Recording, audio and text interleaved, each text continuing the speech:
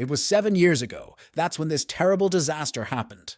A horror called Dungeon Breakout had begun, but none of the citizens appeared to be prepared for it. Many different monsters emerged from the dozen or so rifts that sprang up across the country, and many people died as a result of this incident, for the monsters spared no one.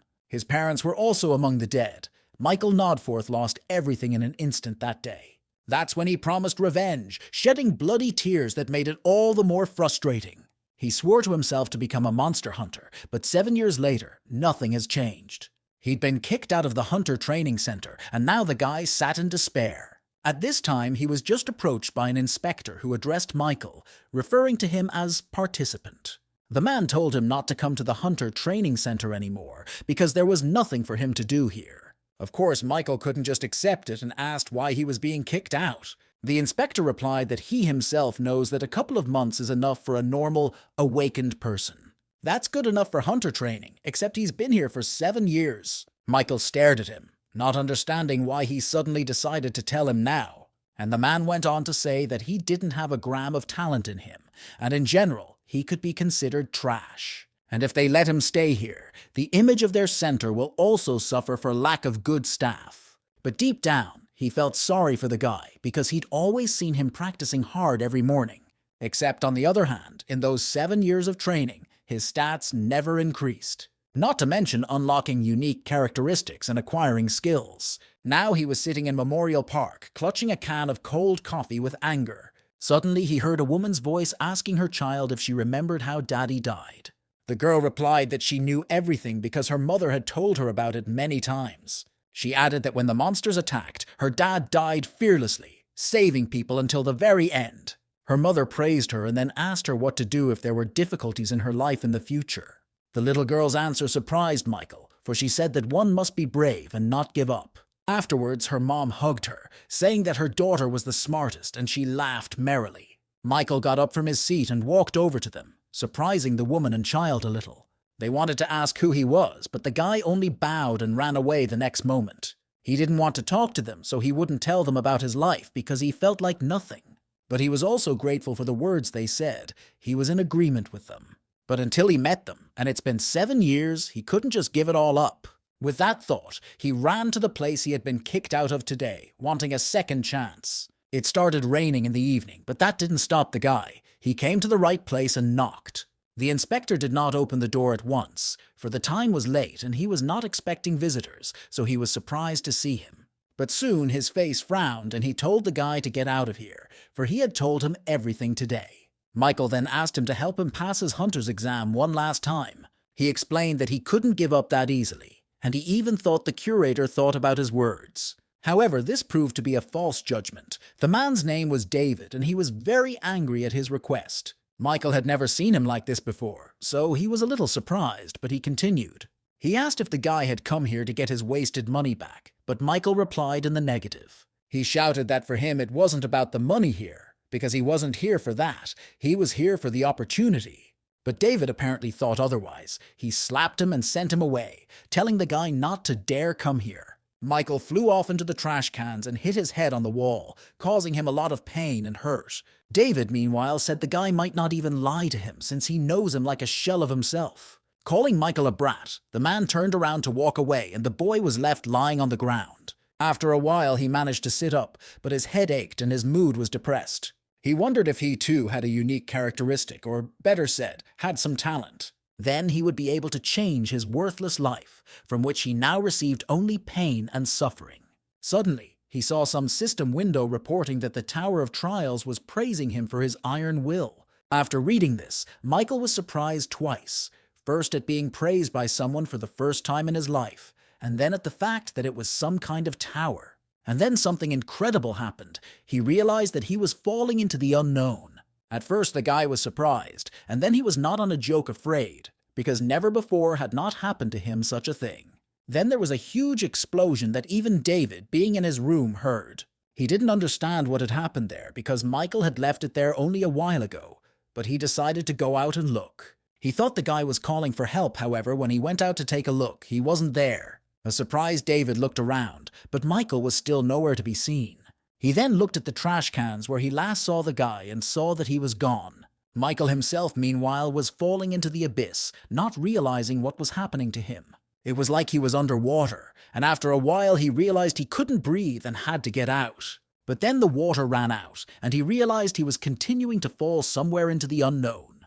He read one more message saying that the test tower had selected all the suitable candidates from the ground, and then he was asked to choose a difficulty level, and the reward he would receive would depend on the difficulty he chose. Michael didn't understand what was happening to him, but his gut told him he was on the right track. The guy, not thinking long, chose a difficult level of difficulty because he had nothing to lose. He realized that a chance had turned to him, and he must use it to his advantage. And then something started to change, and the system window said they hoped he'd get good results. Then it was said that he would soon enter the first floor of the Tower of Trials, and Michael still didn't understand anything.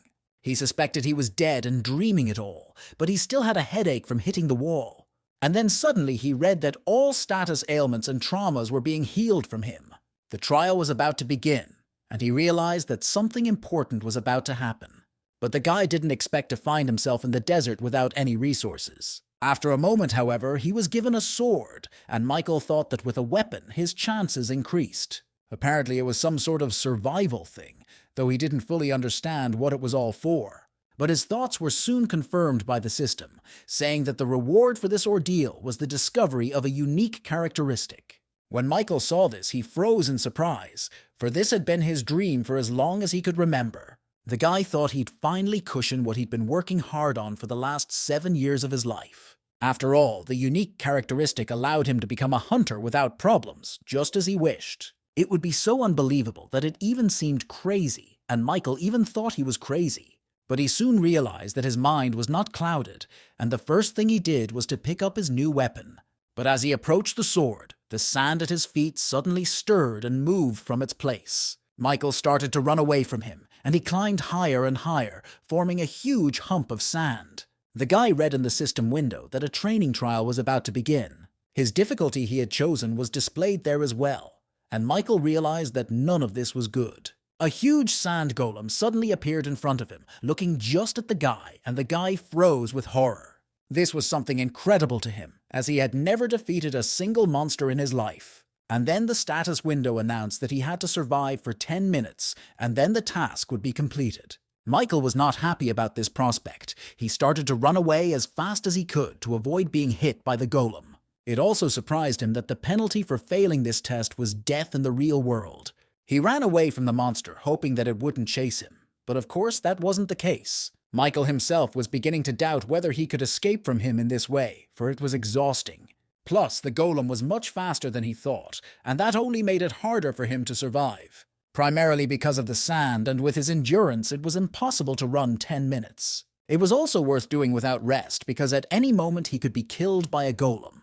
The system had given him the sword and punished him to survive, so he didn't have much choice, and Michael understood that. Either he would die trying to escape or die fighting. He liked the second option better. So the guy stopped and quickly thought about how he could overpower this thing, since it was made entirely of sand. Suddenly, the faces of all those who had laughed at him all these years and bullied him flashed before his eyes. Michael remembered how many times he'd been called nothing and yelled that he was sick of it. He didn't want to die a miserable death trying to just run away, even if it looked safer. And because he would never become a hunter or avenge his parents who died as a result of that disaster. Of course, he wasn't going to settle for that. The guy was determined to fight to the end even if he lost. When it comes to theory, he could safely say he knew more than many hunters. So he knew that running away was a bad idea, because the golems would only stop moving in one way. If you destroy their core, however, it is usually in hard-to-reach places. And if so, he must first find the location of the core and then destroy it. Michael ran upward. He knew that the nucleus was usually located near the heart in humans, but sometimes it could also be the arm. All one had to do was detect a faint red glow as if from the heart. Michael decided to give it a try. He pushed off from the sandhill, intending to strike the golem with his sword. It was harder to do than he had imagined, but Michael didn't give up. He managed to climb to the top of the hill just as the sand began to fall from there. This played to his advantage, for by his movements at the foot of the hill, he caused a small sand avalanche. Thanks to her, the golem lost its balance, and Michael was able to approach it on a sand wave. He figured he could only do it if he timed it right, so he waited a bit. and then pushed off and jumped. A moment later, he was already on the body of the falling golem and saw its core. Michael cheerfully stood up and walked over to him, swinging for a punch and keeping his balance. And then he hit it with all his might, and the blade went right into the core, but somehow not completely. It was harder than Michael thought it would be, so it only had a crack in it from his impact. Michael froze in surprise, as he had hoped to end it all with one attack, but it wasn't enough. He realized in horror that he would need one more blow to break it completely. But the guy couldn't inflict it, because the golem suddenly screamed in pain and started flailing his arms. Michael realized in horror that the golem was about to tear him to pieces, and the thought made him nervous. He figured he'd have time to strike again, because that should be enough, but the golem's hand was already near his body. The monster grabbed him and squeezed him tightly. If it had been a stone golem, there would have been nothing left of the guy. Michael screamed furiously in pain, no matter what you say, but sand in large quantities squeezes no worse than a boa constrictor. For a moment, instead of the golem, he saw the faces of all those who laughed at mocking him, especially now. That's when the guy decided he couldn't go on like this, and he would either die in battle or emerge victorious. Michael gripped his sword tighter and shouted for them all to shut up, and suddenly the rage gave him strength. He managed to free his hand from the golem's grip and thrust his sword straight into its core, hoping it would penetrate it. And then, to his surprise, it did. The sword hit the monster's heart and it loosened its grip. He then screamed loudly and began to crumble as he was made of sand. The system window gave out messages that the guy had successfully destroyed the sand golem core in 3 minutes. This meant that he had completed the training trial and should receive his reward soon. Michael himself was left with almost no strength. He had used the last of it to drop his sword and was now lying on the ground. He didn't know how long he lay like that, but if it hadn't been for the heat, which was unbearable, he wouldn't have gotten up. The guy kneeled down, covered in sand from his battle with the golem. He couldn't believe he'd done it. He was spitting blood and breathing hard, but he was alive, and that thought warmed him, giving him new strength. Of course, it was dangerous, and at any moment he could say goodbye to his life. But still he managed. Michael got to his feet and was very happy that he had survived, and the system window congratulated him on passing the first floor. As a reward for the sweep, he received a unique characteristic and 1,000 points. He also received the fast recovery skill as an additional reward and another 500 points. Michael looked at all of this with his eyes wide open. He didn't yet understand what all those glasses meant. However, if that was true, then the most important thing for him remained that he was gaining a unique characteristic. He has put in so much effort over the last 7 years, and the only thing he has gotten in return is scorn and ridicule. The system window displayed a message that he was receiving the unique characteristic of necromancy. The boy thought excitedly that now he could finally become a hunter too. This way he will realize his dream, but it will only happen if he survives. He wanted to think about it some more, but suddenly he felt some strange change in his body. And then some strange red round thing appeared on the spot where he had killed the golem. It was dotted with black mist and resembled ball lightning, and it really surprised the guy. He decided to touch her, at which point another system alert window popped up. It stated that his necromancy characteristic had been activated, and now he had to make a choice. He was asked if he wanted to absorb the sand golem's soul, and Michael thought about it with surprise. He realized that this black mist must be his unique characteristic and made his choice. It was positive, and soon some kind of tentacles stretched from the ball-shaped lightning. They all entered his body, and as Michael realized, sucked directly on his heart, causing him pain. And then he read that he had successfully absorbed the sand golem's soul, and his skill increased by 7%. For a while longer, the tentacles continued to enter him, and it was all swallowed up by the black fog. Michael was also surprised that he suddenly stopped feeling any pain in his heart area. The only emotion he had was amazement at how the absorption process was happening. But now the soul of the golem itself approached him and entered his body, where the guy's heart was. The soul left behind no signs of injury, and everything happened without pain. The system window showed that he still had 4 of their 5 souls left, and Michael suddenly realized that he could feel the golem's soul. It appeared that he could store souls if he absorbed them, and boy did he think it could be used. Behind that, he read that he could also increase his stats with the souls he received, and he decided to apply it. His strength increased by 3 and his stamina by 2 points, and the guy even felt something. It seemed to him as if energy was filling his body, And the most mysterious thing was that it actually was. His stats had actually increased, and after all, he hadn't been able to raise them for the past 7 years. According to his characterization, he could not only store souls, but also use them as he wished. The lad thought happily that he could be an excellent hunter if he managed to get back. And then suddenly he saw a small portal form in front of him, and the window changed as well. He was asked to go to the waiting room, and Michael decided he should enter that portal. Besides, it wasn't like he had any other choice, so he slowly headed towards the portal. He stepped slowly as his whole body ached after the battle with the golem, and it was serious. When he entered the waiting room, he immediately collapsed from lack of strength and great pain all over his body. Michael thought he had underestimated his wounds, but it was too late to change anything now. Suddenly, his body was enveloped in a strange green mist that had a pleasant medical odor. After that, the guy realized that all his wounds were suddenly healed, and he was able to stand up, wondering what had happened. He looked around and noticed that there was only one bed in such a rather large room. But Michaela was too tired to think about it, so he immediately lay down on top of her. He thought about what he should do now, for getting out of the tower seemed a difficult task. He also didn't understand why this tower had called him here, but suddenly his thoughts were interrupted by another message. It stated that there were now 5 commands available to him: information, store, community, inventory, and challenge. Saying the command would cause it to activate, and Michael slapped himself in the face, telling himself that he had to survive first and foremost. He called the test command, and saw that the next test on the 2nd floor was almost 1 day away. He couldn't pick one out yet, but the lad noted that it looked like he was going to have quite a few such trials. He then called out the report command, and an hour with people discussing the same topic appeared in front of him. Everyone in the more common area was confused. Besides, it looked like there were those who were not hunters here as well.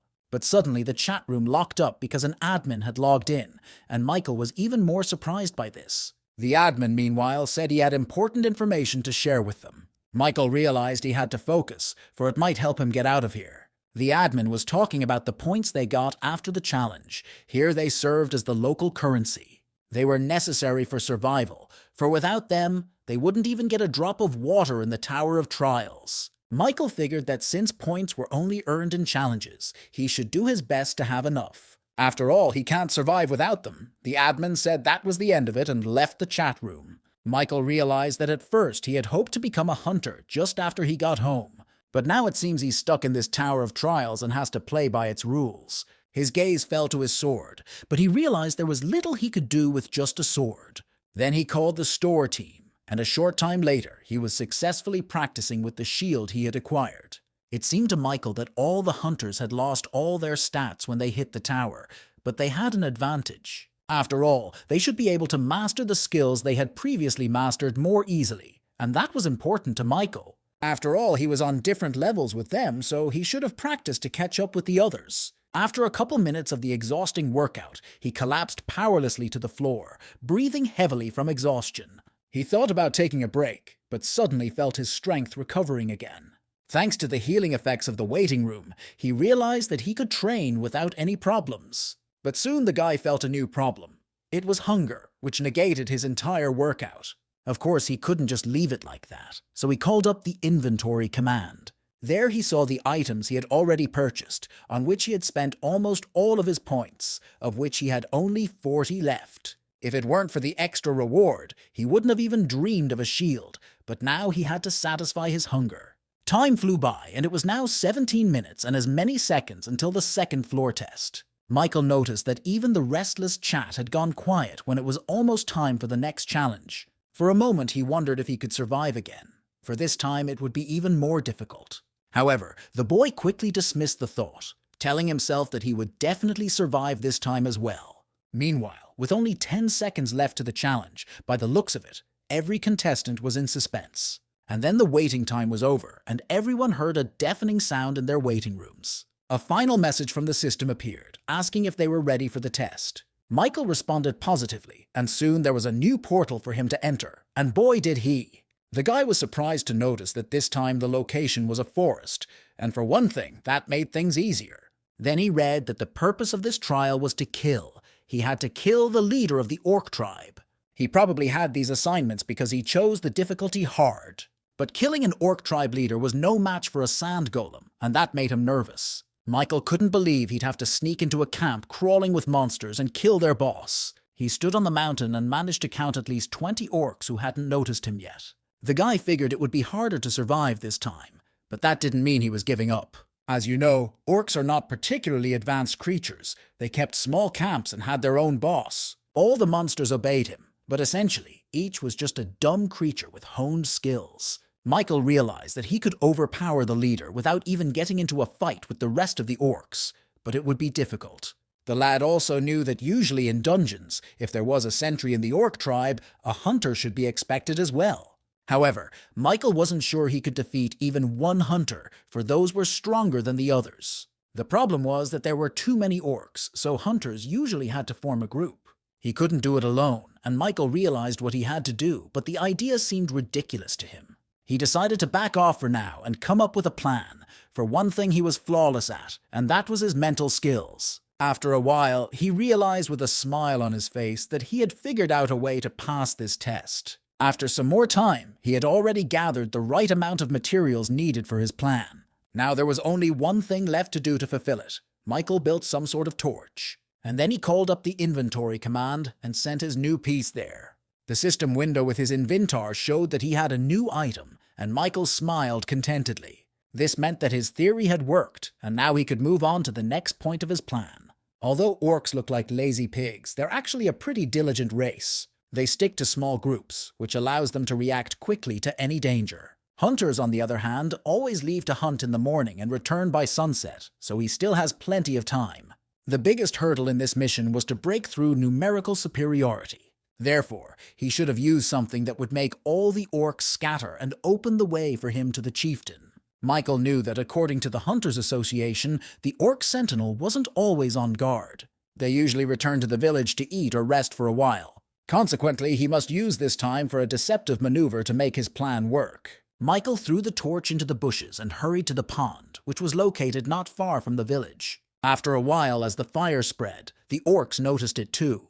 And the lad knew that if the flames completely engulfed the village, he wouldn't have to worry about meeting the hunters. After all, those would be returning from the hunt, but before that, he should have killed at least 2 orc workers. As expected, several of them ran to the pond to draw water and douse the flames. It was there that he waited for them, and when one orc filled a bucket with water, the lad went behind his back.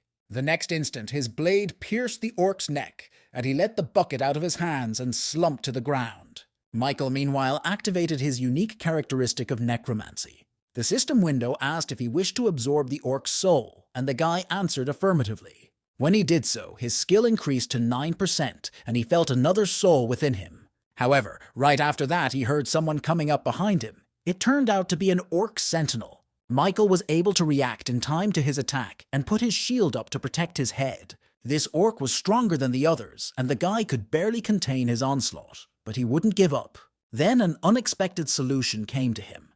He realized that he could add to his strength if he lacked it. Why would Michael use the absorbed soul of a LRK to improve his stats? As a result, his strength increased by 4, and his agility increased by 2 points, allowing him to repel the sentry's attack. After a couple minutes, the orc was defeated, and Michael activated his characteristic again, absorbing his soul. He boosted his stats again, and in the meantime, his fast recovery skill was working.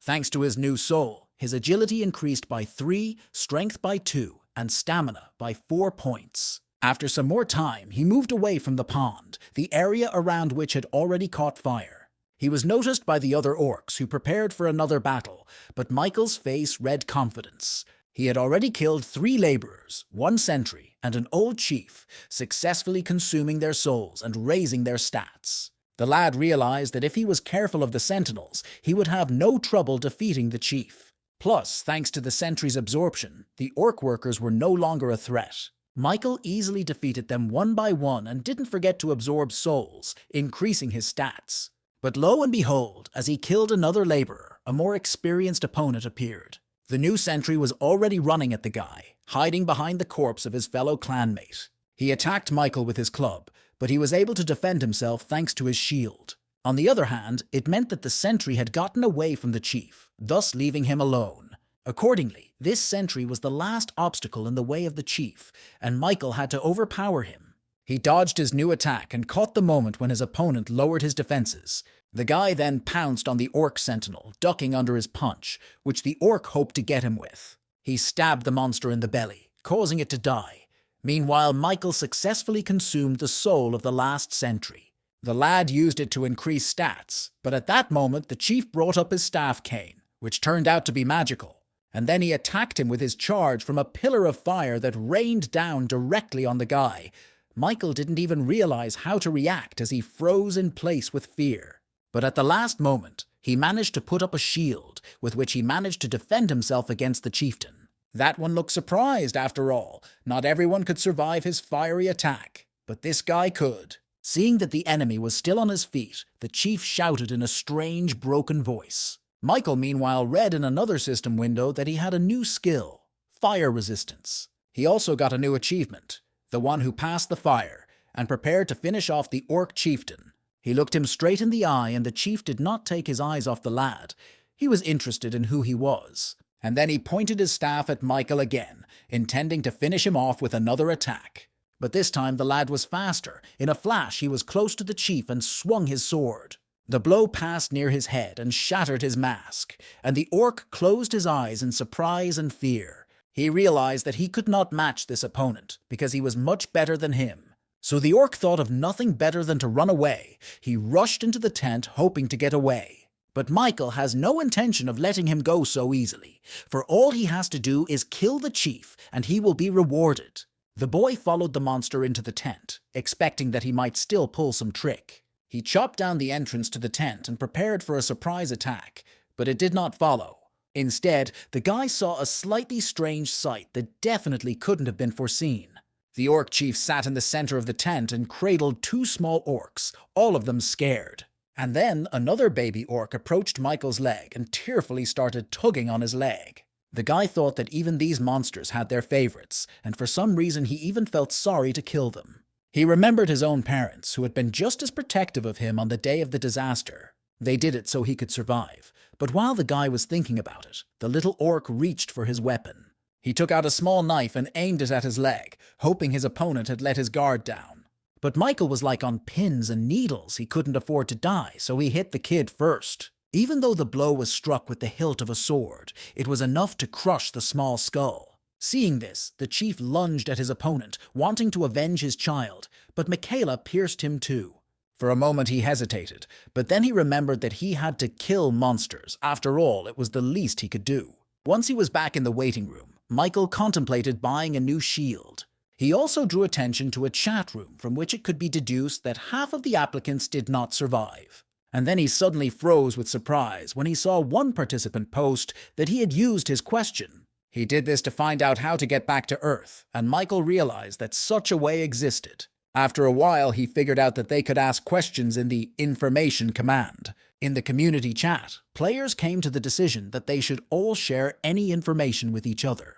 Upon reaching level 5, they will be able to purchase temporary return to Earth stones, but only for a couple days. And starting at level 8, they will have access to new items, one of which will allow them to return to Earth permanently. Michael took another look at his stats. His necromancy had already reached 65% mastery. The guy thought that he would be invincible if he had such powers on Earth, so he wanted to return as soon as possible.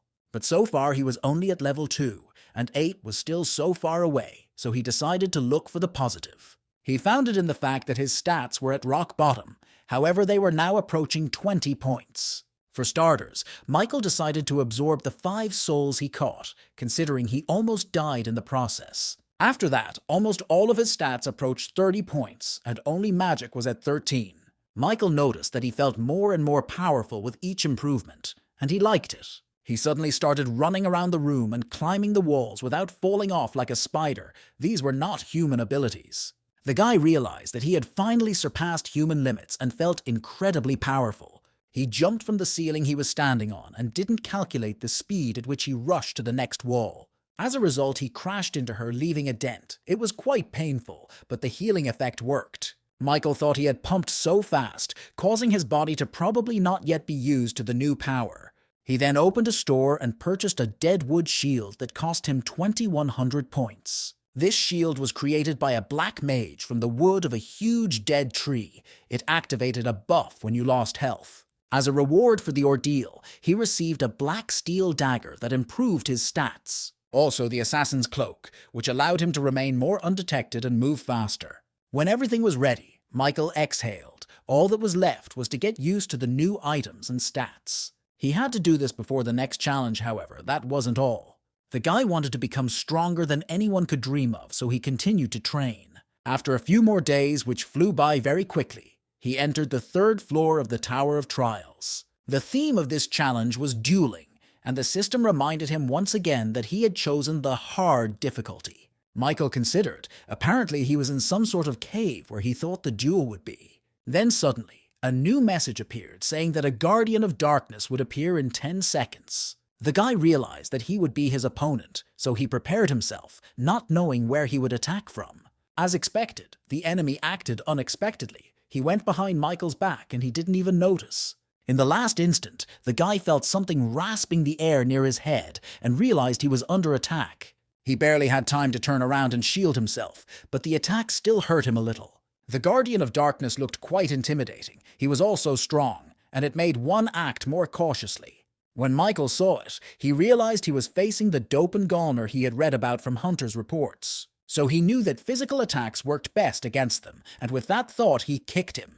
The monster flew a decent distance away, but rather got back on his feet and they looked at each other. Doppelganger smiled wickedly. He was clearly confident of his victory, for not everyone could overpower him alone.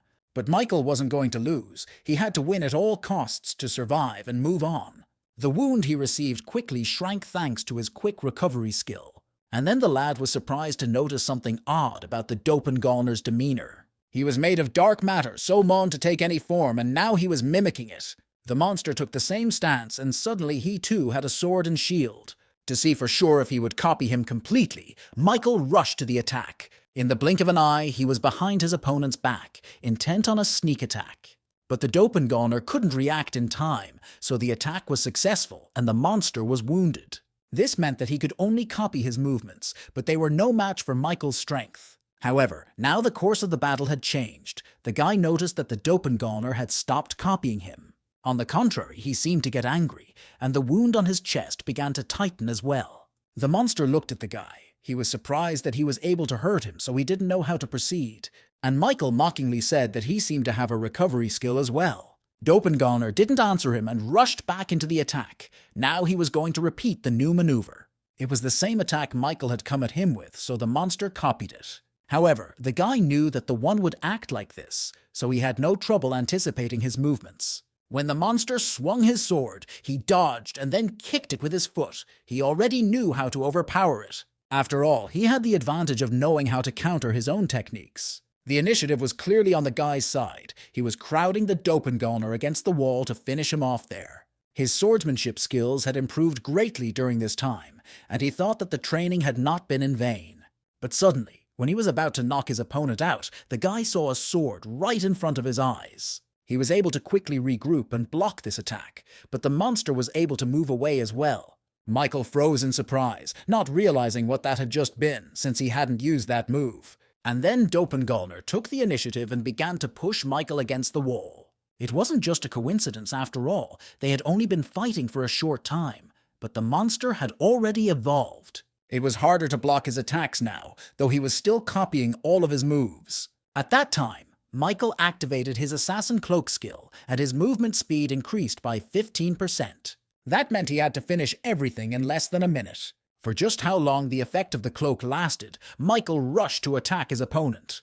The one seemed to notice the guy getting faster too, but for now the monster decided not to back down. Michael, meanwhile, was already across from him and swung around for another attack that was deceptive. So when the doppelganger swung his sword to repel her, Michael kicked him. The monster wasn't ready for this, but it wasn't over. The guy was already preparing to finish him off. Then followed a sharp lunge that pierced the doppelganger, but the lad did not foresee the consequences. He thought he had succeeded and decided to kill the monster permanently as soon as it hit the ground. So far, the doppelganger had only screamed loudly from the wound he had received. But then something strange happened. Michael's arm had somehow been severed as well, and he couldn't even scream from sheer shock and horror. This was something he'd expected, though everything indicated it had to have something to do with the monster's copying skill. Michael was already screaming then. The pain was incredibly intense and made it hard to concentrate.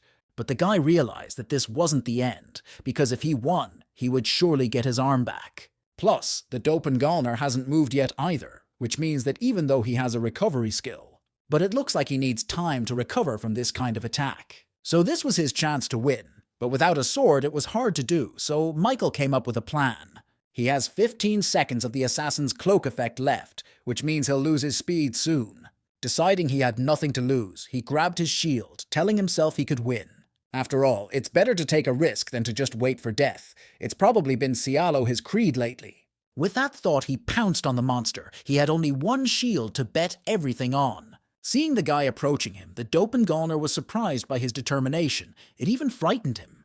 He swung his remaining arm to block the attack, but the guy couldn't even attack. He relied on the tip of his shield, which was his new and final weapon. He hoped to impale the monster with it. And then Michael ducked under his attack, dodging his arm, and was able to press his shield into the doppelganger's stomach. The one couldn't even scream and fell to the ground a few feet away from the guy. He didn't move again. But the monster wasn't dead yet. It was waiting for its recovery and looking at the guy with hostility. And Michael swung around to finish him off, saying that now he'd have another critter on his account. It always added to his strength that he killed monsters to avenge his parents. And with that thought, he plunged his shield right into the heart of the doppelganger, causing him to die a quick death. Immediately afterward, a system window appeared congratulating him for passing the 3rd floor of the Tower of Trials. When he was back in the waiting room, all his injuries and defects were healed, and he could feel his arm again. It was much better with her, but now he should have been preparing for the 4th floor, and Michael resumed training. He hit the wall in his room with all his might and left a huge dent there, which spoke of his power. The guy thought the healing worked perfectly since he didn't even feel anything. He had a doppelganger's soul that he absorbed after defeating the monster. The consistency of his soul, however, was so dense that it was no match for the others. Michael was surprised to see that the souls of all the monsters were different depending on their strength and abilities. It also pleased him that his mastery of his characterization of necromancy had reached perfection. Her rank had now increased by 1 level, of which there were 5 in total, and her current progress was 0% level 4. As a result of this, another skill was added to him. Michael gained the probability of acquiring the absorbed soul skill.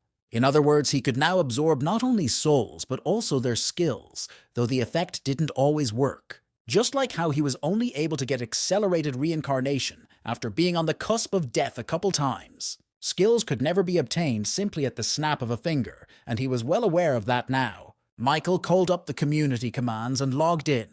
There were now 880 members out of 1508. This was his 3rd time back in the waiting room, so it felt like home. Suddenly, the guy came across some interesting information about the next challenge. The chat was talking about it. Someone said that this time the challenge would be a combo challenge, and it was a bit confusing. One guy named Kim said he might be exaggerating, but he learned that the theme of the challenge would be competition. And since they're talking about a competition between hunters, it could very well even mean a kill. When Michael read this, sweat broke out on his forehead. The guy realized that the guys in the community were aiming serious. It turned out that in the next trial, there was a probability for each of them to kill a person. After a while, the system window notified everyone that the 4th floor test had begun. The condition for its successful completion is to defeat the Goblin King in the allotted time. The condition for failure was the elimination of all applicants selected for the team, or the expiration of time. The penalty in case of failure was death, but Michael already knew that the most important thing in this case was to stay calm.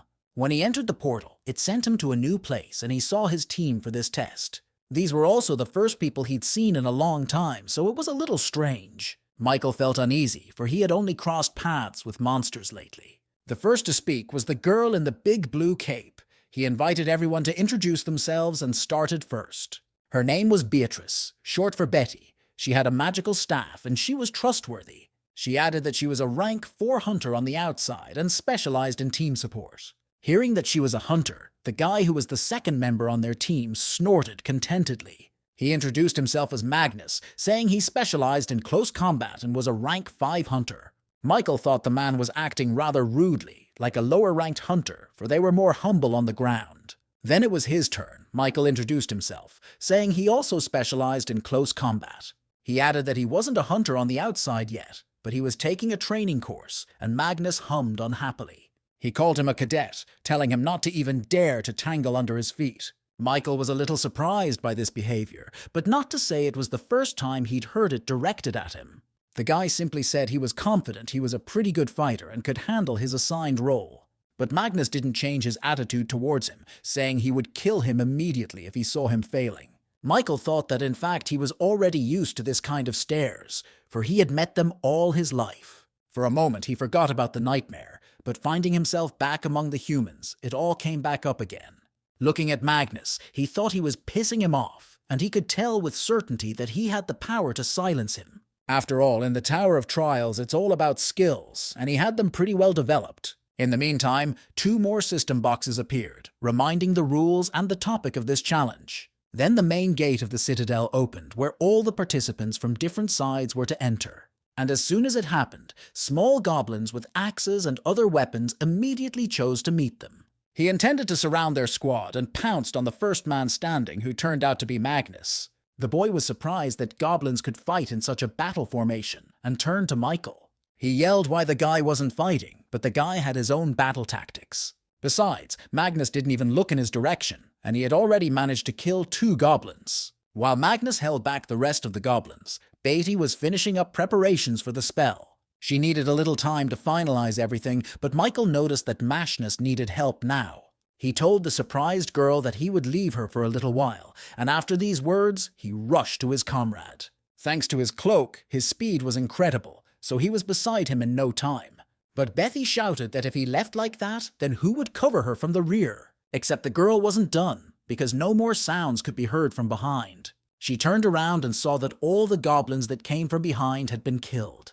The girl couldn't believe her eyes. It was the first time she'd ever seen someone deal with monsters so quickly. Meanwhile, the goblins were advancing with renewed vigor on Magnus, who was already finding it difficult to hold them back.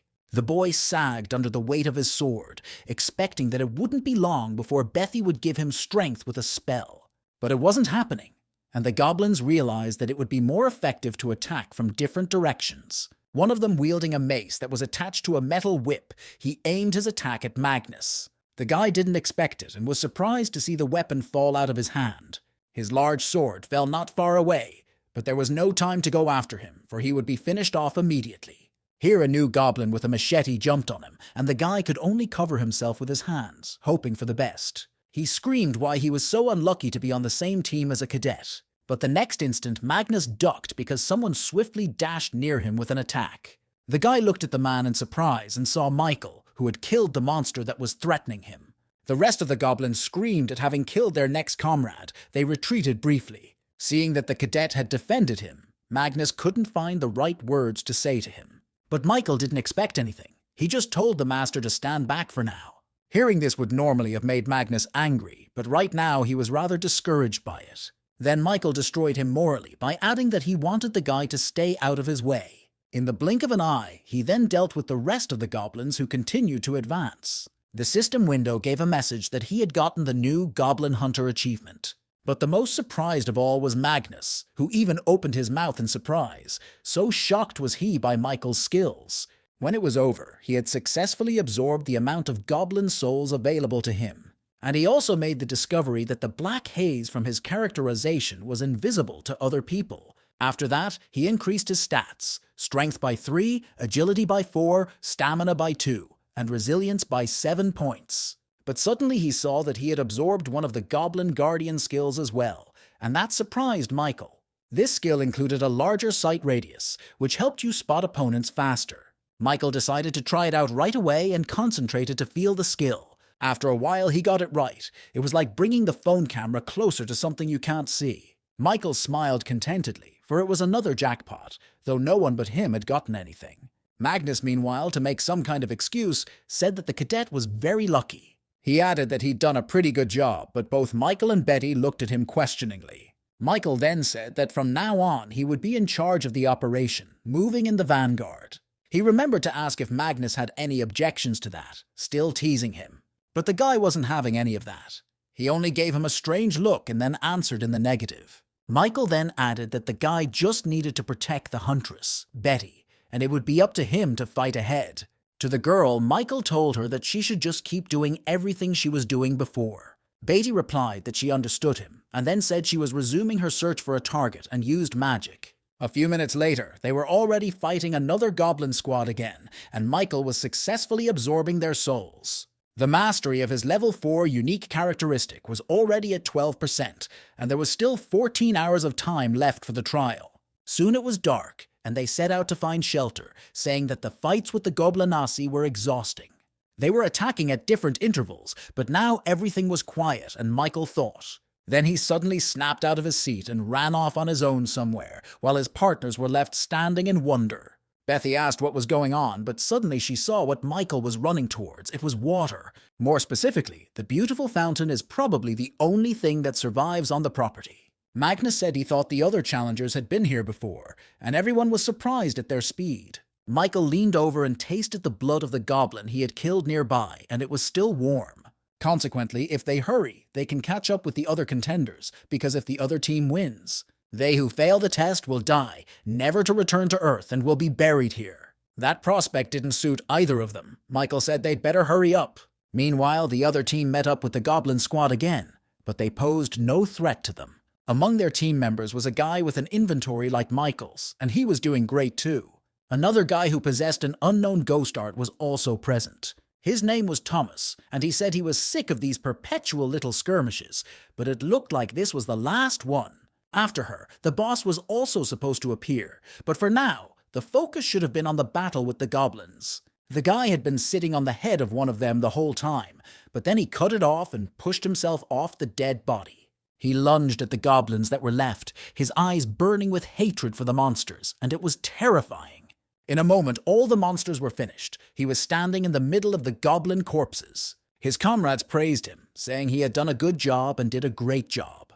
But Thomas replied that he was sick of this freak hunt, since he had to do everything alone. He then turned to one of the guys, whose name was James, asking if he enjoyed skimming all the cream. The man was a little confused about what he'd asked, so Thomas irritably ordered him to just open the boss's room.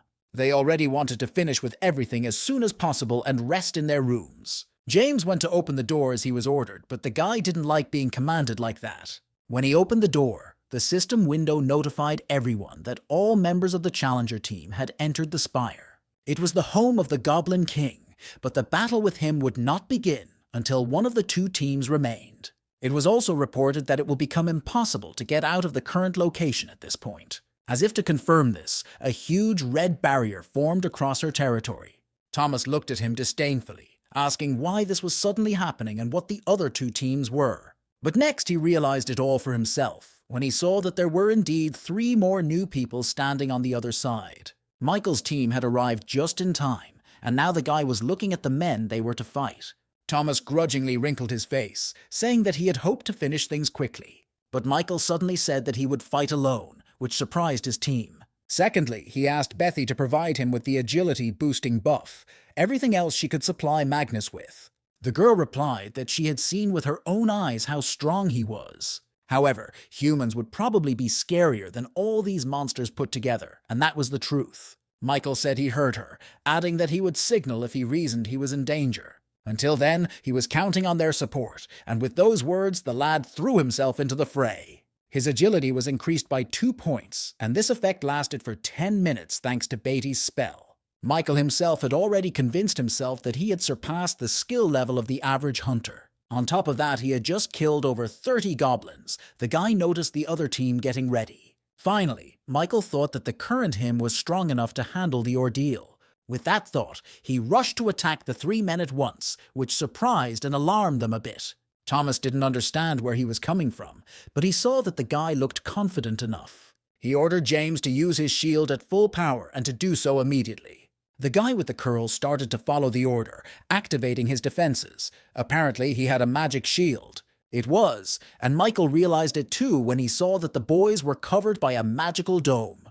However, it couldn't be called a solid barrier, so he prepared to break it. He pushed himself off the ground and hit it with all his might, causing it to shatter into many cracks. After a moment, the defense disappeared altogether, and James, who was running it, fell to the ground. Meanwhile, Michael was almost approaching Thomas, and he realized that this opponent was quite strong.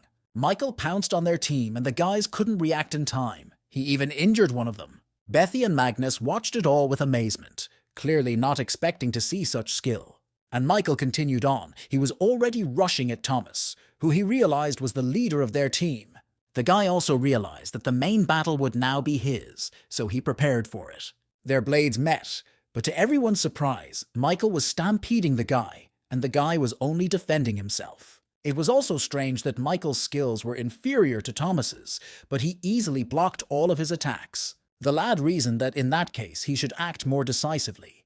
However, as he was about to perform some sort of maneuver, Michael was suddenly at his back. This was followed by a pretty strong attack that was going to be decisive for the guy. But just when Michael thought he had won, Thomas suddenly reflected his sword, twisting his body strangely in the process. He did it almost in a leap, which surprised Michael because he had not expected such reflexes in his opponent. Thomas, meanwhile, was starting to get angry at not being able to retake the initiative of the fight, so he began to take action. Michael noticed that the guy had unusual eyes, thanks to which he could see the trace of the blade pointed at him.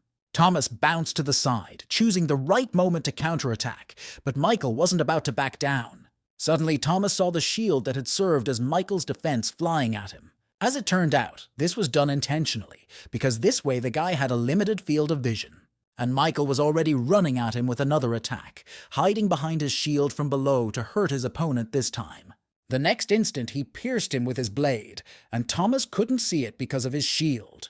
He spat out the blood, amazed that there was someone who could overpower him and even seriously wound him. Meanwhile, Michael's system window announced that he had received an additional award after the challenge. Thomas was dead. The attack had hit vital organs, so there was no way for the guy to survive. But those were the rules. The penalty for losing was death, and everyone knew it, even though they looked very shabby. Betty noticed that Michael was trembling for some reason.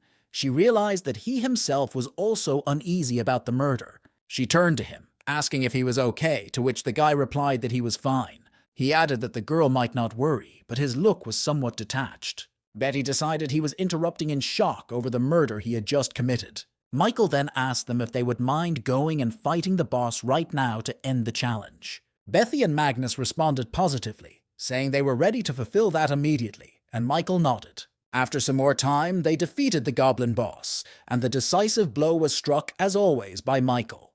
The guy stabbed his sword into the monster's back, where his vulnerable spot was, from which he died. The system window popped up a message stating that the test target had been destroyed. As a reward, all stats increased by 4, and as an additional reward, Michael received a new skill. It was a rank 3 instant acceleration, and when it was over, they walked safely to the portal. Magnus hurried back first. He was a little afraid of Michael, but Betty lingered at the portal entrance. She turned to him abruptly, telling the guy not to worry about what happened today. The girl said that perhaps her words were out of place, but he had only done what he had to do. Someone needed to kill the opposing team anyway, and if they refused, she would enter the fray. This surprised Michael a little. He thanked her, saying that her words made him feel better about himself. Then the girl clicked something in her system window, and Michael saw that he had a message. Beatrice Carroll sent him a friend request, which surprised the boy, for he did not know that such a thing was possible here. Betty explained that they passed the test today because of him, so she feels indebted. The girl added that in the future, when he returned to Earth, he should look for her in the White Guild. Michael looked at her without saying a word, but he understood what the girl was trying to tell him. When she went into the portal, he realized he had an important decision to make for himself. It consisted of whether or not to consume a human soul, he thought to himself as he looked at Thomas. Once Michael was satisfied that he was capable of something like this, he put the process on hold. He did it because he felt he was about to cross an irreversible line, but now he had made up his mind.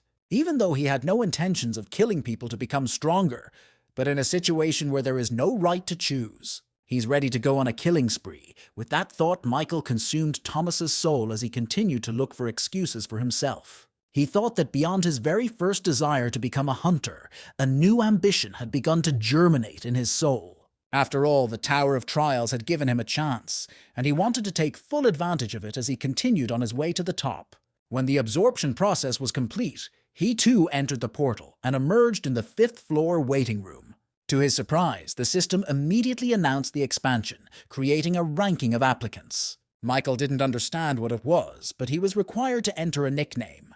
The guy even hesitated a bit, since he hadn't played many computer games in his life. He didn't have to think long, however, and soon he saw that his nickname had been changed to Hunter. The system then summarized the 4-floor test by showing a list of applicants. All were as good as gone. Michael started looking for his nickname, thinking that maybe he was on that list somewhere. He saw himself in 16th place and was very surprised by his ranking in this test. After all, that one was much higher than he thought, and then the system added that the contenders ranked in the top 50 will be designated as first-timers, and whoever has achieved that status will get a head start on the 8th floor. And if they continue to hold first-timer status all the way to the 8th floor, they get the Halo privilege. Michael was surprised by this, but thought it was some sort of granting of a skill. He decided to find out the details when the time came, but for now he should have been focusing on his growth. He could now absorb up to 15 souls and store them all, so it was worth increasing his stats. When he did so, he felt that he had already finally crossed the limits of human capability. The 5th floor opened up access to purchase the Return to Earth stone, though only for 3 days. But Michael decided to take that chance and purchase the item for points at the store. He also wanted to see if he could move with his gear. When he absorbed the Perturbation Stone, the system gave out that his next time point was Earth. The absorption process began, and Michael felt as if he were being sucked in by something. It felt the same as the time he went to the Tower of Trials, and the emotions were the same. And then it was over. As suddenly as it had begun, he was lying on his bed at home. He was wearing the same dirty t-shirt he'd worn the first day and the same pants, and he also felt like he smelled bad. Michael thought he really was in his home, which meant the move really worked. He got up on his elbows, intending to look around first, but this was indeed his room. Even from the last time he was here, the guy hadn't closed the window, so it was a little chilly now. In the midst of the summer heat, it was just the thing. Michael fell back onto the bed, amazed at how soft it was. The only thing that spoiled the whole picture was his own odor from his dirty clothes. So he made the decision to take a shower and got out of bed to do so. However, he was unexpectedly surprised. After all, there were his items from the Tower of Trials on the floor that he had inadvertently stepped on. Michael decided to check it out just in case, but it looked like they really could carry items with them. However, it also meant that other challengers would probably be able to carry weapons as well. Soon, the number of people returning to Earth will increase, leading to a dramatic increase in the number of items. This would cause the price of Hunter's gear to drop in the market, so he should have gotten rid of his items. But the problem was that only those with Hunter qualifications could sell them on the market. With that thought, he reached for his phone, intending to make the important call that would change everything. Inspector David watched the training of those trained as hunters from his office. All the guys and girls were fighting well enough, when suddenly he was distracted by his phone. He accepted the challenge, introducing himself as an instructor at a hunter training center. Michael introduced himself in return, asking if he remembered him, to which the man responded affirmatively after a while. He asked why doesn't he apply for a refund online, but Michael said the man may not be able to return the tuition he paid. Then he asked if he meant it, but Michael only confirmed it. He said he would have one single request for him in return, and that was beginning to displease David. The man wanted to turn him down right away, thinking the guy would ask again to be allowed to resume training. But Michael unexpectedly asked for help taking his hunter's exam, at which point David reminded him of his unsuitability. Michael then calmly accepted that his midterm had not gone as well as he would have liked. However, if the instructor refused to help him, he could easily change his mind about the payment made. After all, money is never superfluous, so he offered him a deal where only one thing was required of him.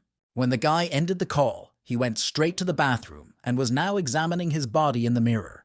He noticed that it had changed greatly in proportion to his progress in the Tower of Trials. But now was not the time to admire himself, for he had arranged to take his hunter's exam today. Michael quickly got dressed and went outside. The first thing he saw was his neighbor. The boy thought he missed this daily life, for it was nice to see even his neighbors. He decided to greet the girl, and she returned the favor, though without much enthusiasm.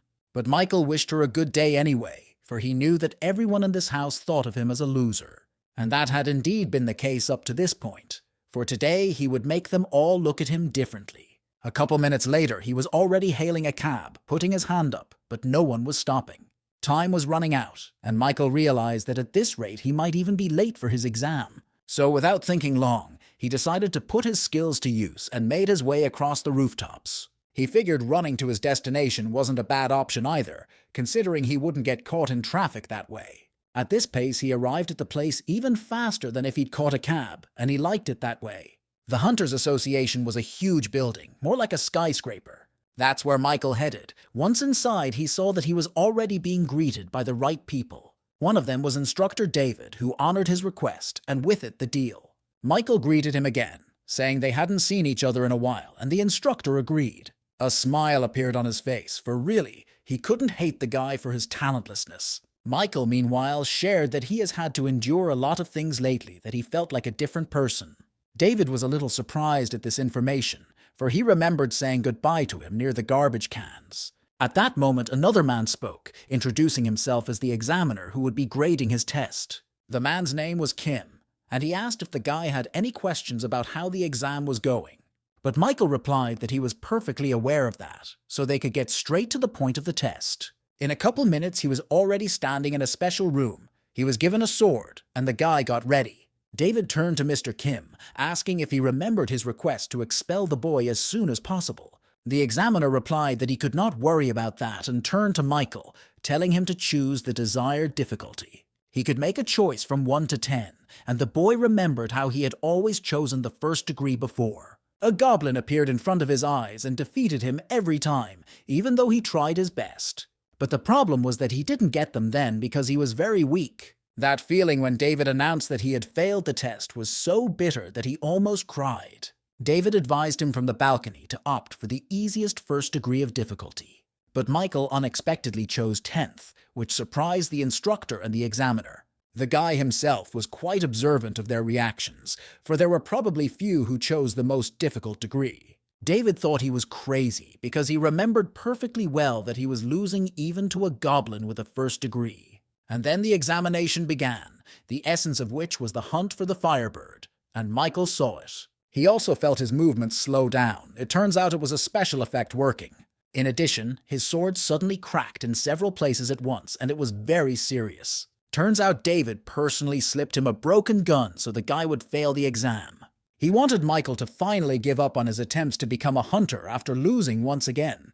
But for now, the lad stood firmly on his feet in front of the bird, which sprang up to attack him. Her entire body was covered in flames, but Michael stood calmly and analyzed the monster's behavior. He realized this was his last chance to be a hunter, so he couldn't screw up.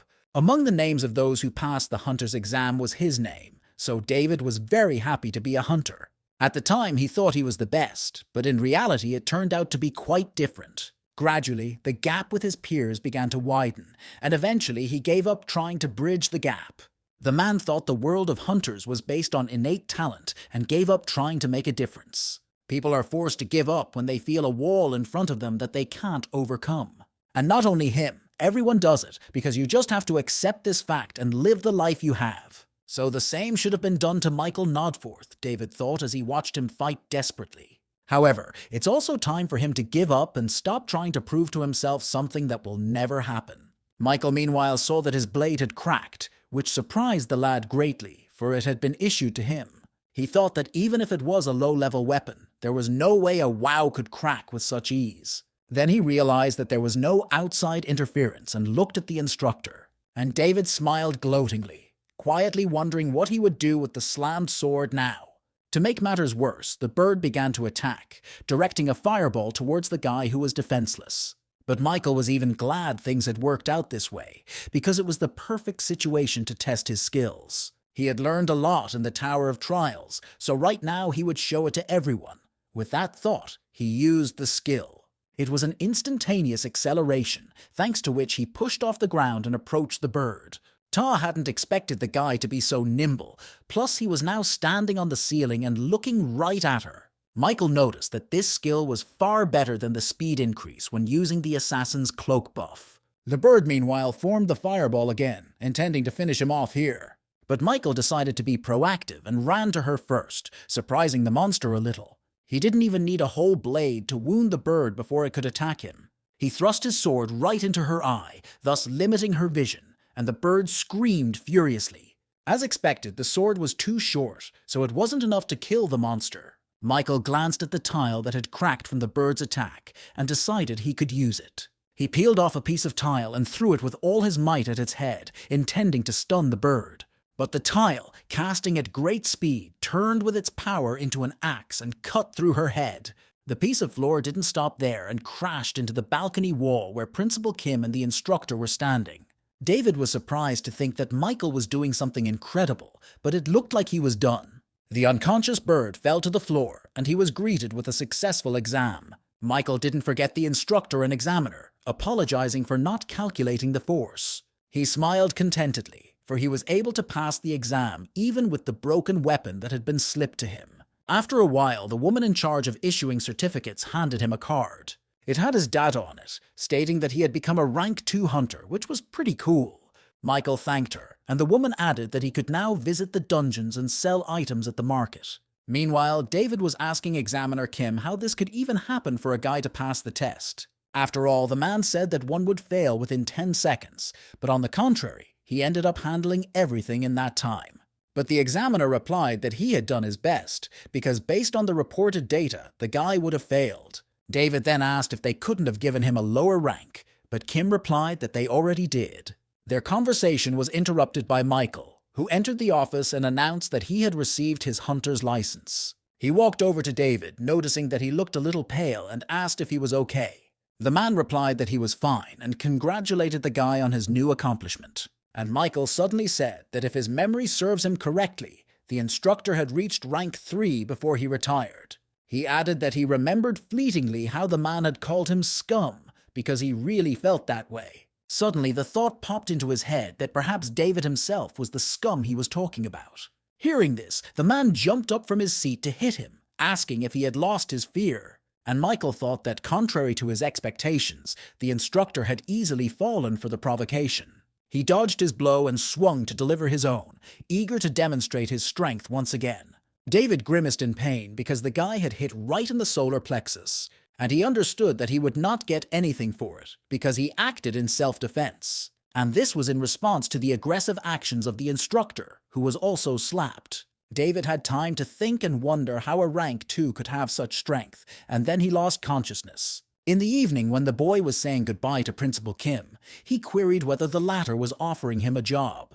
The man responded positively, saying he would work directly for the Hunters Association, and his salary will be around 1 billion won. With those words, he handed him his business card. Finally, the man added that he was doing it because he could see his potential, but Michael wasn't interested. He said it seems the difficulty level of the exam was adjusted arbitrarily. Seeing that it made the principal's face change, he said he wouldn't make a big deal out of it. However, it wasn't in his nature to make a deal with someone he didn't have an ounce of trust in. The 2 remaining days flew by, and here he was back in his room, ready to go. The news reported that there had been rumors of a mysterious apparition of the Tower of Trials among hunters recently. Michael thought that finally everyone had found out about the towers, so he made sure he did the right thing. After all, he was able to get rid of the gear at a very good price, so those 3 days were very productive. But his time on Earth was coming to an end, and soon he saw the familiar system window. It began the countdown, at the end of which he would be sent back to the Tower of Trials. Michael even wanted it a little bit because he would be able to progress again and become even stronger. The boy thought that after his return he'd be busy again, and that thought made him happy for some reason. Within seconds, he was back with his waiting team in the tower, also in full uniform. As expected, they could safely move items between the tower and the real world.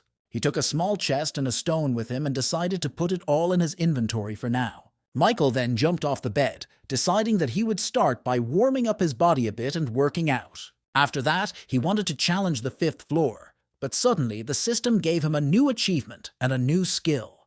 The skill was called Eye of Truth and was of the highest rank, which surprised Michael greatly, as he had never possessed such a thing. Based on the description, thanks to this skill, he could get all the information about the target he was observing.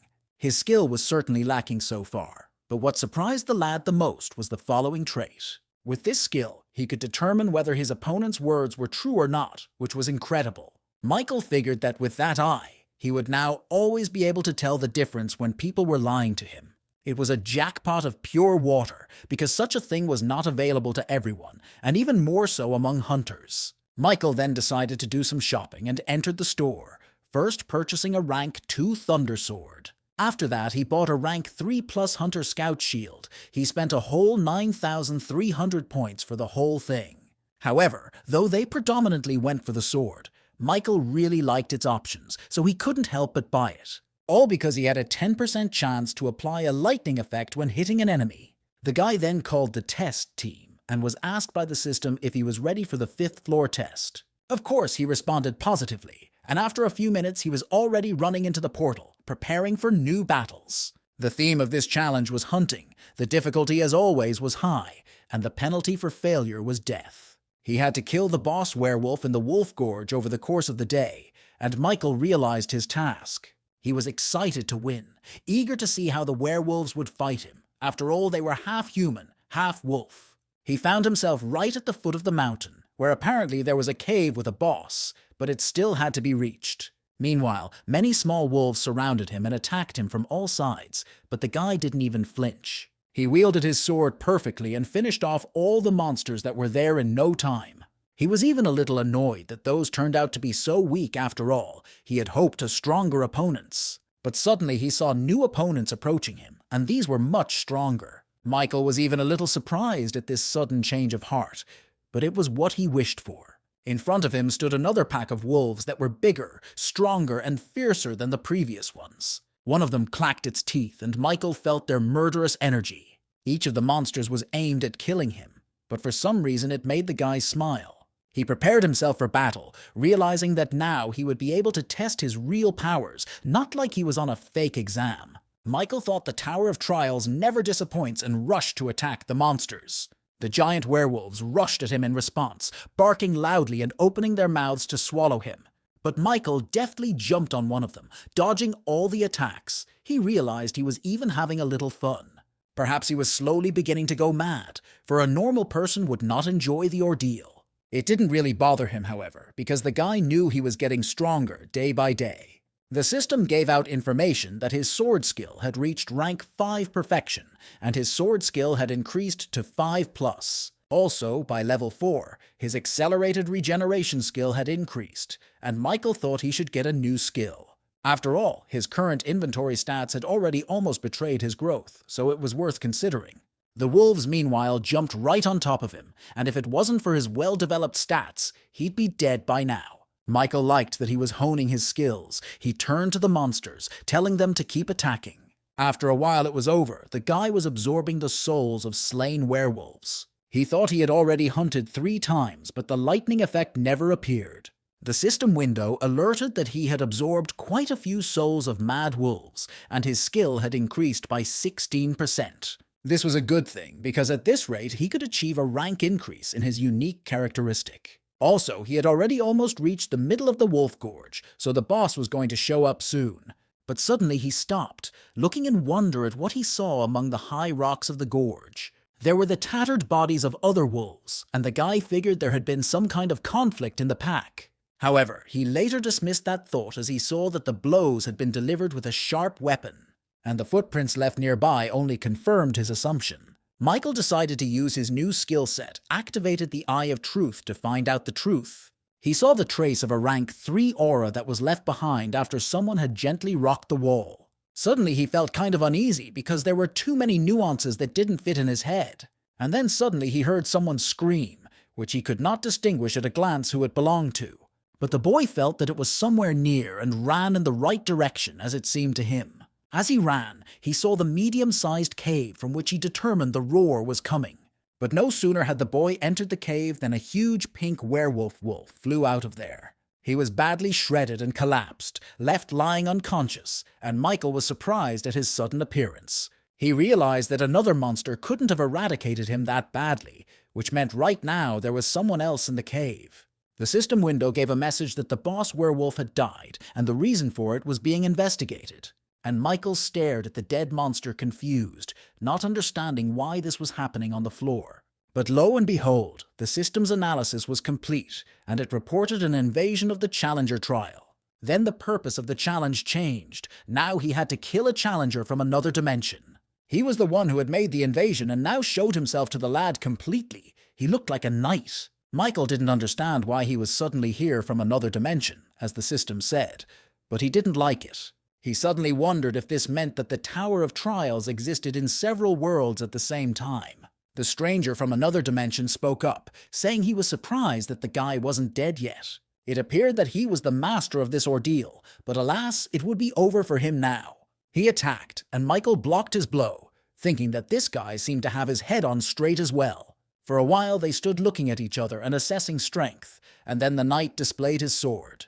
Michael never imagined that a situation would arise where the target of his ordeal would be wiped out by an invader from another world. Nevertheless, he was extremely lucky that the trial was not a failure, for then it would have been all over for him. Meanwhile, the knight asked if he was so frightened that he couldn't even utter a word. Michael prepared to defend himself against any attack, expecting anything from this man, for he looked strong. He called him a knight because he was covered in armor and his sword was more like a long spear. The speed at which he moved in that outfit was also surprising, but Michael couldn't lose. He decided to use what was at hand, his foot to be exact, so he kicked the dead boss's body towards him. Such a hindrance was nothing to the knight, who didn't even slow down his speed and continued advancing.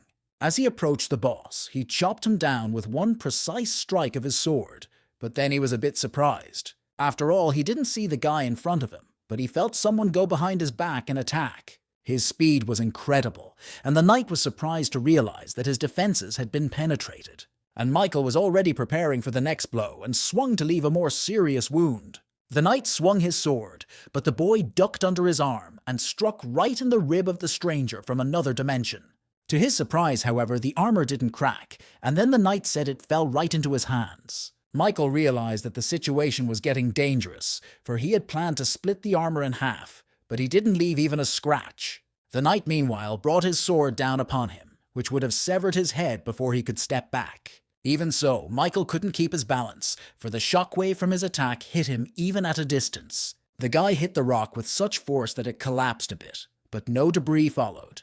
Michael realized that this opponent was the strongest he had ever had to fight. His shield was defeated and his sword was damaged. In addition, his whole body was also sore from the heavy impact into the rock. And the knight was a little surprised that the guy was able to block his aura, since he was hoping to finish him off quickly. Michael shouted that the system recognized him as an intruder, but he'd never heard of anything like that.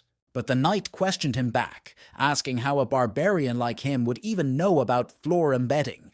Upon hearing this, Michael asked why it was in his trial that such a thing happened, and the knight asked him not to hold a grudge. He added that the tower was originally such an unpredictable place, but now it was time for the guy to do the honors. He swung, intending to finish the guy off, but the guy waved his arms, asking him to stop. Michael asked if he could tell what this floor introduction was after all, and that surprised Knight. After all, the guy was essentially on the cusp of death, but wished to know such things. However, he figured he could tell it, since Michael was already a dead man anyway, so he cleared his throat. He began by noting that among the system options that expand from the 8th floor is floor implementation. And if you buy a ticket for floor implementation at the store, there will be an opportunity to interfere in other people's trials. Michael then wondered if the stranger had really come from another world, just as he had thought. Hearing this, the knight smiled, though the guy didn't see him smile, and asked if he really thought so. Meanwhile, Michael activated his new skill, Eye of Truth, to test the veracity of his words. The system window showed that his opponent's words were true, except that for some reason the knight saw it too.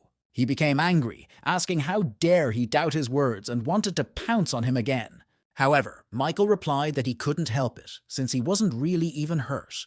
The knight called him a barbarian brat, asking if he dared to insolence him. And Michael said he got the information, so he should share a fun fact with the guy too. He said that thanks to his pain tolerance skill, his injured arm was barely bothering him at all. It's just that if he let her go, it would activate the accelerated regeneration skill. Then he showed it. Finally, he added that it seemed to him that the knight would have shared the information with him had he been in that position. And the one asked if the guy was just testing his healing skills, because if that was the end of it, he couldn't escape death. However, Michael got to his feet again and grabbed his thundersword, saying sarcastically that he didn't even know how to be. After all, his strength continued to increase rapidly. He had increased his stats with the help of the souls he had absorbed earlier. Stamina, durability, strength, agility, and mana increased by 4, and he felt it well. The knight seemed to notice these changes as well. He asked if the guy had a unique characteristic. And instead of attesting, Michael activated the temporary effect of the assassin's cloak, which added to his speed. He only had a minute left, so he had to hurry, and this time Michael attacked his opponent first. And the knight was already seriously surprised, because it was strange to him that the challenger from the 5th floor had so many skills. Michael, meanwhile, was rapidly approaching him, preparing to hit the weak points of his armor this time. They faced off in battle again, but this time he was more cautious and moved incredibly fast. The knight didn't understand why this guy had such prohibitive stats after all. He was only on the 5th floor. He realized that at this rate he might as well lose, so he decided to end things with an aura. This time, however, Michael was ready for his attacks and was able to bounce back from his crushing blow in time. But the knight did not plan to stop there and continued to attack, masterfully wielding his sword. Michael knew that aura was a high-level skill, so such a strike could seriously damage him. However, he was definitely ahead of the knight in terms of stats, so he had no trouble dodging. However, the real snag was in that armor, as his equipment was also of a high level. And with Michael's current abilities, it was impossible to break through it, no matter how hard he tried. But the guy knew he had another trump card. By continuing to strike blow after blow, he was able to activate the effects of the sword. A flash of lightning struck the knight so suddenly that he didn't even realize where it came from. And Mike smiled contentedly, for it was just what was needed. The 10% effect of his sword had worked just at the right time. The lightning struck the knight's entire body, and though his armor remained nearly unharmed, the metal was well through the charge. He spat blood and fell to the ground, and Michael walked over to him, preparing to finish off his opponent. The guy thought that if the armor had a lightning rod function, it would add to the hassle, but luckily it worked out. The knight raised his head, looking at him with big eyes. He realized that the situation had drastically worsened for him. The stranger tried to stand up, but was too weakened after being struck by lightning, so he stopped trying. He thought that he should have won originally after all. He was just a challenger from the 5th floor in front of him. And Michael said that he was very foolish to rely completely on his skill and armor alone. Then he pointed his sword at him, saying that now it was time for him to know the honor too, and he asked him to stop. He said he could provide answers to all of his questions, but the guy said there was no need. He thrust his sword right into his eyes, causing him to die instantly from pain shock, managing to curse him before doing so. But Michael didn't care about his words. He realized he had destroyed the intruder, so mission accomplished. He also suddenly noticed that he was finding it easier and easier to kill people each time, and it was frightening. But if he felt uncomfortable piercing another man's flesh, that would be a much more serious problem. Meanwhile, the system window congratulated him for successfully passing the 5th floor of the Tower of Trials. Michael, without thinking long, consumed the soul of the stranger from the other floor as it now became clear. His skill increased to 15%, and the system window reported that he had absorbed the spirit of challenger Cade Adrax. Michael was surprised to think that he had almost missed the opportunity, because the knight's body had begun to disappear for some reason. Apparently, if you die in another dimension, the body disappears like a mirage, and this was another important discovery. Suddenly, the system window gave a message that the difficulty level and the reward did not match, so the rewards would be changed. Michael looked questioningly somewhere where Cade's body had been a second ago, wondering what his rank was. He then obtained the first breakthrough reward, a high-rank 3 absolute skill. As a bonus award, he received 7,500 points, and additionally received another 3,500 points. This made the guy happy. He noticed that instead of the promised rank 2 reward, he got a high rank. The invading knight must have been quite strong, since the system thought the rewards and difficulty didn't match. After a short time, he returned to the 6th floor waiting room, and was healed of all defects and injuries. The boy threw his equipment into his inventory. His shield was broken, but he had other things on his mind right now. Michael tried his best to save his tickets for sending questions to the 8th floor, but realized he had to use them. He activated the right command. He had a total of 5 tickets, respectively 5 questions. Michael wanted to know more about the floor infiltration and whether it was possible to know about the impending invasion. When he was done, the system reported that his question had been sent and would be answered shortly by an admin. Not 10 seconds later, he received a reply, and Michael was surprised that it had happened so quickly. But that was even better. He opened the answer he received, waiting to finally deal with the matter. It said that floor implementation is a system that allows you to enter another challenger's trial.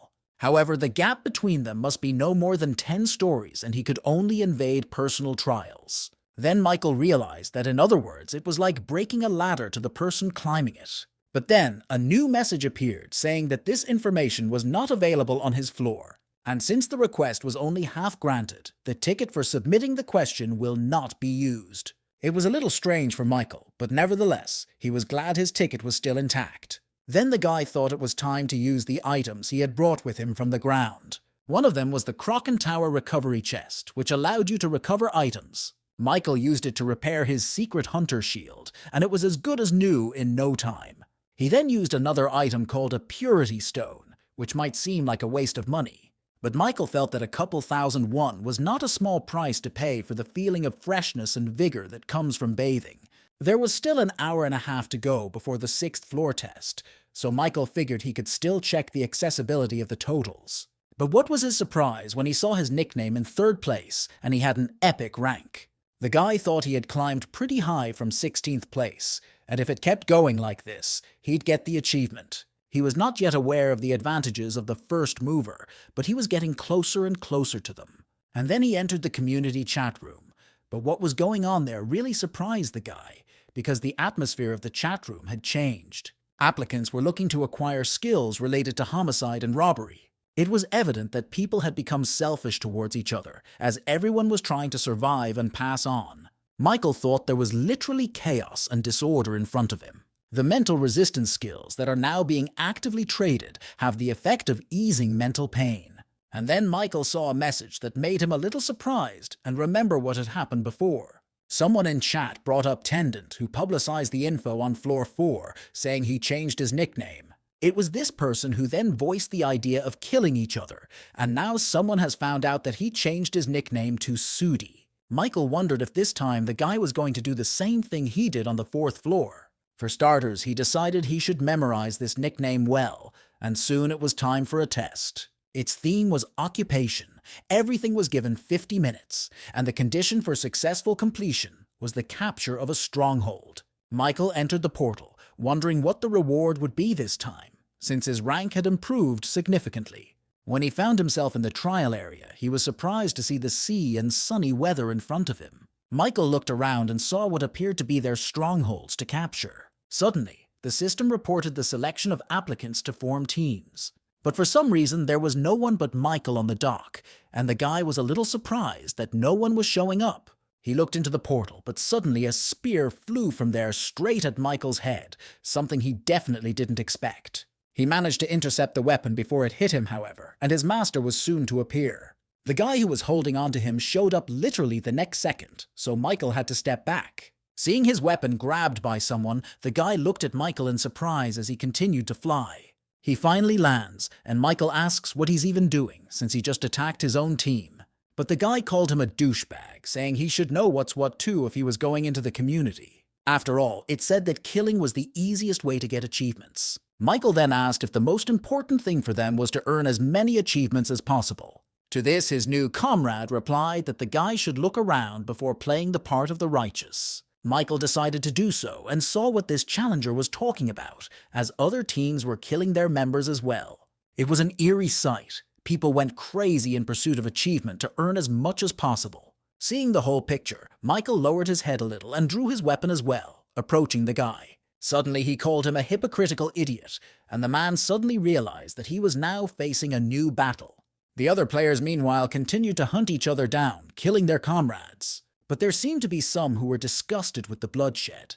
Right now, 2 people had gotten their hands on it. One of them, a chubby guy, was glad to have met someone who shared his opinion. He felt that everyone else should have come to their senses, for at this rate they would all die here. Except that the one he was shaking hands with suddenly drew his sword and stabbed the guy in the stomach, agreeing with his words. He was surprised that the guy shook hands with strangers without a shred of doubt, without even fully understanding the situation. By killing his teammate, he gained the Vile Assassin achievement, and his stamina increased by 1. This battle happened right in front of Michael's eyes, and meanwhile his comrade also spoke to him. He told him to stop playing the holier-than-thou because he wanted to get a new achievement. But Michael didn't answer him, and the guy thought he was distracted, which meant it was the perfect moment to attack. He swung, intending to kill him, but Michael remained still until the end. It was only when the guy's blade was already near his eyes that he suddenly made a lightning-fast maneuver and pierced him first. The guy spit up blood, amazed at the speed of his opponent, and he could have been his partner. Before he died, he regretted his decision, and Michael got the Traitor achievement, and his power increased by 1. He himself thought it was weak, for this was not the kind of ordeal he had hoped for when entering the portal. But at the same time, this trial could be called a kind of event specifically for him. After all, here he will be able to increase the mastery of his unique characteristic and perhaps get his hands on new skills. However, he decided not to specifically attack the other challengers, but only to fight whoever would do so first. The guy with black hair activated a newly learned technique, an iron dome made of water. It looked pretty impressive from the outside, but that wasn't the main thing. It was his personal abilities. After all, it was the perfect test for him, for he had studied water magic to perfection. Suddenly, however, the lad heard someone rapidly approaching him and turned around. It was Michael, who for some reason ran just at the guy, clearly not with friendly intentions. He pushed off the ground and hovered in the air for a moment, choosing the best place to attack. His eyes read determination and complete confidence in his actions, and the guy noticed it. He was surprised that he was aiming at his iron dome, for the water in it was spinning incredibly fast. However, Michael was really planning on cracking this technique and landed right on the dome. Seeing that it didn't work out, the guy gloatingly said it was an impenetrable defense. What was his surprise? Michael's corner suddenly broke through the top of the dome and flew just on top of him. He kicked the guy and then finished him off with one precise sword strike, and the guy only had time to spit up blood. His dome dissipated, and the guy himself fell unconscious not far from Michael, who landed safely. He thought that perhaps his actions were a bit cruel, but what mattered was the end result. By his actions, he instilled fear in the other contenders, who began to think of him as a monster. He had just captured the stronghold that was the target of the test, and now all that was left was to defend it. He only needed to hold out for 10 minutes without letting anyone capture the point in the remaining time.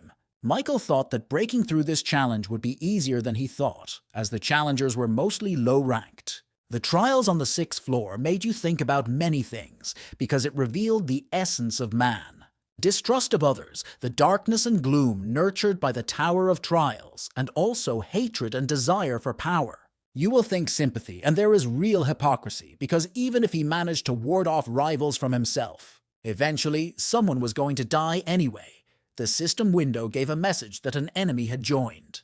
He looked around and saw 4 people stepping into his stronghold together. One of them, a tall blonde guy, said the guy must want to know why there were 4 of them. But Michael replied that it was obvious without his explanation, because they were just 4 idiots. Coming together, they formed an assassination squad to earn more achievements. The blonde happily agreed, saying that he had caught the gist of it, and now his sentence would be carried out. Suddenly he became serious, telling the guy to die, and after saying that, his companions rushed to attack. He noticed a bucket of water at the fat guy's place, which surprised him, and the other guy was moving pretty fast and unpredictably. Michael prepared to defend himself by taking a stance, but the next instant his arm felt as if it had been pierced by a sword.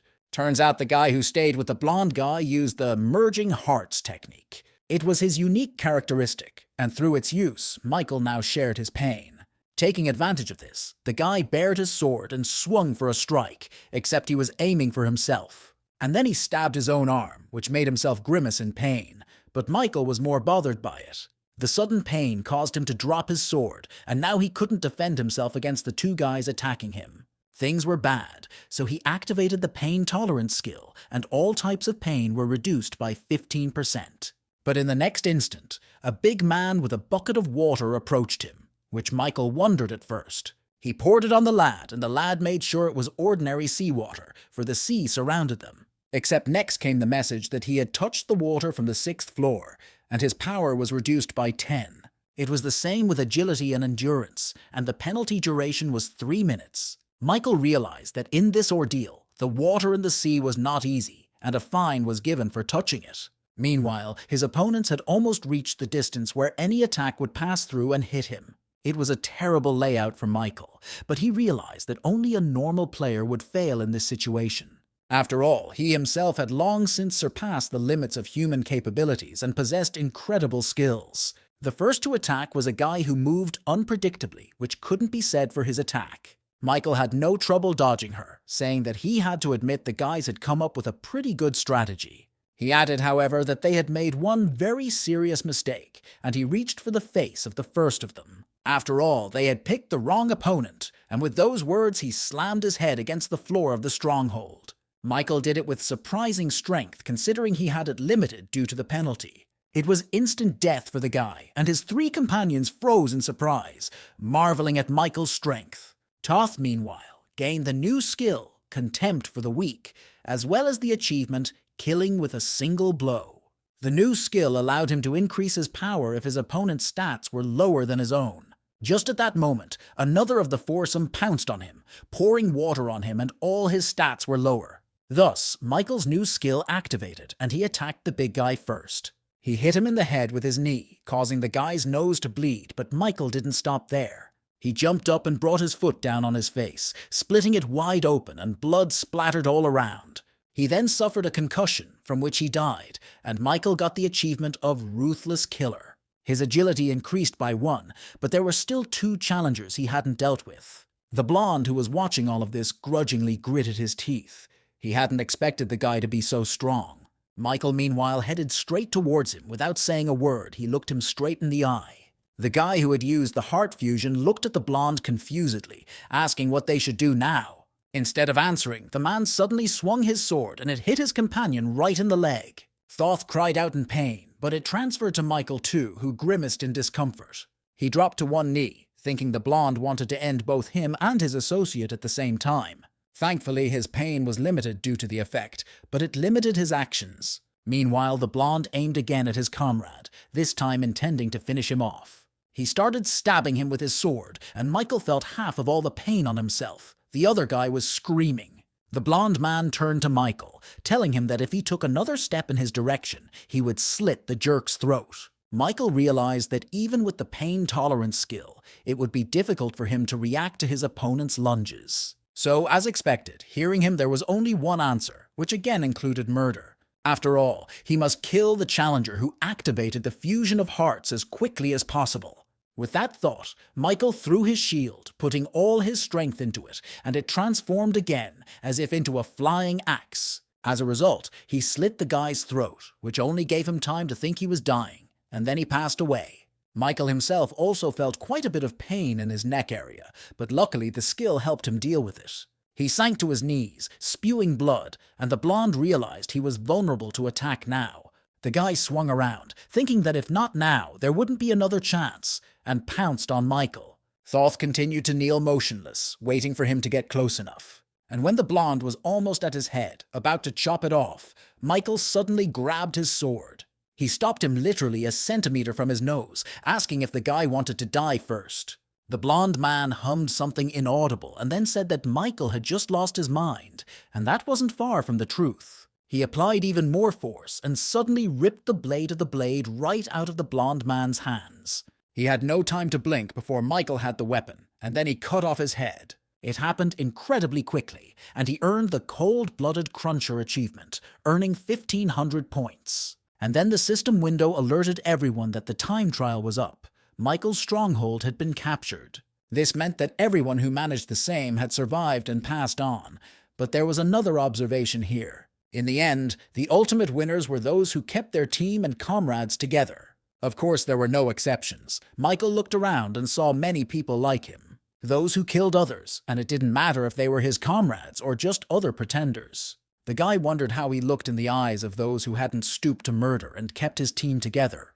He was probably as much of a monster as the guys who attacked him before the end of the challenge. He was rewarded with 8,000 points, and also a rank 1 random draw box that went to his inventory. A portal then opened, and Michael was once again successfully returned to the 7th floor waiting room.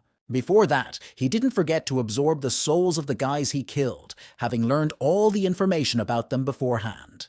With this, the rank of his unique characteristic increased by 1 level and was now rank 3. When Michael moved into the waiting room, he had a new achievement viewer activated. A list opened up in front of him where he could see all of his accomplishments from the tower. Among them, there was even an epic class he received for the first return achievement. He then decided to look into each achievement in more detail and found that new skills were immediately given for some. There were also stat improvements attached to some, and points for others, all of which he had in his arsenal. Michael was surprised that he had actually gotten quite a few achievements for the murders, even though he hadn't planned on committing them. He then opened the inventory where the rank 1 random draw box had already been moved to. By opening it, he could get a random item from rank 5 to rank 1, so there was no point in procrastinating. Michael didn't have much hope for this reward and wanted to get it over with soon so he could move on to absorbing souls. He pulled the yellow ribbon it was tied with and the box opened. Something quickly flew out of there and the boy followed the object, wondering more and more. It turned out to be some little monster that landed nearby and looked at him. Michael asked the system what the other Pokemon was, assuming he needed to catch one, and the monster glared at him. Then the boy pounced on it, reaching out to grab the creature, but the thing proved nimble. He easily dodged Michael's hand and looked like he was playing with him for fun. Michael chased after it for a while longer, but all attempts to catch the creature came to naught. But here at last, he managed to grab the monster with both hands, and the monster didn't seem to expect it. Michael rejoiced, saying that now he wouldn't let him go, but still he didn't anticipate that the creature was not of the domestic kind. Suddenly it bit him on the arm, from which the guy felt a little pain, because the teeth of the monster were sharp. It made him let go of it, though the guy hadn't planned it, but his hand unclenched instinctively. When the monster bounced again, Michael said in a creepy voice that he'd been polite to it so far, since it was pretty cute.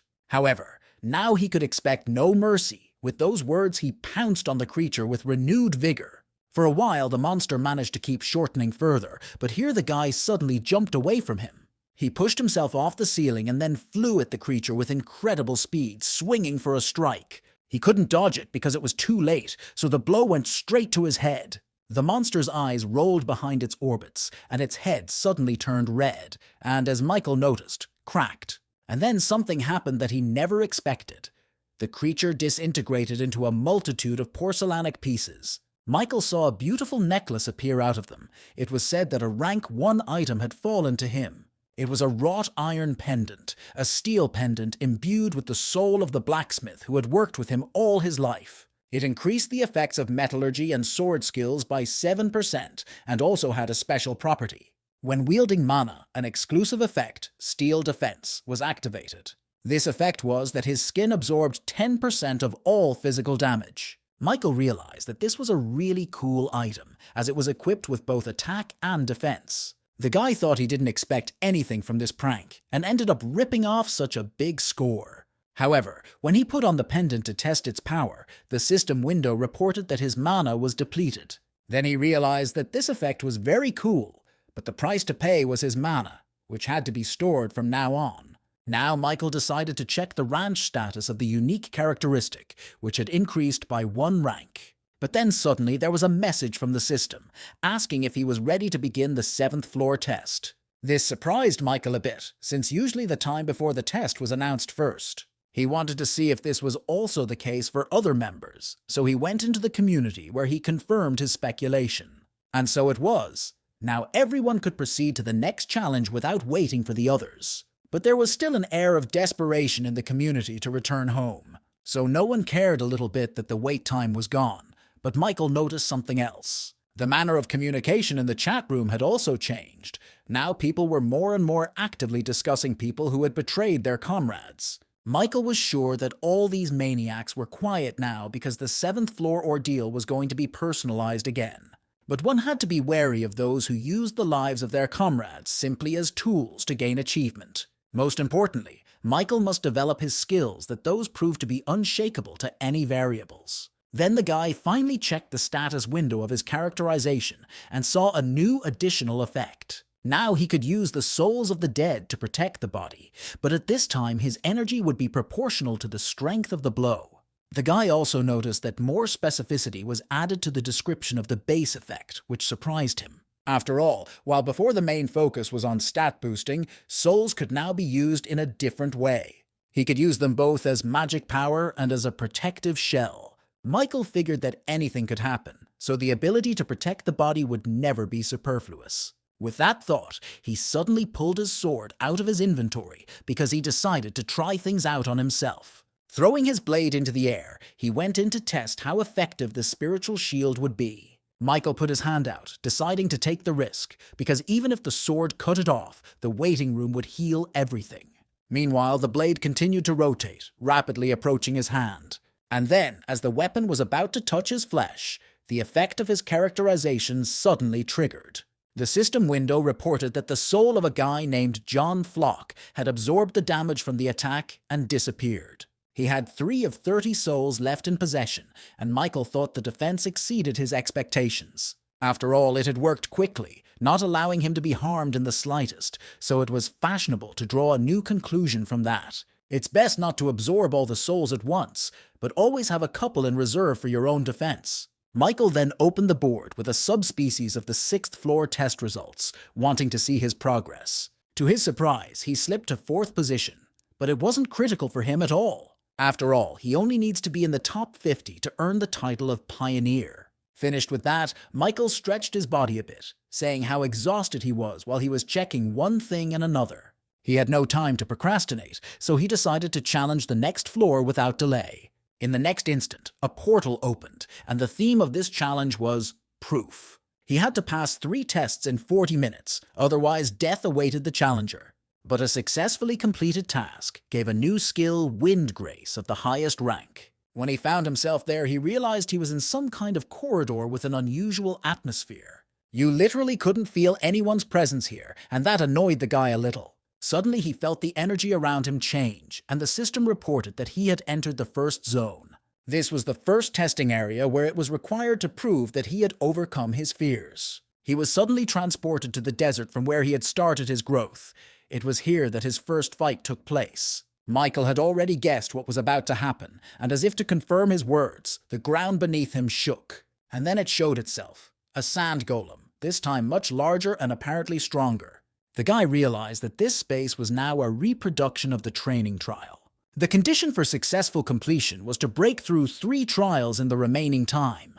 Michael realized that as he fought the golem, 3 more challenges would appear. They too, he must have overcome them at one time, but since this is a test evidence, it will have to be done again. Meanwhile, he finally saw the golem that stood before him, its size truly impressive. Michael thought his size had increased somewhere around 3 times, but it didn't matter much to the guy. The golem, meanwhile, pulled his hand out of the sand and prepared to attack, swinging at the guy in front of him. The monster did look huge, but Michael didn't even flinch when it started to act up. Michael pulled his inventory out of system storage out of habit, preparing for another fight. And then the golem struck. Michael managed to bounce away, but noticed that the golem's speed was pretty good. He waited for him to attack again, then jumped on his arm and ran forward, looking for the cannonball. He remembered from his last fight with that monster that it had a cannonball near its arm, so he headed there. But this time there was nothing there, so Michael decided to stick to the original plan, aiming for the head. Still, it was strange that he hadn't seen the golem's core anywhere, and after all, that was where its weak point was.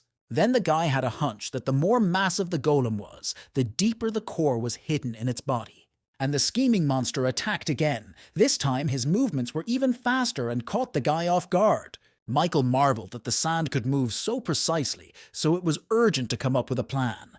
The golem's hand appeared before his eyes so suddenly that Michael didn't have time to bounce anywhere. Then the monster clenched it into a fist, intending to crush the guy like a bug, but it failed. Suddenly he felt something in his hand vibrate violently, and then he felt cuts. Michael had broken free from the sand trap, mangling his palm from the inside, and was now free again.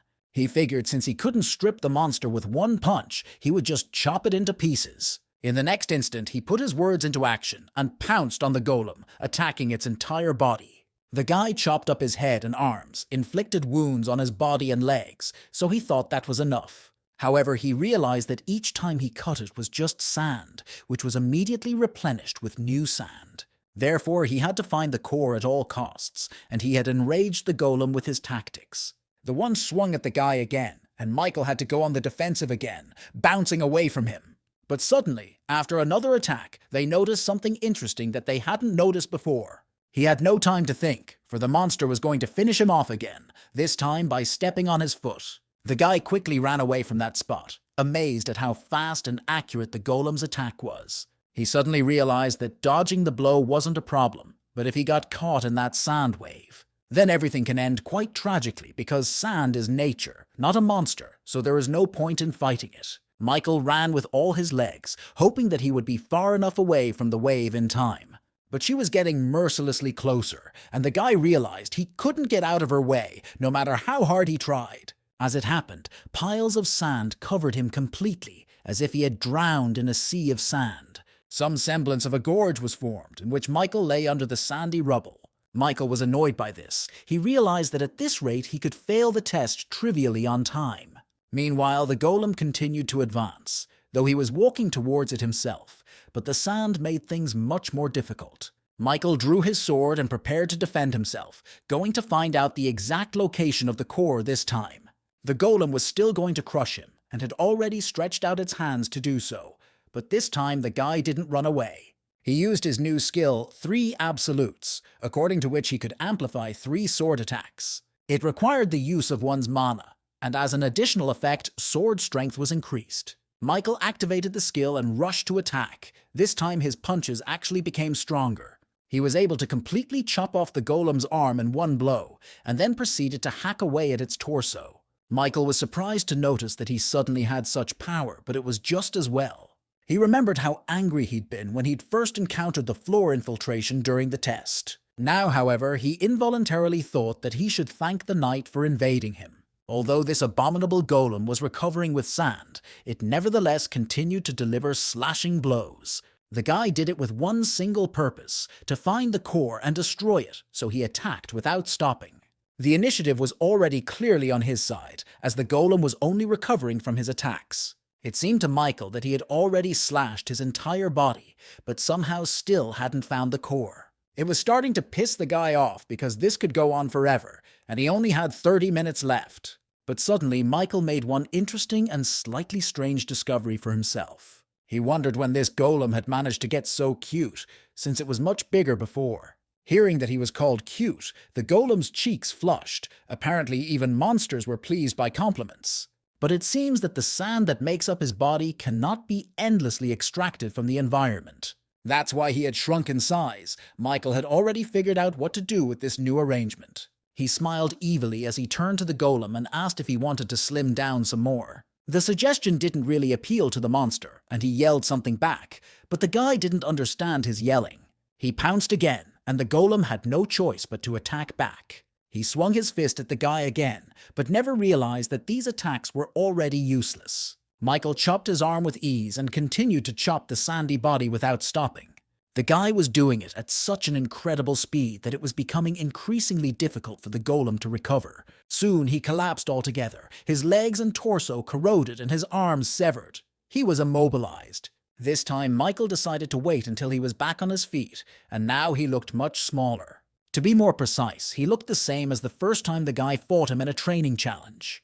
But it also meant that he could now clearly see the core of the golem, just as he had the first time. It was on his back, and since his body was covered in a thick layer of sand, it became extremely difficult to reach it. Michael also thought he should have sped up, as the test only had 40 minutes to complete. The guy had about half an hour left, but the golem itself approached him, moving faster, however. Of course, it couldn't catch Michael off guard, but he did notice that the monster had become more nimble after the intense diet. It was kind of funny, but the guy added that he didn't have time, and so he'd love to play with it some more. In the blink of an eye, he was suddenly behind the monster's back and swung to smash its core. The golem felt something sharp pierce its body and screamed, then began to crumble. Still, if it weren't for the core, golems would be very tricky opponents, but luckily everyone has a weakness. The sand golem core was destroyed. The system window reported it, and then gave 2 more announcements. The first was that challenger Michael Nodforth proved that he had overcome his fear, and the second was that he had completed 1 trial. After a while, all that was left of the golem was sand, which scattered everywhere around Michael. And then the guy saw a spirit golem that was different from the one he had absorbed last time. This one was much brighter and emitted a strong energy, so Michael activated his characteristic. However, the guy didn't manage to absorb his soul, because a second portal suddenly opened. He pulled the guy into him, and the system window gave a message that he was being transported to the second test zone. Michael froze like that with his arm outstretched. He couldn't believe it was the first time he had failed to absorb a soul. Apparently, skill upgrades here were limited, if not impossible to obtain at all. But here he was transported to the second test zone, where he was required to prove that he had become wiser. Looking around, the guy realized he was at the location of the second trial in the orc settlement. Just as he thought, a rerun of the previous tests was now taking place. Just like that time, the settlement was burning, and he entered the tent the orc chieftain had run into then. But there was no one there, which surprised him a little. However, when he came out, he saw what was the matter. He realized that the subsequent events of that day were now unfolding before him. After all, he had destroyed the orc settlement, so now he was facing the eager orcs who looked stronger. One of them glanced at the guy, assessing him for a moment, and then suddenly his expression changed. His pupils dilated and his gaze became sort of hazy, and Michael immediately realized what the signs were. A fit of rabies was a phenomenon often seen in monsters seized with anger. An orc in a state of frenzy was no longer a pitiful monster on the likes of a rank 4, so it would not be easy. Meanwhile, a similar condition appeared in all the orcs, and they pounced on him together. But suddenly Michael noticed something interesting in their behavior, or rather, he figured out the reason for their anger. For before this, they had bowed over the dead brethren who had fallen by his hand last time. Michael thought that monsters shouldn't show the pain of loss to family members and activated the skills. Suddenly he too was taken by anger for the orcs trying to avenge their comrades. It shouldn't have been done in front of him after all. He had lost his parents too, so anger swept over him as well. He overpowered all the orcs and then turned to their chief, asking if it was a nasty feeling. Watching your family die and being unable to do anything about it made the head orc angry. With his last strength, he pounced on him, but Michael knew victory was already on his side and drew his sword. He was surprised at the eagerness with which the monster tried to fight to the last, so he eased his suffering. By beheading the last orc, he passed the test, thus proving to the system that he had become wiser. However, this wasn't the end. Michael quickly turned around, thinking that this time there was no need to delay. He wanted to have time to absorb the souls of the slain orcs, for there were at least a dozen of them, but he failed again. The portal to the next dimension opened literally as soon as he killed the last orc. Nevertheless, when he was almost inside the portal, he was able to absorb a few souls of orc eggers. The mastery of the Hunter's Dagger skill has increased to rank 3, and the Instant Acceleration skill to rank 3+. And then he entered the last area of the test, expecting that this time would definitely be a blowout. To his surprise, he found himself in the location of the 6th floor test where he had been just this morning. This was the very battleground where the stronghold was to be captured and held. However, Michael noticed that the layout of the tiles was different, and this time those were made of slippery metal. But there was nothing to be surprised about, since such an ignorant previous test was labeled Wisdom. The guy opened his inventory and pulled out a life potion from there, eulogizing 20% physical and magical strength. Without thinking long, he drank it and instantly felt the effect, his strength renewed. A couple seconds later he stood, wondering what to do with the flask that held the potion he had drunk. And then he decided that he could litter a bit in the Tower of Trials and threw the flask directly into the sea. It's not clear if it was from the fact that he did this or some other reason, but suddenly there was a wave behind his back. It was so huge that it blew away the metal plates and started moving on the guy. And the one realized that the matter smells fried and activated the exclusive effect of the assassin's cloak. His movement speed increased by 15% within a minute, allowing him to quickly run away. Michael figured that the trials before were repeating rules that already existed, so that was the case here. It appeared that he needed to find and capture a stronghold, and before that, he should avoid the water from the sea. Fortunately, his speed was faster, so the wave couldn't catch up with him. At least that's what he thought. Michael decided to just keep going in the same direction, but suddenly the slab beneath his feet shuddered. No sooner had the fellow jumped to the other than a big wave lifted him along with the stove. He lost his balance and fell, and the system reported that he came in contact with water from the 6th floor. Strength, agility, and endurance were immediately reduced by 10, and the duration of the penalty was 3 minutes. Michael thought when the thought of the tiles staying in the same order was a kind of hope that there was some common sense in the Tower of Trials after all. She proved that wasn't true. The guy realized he was going underwater and activated instant acceleration. Pushing off the tiles, he ran down the remnants of the path, no longer afraid of coming into contact with the water. So he managed to run a little more, but the situation was getting more dangerous. For one wrong move, and he would have fallen into the sea, and the tiles would have covered him as if in a grave. Michael had no idea that one could die so easily in such a place, so he kept moving. At last he saw a stronghold that seemed to be his salvation, and the lad headed towards it.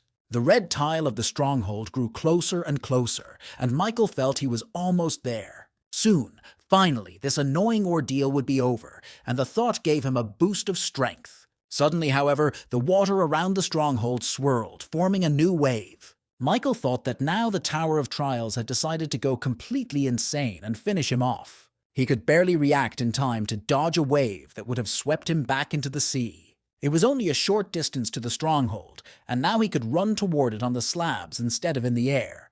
But suddenly, when the stronghold was only meters away, the wave took the form of a spinning vortex. It was so unexpected that Michael couldn't bounce aside in time, and the wave's attack caught up with him. He realized with horror that he was going underwater, so he decided to try to use the effects out of last resort. He activated the effect of a wrought iron pendant that absorbed 10% of all physical attacks. Also, the soul of the orc egret he was able to appropriate absorbed the damage dealt to him and disappeared. This happened 2 more times, and Michael realized that if it wasn't for the improved characteristic rank, he would have been dead by now. After all, the guy clearly felt the shockwave, but right before the impact was able to do any damage to him. The shield blocked it, and because of that, Michael was able to get back on the slab walkway. It was pretty close, but he managed to survive, so he continued running towards the stronghold. The waves didn't back down either. Spinning, they followed him, swiftly taming the distance. And then suddenly, the effect time of the assassin's cloak ran out, and he lost his speed. This was very bad for Michael, because his mana was already at 0, and if his instant acceleration failed, the guy would definitely be screwed, so he decided to use what was at hand, namely his souls. There were still a few orc eggers left in reserve that he was still able to devour, and now he had eaten one of them. With that, he was able to replenish his mana and felt his strength return. It was about time. The waves, meanwhile, had almost reached him and were again coming from different directions for another attack. However, Michael regained his speed and saw that there were less than 3 meters left to the stronghold. He crossed the last slabs and was about to jump onto the red slab of the point when he suddenly saw an obstacle. The last slab rose into the air from a shockwave that struck from below and formed an obstruction. When Michael saw this, he was surprised and even a little afraid, because he was losing time, and for him every second was precious. He couldn't go backwards either, because the same water trap was waiting for him there, so there was only one option left. It was a test where he had to prove he had overcome his doubts, and boy did he know what to do. Completely relying on luck, he continued running straight at the water wall in front of him. As he entered it, he felt an incredibly powerful wave flow, tearing his body apart. But fortunately, he was saved again by another orc eager soul, absorbing the damage, and he was able to escape the water trap. The only thing he hadn't calculated was that the force of the current threw him high up. Though he was flying toward the red plate, the altitude was high enough to be lethal. Michael screamed, thinking that this could end rather sadly, so he relied entirely on the effects. The slab was quite before his eyes, and when he fell, he broke it a little from the great force with which he flew.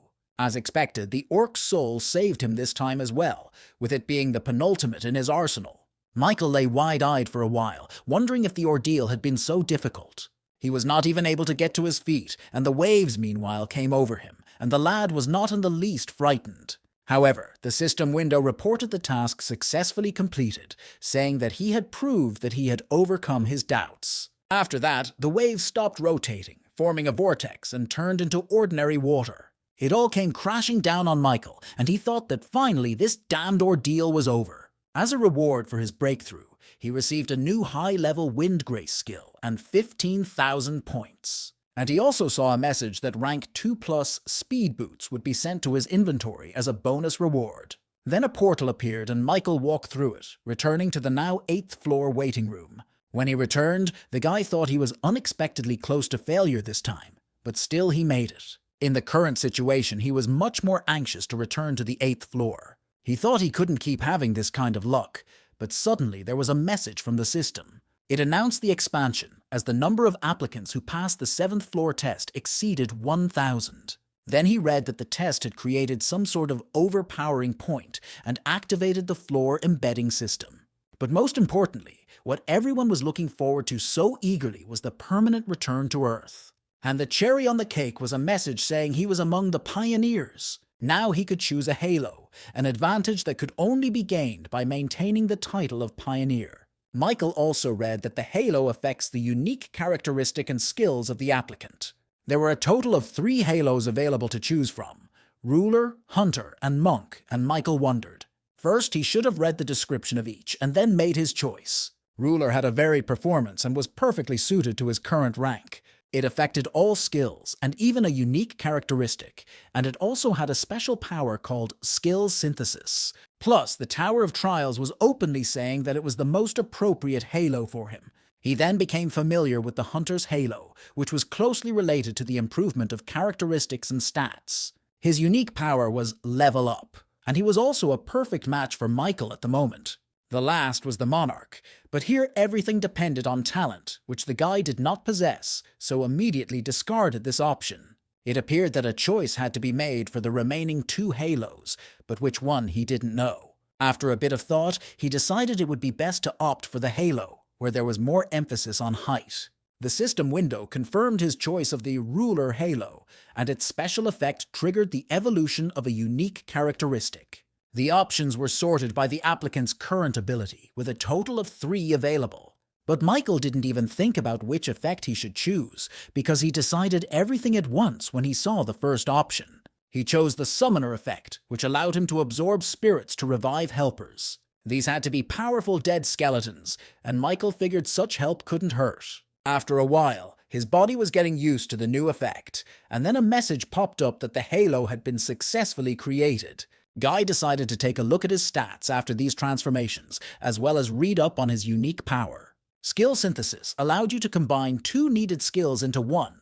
This helped create new effects. Michael decided to test this power right away and opened his list of skills, of which there were only 7. He pondered what he would combine, then chose Contempt for the Weak and Continuing the Battle. Both skills were level 5, and he hardly used them, so he confirmed the continuation of the synthesis. After a while, the process completed and he was notified.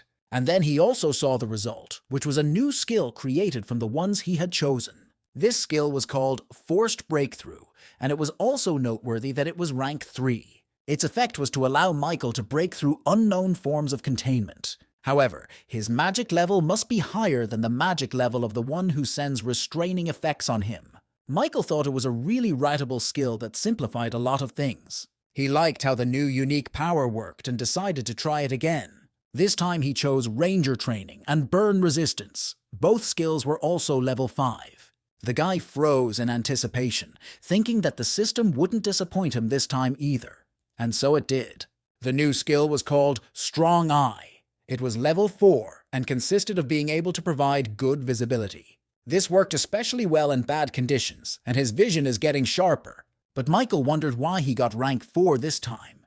He thought the previous skills combined better. Based on this, it was conceivable that skill combination also played an important role in synthesis. Then he closed all the windows and fell on his bed, for he was much fatigued by the long battle. Michael thought he had already gone from holding pioneer status to receiving the Halo Award. But for some reason he felt somewhat wounded, as if he had achieved everything through no effort of his own. He lay in thought for a while longer, and then suddenly jumped out of bed, saying he should get back to work. After all, he hadn't familiarized himself with another new skill he had gained for passing the 7th floor.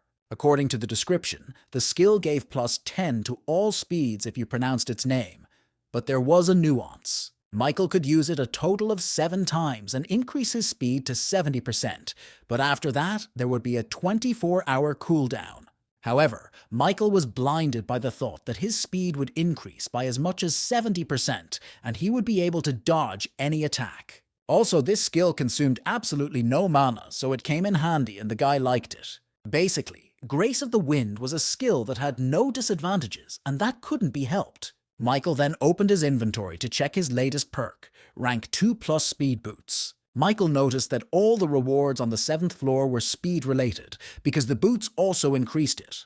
The guy then opened the skill store, which displayed all the effects available for purchase. Among them were enhancement, steadfastness, monster skin, enchanted weapons, instant acceleration, and others. Michael thought that contrary to his expectations, the quality of the skill store left a lot to be desired. However, he needed a skill related to magic, so he bought a magic chain for 15000 points. He also acquired magic resistance for 12000 points. Both skills were rank 3, which was already encouraging.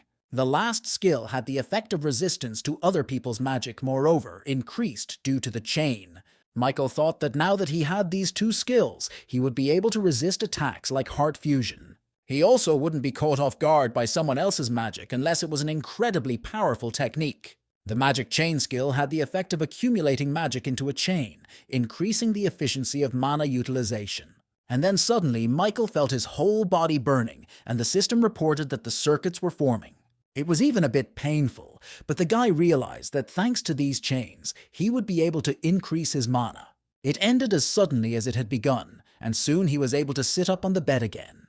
Michael got to his feet and felt a strange lightness in his whole body, as if he weighed a few grams. The guy decided to waste no time and start testing his new abilities. He stepped back a little farther, into the middle of the room, and stood like that for some time and thought. And then suddenly he swung his leg, intending to kick straight into the floor, even though it made no sense. But Michael wanted to test how strong he had become with his skills, and the effect of the blow surprised him. He realized that the mana used randomly formed a chain and enhanced his physical abilities. As expected, he made a successful purchase, and this pleased Michael, for the points were not obtained without difficulty. A moment later, he was already reading more about his new effect that allowed him to summon souls again. The abilities of the summoned dead will correspond to the number of souls in his arsenal. Now all that remained was to make the decision on which his future progress depended. The choice was whether to challenge to the next floor, or go back to the ground. Meanwhile, some guy put up a recruitment ad for the team. He needed 2 more people. He sat on a bench in Memorial Park where the emergency portal had appeared, but there were no one willing to join him. Suddenly, 3 men approached him, apparently another team, its commander laughing at him. He noticed that he never got the team together, so he should have handed the portal entry authorization to them. But the guy wasn't going to share his pass with anyone. He said he had no intention of giving it to others. Then the fat man noticed that there were quite a few hunters gathered in the park, but for some reason no one wanted to join his team.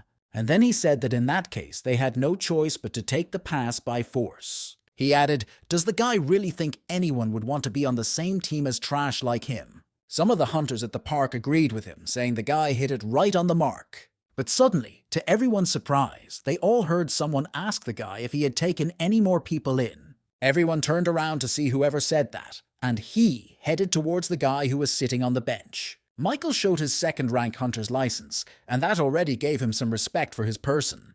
He asked the guy who was recruiting people for the team if that was enough to join. The one was a bit shocked at the appearance of such a strong hunter, so he just nodded his head. However, this did not please the big guy, who asked if he couldn't see that there was a line of people waiting. Michael only smiled at that, which provoked the boy even more, and he squeezed his shoulder. Michael then said if he was unhappy about something, he should have just applied for James's team. That was the name of the guy who got the portal pass, and then Michael added to get the big guy behind him. He told the man to remove his arm from his shoulder before he broke it and activated his powerful aura.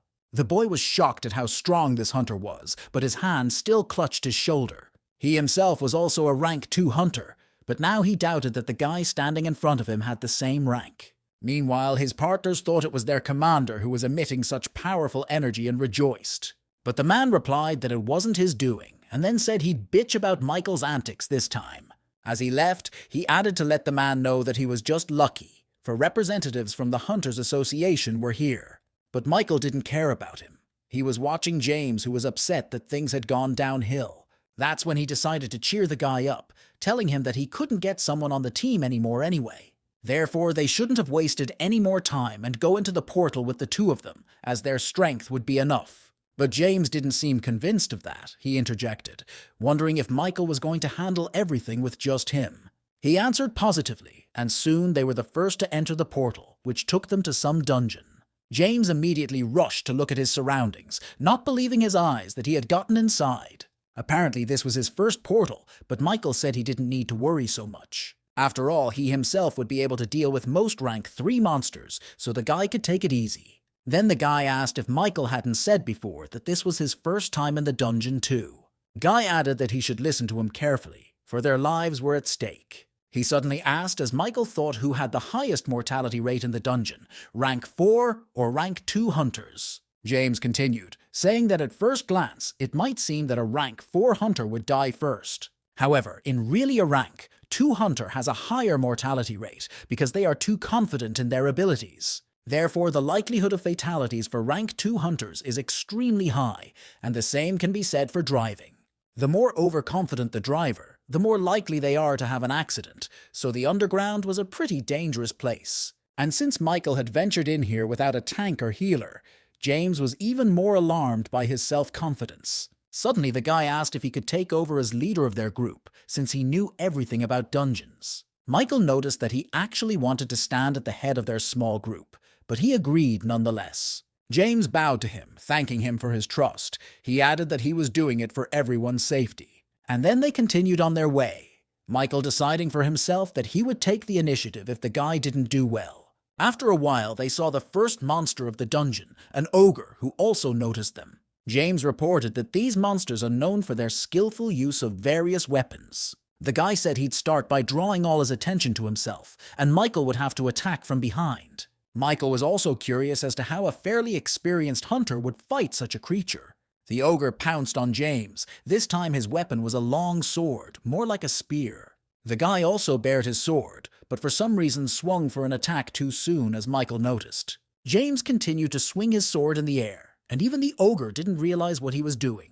Michael wondered if they were measuring their fortitude, because if they were, it would be a while before it was over. The temporary return to Earth only takes 3 days, but at this rate it will be over faster for him. With that thought, he put on his shield and drew his sword, which caught James's attention, and he was surprised. Michael said he had to intervene now, but the guy protested, saying he couldn't do that. He wanted to add that it was dangerous to interfere with the fight, but Michael had already activated instant acceleration. With lightning speed, he pounced on the ogre and cut off its head, and James was thrown into shock. He even opened his mouth a little in surprise, asking what that had just been, and Michael answered him. He apologized for not following orders, but said he had to step in because he was in a bit of a hurry. James replied that he understood him perfectly, and then Michael asked if he could voice another suggestion. After the guy responded positively, he said he would like to take on a leadership role from now on. He proved it, however, when they encountered the ogres again. James didn't even have to do anything. Michael was killing monsters one by one, exactly the same as on the floors of the Tower of Trials where he had come from. Suddenly, 2 ogres pounced on him from behind, but the guy was able to spot their attack in time. He jumped up and lingered on the ceiling of the dungeon, forcing the monsters to search for him, and then landed on one of them, stabbing him with his sword right in the stomach, resulting in instant death. James was in amazement at the skills his temporary partner possessed. After all, he literally fought all the monsters alone, not allowing himself to be harmed. One after another, the ogres attacked him, but no one had managed to hurt the guy even a little bit yet. Michael spared no effort to put up a quality fight, willing each of the monsters to die by his hand. James, meanwhile, thought that perhaps he was now facing a super rookie battle. Michael slit open the belly of one of the ogres and pulled out a mana stone from there, containing quietly murky magic. Depending on its use, it may have proved a great help in metallurgy or chemistry. So Michael gathered all the stones from the slain ogres and asked James to be his porter. Suddenly, another ogre pounced on him, this one moving much faster and more agile than the previous ones. Apparently, he was waiting for Michael to let his guard down and not be able to block his attack. However, it turned out to be quite different. The guy was able to pierce his stomach with one precise blow. After that, the monster didn't get up anymore, but when it fell to the ground, It did so with a great rumble. That rumble caused a small crash of debris right on top of Michael's head, but he defended himself. James was swaying too, except he looked a little scared, for this was the first time he had ever encountered the wreckage of a dungeon. Michael offered to talk to him later, for it was extremely dangerous to let his guard down now. Michael then pretended to yawn, but in reality he was absorbing the souls of all the ogres he had killed. For each mastery of his unique characteristic increased by 0.07%. This was very little. He figured that at this rate, he'd have to mess around for a long time to improve it in any way. But suddenly they saw a new portal in front of them, and James said they had found the boss's room. The guy added that he didn't even think they'd be able to get here, because it was a measure of skill. It seemed to him that the man in front of him, that is Michael, was able to accomplish a complete sweep of the dungeon. Michael himself, meanwhile, asked if he was okay with going to the boss's team now. James replied that he didn't mind, saying only that maybe Michael should take a little break. But the latter replied that there was no need for that, and they entered the portal. Upon seeing the uninvited guests, the Ogre King stood up, intending to finish off anyone who approached him. James asked what they were going to do, and Michael said he had to think about it for a while, which excited the guy. After all, he thought he had some kind of plan, but Michael was acting on the situation, and now they should have gone on the defensive. The Ogre King decided to pounce on them first, and Michael thought with a smile on his face that it was just in time. The monster had 2 weapons in both hands at once, allowing it to quickly both attack and defend. Michael was still using the instant acceleration skill, so he wasn't inferior in speed either. However, the reflexes and reaction speed of the Ogre King with his size amazed the guy. But Michael thought that no matter how hard he tried, he wouldn't be able to get any closer to him. After all, the one was still not fast enough for Michael to not match his pace of combat. In an instant, he was behind the boss's back and swung his blade for the first attack. However, to his surprise, the ogre was able to not only repel the attack, but also hit him back with his tail. The force of his blow was so tremendous that the guy was thrown right back into the rocks, and it wasn't good. James grabbed his head, thinking that Mr. Hunter might not have survived something like that, though he hoped he didn't. Luckily, Michael's spirit-assisted damage absorption effect worked, and he remained unharmed.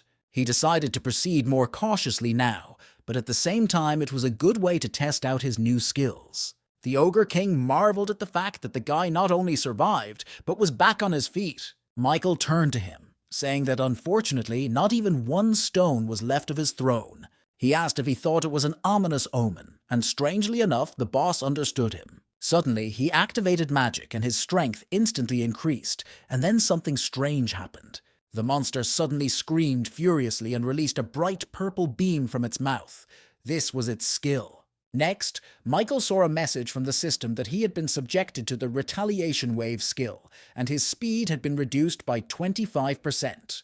However, the guy didn't plan to give in to his opponent's speed, and decided to use his trump card. He activated Force Breakthrough, and since his magic level was higher than the boss, the slowing effect disappeared. Seeing this, the Ogre King was even more surprised. Now he felt a little uneasy. And Michael thought the breakthrough skill was the result of synthesis, so he had his doubts about it. However, its efficiency was very high, and as a result, it was able to override the opponent's skill. Suddenly he heard James's voice, who fell to his knees from his body not obeying him. The guy turned to Michael, asking for help, and the guy suddenly realized it was the boss's doing. He looked at Michael with interest, as if asking what he was going to do now, and then rushed toward James, forcing Michael to act even faster. After all, he rushed after him, trying to protect his friend and telling the boss that his opponent was him. But the Ogre King didn't even turn around. He was determined to finish off at least one of them. Things were bad. Michael saw that the distance between them was too great, and there was no way he was going to make it. And then a crazy idea came to his mind. He thought that if he couldn't help the guy himself, let others do it. An item in his arsenal, he had one more additional effect of his unique characteristic. He used Summon the Dead near James, and 2 dead skeletons immediately appeared around the guy. They each had a blade and were determined, covering James with their own. Of course, such warriors couldn't do anything about the power of the Ogre King, but that wasn't what Michael was using them for. He himself realized that they didn't have the strength to stop such a huge thing, but the second one with their help allowed him to use the summoning skill Favor of the Wind and increase his speed by 60%. That was enough to get close to the boss and mangled him in the blink of an eye. Michael landed not far from James, and the latter was grateful to him for saving his life. The Lizard King, meanwhile, couldn't sustain life for long, being with his head cut off. He died, and Michael immediately absorbed his soul, permanently increasing all his stats by 1 point. In addition to that, he absorbed a new rank 3 Spirit Eye skill that allowed him to recognize attacks. The team leader from the Hunters Association just yawned out of boredom because he was tired of waiting. He asked his partners who were on duty near the portal if anything had happened, but those answered in the negative, and the lad thought that soon they would have to act as they always did. After all, usually their squad would enter the portal, what to finish off the boss after the advanced team of hunters. He also thought that they might be able to get their share if the attacking team cleared the first quarter completely. But then his enthusiasm quickly disappeared, for he himself realized that such a thing was only possible with a high rank. And would there be a single high-class hunter who would pull such a crazy prank? As he thought about it, 2 people from the advanced team suddenly came out of the portal. His partners reported that these guys had already finished sweeping the entire dungeon, which surprised him. The leader couldn't believe that it was just the 2 of them going into the dungeon. After all, based on this, their group should have traveled no more than halfway, but by no means the entire dungeon. But later, the leader saw that contrary to his thoughts, the guys were telling the truth after all. He saw it through the portal. That one suddenly became colorless, and that only spoke to the fact that the boss room had been completely cleaned out. This thought pleased the manager a little, but he was confused, not understanding how this was even possible. He ran up to the guys and introduced himself as the head of the Hunter Association's portal control team. James then asked if he was really here to buy the rights to occupy the portal. Guy added that in such a case, there was only one person in front of him to whom the proposal should have been made. He revealed that Michael had single-handedly cleaned out the entire dungeon, and this caused Mr. Roger to be even more surprised. He asked if the guy was top-ranked, but Michael said he was only rank 2. However, he said that wasn't important either, asking how much he wanted to buy the rights to occupy the portal for. The leader cleared his throat then, saying that if we go back to the main thread of the conversation, that he and his portal control team wanted to buy the right to occupy the portal from him for 1,200,000,000 won. These were unbelievable sums, and of course Michael agreed. Betty, meanwhile, worked without rest. The girl thought that since returning from the Tower of Trials, that's what she'd been doing, plowing like a horse. Suddenly her phone rang, and she was surprised to see who was calling her at this late hour. Beatrice worked as a supervisor on the applicant control team from the Tower of Trials. The girl's job was mostly paperwork, so she always had to deal with documents. Even then, the girl thought that this coming would undoubtedly lead to revolutionary changes. After all, even if the applicants were hiding their identities, she never thought it would be so difficult to recruit them. She didn't even manage to get 10 people, and all of those applicants were of low difficulty. Of course, that wasn't enough to satisfy upper management, and Bethy wondered. For some reason, she thought of a guy named Michael, who she found herself on the same team with on the 4th floor. She was curious how this guy was doing now and suddenly wished she had proposed to him sooner. It was then that she was distracted by her phone ringing, and when she looked at who was calling her, she was greatly surprised. It was the same Michael, however, who no longer waited for her to take the call and simply sent her a text. It said that if she too had successfully returned to Earth, he would like to meet her. The guy himself, meanwhile, checked his account, surprised to find that he had earned almost 1,300,000,000,000 won. Nevertheless, he felt amazing and even considered buying a new home for himself. The guy was sitting in the cafe that served as his meeting place with Bati, and soon the girl came in as well. Michael noticed that she seemed to be running here as fast as she could, so he said she shouldn't have been in such a hurry.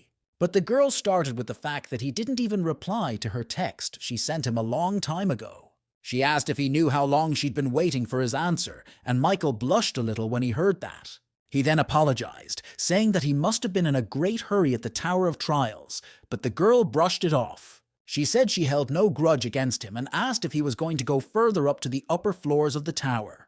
The guy replied positively, saying that was why he had called her here, because he needed to join some guild. He immediately voiced his conditions, among which was the right to refuse the order to report to the guild immediately. Next was non-interference in his affairs related to the Tower of Trials and permission to use the guild's dungeons. When he was done, he noticed that the girl was wetting herself and thought he might have gone a little overboard. But then she spoke up, saying that the conditions offered to them were absolutely impossible to fulfill. After all, from the guild's point of view, there was nothing due to her, and then Michael said that maybe he had asked too much. Suddenly, he took the girl's hand, slipping his fingers into hers, and she didn't even want to think about what that meant. She desperately invited him to join their White Guild, and then suddenly added something unbelievable. The girl said she would do anything to make these impossible conditions feasible, which surprised him very much. Their meeting had happened last night, and this morning he was on his way to a new place, and he was doing it on the roof of a bus. Michael thought he had had an extremely productive day yesterday, from raiding dungeons to joining a guild. Although for the latter, he still had one task left to complete: to single-handedly clear a rank 2 dungeon. That was Betty's request yesterday, for she said he should demonstrate his abilities. That way it would be easier for her to convince the guild head and the others to accept him and agree to his terms. Michael noticed that her words meant that not everyone could use the guild's dungeons. So the person to whom this will become possible must be either a rising star or an outstanding hunter. That was when he asked for everything he needed to prepare for the rank 2 dungeon sweep and shook Betty's hand. He was on his way to another neighborhood, but as the houses tried to show up more and more, the guy decided to stretch his legs a bit. He jumped off the bus and suddenly ran straight to his destination.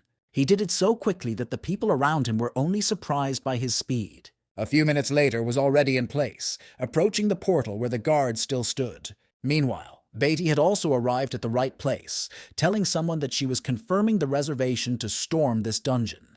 The man in charge said it was fine without even looking at her ID. At this point, he motioned for her to sit down and wait for a while as there was still an hour to go. But what was his surprise when he saw Mike, who had arrived a full hour early. He asked Miss Beatty if she could go to the dungeon now without slowing down, and she didn't know what to say. The girl stood pensive for a while as he began to scatter the smoke all over the beach in a tuneful manner. Bethy wondered if such a windstorm had picked up just because of normal running. It shocked her a little. Michael replied that he had nothing better to do anyway, and the girl thought that the guy wasn't human. Then she said she had already gone through all the vetting procedures, so if he was ready, they could start. Michael nodded, and soon the two of them were on the other side of the portal, this time somewhere in a field. Michael asked in surprise what they were doing here, and the girl was silent for a while, gazing into the distance. Seeing this, Michael told her to be sure to let him know if she was in danger. She added that she was wearing an artifact issued to her by the guild. This effect had the function of a shield and weak invisibility. After all, if she gets the monster's attention, she will be helping him in some way, so she will stay away. Michael replied that it was just fine, because now he could do battle in peace. The guy activated the spiritual eye skill that he inherited from the Ogre King. He wished to test it and suddenly saw in front of him, or rather felt the presence of enemies. These opponents were invisible to the eye, and he realized with surprise that he wouldn't be able to do much this way. Adding to the difficulty was the fact that there was a field all around, in which it was extremely difficult to see anything. But Michael could clearly see the grass near him shuddering with the sound of someone's footsteps, so he prepared himself. And then the enemy suddenly appeared. Several monsters immediately pounced on him from all sides. These creatures were a bit like ogres, but, as Michael had noticed, had no special intelligence. Seeing the monsters, Betty was surprised to think that it was a poison fish, but it didn't match the level of the dungeon. She shouted for Michael to be careful. After all, the opponent was about rank 1, so it wasn't an equal fight. But to her surprise, the guy had already dealt with almost all the monsters with his incredible strength. The poison fisherman didn't even manage to launch a single poison attack, something Michael was very happy about. And Bethy stood in shock at what she had just seen, for it was incredible and crazy at the same time. The fishermen were arriving in new numbers from the portal leading to the boss room, but Michael fended off all their attacks. He had a lot of skills, but other than that he had great stats, among them strength and stamina. The guy didn't seem to get tired. He was killing monsters as if he was doing it around the clock, but in fact he was. Suddenly he had a lightning effect activated, and Michael thought it was such a rarity that he had forgotten about it already. Suddenly, one of the venomous fishermen went behind his back, intending to be the first to attack him. But Michael had no intention of letting that happen. He grabbed the monster's tail and twisted it hard in the air, and then collapsed to the ground with such force that the fisherman did not continue the battle any further after that. It was the last monster to show up in the area, but the guy decided to wait a little longer. He wanted Betty to see everything in person, so he called out to the girl who was standing nearby so as not to disturb him. Michael added that he had more or less already put things in order so the girl could approach without fearing anything. And she couldn't believe her eyes that he'd gotten to the portal leading to the boss's room in less than an hour. But the most amazing thing was that he did it alone, even defeating such difficult monsters. After all, the Poison Fisher was one of the monsters recommended for group attacks. So Betty still couldn't believe that Michael had been so quick to dispose of him, as if he were playing with a child. Plus, she realized that this was not yet the limit of his abilities, and what he would show what the future held. It was impossible to even imagine. Meanwhile, Michael had successfully absorbed souls and increased stats. He figured that with the level he had now, even the boss wouldn't be much of a threat. He then told Beatty he was going to the boss room and stepped into the portal, with the girl following right behind him. They found themselves in a huge forest that, judging by its size, belonged to someone big. Betty said it was a little strange, since they had already come pretty far, but they hadn't seen the boss yet. And usually he shows up right away if you invade his territory. However, suddenly, some kind of attack came down on them from above, and they realized that the boss was proving to be cunning. All the while, he waited for them to approach the spot where he had set the trap, and then attacked from above. It was very dangerous, and Michael realized that the girl wouldn't be able to dodge the blow in time. Luckily, he was close enough to grab her and carry her away from where the boss had hit. Betty didn't even realize what had just happened, but she felt the guy's grip on her well up. Booze Fisherman, meanwhile, activated his attack, aiming for the guy and girl who managed to dodge. It released a powerful column of blue fire that Michael had never seen before, but it looked dangerous. He continued to run away with Betty in his arms, and she pointed to the approaching attack from behind. The guy had literally 1 instant to react, because what followed was a huge explosion where they were. But Michael was able to move to safety, telling Betty that he hoped she would understand. They sat on a tree branch, which were quite large here, and watched the fish boss. The one in the meantime had noticed them and ducked down, adopting a new fighting stance to attack. Then Michael said he would leave the girl here and deal with the thing himself.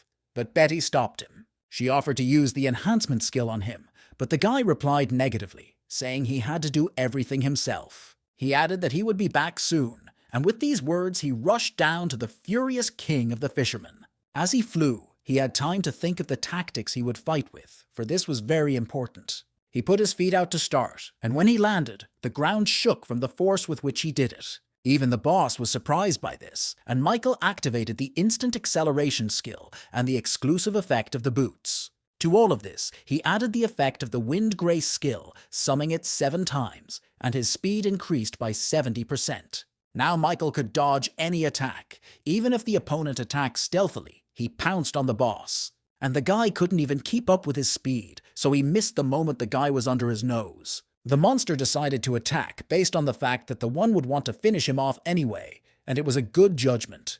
But before he could do any damage to Michael, the latter used the 3 Absolutes skill. Thanks to him, the boss was defeated. For habit, the guy chopped his head off and looked up at Beatty. The girl kept her eyes on him the whole time, and then a system window appeared, reporting that the boss had been defeated. Betty thought that now she was completely confused as to who the monster was here, because Michael's abilities were incredible. And the man involuntarily thought that he had gone a little overboard in mowing down the boss.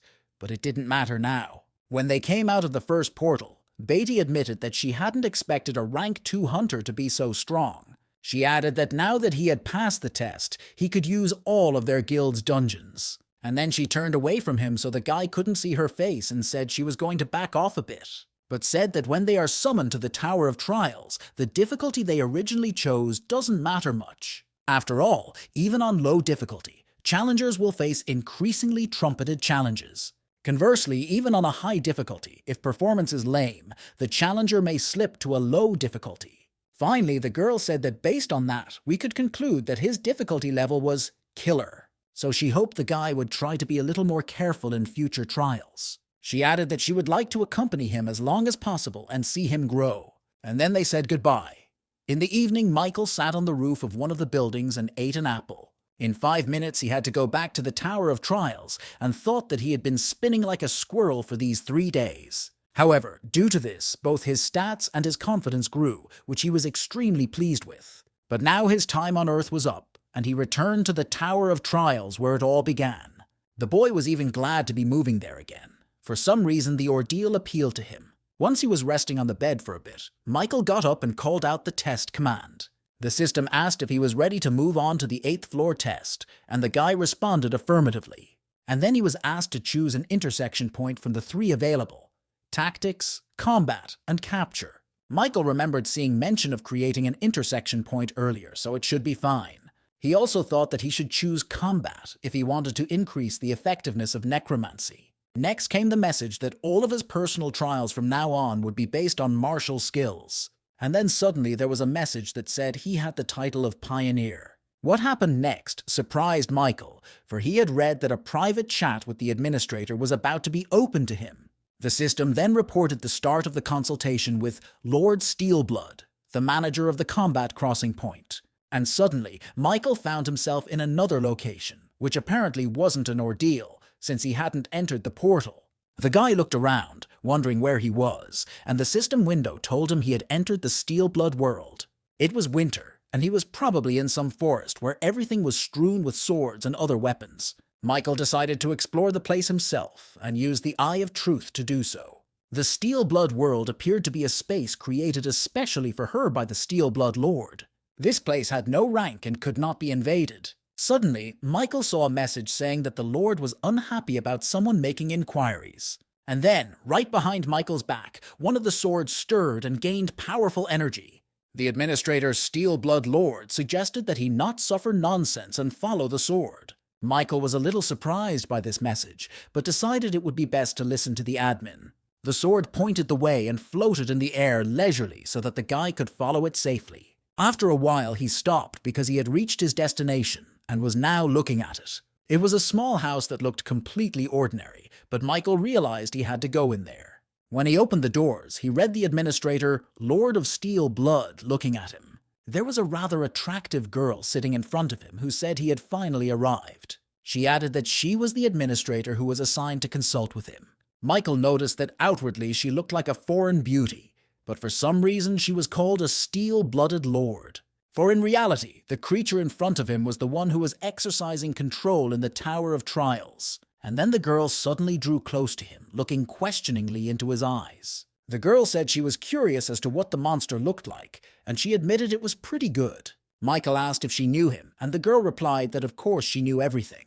But she also noted that she only knew about his trials from reports, because it's impossible to observe applicants below the 8th floor. This surprised Michael a little, for the girl was an administrator, but she couldn't watch anyone. Then the girl said that he must have misunderstood something, because the admins didn't run the tower at all. She added that they should rather be seen as creatures subordinate to the tower, so he shouldn't be so nervous. After all, as long as she obeyed the tower, she couldn't hurt him, and this information was an eye-opener for Michael.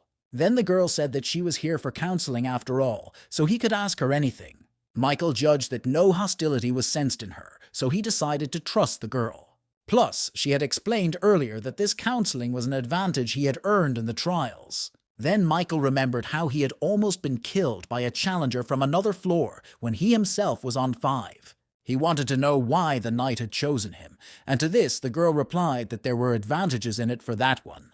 After all, challengers from other worlds come from where the tower has existed for decades. And they also know that the tower of this world will someday find itself united with the towers of other worlds. Starting on the 20th floor, the focus is on combined trials rather than personal trials. And then the guy would have to face challengers from other worlds. Michael wasn't happy about that. Then he asked another, broader question, wanting to know what the Tower of Trials even was. Suddenly he saw the girl lower her gaze and wait a moment before answering. And then she said that this was a question she herself wished she knew the answer to, for unfortunately she did not possess this information. Michael then reminded her that she was the receptionist and asked if the girl didn't know anything. She then explained that the administrators were originally applicants like them. But those who die after passing the 40th floor gain the right to be reborn as administrators. The thought that the administrators were merely former applicants made him a little angry. After all, Michael had hoped they still knew something about the top of the tower and where it ended. These words of his didn't please the girl, and she suddenly grabbed the guy by the neck, pinning him against the wall. She said that the words about the top of the tower were not something to be uttered so lightly at all. Michael was surprised, not at what she was saying, but rather at the force and speed with which she pounced on him. The girl noticed that he wasn't particularly puzzled and asked if he wasn't scared at all. To that, Michael replied that he just didn't feel any animosity from her, plus counseling was his perk. He also had no intention of letting her harm him so easily and suddenly broke through the wall. The guy prepared to attack, saying that the girl actually said she was obeying the tower. The receptionist was a little surprised by this behavior of his, but he quickly realized that he had acted rashly. She remarked that she had lived for many years, but this was the first time she had seen someone who was able to destroy the administrator's residence. And then she added abruptly that the guy's actions had convinced her of something, and the guy was wary. But what she said next, Michael was unprepared for this was the first time he had heard of such a thing. The girl offered him a patronage pact. It was rather surprising but incomprehensible. After a while, he went back to the 8th floor waiting room and lay down on the bed. Suddenly, he remembered that he could now use a new team and opened an exclusive store. His contractor was a Steel Blood Lord. There were a total of 3 categories: skills, strength, and items. The boy remembered how the girl had told him then that she couldn't pass up a suitor who was both bold and talented at the same time. And then the system window asked if he wanted to sign a patronage agreement. Of course, Michael agreed and read that an exclusive store would soon be available to him. As a special benefit, all of his stats were increased by 1, and he would also receive COs, special points. Michael selected the strength category in the exclusive store and familiarized himself with its 3 components. He wanted to see the list further down, but was told he could only do so on the 10th floor. It turned out that there were only 3 powers available to him at the moment: Purity of Mind, Steel Soul, and Winter King. He opened the characterization of the former and read that it allows you to maintain rationality in any situation. The Steel Soul power allowed for a 2.32x increase in proficiency in all weapons. The last power temporarily increased the user's stats in cold conditions, and he also won't feel cold. All of these descriptions seemed kind of ambiguous, and Michael thought he'd accumulate more CO first. However, he quickly changed his mind and still bought his first power, which was Purity of Mind. Thanks to her, he will be able to exercise good judgment in any situation and not give in to panic and stress. After all, it was better to raise your survival bar in this way than to prepare for nothing at all, because there was a chance that he was going to face the floor infiltration again right now. The system asked if he was ready to begin the trial on the 8th floor, and Michael responded affirmatively, stepping into the portal. The theme of this challenge was annihilation. He had to defeat a Lich summoning skeletons. But when Michael came out of the portal, he was surprised that the number of opponents was so large. He figured it was an attempt to overwhelm the enemy with numbers, so he decided not to delay and start mopping up. The guy jumped off the cliff he was standing on and landed in the very center of the cluster of skeletons. With a powerful shockwave, he killed some of them at once, but now there was a melee. The skeletons pounced on him. They were similar to the ones he had summoned in the dungeon.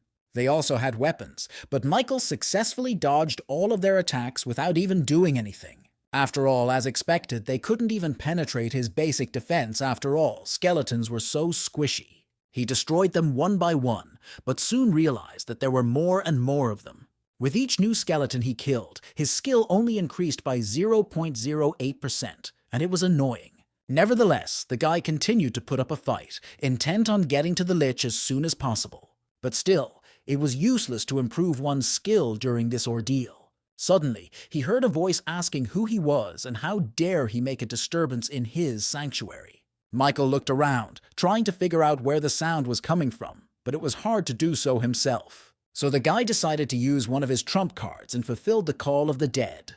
The system window notified that he had absorbed souls to summon skeleton soldiers. He summoned almost all of the skeletons, leaving himself with only 1 soul just in case. Thus he left his new assistants to deal with the enemies, and himself went ha the boss's head.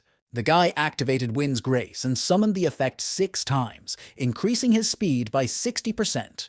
He also applied the effect of rank 2+ speed boots, also instantly increasing speed. Suddenly he saw the silhouette of a castle in front of him and realized that the boss was probably there. Michael thought it was amazing if he could summon dead skeletons at that distance. Nevertheless, that was why it was necessary to get rid of him as quickly as possible, and Michael increased his pace. The Skeleton King, meanwhile, didn't expect to see a guy here, and also so quickly. He was standing on the roof of one of the buildings inside his castle, and Michael landed right in front of him. The king remarked that he was a defiant boy who dared to cross the threshold of his sanctuary. He added that he would make him pay in full for his insolence, and suddenly the king summoned new monsters. This time they were sand golems, and Michael was surprised that this boss could command them as well. That's when the guy realized that he probably wasn't capable of fighting on his own, so he called on others. Michael smiled and suddenly asked if he could summon someone stronger by chance. After all, if he doesn't have stronger exhibits in his arsenal, it's a bit of a disappointment to him. Upon hearing this, the king became angry, saying that these guards would be enough to tear him to shreds. The golems, meanwhile, were advancing, but Michael had already activated the instant acceleration skill. He dealt with all the new opponents within 3 seconds, surprising the King of the Dead very much. And then he even had time to be frightened, because the guy rushed straight at him, intending to finish him off. He swung and hit him with his sword, causing him to fall, and the system window reported that his skill had increased by 1.2%. Michael noticed that the undead were definitely increasing his skill quickly, and it was a good feeling. The King of the Dead wondered where this monster came from, for its powers were simply beyond the realm of possibility. In his eyes, the guy was a true monster, eager to kill all monsters for his own pleasure. Michael, meanwhile, swung around, saying that they could already finish little by little. And the guy also realized that the king freely summoned various monsters using the book. And since that was the case, he might be able to master this skill as well. Michael smiled gloatingly. He suddenly grabbed the book and threw it to the King of the Dead, asking if he could summon those guards again. The one was a bit perplexed, asking in return why he was asking him such questions.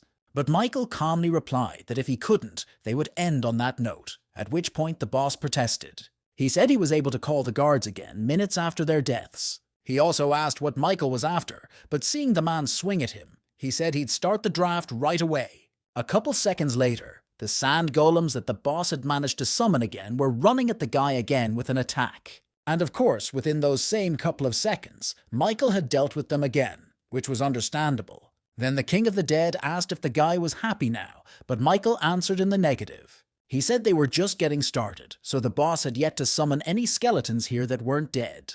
Michael also ordered him to put all their strength into those guards and almost had him do it by force. The king didn't even understand why he was doing it, he asked until when he should do it. But Michael was busy killing monsters. In fact, he had a reason why he was doing all this. To the King of the Dead, he told him to keep going until he told him to stop. That was enough. The boss was able to summon golems that were bigger and faster due to merging with skeletons. However, it didn't make any difference to Michael. He still easily dispersed them. Also, these golems were much more useful than the single skeletons he fought in the beginning. After all, he was given +1. 2% for golems, and soon the mastery of his unique characteristic reached 100%. With this, her rank increased by 1 level, and the guy clearly felt the change. He then smiled contentedly, for now his necromancy also had level 2, and that was impressive. Meanwhile, the King of the Dead had already used up almost all of his strength and cursed the guy for it.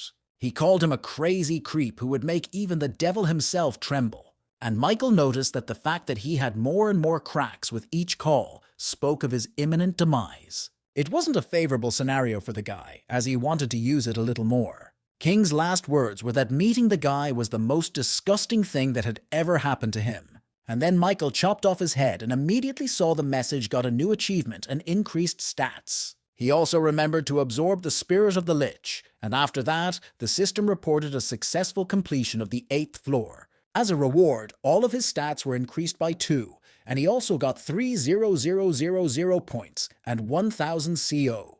A moment later, a portal appeared and he was safely back in the waiting room. He then got the message that the system had expanded, and now administrators could watch the trials. The restrictions on questions were removed, and rank 2 skills were becoming possible. Michael opened a window with information on his stats, all of which were roughly the same level. He went to his unique characterization information to read about a new additional effect. Now, when absorbing someone else's skill, he could completely inherit the skill of the deceased. And also, when absorbing the spirit of a deceased person, there was a 20% chance that one of their skills would be acquired. Michael thought the 8th floor ordeal had ended rather gently, but he clearly shouldn't have relaxed. The guy thought he could still continue to use the sword, but he had a problem with his shield and skills. After all, since he had brought his hunter's dagger skill to its maximum, he needed a new skill. So Michael went into the store to purchase something to replace the old effect. However, his hopes were not realized because he did not see anything there worthwhile or better than what he had. Then he thought that if there was no skill, then he needed to create one, so he bought the skill Basic Swordsmanship of rank 5. It was a common skill that enhanced sword abilities, but Michael needed it for another matter. He was going to increase the rank of the hunter's dagger through skill synthesis, so he needed a second component. The guy hoped to guess the best compatibility, so he chose these two skills to synthesize. The system produced a message stating that the fusion would be centralized around the hunter's dagger, and then he read that he had a 75% chance that a higher level skill would be synthesized. This statement pleased Michael, for he realized that he had correctly predicted compatibility. So he started the process, and after a while he saw that a new skill had been created. It was called Demon Slayer, and was rank 2, which surprised Michael.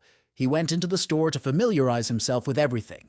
This skill increased basic knowledge of all types of swordsmanship, and increased cutting power by 3 times. An additional effect was a double speed increase when fighting non-humans. Michael thought that this skill was just perfect for monster hunting. He even contemplated trying to synthesize his remaining skills. After all, the guy had checked their compatibility and likelihood of synthesizing, so he saw no reason not to try it. From accelerated regeneration and resistance to the laws of nature, he gained the skill Iron Blood Regeneration. And from the regeneration of iron blood and tolerance to pain, he gained the skill Ash Blood Rank 1. It was the basic racial trait that a mutant vampire was born with, and he also gained enhanced regeneration. On top of that, he could block up to 40% damage, which was already a cheat in itself. Michael figured he wouldn't have a chance to properly test that skill in the waiting room anyway. After all, it was equipped with a regeneration effect, so he cancelled it at the store for 50 points. Michael put his arm out and swung his sword at her, thinking that since all the spirits had been absorbed, the shield wouldn't activate.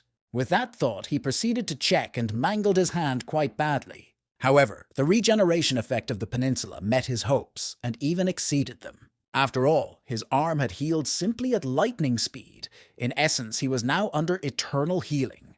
And in addition to such a level of regeneration, he also had a spiritual shield. The guy then opened the community, but he didn't seem to find anything there worth his attention. Besides, his time in the waiting room was coming to an end, so there was no point in dragging it out any longer. With that thought, he entered the portal to the 9th floor trial, where the theme was combat. The difficulty was high, and everything was given 1 day to complete. The condition for successful completion was to kill all monsters in the arena in the allotted time. The reward for a successful breakthrough was a new skill, rank 2 Beast Instinct, and the penalty was death. But suddenly Michael saw a message from the system saying that currently, this test is not safe for him due to the confirmed floor introduction of a challenger from the world of Murim. There was also confirmed goal stealing by this challenger, but Michael had already made a decision for himself. He stepped into the portal and immediately saw the pile of defeated monsters the intruder was standing on. It was clearly no longer a young man, who introduced himself as the Murima Union Commander, Albert. Immediately afterward, Michael receives a message that the purpose of the challenge has been changed, and he must now kill the invader. The man asked Michael what his name was, but the guy questioned why he was talking about it out of the blue. To this, the man replied that he had already revealed his name and position, but Michael was still not named. He said that he had not entered his floor with good intentions, so there was no point in introducing himself. The intruder then replied that there was a certain etiquette between swordsmen. Michael was speechless, wondering if there weren't any normal warriors among the applicants from other systems. The man, seeing that the guy wasn't going to answer, drew his sword and said that in that case, he wouldn't do anything about it. With those words, he attacked him. Michael had to admit he was moving pretty fast. And then suddenly, the invader used some sort of skill that unleashed a hail of sword strikes on Michael. In turn, the guy activated the skill, Favor of the Wind, and increased his turn by 30%. Thanks to this, he was able to fend off all of his attacks, and the man marveled at this, for few people were able to do this. They recoiled from each other, preparing to regroup their forces and counterattack. The man said that it appeared that there was such a skilled warrior in this dimension as well. Suddenly he apologized for looking down on the guy, but Michael didn't need his apology. He suddenly turned to the man as well, telling him to stop being a hypocrite, for he was here to kill him. Also to steal his bounty, and if he already showed up with such intentions, then don't let him act all polite. It was disgusting, and Michael looked at him angrily, ready to pounce and kill him. To this, the man replied that probably because he was from different worlds, they couldn't understand each other.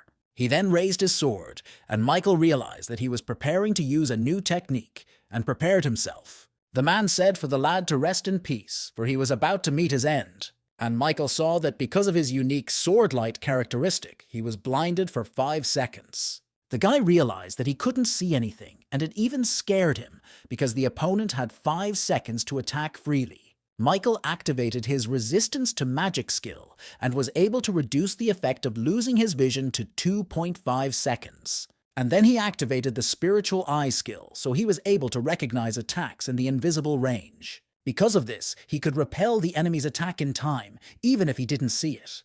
The next instant, Michael felt the blade of the blade near his neck and ducked at the last second. He even got the new achievement, Avoiding Blindness, and all of his stats increased by 2. The effect of the unique characteristic Sword Light was disabled. Both opponents bounced off each other. The man was surprised at how the boy fought, for he was the first challenger from Earth to repel his attack. Michael's Ashblood skill had activated in the meantime, and he thought he had almost had his throat slit. The man asked how he figured out the trajectory of his sword, but the guy wasn't going to continue answering him. He activated the instant acceleration skill and wind grace, increasing his speed by 50%. And then he rushed into action. Michael wanted to straighten out this man standing out of politeness as soon as possible. Thoth saw this and prepared to defend, for now the initiative in the battle was on the draw. Their blades met, and now each tried to figure out their opponent's weak spot and pierce the defense. Michael began to use not only his sword, but his entire body. This knowledge came to him through a new skill. But to his woo-vv, the man had time to block everything and was pretty good at fencing too. When Michael kicked him again, he swung around to stab him in the leg. Luckily, Michael managed to avoid that blow. He even decided it was worth trying other moves now. Still, it was amazing that the man had time to block all the attacks as Michael launched them with great speed. But the guy wasn't inferior to the intruder in skills either. He was also good at blocking his blows without giving him a chance to hurt himself. Their abilities were about on the same level, but Michael didn't know how many floors this man had already traveled. The man, meanwhile, noticed that the guy was using some strange and unusual techniques. He added that he was a bit puzzled as he did not expect to meet such a strong opponent. After all, despite his incredible stature, their characteristics were essentially on the same level. So after a moment, the man's face changed. He said he was going to be serious from this second on. After that, he swung his hand and used his unique characteristic again, blinding Michael for 5 minutes. But this time, the guy already knew what to do. He quickly activated the magic resistance skill and the spiritual eye skill. In this way, he was able to reduce the duration of the blinding effect to 2.5 minutes, but the enemy was already attacking. Michael noticed that the speed of the intruder's blows had increased, and that didn't please him in any way. If it wasn't for the effects of the skills, there was no way he would have seen the attack, or rather felt it. The guy activated the effect of the rank 1 wrought iron steel defense pendant. Because of this, he was now absorbing 10% of all pain from physical attacks, which was just about right. However, his shield suddenly cracked and the steel defense skill activated. Just at that moment, the blackout effect ended and Michael could see his opponent again. He realized that he couldn't use his technique all the time as it required recharging.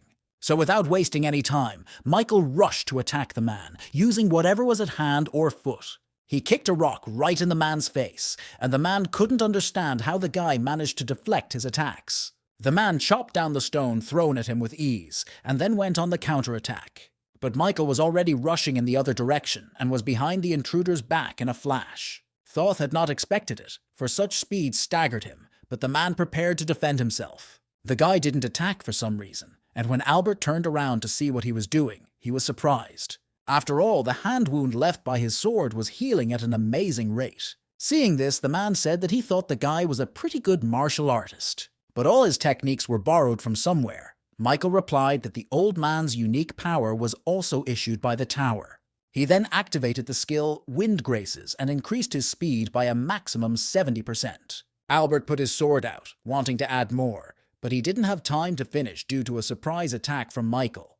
The guy was already looming over him, swinging for a punch, so the man had to defend himself quickly. He could barely make it at the last second and was greatly surprised that the guy's speed had increased noticeably. Returning to his words, Michael asked how he looked at dying from a borrowed ability. He thrust his sword harder, and Albert had to hold back the onslaught with all his strength to survive. He thought that he had done the floor introduction dozens of times so far. It was also the case with this floor. He chopped down opponents from various worlds with his sword, but he was especially fond of the planet Earth, particularly because the people from this world were weak in terms of ability across the board.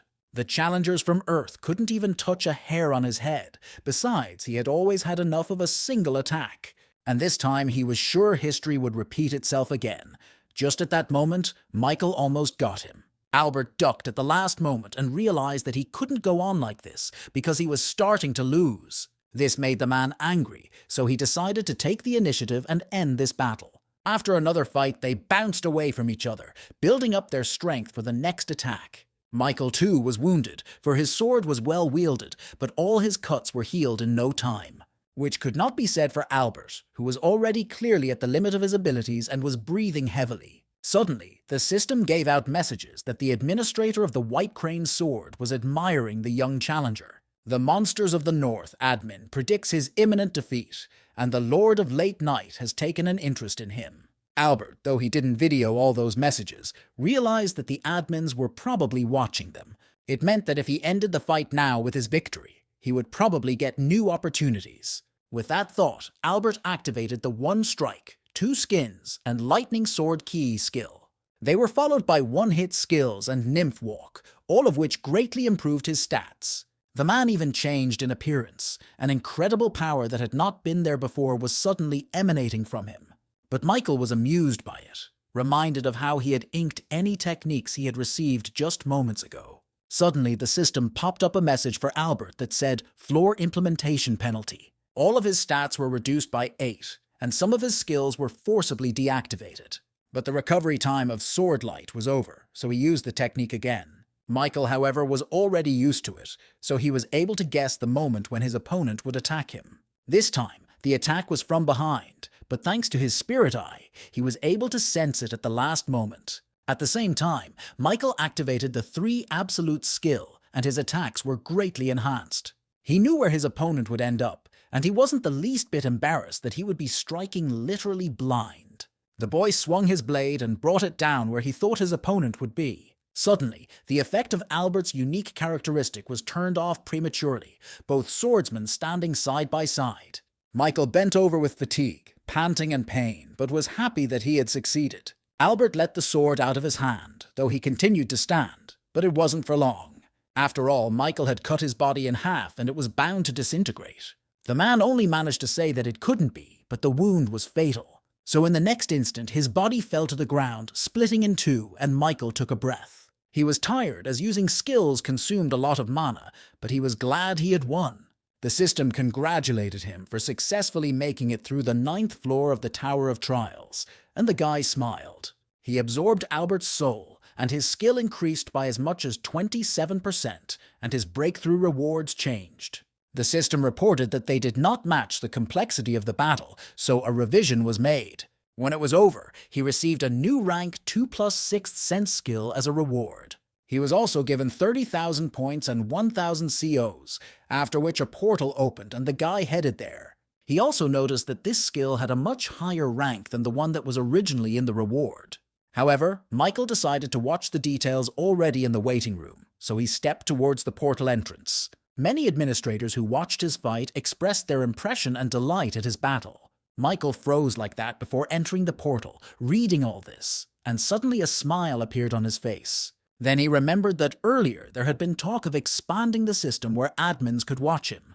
Either way, they remained enthralled by his fight, and the lad felt a slight satisfaction. Then suddenly he read that the Lord of Steelblood was condemning the excessive interest in the contactor. She added so the guy doesn't become obsessed with the increased attention from administrators. Just at this moment, the administrator of the White Crane Sword offered him an exclusive power. Michael was surprised by this, for he didn't know that administrators could give out powers so easily. He then read that the Steel Blood Lord was saying in a disgruntled tone that he could take strength. She added that there are times when they sponsor a force to gain favor with the contractor. White Crane Sword laughingly added that they would have many situations in the future where they would have to clash. And the Steel Blood Lord said that the power provided would be so awesome that he would feel some kind of encumbrance. Michael then said that in that case he had no need to doubt and would gratefully accept the power. Immediately, the system reported that the strength of Swordmaster Key had been added to his exclusive store. Sword of the White Crane, with a smile on his face, asked the lad not to forget this kindness, and Michael thanked him. When he returned back to the waiting room, the system had expanded again. He now had access to the common areas, but the guy didn't understand what that meant. He was interested in other things. After all, he didn't know if the system administrators could watch him in the waiting room too. Deciding, however, that he wasn't going anywhere from this, Michael opened an exclusive contractor's store. He looked at his powers and found a new one among them, which turned out to be a good 2+ rank as well. According to the description, this power allowed him to greatly improve his sword skills, however, the sword itself as well. He could infuse his mana into the weapon and use the so-called sword key, which was much better than a normal sword.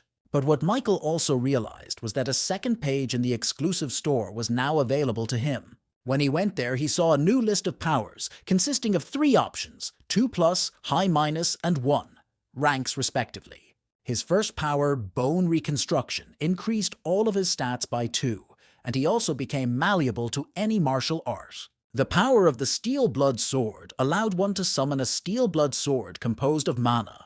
The last power, Hand of Death, doubled the effectiveness of necromancy and black magic. However, each of these forces was quite inexpensive, and Michael only had 2,000 COs in his location. So the only power he was able to buy at the moment was either Bone Reconstruction, either Swordmaster Key that was added to his exclusive store by one of the administrators. My first thought was to decide to save up some more CO to buy a few powers at once in the future. On then, the guy remembered that the man Albert who invaded his 9th floor was a real monster. And so, in order not to die at the hands of such scoundrels, it was necessary to buy more strength to begin with. After thinking this, Michael opted for the Key Swordmaster and purchased this power for 1,500 CO. After receiving the new power, the guy thought that the skill, 3 Absolutes, also used mana, but the feeling here was completely different. If you call the mana flowing into the sword instantaneously, like a wave, the triple absolute skill.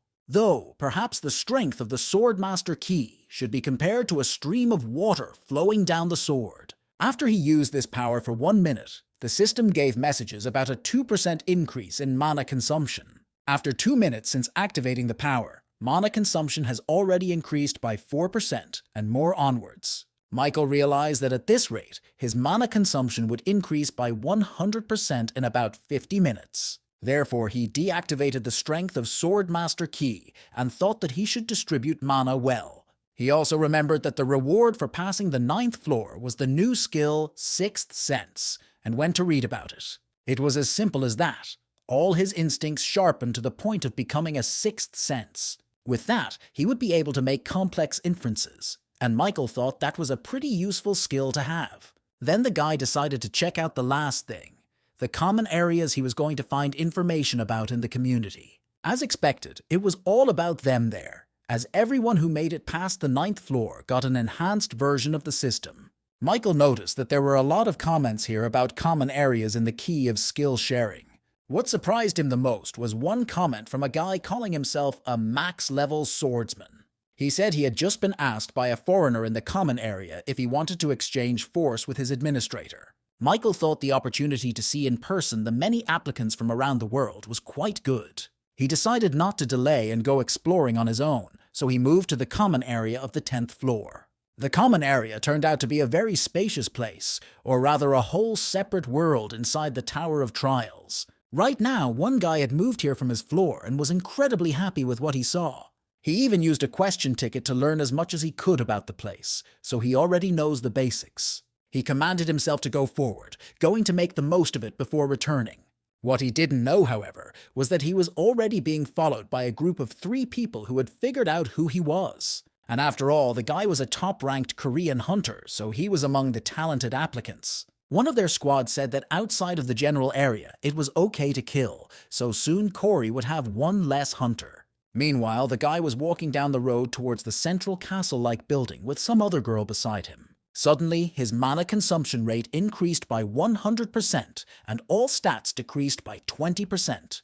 To top it all off, a part of his body was paralyzed, all due to the effect of unique characteristics. The guy didn't realize what had just happened, but he had a bad feeling about his life. Suddenly, he heard someone's laughter behind him and turned around, seeing the 3 foreign challengers. One of them leaned toward him with his blade, asking if the guy really didn't understand what was going on right now.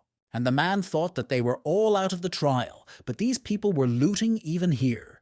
Things were bad, but suddenly someone shouted for the foreign boys to stop their barbarism. This was the same girl walking beside him. She threatened to report everything in the community. But the head of the gang was not frightened by this threat in any way. Instead, he took a closer look at the girl, who was quite beautiful. Then he sighed in annoyance, saying that he would do as she wanted if she would do his bidding in return. The guy went on to add that the girl should take off her clothes, then maybe he would think about what he said.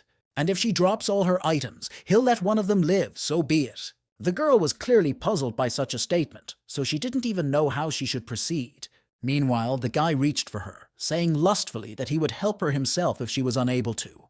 However, the moment he was still speaking, someone was incredibly fast near their small group. Michael stood with his back to the foreigners, intending to continue on his way unnoticed. The guy who was apparently in charge of his team gave him a disgruntled look. He addressed him by calling him Black Robe, but Michael wouldn't take offense because that's essentially what it was. He turned around and took off his hood, asking if the guy was addressing him. The guy agreed. The foreigner then noticed that Michael was also Korean, and Michael did not deny it. He too noticed that these guys were strong contenders from another country, most likely China. Those in turn attacked him with their unique characteristics that they had attacked another Korean with before. But Michael didn't even blink an eye as he relied completely on his effects and stats. He only thought that all he wanted to do was quietly pass by, but alas, now he would have to defend himself. The guy activated his forceful breakthrough and magic resistance skill. Because of this, all effects were cancelled, much to the surprise of the foreigners, especially their ringleader. And Michael didn't think to stop there. He drew his sword, saying he didn't start this first. He was now preparing to attack, and everyone realized that they had a strong opponent when he activated instant acceleration. The 3 guys only managed to get a little bit back, but it wasn't enough. In the blink of an eye, Michael approached them at the throats of 2 of them, while the third had time to use a technique. He used the ice shield, but Michael was already standing beside him and swung to break through that defense. He had enhanced physical strength, so he hoped to break through this barrier with a single blow. It did so, and the ice shield, which at first glance looked solid, crumbled like sand. It's worth noting that this was surprised by a guy and a girl who were not at one with the foreign applicants. And the guy who was the only survivor of his little squad was scared that he was about to die himself. For when his defense broke down, he saw his opponent in earnest. The guy yelled for the guy to stop, saying he admits he was wrong to kill others. He added for Michael to show mercy, but the man responded by thrusting his blade right into his throat. Why, he quickly absorbed the spirits of all 3 guys he killed, and his skill increased by 6.4%. After that, he turned around to walk, but suddenly he was called out by a girl in a nun's outfit. She apologized, saying she should have helped him, but the battle was over quicker than she would have thought. When Michael replied that it was okay and she could go, the girl smiled at him and said goodbye. The guy who was alive because of him also thanked him for his rescue. Michael replied that he just thought those people wanted to kill him too, so all he did was take care of himself. With those words, he turned around to leave, bidding the boy farewell, but he had no intention of letting him go so easily. He suddenly asked Michael to leave him the corpses of the challengers he had killed, which surprised him. Michael asked why he wanted to do that, to which the guy replied that he couldn't help but thank him properly. And if he gives him those corpses, then for saving his life, he will repay him by providing power. Hearing this, Michael was surprised again, for he had not been set up for this arrangement, but it seemed favorable to him. The guy he saved had his own unique gluttony characteristic, something similar to his necromancy. Thanks to her, he had absorbed the corpses of the challengers, but what that had gotten him, Michael couldn't know, nor was he much interested. He just wondered if this was the power this guy was talking about, because if so, it looked impressive. But it was not as he had imagined, for the fellow had said that the power he had promised would be different. It was called Steel Wings, and was added to his exclusive store by a gourmet administrator. The guy, meanwhile, explained that it was a power that allowed you to create wings on your back with the ability to levitate. Michael thanked him, saying he would try it out as soon as he got back to the waiting room. The administrator of the Sword of the White Crane suddenly said not to bother the applicant he had swept up, addressing the foodie. The Steel Bloodlord wasn't happy about who was hanging around her contractor, and the Black Devil was watching everything with interest. Michael wondered what kind of commotion the administrators were making, since the competition between them was already going far, and it was safe to say that they clearly wanted something from the applicants. But Michael thought he would get to the truth himself, step by step, and in the meantime, he followed his new acquaintance. The guy was telling me that the common area is divided into an arena, an auction area, and a gaming area. In addition to this, he also revealed that there are only 3 other dimensions that have been uncovered in the floor implementation process. They were called Ares, Muram, and Kallian, and for example, First World contenders place a high value on chivalry. Muram's challengers are similar to them, but a little more aggressive, here Michael remembered Arnold.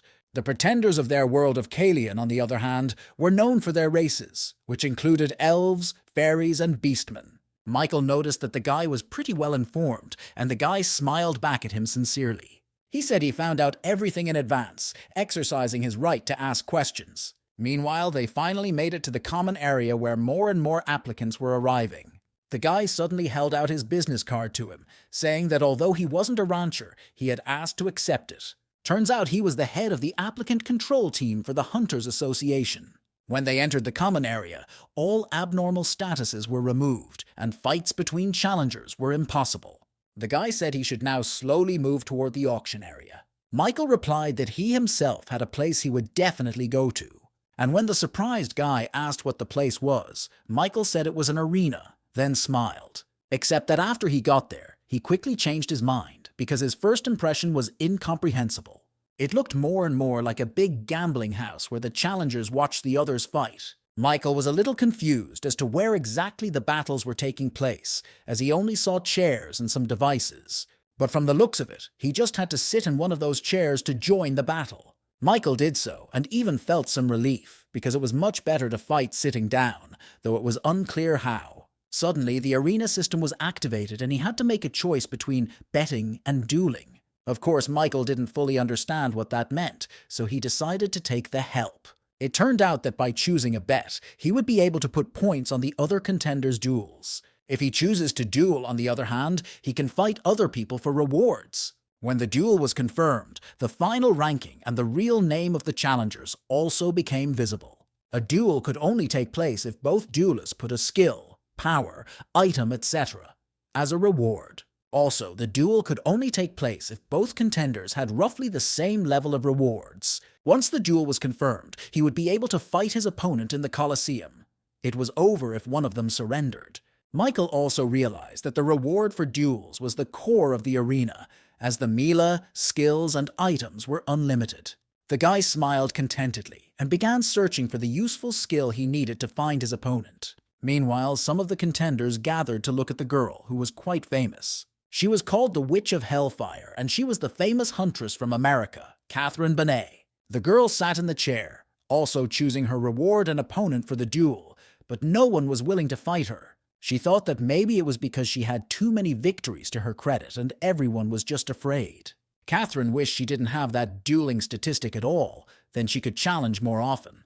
Her administrator, Firelord, laughed, saying it was just a small thing, but it didn't seem that way to the girl. She decided that she should stop wasting her time and leave the arena, for the only people gathered here were cowards. But suddenly, just as she was about to leave her seat, a new message popped up on her screen requesting a duel. It was from North Korean contender Michael Nodforth, and it will be his first fight. It appeared that this guy came into the arena and immediately chose her. It was pretty interesting. Soon the duel was confirmed, and the move to the Colosseum is underway. They turned out to be quite a spacious place, but it was the first time only Michael had seen it, so their chances were no longer equal. Catherine said she liked his fighting attitude, but before the fight, should have observed her opponent first. The duel began, and the girl immediately activated her fire abilities, to which Michael was just browsing for now. Catherine added that the guy could consider it a good experience and activated the fire birth power. Michael watched her with curiosity, for he had not yet studied this kind of technique, nor had he seen it. Meanwhile, Catherine had already attacked him with a fireball that threw a fiery tail behind her back. The attack came closer and closer, and at first Michael thought to just dodge it by moving away. However, he quickly realized that it was different with this flame, for it was literally chasing him. Seeing that he only had a little bit left before the balloon caught up with him, Michael decided to change tactics. Catherine, meanwhile, said he might as well give up, for this was his end, which would not end until he reached his goal. But Michael thought differently. He activated a new skill, Swordmaster Key, and used it against this attack. As a result, it split in two, much to the surprise of Catherine, who realized she had underestimated her opponent. Sword Key was many times sharper than usual because it was actually created by their mana, so it chopped almost everything. Judging from the expression on the girl's face, she had seen this technique for the first time and was very impressed. They were once again standing in the Colosseum arena, but this time Catherine was waiting for the right moment to attack again. She realized she could only hurt the guy that way, and he suddenly spoke up, addressing her. He said that the girl noticed that he could get a good experience here, so he would provide it for her too. In a quiet, secluded place where no one lived at all, one girl sipped tea while watching their battle. She watched Michael carefully as he fought Catherine, and it was quite interesting. The administrator didn't expect him to have already mastered the released key energy, which was just right for him. The girl thought she had made a great move when she sponsored such a wonderful force. In the future, she will need to secure the favor of this suitor, and perhaps he will fulfill her long-held wish. Michael, meanwhile, successfully deflected another fireball aimed in his direction and chopped it up as well. But Catherine didn't plan to give up so easily. She attacked him with 3 balls at once from different directions. However, all Michael had to do was simply get away from them, and the instant acceleration skill helped him do just that. The boy found himself in mid-air, but was surprised to notice that the flames were aiming there as well. Therefore, he used Sword Key again, which now increased his mana consumption by 2%. However, as he shattered another fireball, he saw that some of his clothes at the back were slightly on fire. More precisely, it was the hollow of his assassin's cloak, and that was rather unfortunate, for the cloak gave him speed. Michael thought in horror that now the effect of the cloak would be lost if it was damaged like this. He landed in front of the girl, who again suggested he surrender, and then they would dispense with the blood. But Michael had no intention of agreeing to this. He was only thinking about how miserable it was to lose such an exclusive skill.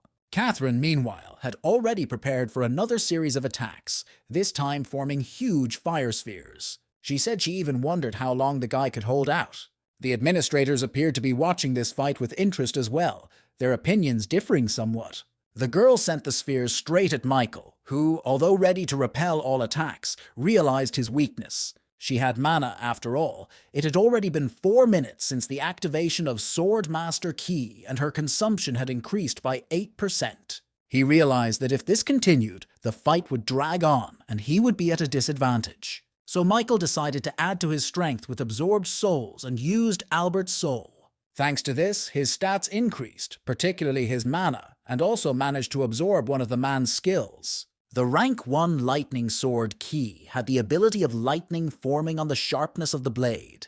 Michael wondered if that meant he would be able to launch energy over long distances and hit targets. Catherine, noticing that he was thinking about something, asked if he had time to be distracted. In that case, she would make sure that all of his attention was focused only on her flame.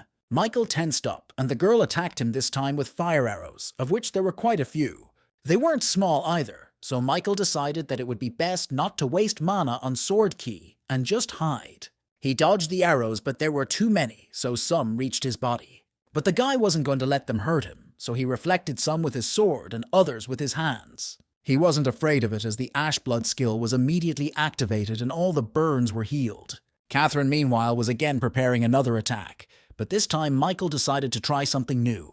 He didn't know if he would succeed the first time, but it was worth practicing, so he activated the key power. The newly acquired Lightning Sword Key skill was truly amazing and exceeded his expectations. Thanks to him, the guy was able to attack back from a distance, using his mana to do so, so it turned out to be a powerful counterattack. It was so strong that Catherine even had to use a shield to keep her from getting hit. The girl was amazed at the power with which this guy repelled her spears and arrows, and then outnumbered her in strength. She could barely hold back the onslaught, but she realized she couldn't back down that easily. After all, fire was her element. Except that Michael had long ago calculated everything down to the details and anticipated her further actions.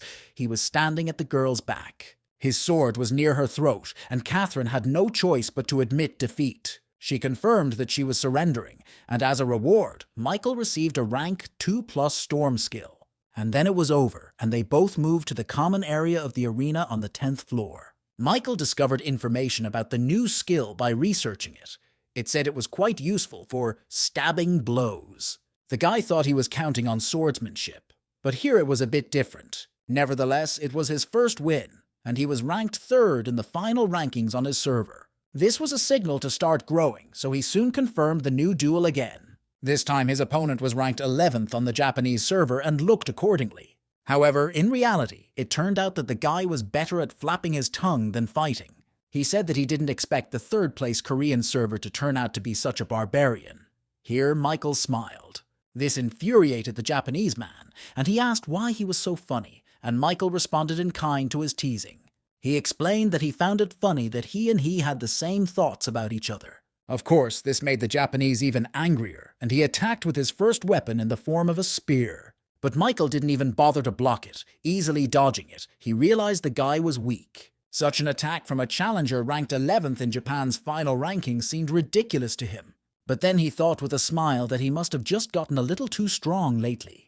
And since this kind of level seemed like child's play to him, he would easily be able to earn a lot of rewards. As it happened, Michael got the impression that it was simply a cornucopia of skills. A short time later, he defeated another challenger. This time, the opponent was ranked 10th in Turkey. Behind him fell No 7 from Russia, which Michael had a good fight with. But in the end, he did some serious damage. No.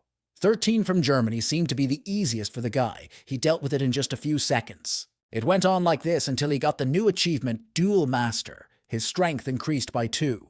Meanwhile, in the central lands of Murim, a young man was meditating on a stone. Suddenly, his meditation was disturbed by one of his subordinates who had come to report on his work. He told in general terms that Master Albert had died at the hands of a challenger from Earth. According to the latest news, it has recently become possible to connect to the Earth dimension. And as people have said, Master Albert was one of the first to embrace the attempt to do a floor infiltration there. The guy was still talking when suddenly there was a ferocious roar and they saw a huge monster. The one sitting on the rock didn't even glance in the direction of his new opponent, but he was already reaching for his sword. It had already been 5 years since he had stopped climbing to the top of the Tower of Trials, he remarked aloud. Then the guy stretched his hand out somewhere in the distance, and suddenly, a sword hidden in the rocks flew towards her from there. His weapon looked very powerful, but what was most impressive was that the guy didn't do anything for it. The monster, meanwhile, roared again, preparing to pounce on him, but the sword was already in the guy's hands. In the blink of an eye, he pushed himself off the ground and was right above the head of the monster, who was a bit puzzled. The monster wanted to eat him, but the guy was too nimble, so he couldn't manage to hurt him in any way. And then the guy attacked and finished off the intruder with one precise and powerful blow. He knew to be near the center of the head, because that was where the pain centers of these animals were located.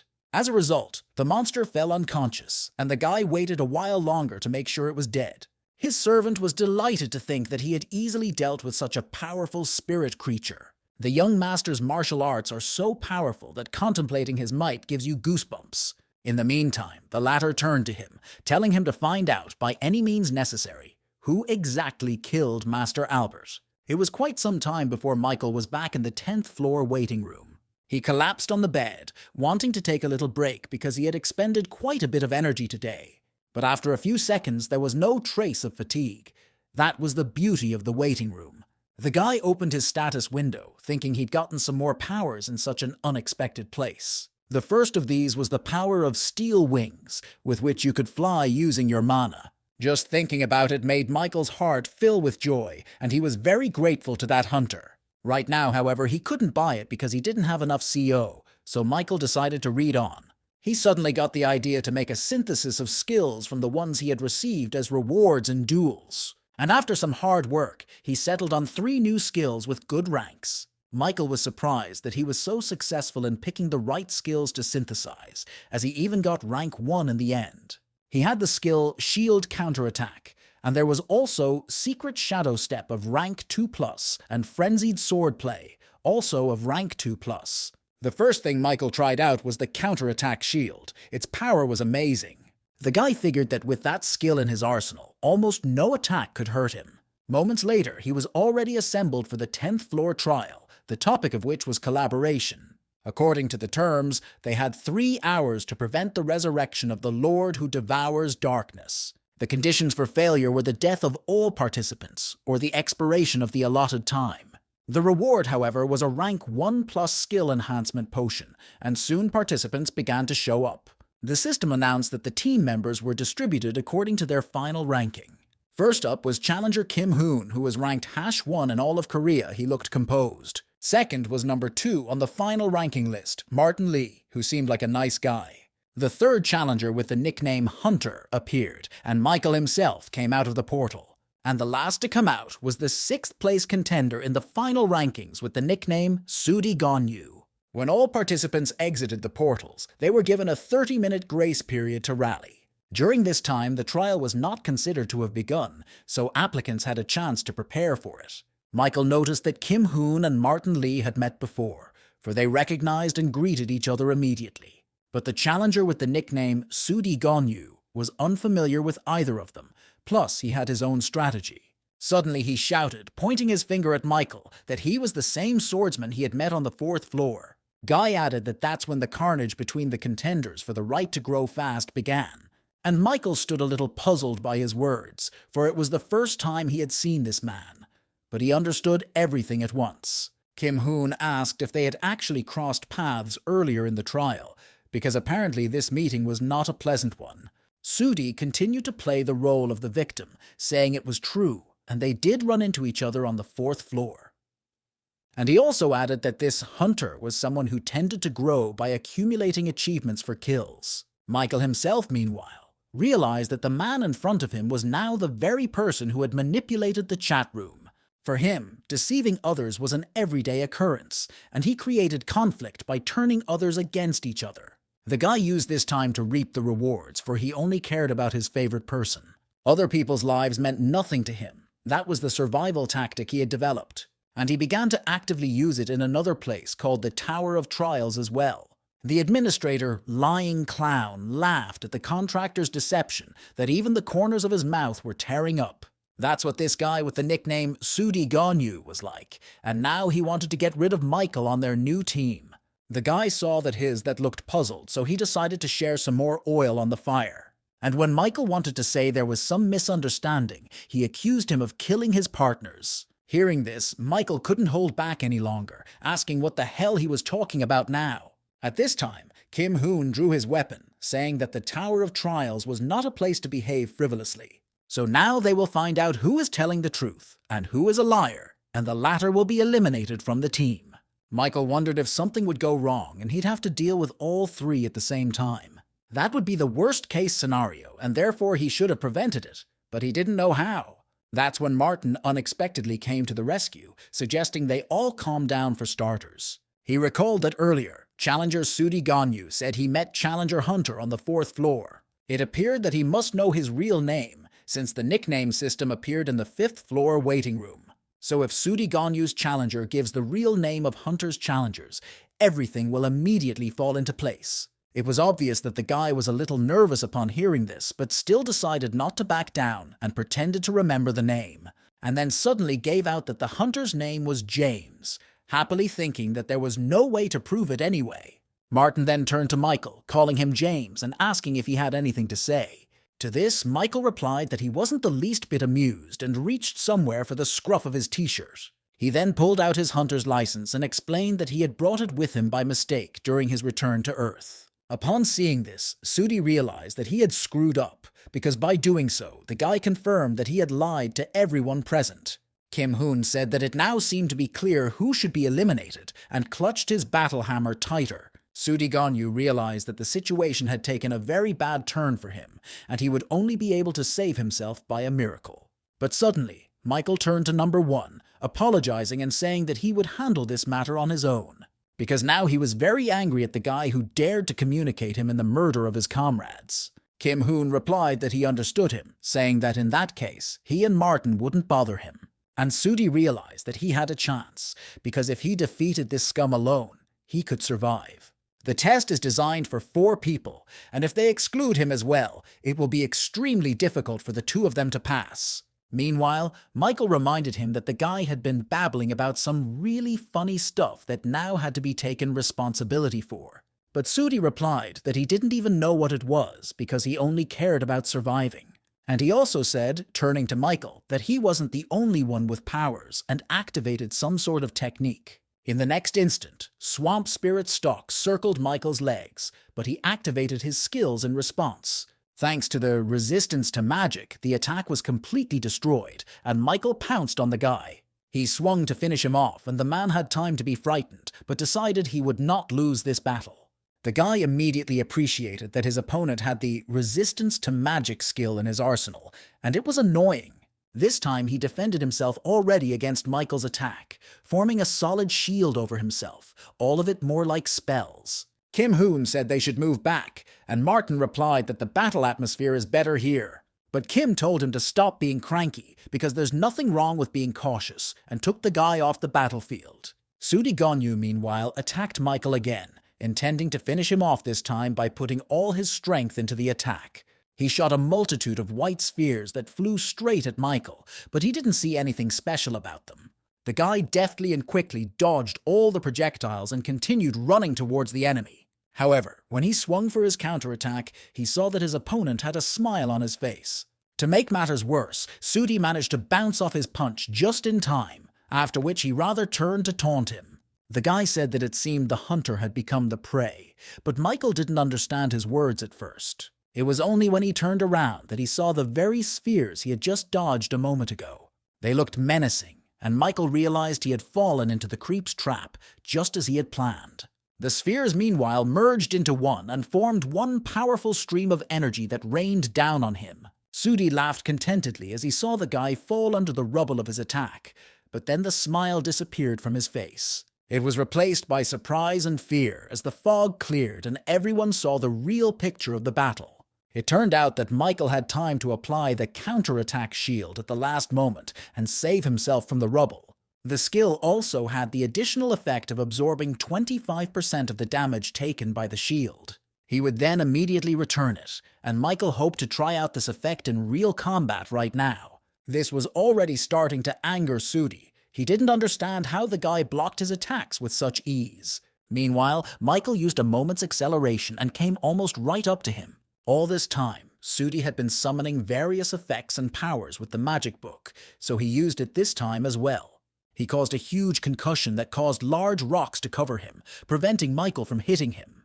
But the guy wasn't deterred by this. He confidently rushed towards the rocks, intending to destroy them with sword ki. So it did, though not the first time. The hard rocks soon cracked and split. Watching as he was about to finish off Sudi Ganyu, Martin turned to his friend, asking about Michael. But Kim Hoon replied that he had never seen his name on the list of highly ranked hunters. And if so, there was a good chance that on Earth he was just an ordinary civilian who had grown so much. It was truly impressive, and both hunters recognized that Michael hadn't even fought Sudi at full strength. Kim Hoon remarked that somehow he felt as if this Michael's level was comparable to his personal level. Upon hearing this, Martin was surprised, reminding us that this guy is ranked #3 in the final rankings so far. Kim responded by saying that even though it's just a guess, maybe the guy was just underestimated by the system. This was most likely due to team trials, where challenger ranks were awarded for common missions. But the most surprising thing was that Michael didn't seem worried about it in any way. All he did was do what he did best, and right before their eyes he shredded Sudi's spellbook. The attack also grazed his arm, causing him to scream in pain, but Michael didn't plan to stop. He stepped closer to the guy and held out his sword, and the guy knelt down, holding his hands and squeezing the pain away. Kim Hoon was surprised that the guy didn't kill the opponent but suppressed his superiority. Plus, did it like it didn't cost him anything, and Sudi desperately yelled for him to stop. He said that if he killed him, then maybe no one could survive the challenge because the system had chosen 4 players. He added, did the guy really think the test tower would give out some simple assignment, which even 3 challengers can safely pass without losing one of their comrades? Michael thought for a moment and looked back at Kim and Martin, who were standing nearby, watching the fight. Kim replied that they wouldn't interfere, so Michael could choose to do what he saw fit. For a while, Michael thought about what he should do, and Sudi decided to use that to his advantage. Suddenly, he drew his sword and attacked Michael, but he was able to see it in time. The attack wasn't even strong. But he was pissed off by the very fact that he did it behind his back, so the guy swung around and hit him. His sword pierced Sudi's head, splitting it in 2, but somehow he survived. The guy jumped away from Michael, and he noticed his bright pink aura manifest and activate some skills. Turns out, Sudi used his unique deception characteristic, and all of his stats instantly increased by 10. He suddenly shouted that he wanted to hold his trump card until the very end, but now he would finish Michael off with it. Thoth didn't understand anything that was said, but prepared himself for any attack from the enemy. He put up a shield, blocking a powerful blow from Sudi, but didn't notice that he had other methods of attack. The purple chains didn't pierce the shield, but went around it from high up and ended up behind Michael's back. In the next instant, they pounced on him like snakes, but the guy's 6th sense kicked in. Thanks to him, he was able to sense the attack and activate the Windgrey skill, increasing his speed by 40%. Thankfully, none of the chains hit him, and the boy approached Sudi again, shield out in front of him. He said he knows now that it's far more dangerous to mess with trash like him than to challenge the 3 of them to a trial. Sudi screamed with despair and anger, for he realized that now the guy would definitely kill him. And Michael used the counterattack shield skill, which instantly released the accumulated damage. The opponent was unprepared for this, so he could not defend himself in time from Michael's powerful attack. A moment later, he was already adding new items to his inventory, among them Sudi's equipment. In particular, he liked the old high-rank vampire count's tuxedo and the bloody celestial demonic sword of rank 1+. Michael hid it all away, saying he would use the items properly in the future. At this time, Kim and Martin jumped off the cliff from where they were watching his battle, which was already over. Martin said he was just great, and Kim remarked that there didn't seem to be any problems between them now. Everyone agreed and decided to move forward after all. There were 10 minutes left before the challenge started, so we should have been prepared. They saw a large statue of a rider on a horse. It looked a little creepy, but that was not what bothered Martin.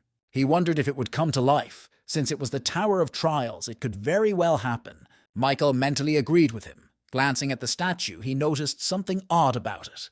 First of all, the rider had a crown on his head, and secondly, Michael saw that a faint black mist was coming from it. None of his associates paid any attention to it, and Michael himself didn't pay much attention to it either. But as it turned out later, this fact was not to be neglected. Meanwhile, they had come to the right place. Martin was surprised to see a huge room that was furnished with obscure decorations. Kim said it looks like he came to the right place, but something caught the attention of all 3 contenders. They were huge statues of ancient warriors that looked quite intimidating. Martin remarked that he had a bad feeling about it, and everyone agreed. And in the very center was a huge throne, on which as if someone was sitting, but there was only armor. Suddenly, the system informed me that the grace period had expired, and now the Dark Guardian squad was about to appear. The challengers were required to prevent the resurrection of the darkness-eating overlord. In the next instant, one of the statues of ancient swordsmen suddenly moved. It was a warrior from long ago, all in armor, and he looked quite powerful and even awe-inspiring. Following him, the other statues moved, and then they all jumped to the guys below. Kim said he had just about had his bones then too, so it was a good time to stretch out a bit. Suddenly, Michael turned to everyone and pointed to one of the guards standing directly in front of Kim. The guy said that he had a head on his back that the guards were carrying to the Lord for resurrection. Kim agreed, saying that in that case they should prevent it and prepared to attack. He liked that it was pretty easy, as the guys just had to distribute the forces 1 per warrior. The opponents meanwhile attacked, but all 3 challengers were ready for it, and the fight began. Stepping on his opponent, Michael thought it would be best to deal with him with a single attack. He planned to use Sword Key for this, so he dodged the warrior's attack and went behind his back. Except the guy didn't calculate that stone statues could use mana and create energy flows to attack. To his surprise, his opponent attacked him back and even blocked a bit of his own attack. Michael jumped back and began to analyze his opponent as he always did in these situations. Much to the guy's surprise, the stone warrior also possessed key energy and used it just now. That meant that these warriors were not as simple as they seemed, and Michael wondered how the others were doing. They weren't doing well either. Kim also noticed that the enemy was using the same techniques as him.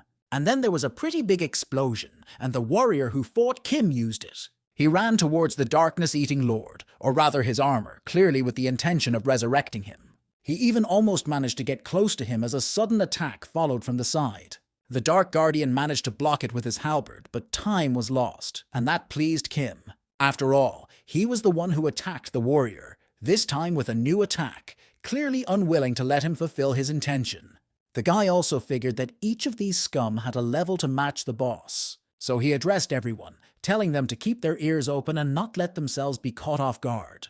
Then Martin's voice came from somewhere, noticing that Kim himself had just lowered his defenses. The guy suddenly added disappointedly that the hat didn't suit him, so he couldn't use it anymore. He then turned to the dark guard he had been fighting, saying that for making him wear that stupid hat, now he would have to pay with his life for this. With those words, he drew his bow, which turned out to be his weapon, and then released an arrow that traveled with incredible speed and power and hit the target accurately. But the guard didn't think of stopping there. He suddenly ran straight at Martin with another attack. The one in turn prepared to defend himself, but in this he had a huge advantage. After all, when dealing with mages, close combat is the standard, so Martin even smiled. After all, it only worked if the mage was an ordinary wizard, and he himself was no such thing.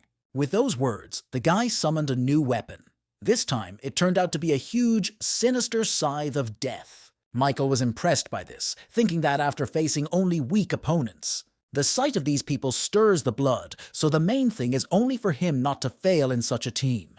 He dodged the attack of a guard who fought very confidently and could really match the level of the boss. But Michael had no intention of letting him hold the initiative for long. He counterattacked him with stones. The next step was to activate Wind Grace. The guy increased his speed by 50%. Except instead of attacking, he ran past the guards toward the throne where the Lord was to return. Suddenly, he activated a new rank 2+ secret Shadow Walk skill, temporarily increasing his strength by 3. He then connected the Frenetic Swordplay skill, increasing his attack speed by 10%. The activation of the Swordmaster Key skill was decisive, after which he pounced on the Overlord's head.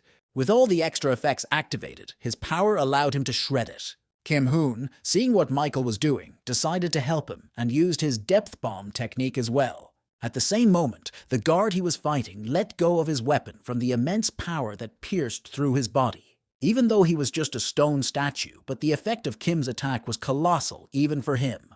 The Lord's head, which the guard was delivering to the place of the armor, was badly damaged, but had not yet cracked completely. However, there was still one member of their team left, who was already rushing their attack to make it decisive. Martin twirled his scythe in all directions, simultaneously fending off various attacks and striking back. But here he jumped up and swung for a controlling blow, intending to crush his head. The guard who had her on his back tried to block this attack, but was unsuccessful. Martin's scythe went behind his back and sliced the Lord's head in half, making resurrection impossible. The guard shouted loudly. By all appearances, this was a serious failure in their plan. And then the rest of the guards matched him and hurriedly fled the scene of the battle. The guys just watched it. Kim Hoon said that they should slowly wrap up already too, and the others agreed. They ran after the guards, but it turned out to be a mistake, for the boys had not calculated one detail. Michael suddenly heard a strange sound coming toward them, as if someone was riding a horse. Just as suddenly, one of the guards suddenly stopped and knelt down, slung his halberd on his back. The other guards also knelt down and thus formed a small springboard. For whom it was intended, the lads realized in the next instant when a rider ran across it. It was the same knight who had been standing at the entrance, and now he was flying straight for the Lord's armor.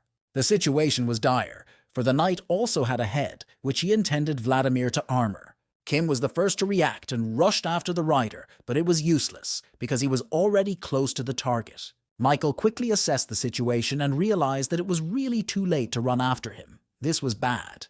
The rider, meanwhile, jumped off his horse and aimed at the armor in a leap to put the Lord's head there. Then Michael, with his last strength, decided that the best solution was to throw something and swung his sword.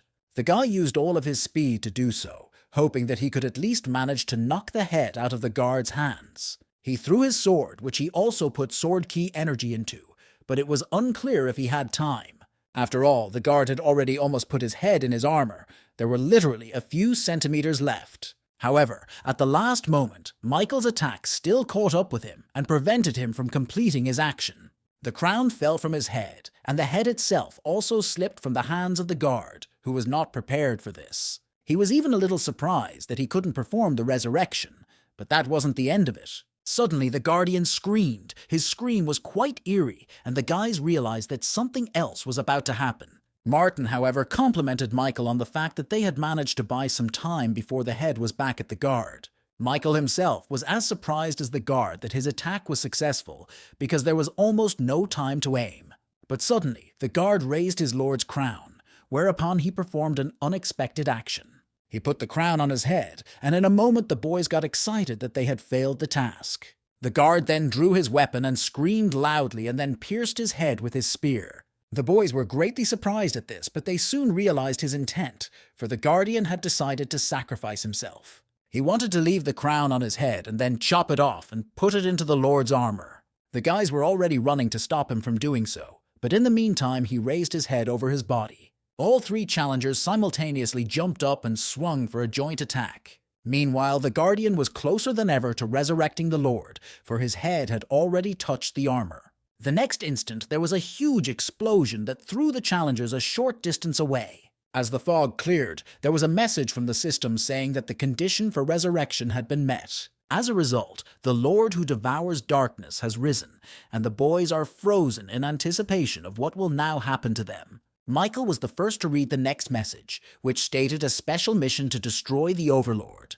The system also reported that any damage is cancelled by force immunity. Only challengers with stats higher than the darkness-devouring Overlord will be able to deal damage. All three of them were surprised from this, since no one had heard that monsters could use power. The Lord meanwhile summoned his sword, which glowed with a bright red aura and looked ominous. And then the Lord demonstrated his power by stabbing his sword where the boys stood, and those had to dodge. Michael irritatedly thought that it was rather unfair, since if dealing damage by itself was impossible, that means there was absolutely nothing they could do against this terrifying monster that possessed the challenger's abilities. The Overlord attacked again with his long and sharp blade, and Michael barely dodged, but the attack still grazed him. These problems came down on them for failing to complete the mission, but it wasn't all bad. Suddenly a good idea came into his head that could work, and Michael decided to carry it out. At this point, Kim and Martin ran up to him, asking if he was okay and saying they needed to come up with a plan. Kim offered to deal with the Overlord's guards first, but Michael suddenly made a request. He asked the boys to hold off the Overlord for a while because he had an idea with which they could win. All he needed was a few seconds, and then he would immediately join his comrades. When Kim asked what the idea was that had occurred to him, Michael simply replied that there was a way to kill the Overlord. This statement surprised Kim a bit, for even he didn't understand how it was possible if their stats were lower than his. However, he said that they would trust Michael to fulfill his request, only that he should hurry too. After all, they cannot stand for long, so Michael should not pull the cat by the tail, and he agreed. After that, Kim and Martin pounced on the Overlord, though they didn't understand exactly what to do with him. But the important thing was that Michael got some time to carry out his plan, and he smiled. The guy turned to the three guards, saying that they were going to have to play an interesting game with him for a bit. Kim, meanwhile, activated his Warhammer for another attack, intending to compare their stats. He used the Depth Bomb, and in an instant, the Overlord's body was subjected to incredible power. But before any damage could be done to it, the technique was nullified by force and inviolability. As expected, their attacks were of no use to her, so the guys backed off, deciding to just wait. But the Overlord suddenly went on the counterattack and activated his power, Overlord Greatness. The system gave a message that the guys should show respect towards the Overlord. Any action that does not meet this requirement will be blocked. The Overlord attacked. Kim and Martin dropped to their knees, but did so involuntarily, and from the fact that their bodies were paralyzed. Kim activated the Magic Resistance skill, which partially removed his body's blockage, and he was able to move. The boy got to his feet then, but saw that the Overlord had already swung his sword to attack, and they had only seconds left. Besides, Martin still couldn't move, and Kim quickly reasoned what he should do. He grabbed his friend by the mantle and leapt to the side, tumbling over him with his body weight and closing him off from the attack. But unfortunately, the Overlord's blow thus hit him himself, and Kim felt a severe pain in his back. Martin was not in the least afraid for his friend, for he usually never allowed anyone to injure him. He ran up to him and put one arm around his neck, supporting him to keep him from falling to the ground. But unfortunately, it was still in vain because the Overlord had already swung at the two of them again to finish them off. His blade was hovering right over the guys' heads, and they were already preparing for the worst, when suddenly someone blocked the blow. Michael arrived just in time and used his counterattack shield to protect his friends. He apologized to a surprised Martin and Kim for being a little late, and the two couldn't answer anything in return. The only thing they could see was that the guy had just saved their lives, and also appeared to have come up with some sort of plan. Michael did have a plan. He discreetly used one of his extra necromancy skills. Thanks to the guardian spirits, he increased his strength by 4, dexterity by 3, stamina also by 3, mana by 6, and resilience by 4. Thus his stats increased quite nicely, and the guy was able to use his shield skill now. He instantly released the accumulated damage directly into the Darkness Devouring Lord and applied the power of Sword Master Key. But that wouldn't seem enough for him, and Michael activated a new skill called Lightning Sword Key. This made his sword look like a lord's blade, and the guy was also able to attack using his aura. He put the maximum amount of his strength into that blow, but he couldn't put his full strength into it without passing out. However, it was quite enough, especially since the surprise effect worked. Michael saw that the attack had gone perfectly and breathed a sigh of relief, for the Overlord had not triggered a single effect. It meant that with these attacks, they now had a chance of victory, but the Overlord suddenly shouted furiously. And then he activated his Lord Majesty power again, causing Michael's body to block. The guy felt paralyzed and unable to move, but luckily he had the right skills in his arsenal. He activated Forceful Breakthrough and Magic Resistance, thanks to which he removed all the body blockages. At this moment, his Forceful Breakthrough, Magic Chain, and Magic Resistance skills increased by 1 rank, rank 2. The guy then activated the counterattack shield again and pounced on the Overlord with a new attack. It was also strange that the situation actually looked very dangerous, but somehow Michael wasn't confused by that. He suddenly realized that he couldn't stop laughing and thought it was because of the anticipation of his impending victory. His fundamental desire to get stronger flared like fire, and Kim and Martin noticed it. The latter said that this challenger Michael was the truest monster with incredible strength, and Kim Hoon replied that they should congratulate him nonetheless, as the top spot in the rankings now belongs to him. Meanwhile, Michael's shield's recharge had finished, and it had reached its maximum damage absorption limit. It was then that the boy realized that this was the very chance with which he could defeat the Overlord. He knew that if he reduced the shield's area of effect, the energy density would increase. He did so, and then released all the accumulated damage, forming a sharp laser that cut through the Overlord's armor. Thoth didn't expect his defense to be able to be penetrated, so he was only able to dodge, putting his shoulder in place of his head. And Michael was already running towards him with another attack while activating Wind Grace with a maximum speed of 70%. This was followed by the activation of the Furious Swordplay skill, and the attack speed increased by 10%. The last thing the Lord saw was the lad's gleaming blade, which he used to chop off the monster's head. All this time, he was being watched by the Steel Blood Lord, who thought with a smile on her face that she was very lucky. After all, this challenger showing crazy growth was her contractor. The usual challengers climbing the tower are carefully prepared not to take any risks. But Michael Nodforth is a valuable talent not easily seen in other dimensions. The only problem was that over time, other administrators would start getting more and more interested in him too. So the girl needed to develop a closer relationship with this suitor before others did. She did so for personal reasons as well, for the girl still hadn't given up hope of getting her wish. The Lord Devouring Darkness had been defeated, the system announced it, but it was clear enough as it was. A rank 1+ skill enhancement potion will be added to applicants' inventory as a breakthrough reward. As an additional reward, Michael was credited with 60,000 points and 2,000 COs. And then the system suddenly announced that challenger Michael Nodforth had made a major contribution to the special assignment. As a result, he got another 10,000 points and 1,500 COs, and the guy himself thought the reward totally paid off the difficulty. Martin looked a little puzzled and asked how he had managed to pull all this off in the first place. To this, Michael replied that he simply had a skill that was perfect for the situation. Kung Hoon then said that whatever the case, the guy had surprised them a lot today, so he suggested that they become friends. The guys sent him a friend request, saying they'll talk to him more in private chat, as they need to patch themselves up a bit in the meantime. As it turned out, more than 1,000 applicants successfully made the 10th floor breakthrough, so the system expansion began. A new category of dimension travel was created, and other dimensions were now available to them. Michael thought he was referring to the two worlds, Ares and Muram, that James had told him about. Suddenly, the system reported that the administrator's area of observation had expanded. This also applied to his intervention area, and communication with him in the waiting room was now available.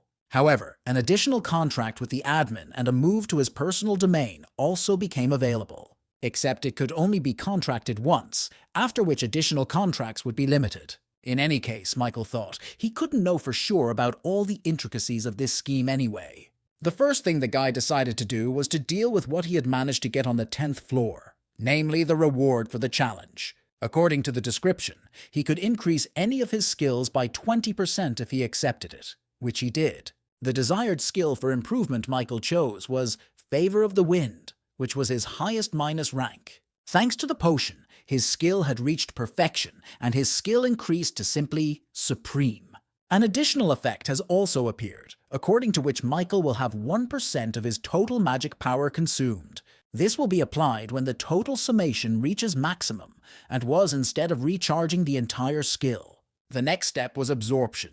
Michael started with the spirit of the Overlord devouring the darkness. He used it to increase his stats, strength by 5, agility endurance by 4, mana by 7, and stamina by 5 as well. Unexpectedly, one of the Overlord's skills, namely mana control of the highest minus rank, was also absorbed. After reading the description, Michael realized that he had most of his mana restrictions removed. He could now control it like someone with an innate talent. However, he couldn't just stand there and watch it. Suddenly, he got an invitation at my property from 2 administrators at once. They were sent from the Lord of Steel Blood and the White Crane Sword, but Michael was surprised at their simultaneity. Eventually, he accepted the invitation from the Steel Blood Lord and was transported to her domain in an instant.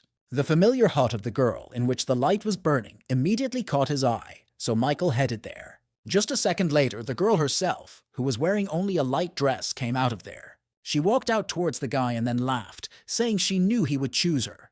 The girl pretty much said that she had won the argument because of him, and Michael realized why the invitations had been sent at the same time. The receptionist equaled him and they walked together. Michael also asked if she was cold, but the girl replied in the negative. Michael then said that he had gotten the mana control skill completely by accident and asked if she knew anything about it. Then the girl noticed that he had gotten a rather powerful skill and told him to use it now.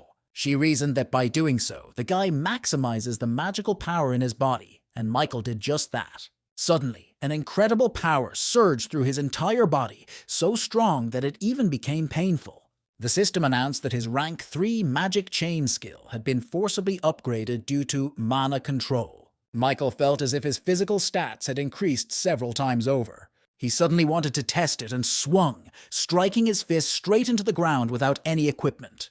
The steel-blooded lord even covered herself with her hands to keep the snow out of her eyes.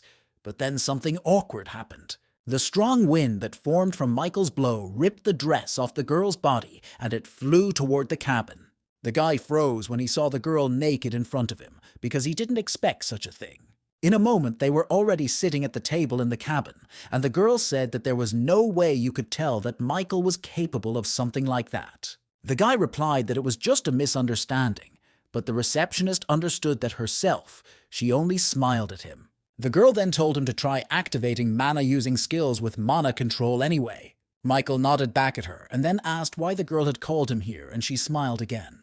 She said the real purpose of expanding the system is to make sure admins are seriously nurturing applicants. But Michael didn't understand what that meant, and then the girl snapped her fingers, telling him that he would figure it all out for himself in a moment. The system reported that the Lord of Steel Blood administrator was transferring power to the contractor using the interference zone. The strength of the Steel Blood sword of the highest minus rank imprinted itself into Michael's soul. The guy asked if the administrator couldn't have performed something like this before, to which she replied in the negative. The girl explained that the additional contacts feature was also open, and he could choose any new admin he wanted. However, she was helping him because she saw him as a huge opportunity. This the guy didn't realize. Then she told Michael that administrators are rewarded by developing applicants. But that is not the ultimate goal, as everyone as one invests in one contender or another to fulfill a long-held wish. It was obvious that the girl wanted to say something else, but Michael suddenly received a lot of messages from the White Crane sword. And then she said she would end her story there for those too impatient, and besides, she had already transferred the power anyway. Michael nodded gratefully to her and accepted the invitation from the administrator of the White Crane sword. He entered the forest and noticed that this clearing looked perfect for practicing. The guy couldn't resist trying out the new skill he had gotten from the Steel Blood Lord.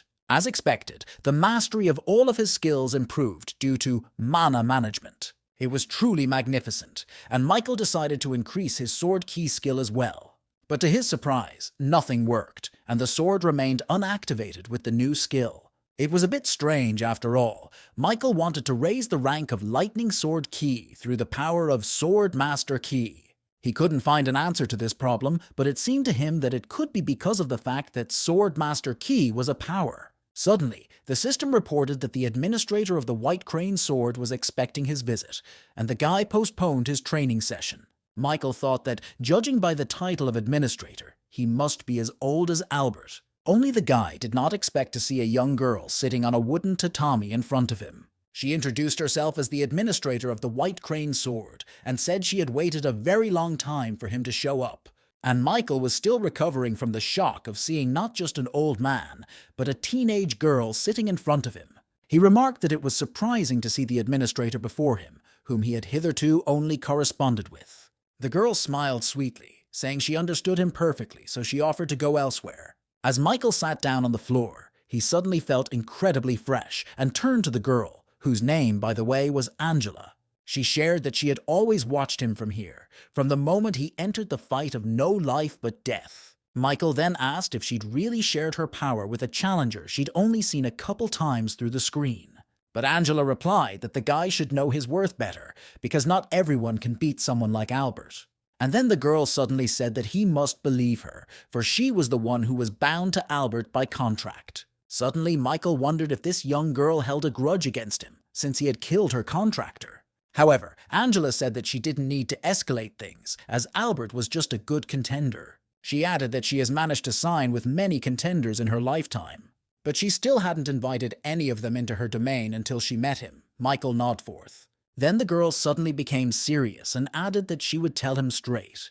She had asked him to make a supplementary contract with her. Michael in turn asked if there were any additional benefits if he did this. The girl then replied that she could make him the administrator apostle of the White Crane sword. In Tower, the term refers to a challenger who enters into a special contractual relationship with the admin. The latter, however, can only appoint one person as an apostle in a lifetime, and also only apostles can take over all the powers of the admin. Michael was surprised that the patronage pact was so important, and he had made it with a steel-blooded lord. Then Michael remembered what had been said earlier.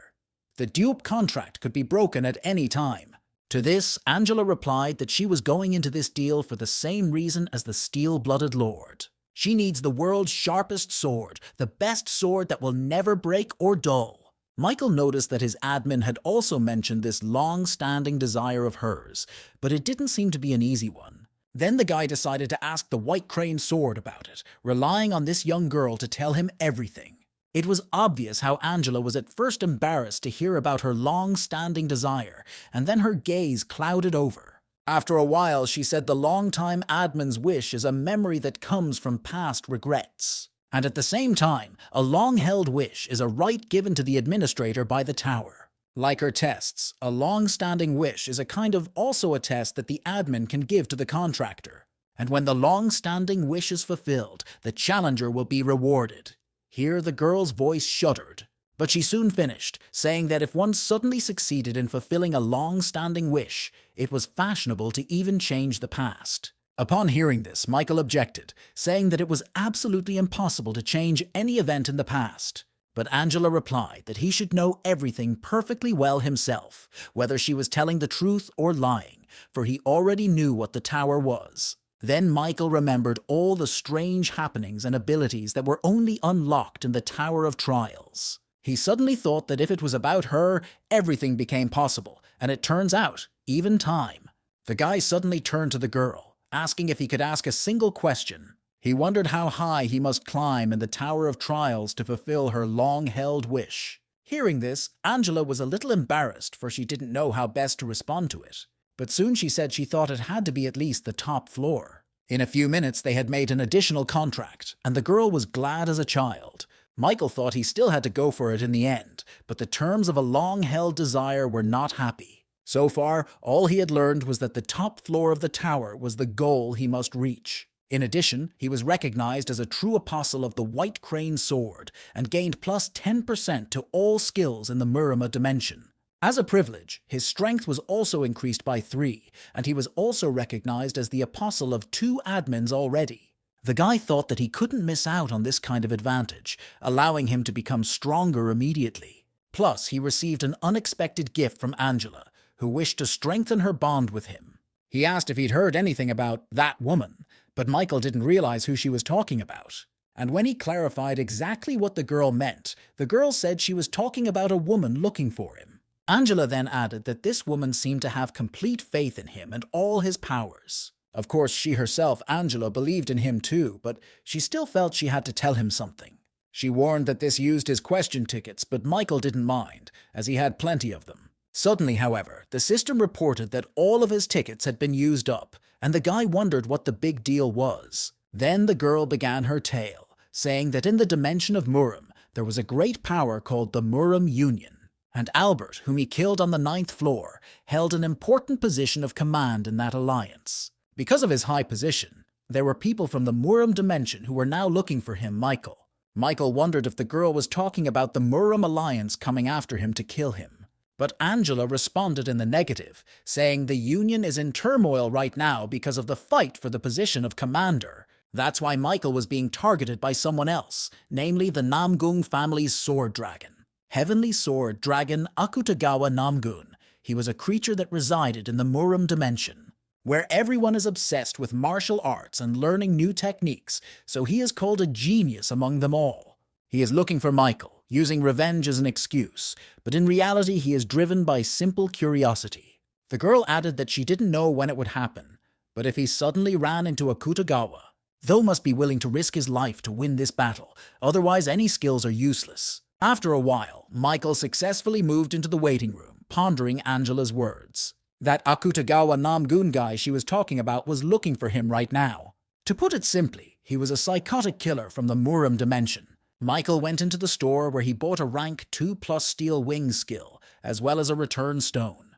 He figured that although he had learned something new, it made little difference, so he had no other choice. The guy decided he would pump like crazy on Earth before he met Akutagawa here. When he was back in his room, the first thing he did was check his cell phone. There were as many as 132 missed calls and 87 unread messages from Bethy. She wrote to tell him to head straight to the Hunters Association as soon as he read the message. So Michael decided to get there by activating his new skill, Steel Wings, and put on his old Count Vampire tailcoat. The speed at which he flew toward the association building was breathtaking. It wasn't even 5 minutes before he got there. Some people were just coming out of the building. A few guys were talking amongst themselves, and Michael overheard them talking about some kind of mobilization. Suddenly, the two froze in place from noticing a man who was literally flying on wings. Michael landed a few feet away from them and then apologized, saying he was still getting used to his new ability. After that, he ran to the Hunters Association building, and the boys stared in amazement at his footsteps. They asked in amazement if it was really a person who had just flown, and other people noticed it too. When Michael entered the right office, he saw not only Betty, but also, to his surprise, James. Michael greeted them both, asking what business they had asked him to appear on with such urgency. The first to conspire is Labati, saying that there is now a serious incident in Japan. But James said he thought talking was ineffective, so he suggested Michael see for himself. He included surveillance video of Japanese hunters that was published in Japan. Sensing a strong wave of gate generation, the Japanese Hunter Association formed a response team. 7 top-ranked hunters went to the site, but the man who appeared from the portal shockingly killed 6 of them. This is believed to be the first time an invasion of the Earth dimension by a challenger from another world has occurred. Michael then asked if they were trying to recruit a team to support Japan. The thought crossed his mind as he remembered the 2 guys leaving the building, but James didn't confirm his hunch. He said they don't recommend supporting Japan and then switched the screen again. There was visible footage of the only Japanese hunter that came out, where they could see him. He was a young-looking guy with black hair and a fierce, maniacal look. He introduced himself saying his name was Akutagawa Namgun. He was the Heavenly Sword Dragon, and he had come to avenge Albert. Hearing that, Michael thought he never imagined he'd cross paths with this guy so soon. There was a tug on his sleeve, and Michael saw Betty, who said it wasn't a forced mobilization at all. She added that it was the first time they had met together again, so she suggested they have lunch together first. But seeing the guy hesitate, the girl changed her train of thought, asking if he was going to sign up for the squad. Unfortunately for her, Michael said he would answer Japan's call and travel to the Shinjuku neighborhood of Tokyo, where the crime occurred. Betty looked confused, for she had tried with all her might to keep him from this decision by any means necessary. She screamed why he always acts so reckless, saying that a guy should at least think of others once in a while too. Then Michael put his hand on the girl's head, thanking her for her concern, and she calmed down. However, Michael then added that it was a problem that it was certainly up to him to solve. Akutagawa recalled how even from a young age he was misunderstood by his peers, and no one heard what he could hear. One of the boys said it was just sparring, so there was no need to attack so hard. At that moment, he approached them, saying that not everyone could master the released key energy at the age of 13. Albert said the kid has exceeded his expectations and will go far in the future. However, he added that martial arts is not meant to hurt people. It is a path to excellence. And you can't hurt people for no reason. With those words, Albert stroked his head and then took his hand away.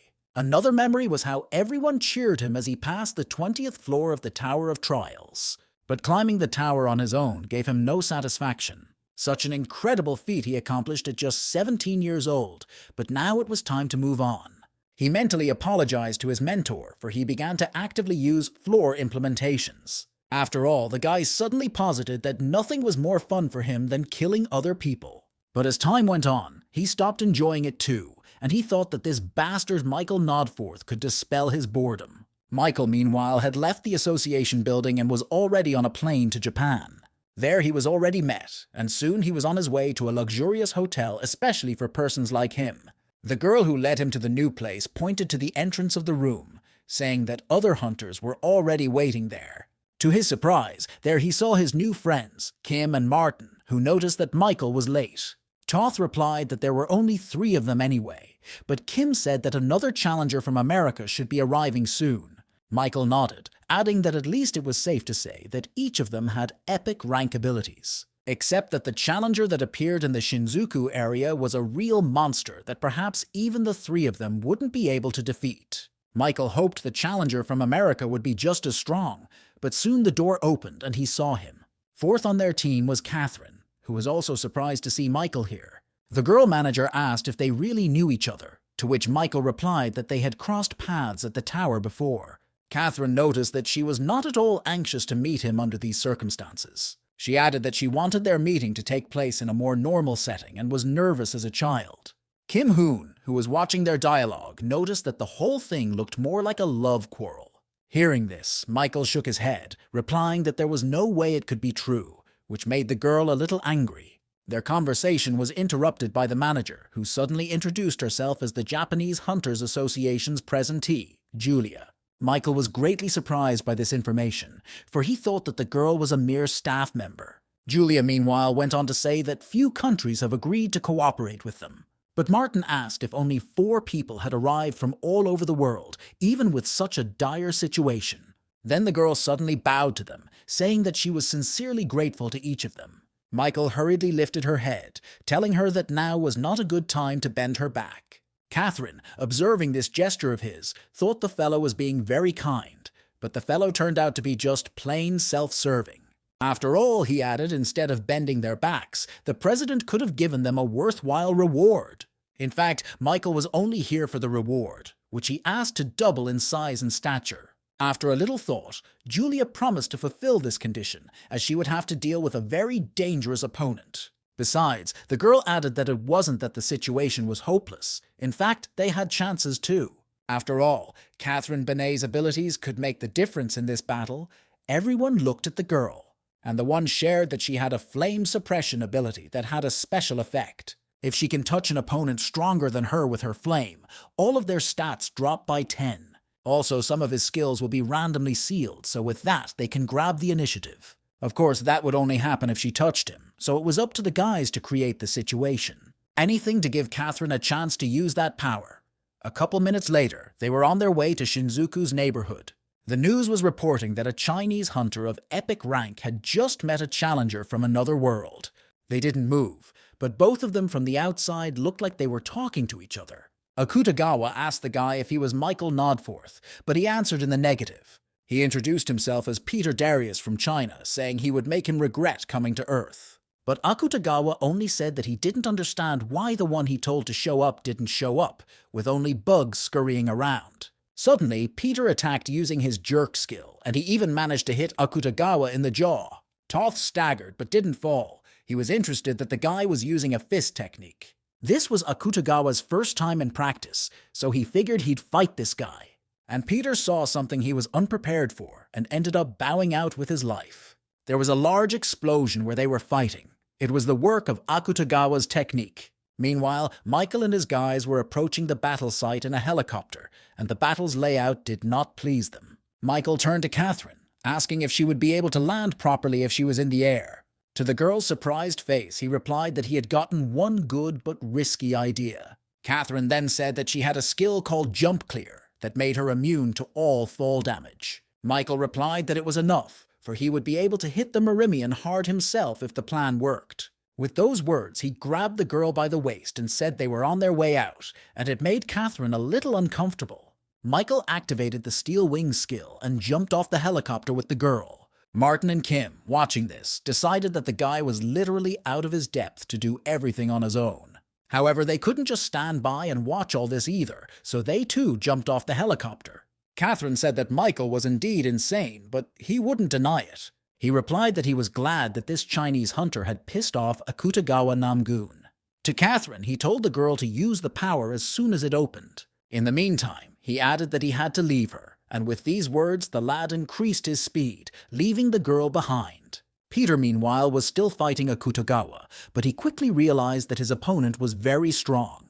The guy attacked using his techniques, but they were a bit clumsy in Akutagawa's eyes. Toth said that the Chinese man is not even able to properly concentrate the key energy in his fist, but still continues to use fist techniques. It was starting to annoy him a bit. The Heavenly Dragon Sword swung for a decisive strike using the pure ki energy released. He didn't have time to finish the guy off though, as he noticed some new enemy approaching him from the air. This surprised the Myrmian a bit, but he had no plans to retreat, and still had to admit that the new opponent was fast. Michael pounced on him with his counterattack shield. It was a good move since it worked as both defense and offense. As a result, Akutagawa couldn't react in time to better respond to it, and flew backwards a bit.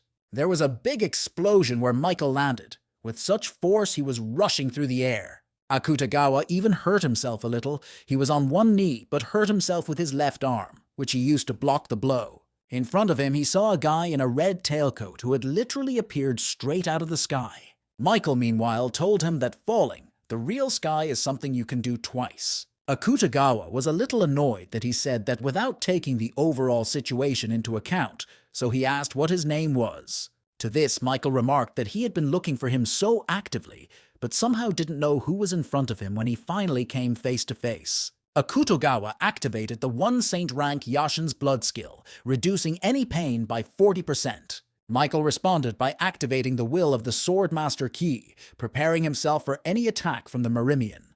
And the man only said quietly that he wondered who he was, except that he turned out to be a weak scoundrel. Oh, and to top it off, the guy used a fake sword ki. With those words, Akutagawa struck out with his fists. He was furious that such a man could defeat Albert and refused to believe it. But Michael didn't care a bit about those words of his. He figured he should attack since the guy didn't have a gun. Except the one wasn't with bare hands. In a flash, he extended his arm and summoned his sword. They collided and a great tension hung in the air, making the earth shudder. Michael activated the shield, thinking they had done a lot of damage when they jumped off, but that didn't seem to be the case. His counter shield also shattered in one attack. At this rate, it would be difficult to use. In front of him, he saw a sword that was completely made of energy and mana. It must have been a true sword ki. Michael thought that he had never seen such a weapon before, so he attacked from a distance using the lightning ki sword. A large wave crashed down on Akutagawa, but the guy was in no hurry to block it for some reason. Instead, he suddenly swung his sword and unexpectedly shattered his attack with the power of his sword. At that moment, however, two more challengers appeared behind him, intent on attacking the blind spot. Martin and Kim simultaneously struck where Akutagawa had been standing a second ago, but he was able to bounce back in time. However, that wasn't the end of it either, as Catherine was already rushing towards him from behind with all her equipment ready. The girl activated her flame suppression skill and launched her hand at the Merimian's body, though he tried to dodge. There was another explosion, and Catherine realized that the boy had still managed to keep her from touching himself, but only the robe. Martin meanwhile pointed upwards, warning everyone where the enemy would be attacking from. Akutagawa stood on the lantern, saying that they kept getting in the way of his fun, so he'd get rid of them. The instincts of hunters who had been through many battles screamed one thing: this attack was impossible to block. Akutagawa knew this very well himself, which is why he directed it at them all, telling them to die. Kim, Martin, and Catherine realized that the only way to survive was to dodge this attack. That's what they did. But her range was much longer than the guys could have expected. When Michael was in Angela's possession, among other things, the girl gave him another technique. She said that it was just a normal mana injection, but in the future, he would be able to activate complex techniques with it. And then the girl did something else and added that she had now already administered an unusual injection, for this one would build a bond. Michael didn't understand a word of what she was saying, but he was honored to have a new ability. Then Angela asked how he felt, and the guy did feel a slight difference. He said that the first injection did feel normal, but he couldn't say that about the second. He described her as if she, the master of the White Crane, was inside him, and the girl smiled. She nodded and said that it was now up to the guy to do the same with his sword. But he shouldn't have used it there, because the technique could have failed due to admin interference. So Michael decided to use it in battle, and now that Akutagawa had such a dangerous attack was the right time. Skills and will were henceforth used from Michael not through sword ki, but through his perception. He was using the first sword ki on Earth. The Tower of Trials was hit by player Michael Nodforth, and he even got a new achievement. Also, due to the increase in mana consumption by the will of the Key Sword Master, the restriction was removed. Michael thought he finally had a completed sword ki and turned to Catherine. He asked if she was all right. The girl replied positively, for at that moment he had used an attack of the same power. Thus the blow was absorbed and the guys stayed alive thanks to him, and Akutagawa laughed for some reason. He shouted that this was exactly how the guy should respond, because he was about to be disappointed in him. He added that the harder you try when building a castle, the more fun it is to destroy it. This time Akutagawa was the first to attack, making a sharp lunge towards Michael, but the latter was alert. The guy thought that up until this point, all players from other dimensions had annoyed him, but this one was a real psycho. He blocked the Merimian's blow and jumped aside, joining his comrades. Michael asked Catherine to leave for a safer place, as it would be difficult for him to fight and protect her. The girl wanted to object, but Kim said that Michael was right. He himself was frustrated that he couldn't help again. However, the guy added that when the opportunity arises, they will use the plan with Catherine's fire. Afterward, all three of his friends fled the scene of the battle, but Michael knew they hadn't abandoned him. He himself, meanwhile, continued to fight with Akutagawa. They would come together and separate, each time with new attacks. Only traces of their sword's energy glittered in the sky. Michael's was bright blue, and Akutagawa's was yellow-white. The city of Tokyo shuddered from their battle, but none of the guys wanted to be the loser, so they continued on. Explosions occurred whenever the guys used powerful attacks, usually one attacking and the other responding. Kim, Martin, and Catherine realized why Michael had asked them to leave, as he had fought on a level playing field with this Marimian. But Kim objected, saying that he thought Michael was a little behind, and at this pace he might even die. Michael himself thought that he was confident that he could fight the opponent after improving the sword ki. He remembered Angela saying that she thought Akutagawa's sword-wielding was about the highest rank, but now it seemed to Michael that before him was just a legendary opponent, because that one was incredibly strong. After some more fighting, Michael sank to his knees, unable to get up. He realized that he had used too much stamina, and if he tired more, it would affect his actions. At that moment, he heard someone call out to him. It turned out to be Catherine, who threw him some kind of potion. The guy caught it and looked at the girl in surprise, as if asking what he should do with it. His confusion was taken advantage of by Akutagawa, who kicked the guy with his foot, and he bounced backwards, dropping the potion. Muramek caught it and said he'd drink it himself, so he passed on his thanks to Catherine. The girl and Martin watched as he drank it down to the last drop, and after all, it was Catherine's only one. Michael clenched his teeth in anger that he hadn't been able to react in time, though he had managed something. Thanks to the potion, Akutagawa's stamina recovered a bit. He said people always hope. And he, Michael, was the same way, for surely he had always told himself that he could win if he tried. But destroying such thoughts, the moment when optimism turns to despair, was the only thing that brought him pleasure. With those words, he lunged at Michael again, intending to finish him off this time, and the latter defending himself as best he could. Akutagawa noticed something about this guy, and he didn't like it, because he was getting that impression that there was still hope in the eyes of this challenger, even though he was close to defeat. Muramek gathered all his power and put it into another attack, with the intention of making it his last. Michael was barely able to block it and flew back a few meters, but still survived. He banged his back painfully into the wreckage of the buildings Akutagawa had managed to destroy already. Muramek, meanwhile, approached him again with another attack, but the guy still surprised him. After all, he could no longer move, yet his gaze somehow remained as proud as ever. The Heavenly Sword Dragon shouted for Michael to feel desperation and slashed his face with its blade. Michael screamed at the pain that stung his eyes. It was unbearably painful, but he still held on. Stamina was at its limit, but the guy knew he could make another attack if he gathered his strength. However, the problem was that he couldn't see anything, so the attack definitely wouldn't work now. Michael clenched his teeth, his despair beginning to overwhelm him, for he didn't know what to do. Just at that moment, Catherine came to his rescue, suddenly running out of her hiding place. But Michael was not happy about her appearance, for he realized that the boys would just die if they interfered. He shouted for those to stay away, and it even surprised Akutagawa a little. Murims was amazed that even while virtually on the verge of death, this guy cared about others. Suddenly it all became clear to him. His comrades were the reason the guy wasn't desperate yet. Akutagawa had told him that. Catherine, meanwhile, attacked him with her fire technique, hoping to at least partially trap him. But Akutagawa was incredibly fast. In the blink of an eye, he was behind the girl's back and swinging. Catherine didn't expect it, so she couldn't put up a defense in time, and then felt the sword cleaving her back.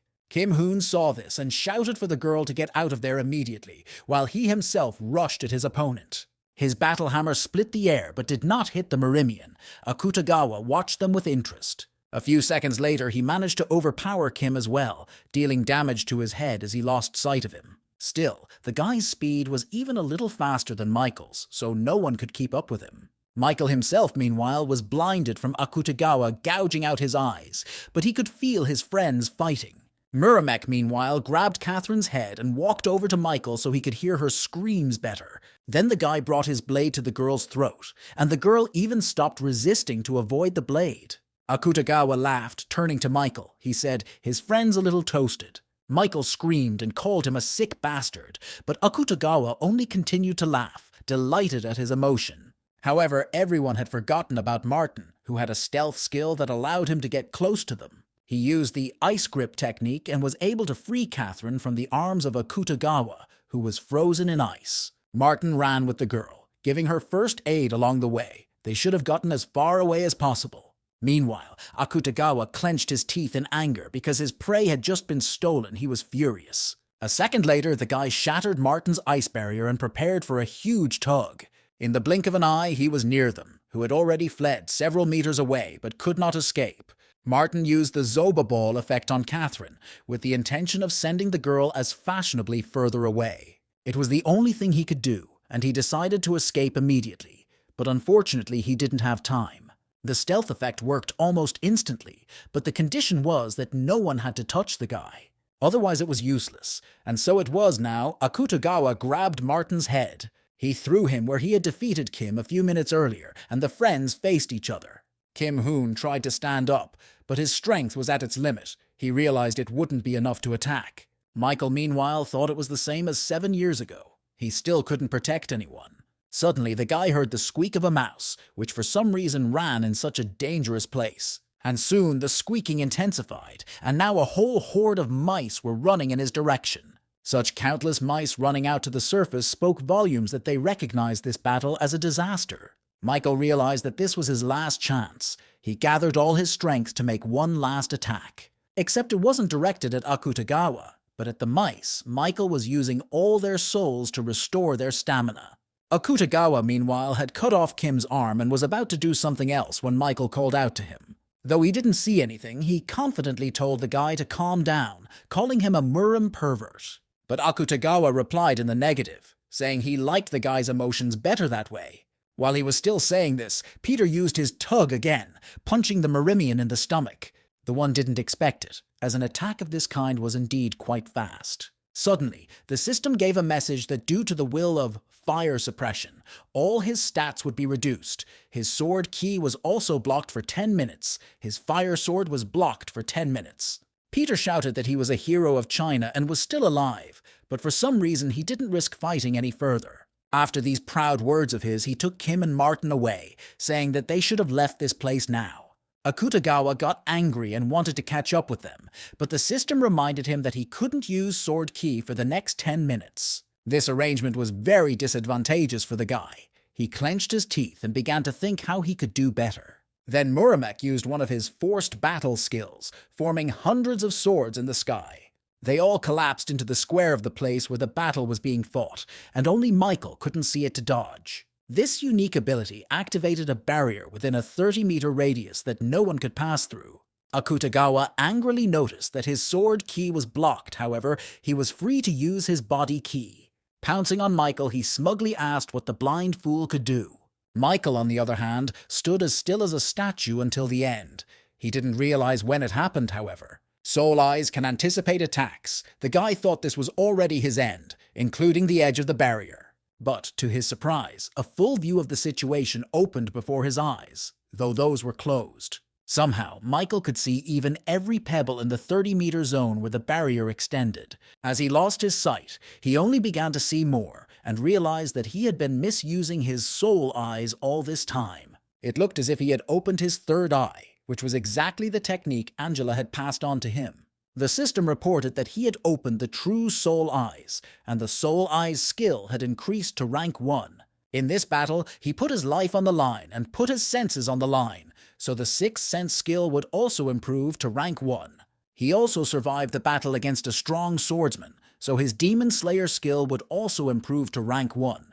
In a short time, his body had endured many dangers, surpassing its limits. Akutagawa was surprised that the guy not only managed to dodge his blow, but was now looking at him. He clutched his blade with confidence again, and now looked even stronger than he had before. Michael himself realized that with these pumped-up abilities, he would be able to fight the weakened Akutagawa on par. Michael attacked, Akutagawa defended. The Muramayan didn't realize what had happened in that short time.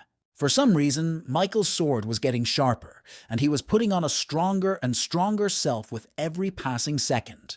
Michael activated the stealthy shadow step skill, and his movement speed increased by 30%. He added instant acceleration and favor of the wind, increasing his speed by another 70%. He finally activated the chaotic sword skill, adding another plus 20% to his sword attack speed. But even with all those skills, Michael realized he was falling behind Akutagawa, which is why it was too risky. After all, at this rate, he'll soon run out of steam, and the opponent will have all restrictions removed in 10 minutes. So the only thing left was to win in close combat, as he had the advantage of his sword. Michael suddenly threw it toward his opponent, and the latter thought the guy had lost his mind. Of course, he dodged this attack and smiled evilly, for now the guy had lost his weapon as well. Akutagawa said Michael made a mistake. Being cornered, he attacked him with his fist. Michael in turn dodged the blow by ducking backwards. His plan was different. He used what the Steel Bloodlord had given him, namely the Iron Blood Sword. When his will activated, a new flaming red blade emerged from the guy's leg. Akutagawa was unprepared for this, so he was unable to put up a defense, and the sword went through his body. Blood gushed from the Marimian's mouth, and he bent but did not fall, remaining standing on his feet with the sword in his body. The blade scraped through his stomach, and the victory suddenly approached Michael. It was only necessary to finish his opponent. Akutagawa realized that he should react quickly to have time to recover. At this moment, the will of the Rule of Fire expired, as well as the unique ability of Forced Battle. The barrier had been removed, which meant other challengers could intervene again, so it was a bad thing. Akutagawa pulled out the Stone of Return, saying that next time he would see it through to the end. The next instant, a gate opened that appeared to lead back to the Change of Murim. Martin and Peter shouted that the enemy was trying to escape, and they couldn't let that happen. Because at that moment, everyone realized that if they didn't kill Akutagawa Namgu now, it would spell disaster for the Earth. The challengers, though on edge, every single one of them were determined to give their lives to defeat him.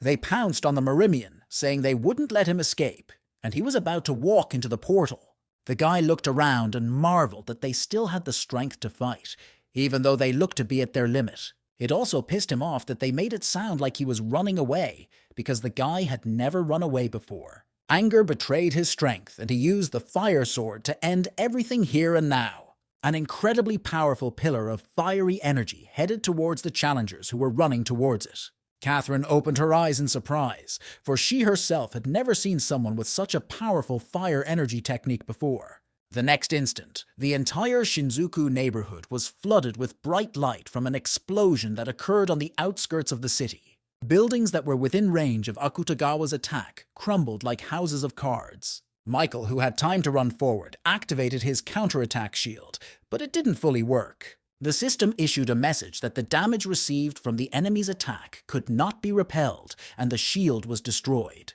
The guy's arm was torn off, and Martin rushed to him with a healing technique, but Michael didn't think about it. He said the enemy was still here and glanced at Akutagawa, who decided not to go into the portal after all. Muramet said he could have killed the guy with one punch and asked if he really wanted to follow through with it. It was disgusting, but Michael didn't know what to say because the enemy was really strong. Akutagawa took one last look at Michael, then said he'd be back again and stepped through the portal. This time, no one was in his way because everyone was already at their limit, and there was no point anyway. Because Michael fell to the ground and everyone rushed to him to help him get to the base. Meanwhile, Akutagawa had returned to the Murima dimension, where his subordinates and servants were already waiting for him. They rejoiced at the return of their master, but he suddenly fell to his knee and spit up blood. The servants immediately went to fetch the doctor, and Akutagawa vowed to take revenge on Michael Nodforth at all costs. That one was also lying in a Tokyo hospital at the time, where he only regained consciousness in the evening. He tried to get up, asking where he was, but Julia, who was on duty beside him, laid him back down.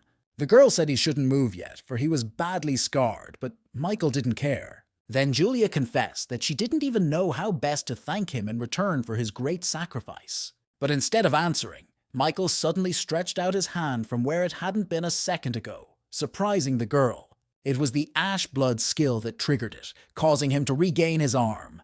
The first thing the guy did was ask where the others' rooms were, and he looked in on Catherine first. It turned out to be a bit of an awkward encounter, as the girl had just had her physical and was sitting half naked. Martin wasn't doing any better. The guy was prescribed crutches because he broke his leg in battle. Seeing Michael, however, pleased him, all the more pleased that he was able to regain his arm. Martin also noticed the slap mark on his friend's face, and the latter explained that he had gone into Catherine's room, and judging by her strength, she was fine. Michael then said he didn't see Kim Hoon in his room, asking if Martin knew where he was. But the man replied that he had only seen him in the morning, adding that the friend was now in a bad state. Still, he had lost his right arm, which Akutagawa had so brazenly chopped off just for fun. It was already evening, and Michael went to the roof of the hospital for Martin's advice, where he saw Kim.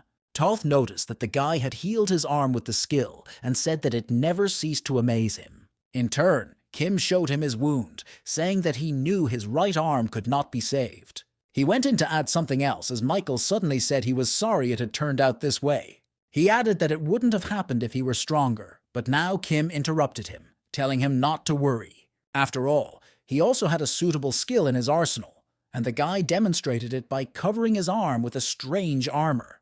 They approached the balcony, and Michael confessed that he'd conquered the tower just for the power, as if he'd been possessed by something. Kim replied that it wasn't so bad, because it was probably that drive that made him so strong. He added, however, that the strong should help the weak, himself, at least. He sincerely believed this. Michael nodded, saying that he had learned a lot from this battle, and admitted that he had forgotten something very important. Then Kim said it was a relief that such a strong man wasn't an evil psycho. He suddenly took off his mask and lit a cigarette, offering one to Michael as well, but he said he didn't smoke or drink. And then the boy looked at his friend's face, which could now be seen in every detail, and marveled. For his face seemed incredibly familiar to him, and Michael froze with surprise as he looked him over. Then Kim Hoon smiled gently, still holding the cigarette in his teeth, and said that he had forgotten to introduce himself. A few days later, they were all fully recovered from their wounds and stood for photos for the world's press. Each of them was interviewed, especially Michael, wanting to know all the details of his battle. Michael also handed Catherine her necklace, which the girl had forgotten when she changed clothes. The gesture really pleased her, and she smiled at the guy, and the guy had to admit that the girl was beautiful. Martin, Peter, Catherine, and Kim headed for the exit of their hospital, saying goodbye to Michael because he still had things to do. He put on his red vampire count's tailcoat, but suddenly noticed that there was some sort of change with him. The design of the tailcoat was slightly improved while he was in the hospital, and now it was even a little better looking. His equipment items were also lit to a shine, but from Japan's point of view they were heroes, so it made sense. Michael lay back on the bed, contemplating the fact that he hadn't planned on becoming so famous in the 3 days he'd arrived on Earth. Checking his phone, he even saw a video of his battle. Turns out they were being filmed from a helicopter the whole time. Reading the messages, Michael noticed that he was compared to a sword ghost, saying that he had plenty of skill. Michael was flattered by the title, but he had not expected that Kim Hoon himself would be the Lightning Emperor. Even among the 30 hunters of epic rank, he was rightfully considered to be the strongest in Korea from this troop. He defended the portals with a speed that other hunters of epic rank couldn't even dream of. Then, on the roof of the hospital, he admitted he wouldn't mind recruiting the guy to join him and held out his business card. Meanwhile, his time on Earth had expired, and Michael prepared to go to the tower again. Still, he should have gotten stronger to wear the title of Transparent Sword deservedly. A moment later, he was already sitting on the bed in his 11th floor waiting room and taking advantage of its effects. Michael thought he'd learned some lessons from his fight with Akutagawa, even though he'd almost lost his life. It was about stamina, which he appeared to lack fully for long battles. Ash Blood is a recovery skill that boasts efficiency among all his other skills. However, it doesn't activate if his stamina is at 0, so it's time to get a new skill. The only problem was that all the skills looked pretty good, but Michael knew what to do. The best way to deal with doubt while shopping was to buy up everything in stock. He bought the skill Auto Recovery rank 3, Absorption of Moonlight rank 4, also Sunlight Absorption rank 4 and Overgrowth rank 2, spending almost all of his points. Michael's account had already been charged 55,000 points, but he videoed that he could afford another skill.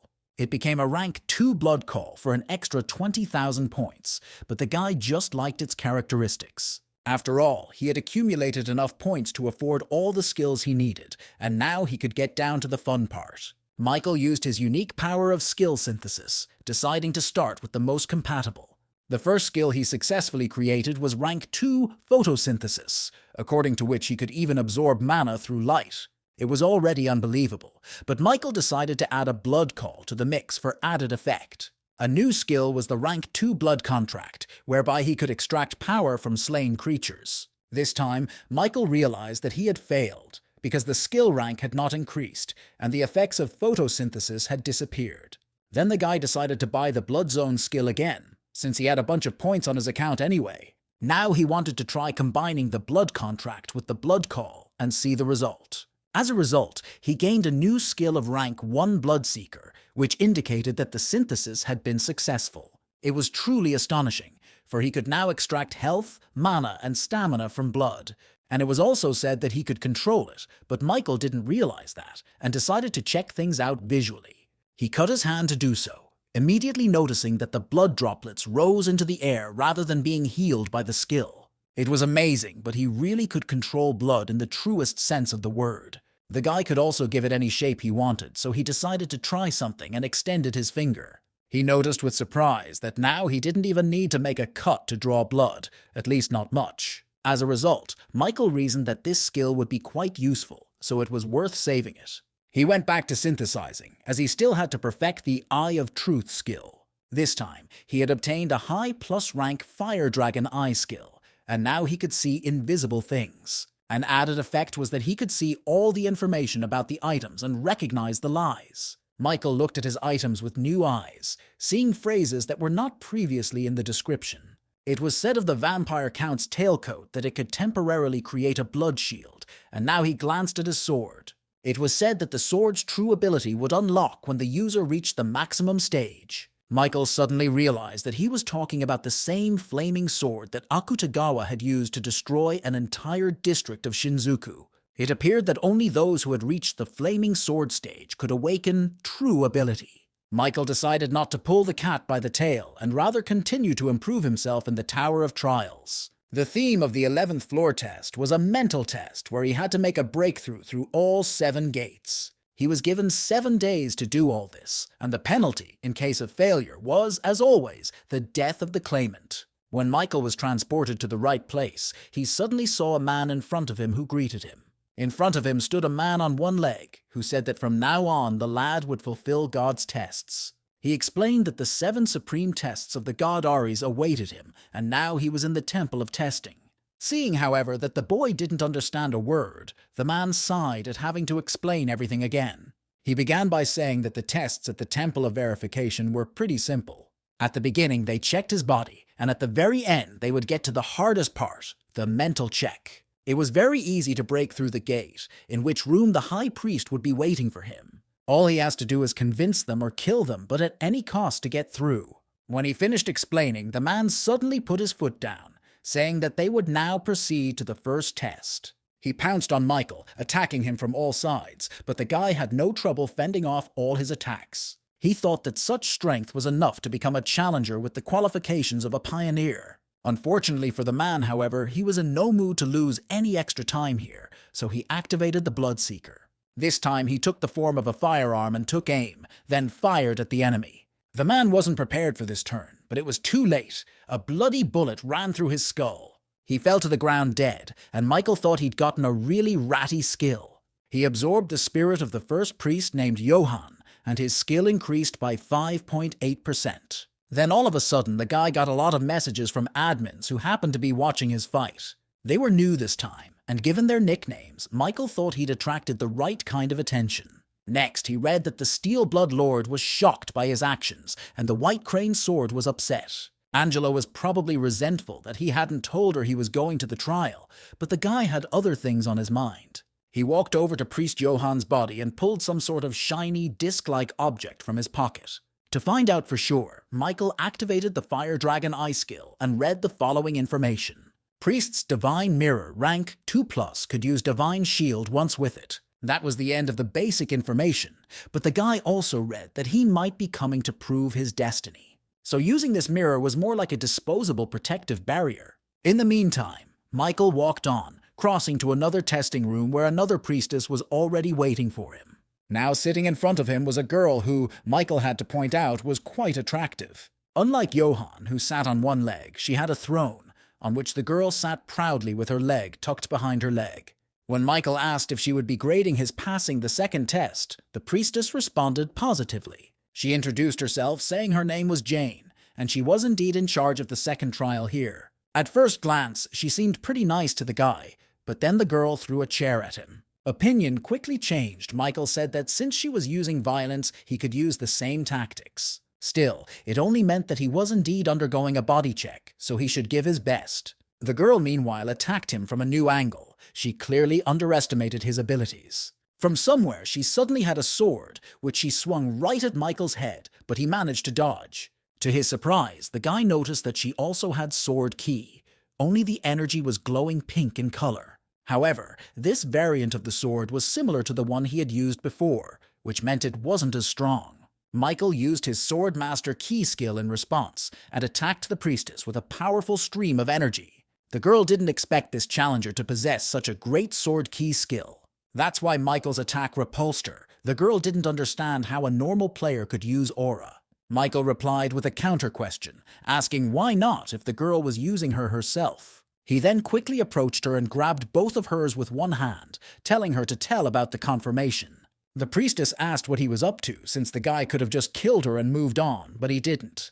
But Michael continued to hold her against the wall, waiting for an answer, though for now the girl was in no hurry to speak. Then Michael didn't wait any longer and turned to Jane again, telling her to just explain the ordeal to him.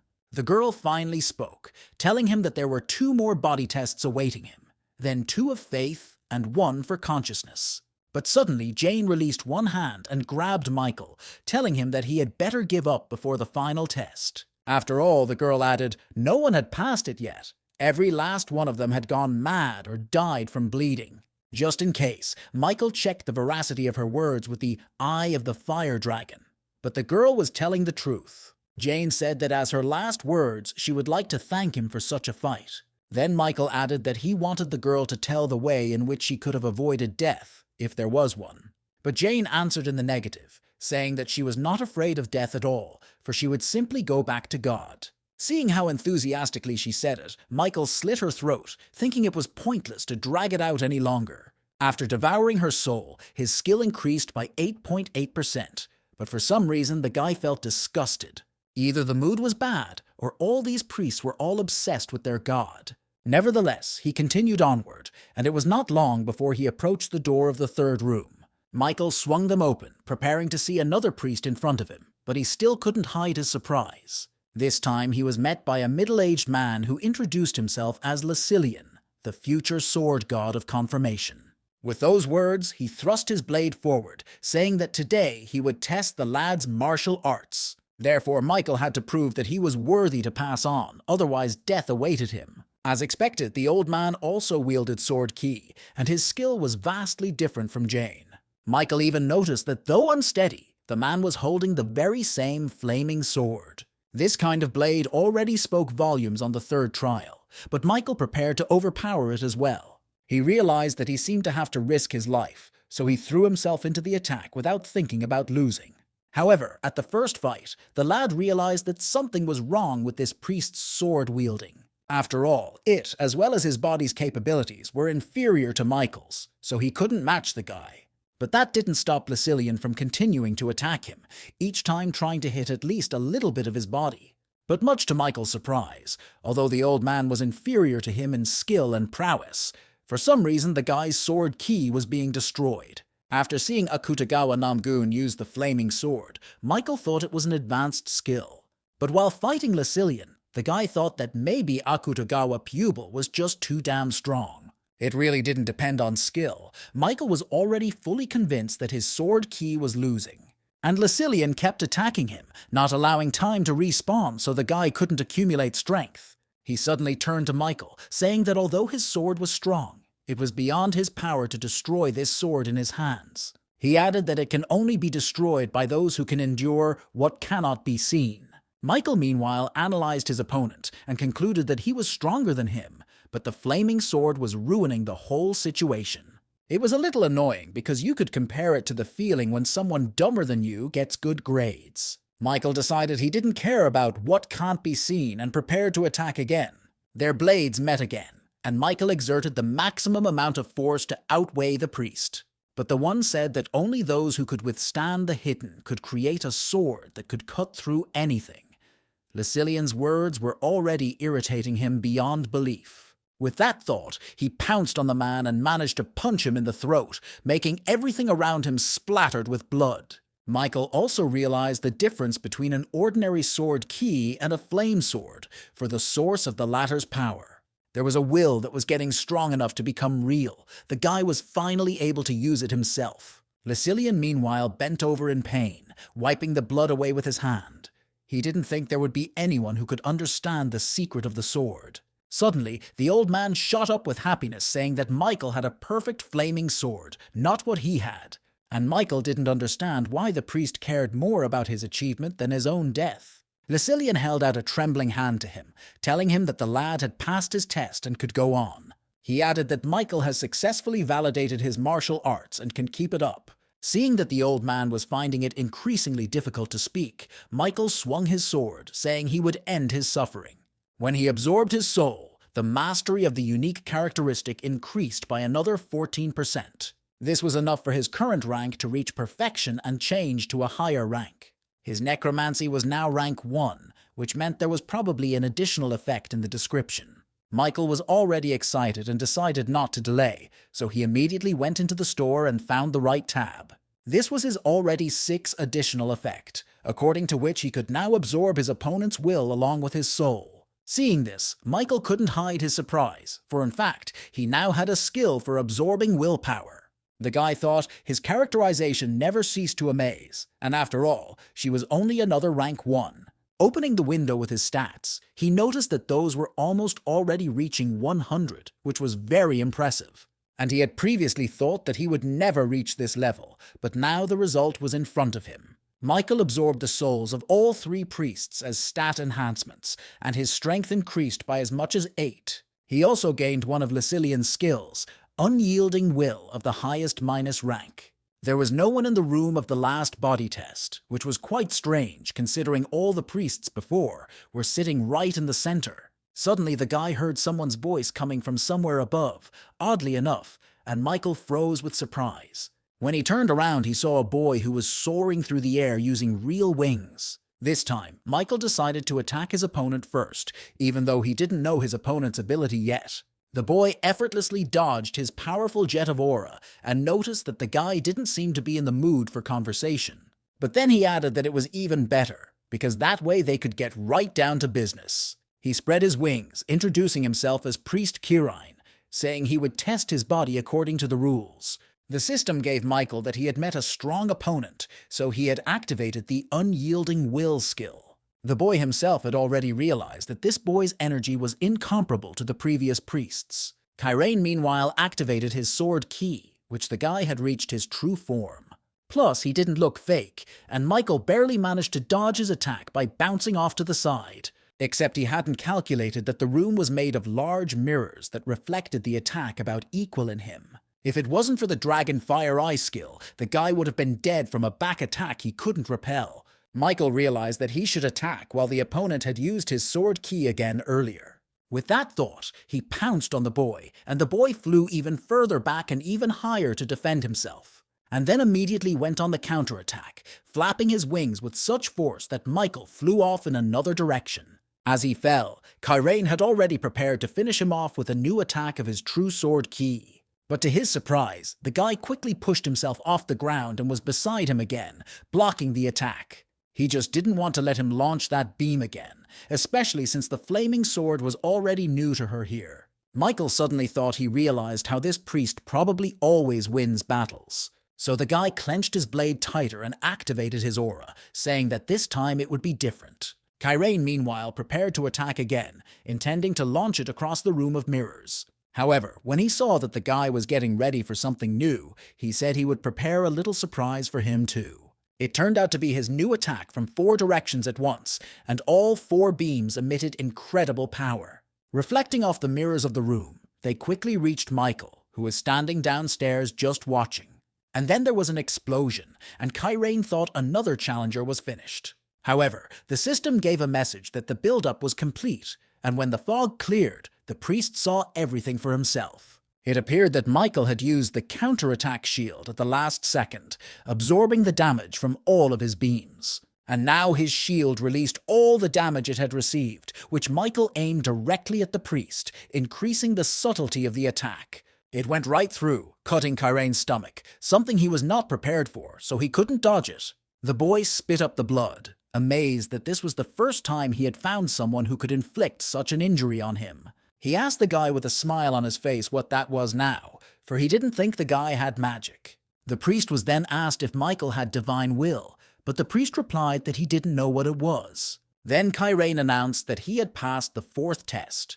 for he did not run away from the battle and was victorious. Then the priest died, and Michael absorbed his spirit, increasing his skill by 13% and also got a message. It said he also absorbed the opponent's will, since he was stronger than him. It became a rank 2+ divine power. Seeing this, Michael thought that the priests must have used it as mana, and now it had been transferred to him as well. He could feel some energy in his heart, but he couldn't control it, for it was different from mana. After that, the guy absorbed Kirin's soul as an improvement to his stats, increasing his strength by 4 more. Dexterity and stamina added another 3 points, mana increased by 4, and strength increased by 5. A short time later, Michael was already standing on the threshold of room 5 with a test to his will. A little old man met him there, greeting him and calling him a martial arts nut. She explained that the guy strived to win, to grow, and one day become the strongest, which is why he was obsessed. Michael thought he really wanted to get stronger, but he hadn't even considered being the strongest. He thought his grandmother was exaggerating, but the woman suddenly said she wasn't, for it all came down to the bottom line of his endeavors. The mere fact that she had read his mind was alarming, but on top of that, the old man was at his back. This the guy didn't notice and was surprised by her agility, but he also remembered that O was his opponent. Michael swung his sword, but to his surprise, there was no grandmother in the area and she spoke from his head. She added that it was not a test of physical ability, just a test of faith. Then it finally came to him that such movements were impossible, and the lad realized that the priestess had invaded his mind. It was a strange feeling, like he was in a battle, but there was no way he could hit the enemy. The power suddenly left his body, and the maws became many in his head, and they reached for his face. His whole body was firmly detailed by someone's hands, and in front of him, he suddenly saw the open mouth of the priestess. Before he could do anything, his grandmother consumed him, and Michael thought he had lost this battle. But in the next instant, everything stopped, and he was back standing in room 5 of the ordeal in front of the little old man. She suddenly divulged that the guy had passed the 5 gates, even though the flavor of his faith was pretty specific. Grandmother explained that initially the 5th gate begins with contemplating mentally images. In other words, only those with an unshakable will be able to look into their own world of images. And she felt this unwavering will in him, this desire to kill anyone to get stronger. She added that if he wanted to kill her, an infirm old woman, he should hurry. However, to his grandmother's surprise, Michael replied that he wouldn't do that. Such a response was quite unexpected. The priestess even questioned for a moment if she had read his thoughts correctly, and then asked what made him think that. Michael then reminded her that she herself had said that the test had been passed, so he didn't see the point in killing her. He didn't even understand a little why he would ask something so obvious, but it was an unexpected turn for the priestess. She said she thought he would have done well, even if she had given him the official 5-gate trials. After that, she patted him on the shoulder, telling him that the guy could go on and she wished him to go through all the gates. Michael thanked her and did indeed go on, except that his view soon became severely restricted. He realized that the surface of the mirror had been swallowed up by darkness, and very soon he found himself in a void where nothing could be seen. Suddenly he heard someone come close to his ear and whispered a greeting. It was a girl. Michael quickly realized that he had just met the priestess of the 6 gates, so he swung his sword to get her to disengage. He wondered if he was back in the world of mental images, and the girl's voice confirmed his guess. She introduced herself as Priestess Henir, saying she planted the seed so he could enter the world of mental imagery. Suddenly, Michael realized as the old man clapped him on the shoulder, guessing it might have been a sign for another priestess. In reality, the girl smiled at him, telling him not to let the guy worry too much about it, because she'll keep a good eye on his physical shell while he's in the mental image world. Michael thought that for some reason he wanted to be even more nervous about it, but the girl didn't like it. Then he asked how he should have his faith tested in this trial. Henir noticed with a smile on her face that the guy immediately changed his tone after she put the knife to his throat. But then the girl explained that he was now in the world of his mental images. Here he just had to try to see from the northern world of images, and once he did, the gate would open. She added that the world of a person's mental images depends largely on their beliefs, but no one has the power to oversee its creation. Michael clarified, asking if he needed to see something like his thought patterns in that void. Henir replied that he had hit it right on the mark again, so she could begin her test of room 6. She announced the start of the 6th trial, and suddenly Michael felt the water right at his feet. It was as if he was standing on water, and then he failed and began to sink deeper and deeper to the bottom of his consciousness. Of course, everything seemed real to him, and he even held his breath so he wouldn't swallow water in this state. And Henir slyly said that she had forgotten to inform him that the pain in this state would be like the real thing.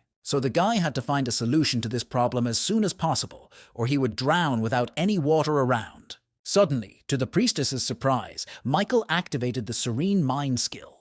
He was rank 2, and his strength kept him from losing his composure and the restrictions of mental images weakening.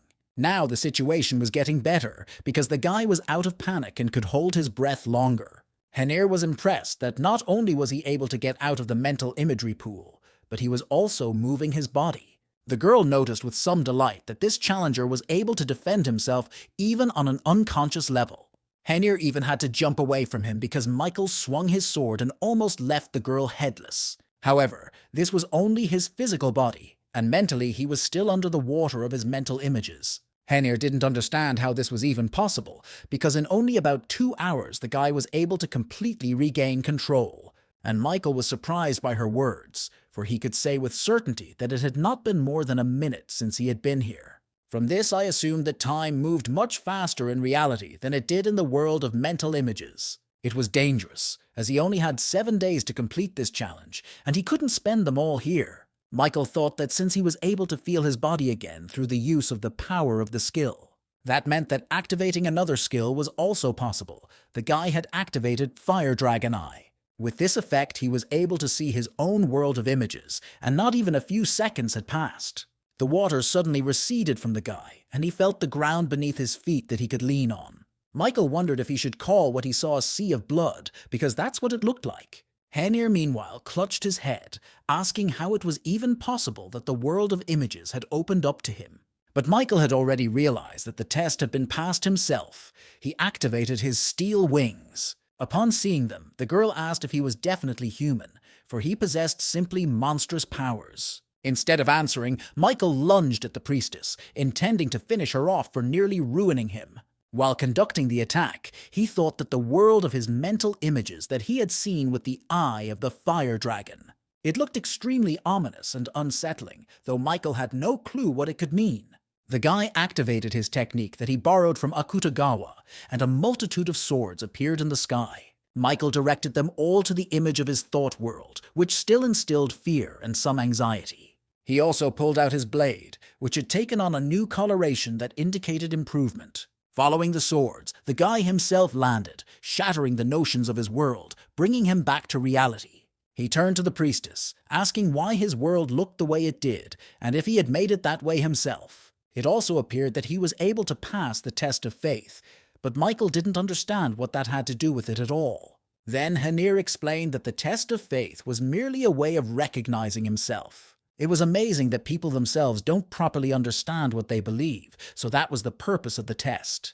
The girl also shared that she read in his mental image world a promise to herself to become stronger. However, even with such simple desires and thoughts, staying true to them is another story. At this they parted. The girl wished him luck, and Michael swung open the doors of the last room of the ordeal. After reaching the 7 gates, Michael found himself in a completely different world that looked more like a fictional universe. Looking up, the guy saw a huge light coming from somewhere above, and soon there was a message from the system. It said that the god of verification was watching him right now, and Michael realized that it wasn't just light. Soon his hunch was confirmed, and he noticed how a real eye, like a human eye, was now looking at him. He remembered Jane telling him that no one had ever passed the 7th test before. And then an unexpected force chained him to the ground, forcing him to bow to the god of inspection. Michael was open to memories from his childhood where he trembled, huddled in a corner for fear of death. It was the very moment he lost his parents, and Michael realized he couldn't stand it.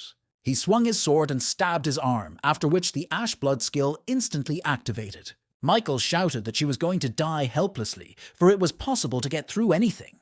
This was what the Tower of Trials was for, so that even those without talent could shine.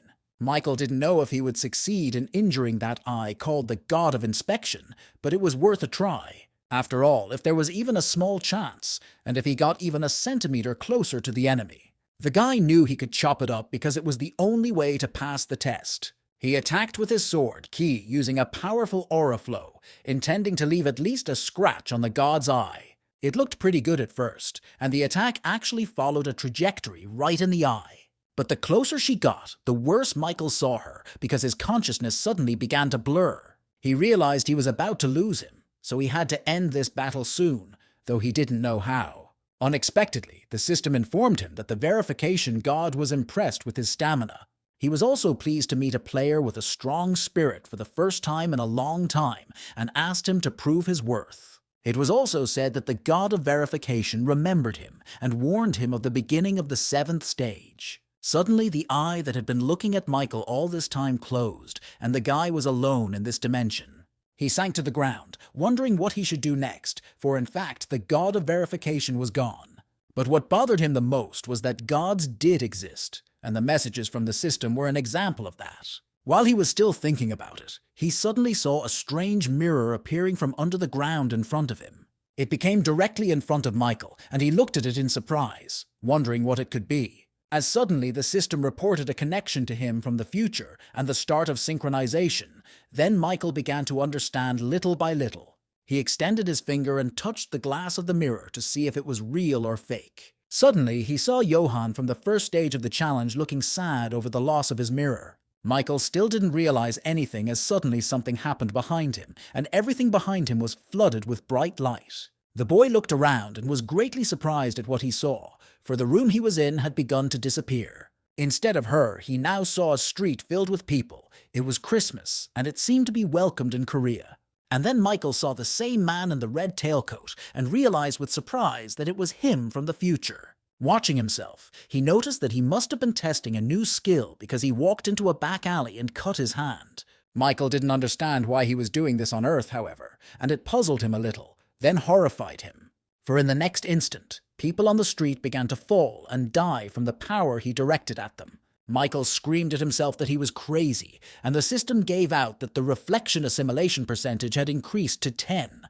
The boy bent down from what felt like weakness in his legs, but he couldn't relax. He gathered his strength again and swung his sword, cutting off the head of Priestess Johan, or rather his image. In mind confirmation, mental defense was very important, and Michael regretted being without the cold mind skill. Meanwhile, he continued to watch himself from the future, which had already gone wild. He suddenly said he would have started a long time ago if she knew what it was like, and the reflection assimilation percentage went up to 20. Michael was still stunned by his words and actions. He couldn't believe that this was really his destiny. The system reported that he was receiving a key deviation due to the severe shock, which was completely out of place. His head was bound by something incomprehensible, and the guy felt that his mind was not listening to him, which made it even worse. He also didn't understand why he had become so violent, for although he was possessed of power, he wouldn't do such a thing. But the system seemed to want him to get into action, reporting that his mana scheme would be decreasing from now on. Michael felt that she was already overwhelmed and grabbed his stomach, then everything suddenly changed. Now he was watching himself in another dimension, namely the world of Murim, where for some reason he had gone himself. Michael from the future asked the Murimians to call the leader of the Alliance to him. He added that he would spare them in that case, but in saying this he had little enthusiasm for his words. Then someone said that a ghost sword had recently appeared in Murima, and apparently it was Michael. A man came out to him, introducing himself as the leader of the Alliance, Arnold Lee, and asked him what the guy's name was. But he didn't have time to finish, because Michael suddenly rushed at him with an attack that the current Michael didn't even know yet. In a moment, all the men who stood in his way were dead, and Arnold Lee was badly wounded. The latter asked if the guy wasn't ashamed that he killed everyone he promised to spare because it was so low. But Michael replied in the negative, saying that guys like that are just cannon fodder for him and don't let him get tired. With those words, he approached the Alliance leader and chopped off his head and headed onward. The reflection assimilation percentage increased to 30, and this time the real Michael coughed up blood. For the dozens of times the mirror changed locations after he killed thousands of people. The guy was like a monster, steeped in madness and obsession with power and his stature. A mad monster who never loses, in a way the system itself made him that way. The reflection assimilation percentage increased to 40, and Michael screamed at the pain that shot through his head. The reflection assimilation percentage went up to 50, and that was already half of all his suffering. But for some reason, as the percentage increased, Michael became more and more pleased. Meanwhile, he arrived from the future to some place with a different location. This time, it was located on Earth. Suddenly, someone kicked in the doors, and Michael saw Kim Hoon, who for the first time was more than a little pissed off. He asked if Michael thought he could get away with it after what he had done. And then suddenly, the real Michael noticed his future copy holding Martin's body in his hands. Along with Kim came Betty, who quietly asked why he did it. The girl couldn't even look him in the eye. But then she desperately screamed why he was killing people to get stronger, since he had already accomplished so much. Then Michael asked her in response, why ask such a stupid and useless question? He dumped Martin's body. After all, he said he actually kills people because it makes him many times stronger. Then Kim Hoon, heading toward him, asked if the guy knew he was controlling lightning. Then he added that in this weather, he had better get ready to die, and his whole body electrified in an instant. He pounced on him, saying people like him should die, and Michael spread his arms as if he was waiting for him. He remarked that even he shouldn't consider Kim Hoon an easy opponent, yet he was the almighty Michael Nodforth. In the next instant, he chopped Kim Hoon in half, and the latter didn't even have time to use a single attack. Betty was alone, and tears came to her eyes, for just now 2 of her friends had died at the hand of a third. The girl screamed desperately for him to stop, begging him to wake up, and strangely enough it worked. The real Michael could barely stand on his feet anymore, for he realized that just one mistake, and he from the future would devour him. Already at 50%, his brain felt like it was tearing up, so he had to find a solution before it was too late.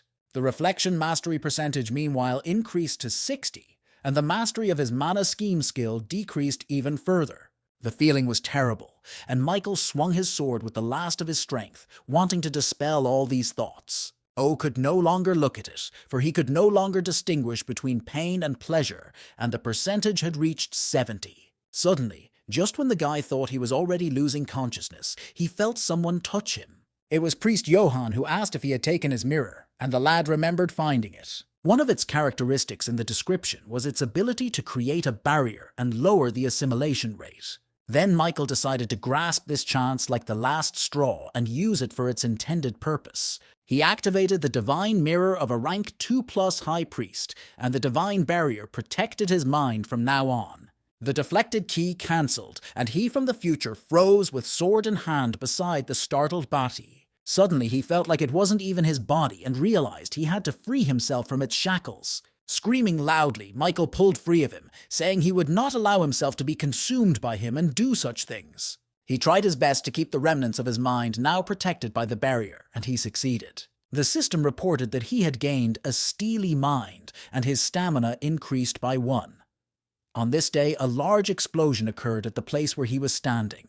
In reality, that mirror shattered, and the system alerted that he had proven that his faith was not broken.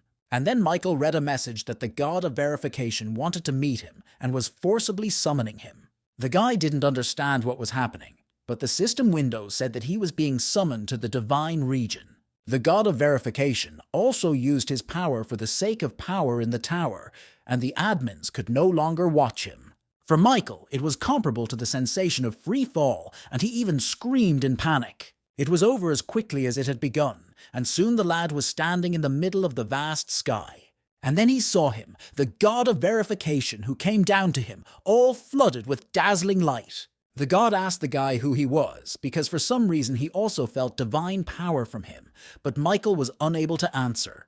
Finally, he was able to move his lips and asked if the tower had created him too, and the god suddenly asked him the same question. He asked if Michael himself was a divine copy created by the tower, but he didn't understand. Then the god clarified that such people are usually called administrators and asked if the guy was one of them. But Michael replied that he was a simple player, and the verification god also, after a little thought, agreed with that. He added that the guy had his own divine power and also shared his thoughts. He thought that they had finally realized that they couldn't create the real using divine copies. So they decided to use the apostle of the divine copy, but Michael thought he had only killed Kirine. Thanks to that, he had gotten divine power, but as the verification god pointed out, the guy had no idea what it was. Michael decided to say he was just lucky, but the god asked if it could be just luck to perfectly clear a god's footprints. He added that the guy might not have known, But it wasn't a mere coincidence, because he clearly senses cause and effect. God thought that the Tower of Trials expected a lot from him, and those words made Michael wonder. He wondered how the Tower could expect anything so much more from a regular player like him. But the god replied that he had made a mistake, and he shouldn't have said anything about it, for the Tower was now angry. He said that this was their time to say goodbye, but he would be watching him, and Michael wanted to stop him. He had so many questions, such as what is cause and effect and what will happen to him in the future. The god of verification thought for a moment, seeing the boy sink to his knees from the sharp pain in his head. He concluded that he seemed to have looked too far into the future and told him to remember one thing. When you stare at the abyss for a long time, the abyss starts staring at you, because it always wants to consume the mind. With these words, the god left him, saying that the lad would soon return to where he came from. Michael asked in desperation if they could still talk, but God replied that he had no choice. He added that he would answer all his questions at the Temple of Verification, and told him lastly not to trust other gods. That was the end of his ordeal, and as a reward, Michael received as much as 70,000 points and 4,500 COs. He also saw that an old verification mirror of epic minus rank had been added to the inventory. Once Michael was in the waiting room, he thought again about the god he had met for the first time. It was a being that told him everything, that Kyraine's divine power was no accident. So the Tower wanted the guy to take his power, and that was probably the cause and effect. Plus, Tower expected a lot from him, but even assuming all the admin contracts were her idea, Michael still didn't understand why the Tower would do that. After all, he was just an ordinary player, one of millions of others. Administrators, divine copies, the power of the gods, and the creation of the real. The god's words jumbled in his head. Michael didn't understand anything, and it made him sad, but he remembered the verification god's last piece of advice. At the very least, even if the other gods consider him an enemy, they can't harm him thanks to the Tower. And then suddenly, there was a new expansion of the system, beyond which Earth was now becoming the official dimension of the Tower. This created a defense against invasion, and players from other dimensions are penalized. More player Michael Nodforth became visible to the admins again, and they flooded him with messages of congratulations. Suddenly, Michael remembered the words of the god of verification, who had said that the admins were those very copies. It appeared that they were also connected to divinity, and the guy suddenly wondered if he could trust them. After a moment, he realized he couldn't trust anyone and bit his lip in frustration. Still, Michael was determined to find out more and set off into the iron-blooded world of his admin. His administrator immediately ran out of the hut and immediately asked if he was hurt. However, instead of answering, Michael suddenly attacked the girl, and she barely managed to dodge the blow. She stared at him, and Michael asked in a strange voice if all the admins were cooperating with the Tower to use him. It was then that the girl realized that her contractor didn't seem to be away from mind verification yet. Michael, meanwhile, attacked her again, wanting to hear the answer to his question, but the girl didn't answer yet. She deftly dodged his blows, even though she wasn't even wearing any equipment, and that's when Michael changed tactics. He cut his hand, and she noticed it too, telling the guy to come to his senses, for he wasn't in his right mind right now. But Michael cut his hand in order to use the Bloodseeker skill and shape it into needles. He pointed them at the girl, asking if the admins and the Tower were really using players together. The girl jumped away from him, defending herself from the attacks. She said the guy was saying nonsensical things. And then she was seriously fed up with the situation and told Michael to get a grip on himself already. However, the guy asked her back why she kept telling him to come to his senses if he was perfectly fine. He then swung his sword, activating the key, and the girl screamed for him not to do it. It was too late, however, and the powerful energy of his sword pierced the path to her home.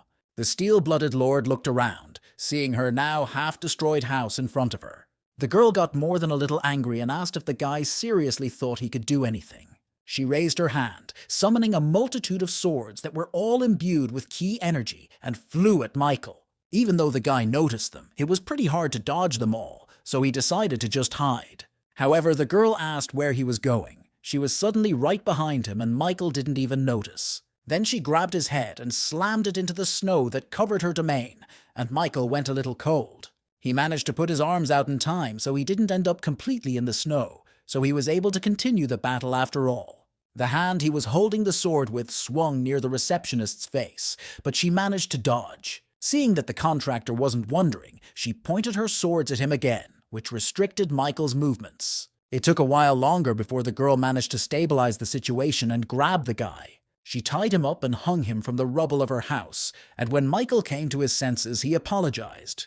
To this, the girl said that she would certainly untie him, but she was afraid that next time he would destroy her house. She set down the cup she'd been drinking tea with while Michael was recovering and told him not to worry. For it seemed to her that when he came here, there was still darkness in him, and she would forever be a part of him.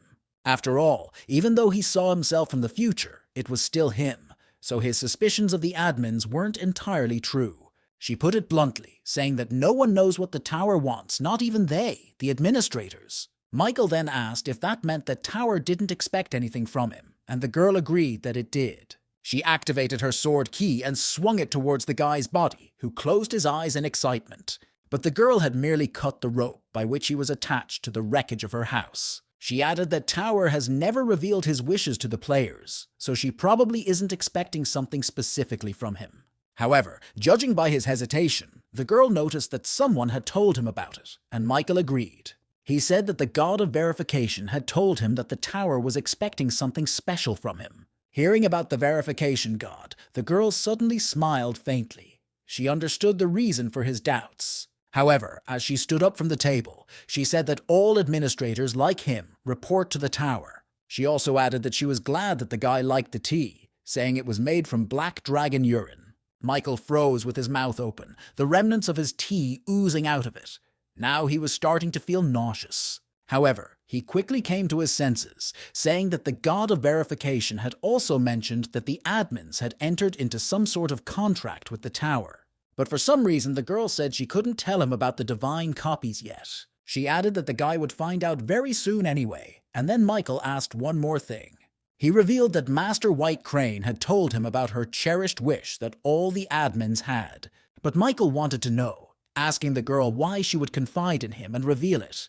The girl hesitated for a moment, then suddenly replied that she was just scared. She continued by saying that Michael underestimates himself, but she saw how obsessed he was with his height. So for the sake of his stature, she thought the guy would immediately want to take the test of a cherished wish. Hearing this, Michael thought he must have been so obsessed with height because he didn't have his talent. And the girl, as if reading his thoughts, said that very soon he would realize how much he underestimated himself. After all, the test of the 12th floor was talent. With these words, he suddenly realized he was back in his room. He sat on his bed and thought that talent was a gift from heaven that could not be changed. In the Hunter world, it was divided into 3 parts: gaining skills, stat boosts, and abilities. They are called the 3 gifts for a hunter, but Michael has had none of those things since birth. He couldn't gain skills, his stats didn't get above level, he had no unique abilities. If he had the talent, he would have become a strong hunter without the Tower, and the boy even felt a little sad at the thought. But suddenly he remembered the words of his admin, who had said that it wouldn't be long before he would realize that he was underestimating himself. After all, the theme of the 12th floor challenge was a battle with yourself, where you had to fight and defeat yourself. Michaela thought it was useless to just sit and think about it. After all, the point of the test was to assess his skills. With that thought, he opened his inventory and found a rank 2+ skill increase potion that gave plus 10% to any skill. It was one of the rewards from the Japanese government for helping with Akutagawa Namgun, and Catherine had given him hers, leaving Michael with as many as 3 of those potions. Without thinking long, Michael accepted it and selected the skill Magic Control to improve. It was a skill obtained from the Dark Monarch from the 10th floor, and it was the core of the rest of the skills. So it was beneficial to improve it, and the system reported that the skill was successfully improved by 10%. The next item he chose was an old epic -rank verification mirror. Michael picked it to read more information with the Fire Dragon's Eye. It said that he could only gain the Thoughts of the Past skill the first time he used it.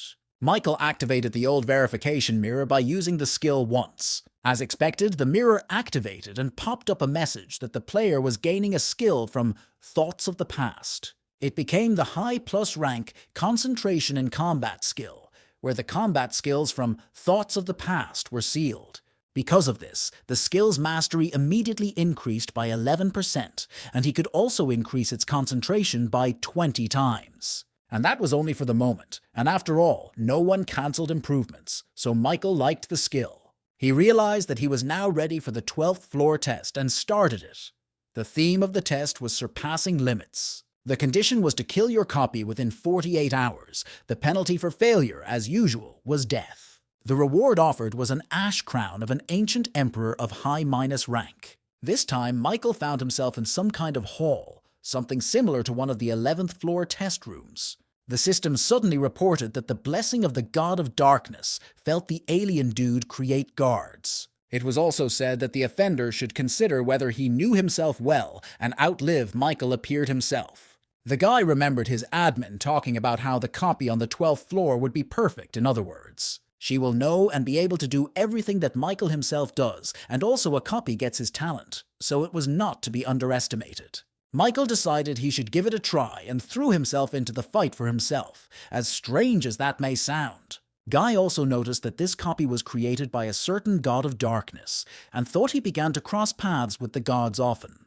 However, this copy was very similar to him, and judging from the words of the Steel Bloodlord that prompted him, as well as a used question ticket, the receptionist refused to help for nothing. The copy could only copy one item, and it was the Vampire Count's old tailcoat, which meant the copy had chosen protection. But Michael figured that if the copy was of good enough quality, it was a good way to gauge his skills. He activated Instant Acceleration, Wind Grace, and increased his speed by 70%. It was all to test his talent, for the lad still didn't understand what he was about. He also activated the Concentration in Combat skill, doubling it, and noticed an unexpected change. It was as if time had frozen around him, and he was the only one who could break through that shroud. Such was his new skill, and Michael realized that he really liked it, for that one was truly cool. Lastly, he activated the Flaming Sword, finding himself already almost at the head of his copy with the attack. And that one, seeing the guy approaching him from a height, also activated her skill in response to his previous ones. Bouncing to the side and dodging the attack, the copy activated the Iron Blood Sword and prepared to defend itself. However, Michael thought it was obvious and realized that the copy was probably using a counterattack shield now. And so it was, for he knew that this combination was the only choice for defense in this situation. However, then the guy suddenly saw that his copy didn't stop there. His shield suddenly transformed into a powerful red blade, and now the enemy had two weapons. This movement really surprised Michael, for he had never thought that his shield had such a property. They stood looking at each other for a while longer, Michael using it to analyze. Just then, the opponent prepared to fight in a two-sword style that even Michael himself didn't use. He thought that because such a transformation was wasting a lot of mana, he didn't use it himself. But if his copy mirrored his actions, then why did she choose such an ineffective method? Of course, Michael himself had also thought about using the shield as a weapon, but hadn't dared to do so in actual combat. His copy, meanwhile, made his move, pouncing on him and attacking him with two swords at once. Suddenly, Michael was a little angry, wondering if his opponent thought this was a workout. They met and the fight began, but it was impossible to even determine which side had the initiative. However, Michael soon noticed himself that he seemed to be losing a bit to his copy and fighting skills. Perhaps because that one used two swords at once or some other reason, but that was it. Michael didn't understand how this could have happened, considering he had the Unbending Will skill. Thus, in subjects he had an advantage, so he activated Indomitable Will. He thought that if his physical strength was inferior to the skill of the copy, and also if the opponent was able to maximize his concentration, then this was entirely possible. But that didn't help Michael at all, because he didn't see how he could win at this point. Now he realized that his copy was the real problem, for it used the same sword techniques as he did. She had two of them at once, however, and Michael was having trouble keeping track of each one in time to avoid getting hit. But they were definitely his technicians, because the copy couldn't think of something that he didn't possess. Michael missed a kick, which was quite hard, and he was thrown backwards into the wall. After feeling this attack on himself, he realized that the copy no doubt also had the Blue Heaven Dragon Sword, and his fighting style suddenly became similar to Akutagawa's, which he used to kill almost everyone who came out against him. Michael thought he had only seen his technique once, but remembered it well enough to be able to repeat it. The incredible power made it clear why he looked down on the skills he had gained from the tower. And because the Marimian didn't have a skill or ability, but a real technique that really made Michael wonder. He asked himself if skills could surpass these techniques, and remembered the words of the Steel Blood Lord again. Suddenly he realized what she meant when she said he shouldn't underestimate his talents. The system, meanwhile, reported that he had encountered a strong opponent and his indomitable will skill had activated. This was a bad sign, for the system thought the advantage was not his. That meant only one thing. His copy had gotten stronger, but how, Michael didn't understand. He knew he still had an advantage in subjects and skills, so he didn't know how it happened. But it didn't really matter. Michael had activated the concentration in combat skill, increasing it tenfold. He figured since he couldn't find a way to win, he'd use all his skills that the copy didn't possess. After a few seconds, however, the guy bounced off an opponent who wouldn't let him touch him. He wondered if the one was really on the same level as him, since the copy was just a monster. Michael then increased his concentration 15 times, reminding himself that what he had in front of him was just the fruit of the god of darkness. Which meant he, as the original, could beat him, and it worked. The guy was behind his copy's back. He swung around, glad he could finally get to him, and attacked full force. He also knew that wouldn't be enough either, so he activated the steel wings to maximum speed. His concentration, meanwhile, increased by 17% due to the effect of the skill, and Michael shouted. His copy looked even a little confused, for she hadn't expected such a turn, but the fight wasn't over yet. Suddenly, his opponent reached out towards the approaching Michael and strained the veins in his arm. At first, Michael didn't understand why he did it, but then it became clear as his arm burst and splattered everything with blood. It also worked as a blinding effect because Michael didn't have time to close his eyes and blood got in there. He slowed his attack for just a second, but it was enough for the copy to escape. His opponent ripped off his arm and fled. Michael was surprised, wondering if he could have gone for such a thing himself. However, the copy's actions didn't end there. He suddenly felt a powerful energy from behind him. Looking back, the guy saw his opponent was already on his feet, albeit with one arm, but counterattacked him with his sword. In addition, it was not a keyblade, but a shield transformed into a weapon, so the attack was quite strong. Michael realized he didn't have time to block it and wondered if it was going to end for him now. A powerful pillar of martial energy ki was directed straight at him, and the guy was left with only one thing to do. He didn't even duck, he just fell on his back to dodge the beam and it passed him by. He then increased the concentration by a factor of 20, and the system reported that he was now exceeding all his limits. This allowed Michael to regroup and get back to his feet, and then he grabbed his head. His copy looked at him in surprise, for she didn't expect the guy to be able to avoid such an attack. And Michael suddenly laughed, saying that he couldn't believe he had almost said goodbye to his life. His look changed, and he asked how the pathetic copy dared to interfere with him.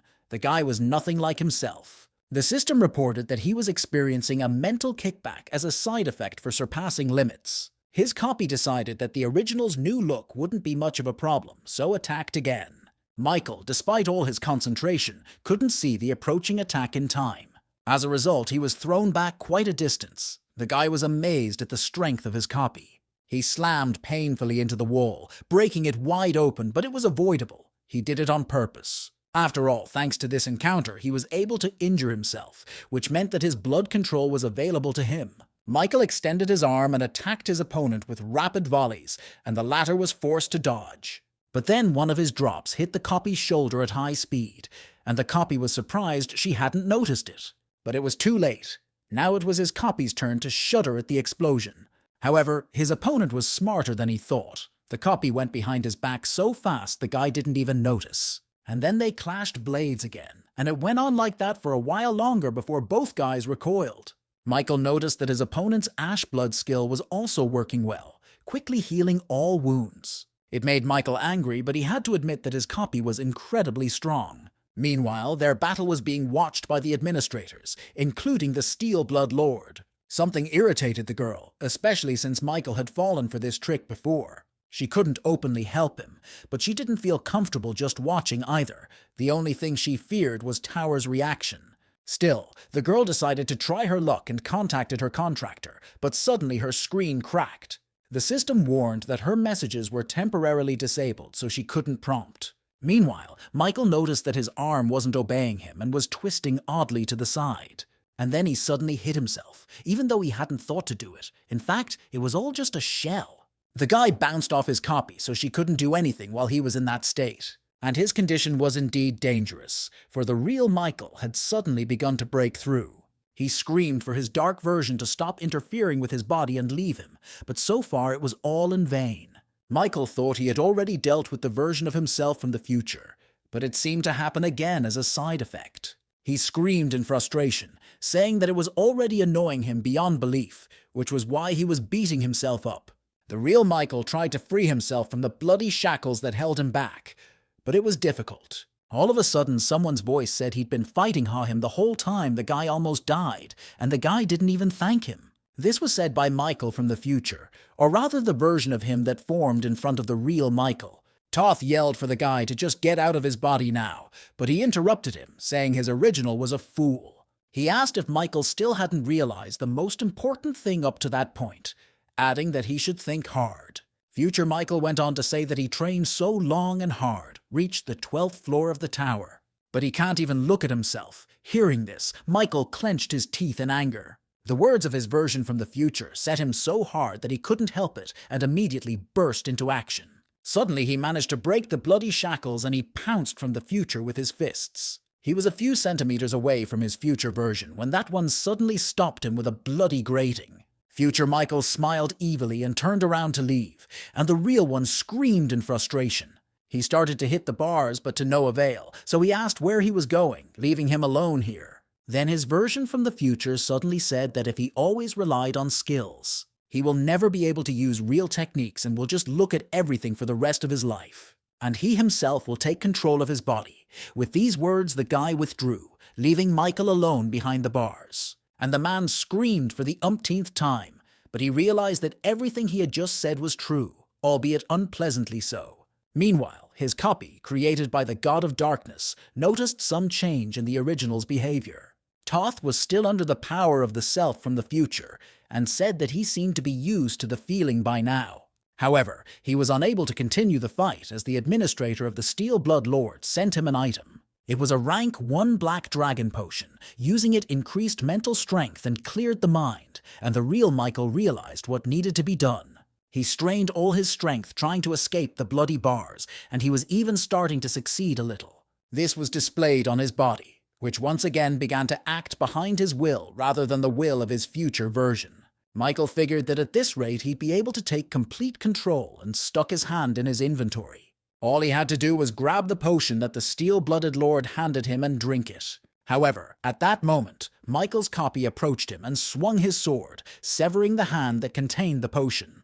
The vial of potion in his severed hand flew to the ground, but Michael didn't despair and jumped just on top of it. When the potion spilled, he managed to put his mouth to the broken vial, drinking the new liquid. Copia bounced back, being a bit taken aback by his behavior, as the guy didn't react in any way to the severed arm.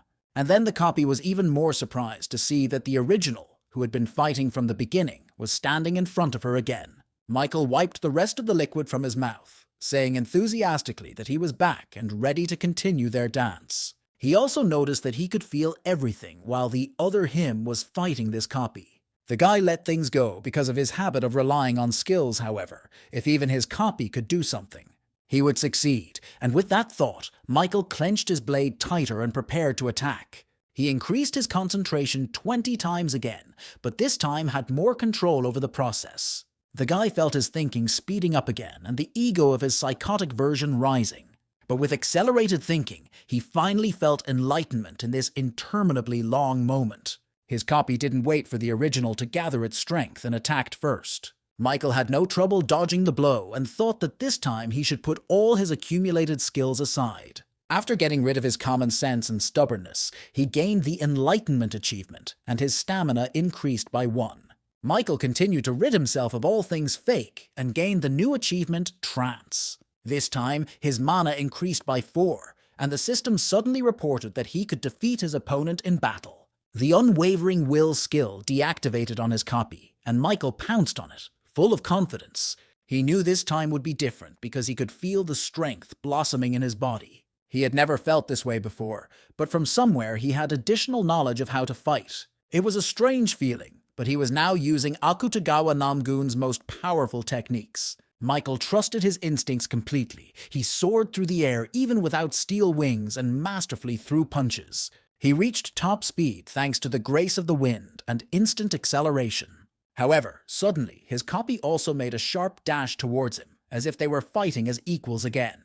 However, this was not the case, and Michael proved it by using the flaming sword key technique on his opponent. At the same time, he dodged his attack, but the copy failed to do so and flew off to the side. Michael landed with the confidence that the battle would soon end in his victory, not much left. His copy now clearly discerned that some change had occurred, but did not understand what exactly had happened. It was a mystery to her why the original had suddenly seized the initiative, even though he had only defended himself before. And Michael continued to successfully repel all his attacks, thinking that he was finally beginning to understand everything. After all, by paying attention to techniques rather than skills, his understanding of techniques grew, and thus his combat experience increased. Besides, it was happening incredibly fast, which couldn't be helped, and Michael even smiled. Now it was his copy's turn to be angry that she was losing, but his opponent wasn't giving up.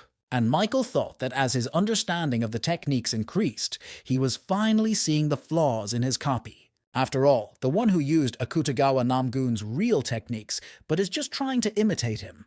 However, in that case, mistrust might weaken the key of his flaming sword, and he would lose. Which means even when practicing with Akutagawa Namgun's techniques, one should focus on strengthening the flaming sword. Michael realized just in time, and concentrated all of his aura into the sword he was holding out against himself. He swung it like a transformed counterattack shield, making his attack as tight and fast as possible. As a result, he managed to wound the replica with a beam to the shoulder, but he realized that it wouldn't end there. The guy activated the true Bloodseeker skill, transforming drops of his blood into a multitude of needles. And then he brought them all down on his copy, which realized it couldn't reflect them all. After all, Michael had only used her blood from the wound, but he had gotten it through his body. He could do that too. His copy, anticipating his imminent doom, wondered in amazement as he tried to figure out what was driving its original.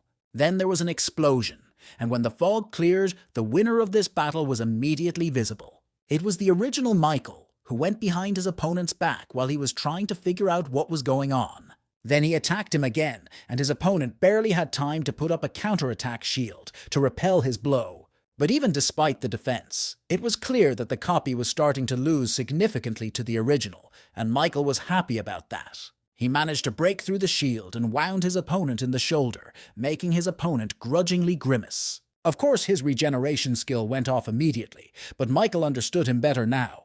The copy rushed to attack, and the guy noticed that she was twirling the sword in her hands a second to block his blows. The opponent then connected both hands, forming a windmill like in the movies, but it wasn't enough. Oddly enough, that was not how Michael was able to break through his new defenses, but he didn't need to anymore. He suddenly noticed that the copy's fighting style had also changed and became more aggressive, for they were fighting to the death. But then, to his surprise, the copy changed the owl's aggressive method into a soft sword. It was another of Akutagawa's techniques, and Michael wondered how much longer he was going to imitate but as the French used to say, he who doesn't take risks doesn't drink champagne. So Michael decided he had nothing to lose. He activated the counterattack shield skill and used it as a sword, just like his copy. The latter was surprised, since the original didn't usually take such risks. After all, such a technique consumed mana. But Michael wondered why he was so surprised, because he wasn't the only one who had the courage to use such techniques. Plus, he had the same skills. Michael said it would soon be over for his copy. The boys clashed blades again. This time, the original was attacking, and the fight took a completely different turn. After all, both opponents were using two swords at once, and it was impressive besides, while neither one was inferior to the other. Michael realized what his problem was. After all, he had only just mastered the true flaming sword key. So he wasn't yet able to reload as quickly as the copy sword did, but he could take his chances. Suddenly, he turned his body around and kicked his opponent in the blocked weapon. Michael used this to push off and deliver a counter-attacking blow from a different angle that should have worked. However, the copy was already too angry with him, so it immediately rushed after him, and the original had nothing else to do but accept the fight. Michael thought the copy had turned his shield into a sword as well, and had done so the first way as soon as they started fighting. But that meant that his own sword-shaped sword should also meet that level. Suddenly, however, his blade snapped in half from his opponent's powerful force attack, and Michael barely had time to bounce back. He suddenly thought he might even die if the copy hit with this attack, but for some reason he threw the sword away. The boy thought if the copy was himself, then now that the counterattack shield was gone, his opponent will think this is his chance, will want to take it, and will attack with his last strength. It did, and the copy pounced on him with an unexpectedly large burst of strength, and Michael could barely block it. He held back the onslaught from himself and thought involuntarily that he could admire his strength. After all, it was the personification of himself in front of him, but suddenly it hit the guy in the stomach and he flew off. Michael hit the heavy tile, but a plan to overpower himself had already matured in his mind. He landed and got to his feet, preparing to execute his plan, but realized he needed to step back first. Because the enemy was angry and stalked him, not giving him a second's rest to gather his strength. But that's what Michael expected from his copy. He put his hand out, telling him that he was finally caught. His copy didn't even realize what had happened, but at some point Michael's blade went through her body. It was the bloody hand that Michael had been controlling with his skill all this time that did it. After all, the steel-blood sword he threw out and his opponent's impatience was all he needed to succeed. And now that he's seriously wounded and can't fully defend himself, he'll attack him and finish him off. Suddenly his copy screamed, rising to his feet. His opponent spread his arms as if preparing for some sort of technique. Michael noticed this and thought with wonder that he could still move in this state, with a sword in his body. As expected, his copy decided that this wasn't the end, and a monster suddenly appeared in front of the guy. It was still a copy of him, only its appearance was more reminiscent of the monster from the tower. He pounced on Michael, and Michael thought it would be best to just run away and come up with a new plan. He didn't have much time, though. The copy was coming closer and closer in this guise, and Michael didn't like it. He was a bit confused by the fact that his attack tactics had changed drastically. But here the guy saw a wall in front of him which signaled the end of the room, so the only thing left was to either take the fight or punch through the wall and run on. Michael chose the latter. His monster copy's hand, meanwhile, almost reached him but still failed to grab him. And then Michael suddenly saw that the copy was continuing to use the skills from before. Suddenly there was an explosion, but Michael was in relative safety as the debris didn't hit him. When the fog cleared, he saw that his copy was using ash blood to retrieve his blade, and she succeeded. Meanwhile, Michael activated his counterattack shield to defend himself as effectively as possible. After that, he quickly transformed it into a sword, and the shield's recovery time also expired. He turned to the monster, asking why he stood up. Was that really all he was capable of?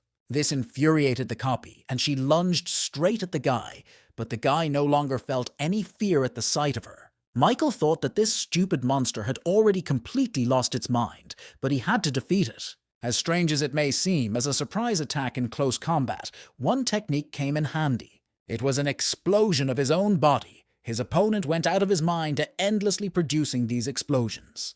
But it also meant that the ash blood would absorb too much stamina, hence. When her stamina is at 0, the copy's attacks will stop and Michael can finish her off. It went on like that for a while longer, and then his opponent finally stopped and Michael punched him. There was no point in stalling any longer, especially since his copy had completely run out of steam in the meantime. He turned to his copy, telling her that she was definitely finished this time, and she got even more angry. However, there was nothing she could do anymore, so she simply decided to leave the scene of the battle. But Michael wasn't going to let her go so easily, saying that his copy wasn't going anywhere from him now. It was his turn to run after him, intent on finally finishing what he had started and killing himself. But that wasn't all. Michael was almost there when he saw something strange. His copy stopped running and with his last strength concentrated a powerful clot of blood overhead. This one should have been the final and decisive attack, but Michael simply shielded the counterattack again. However, the enemy struck with such force that he was even thrown back a few meters, but he remained alive. Michael smiled. He realized that this was his opponent's last attempt. But after that, the copy couldn't take the strain and stopped.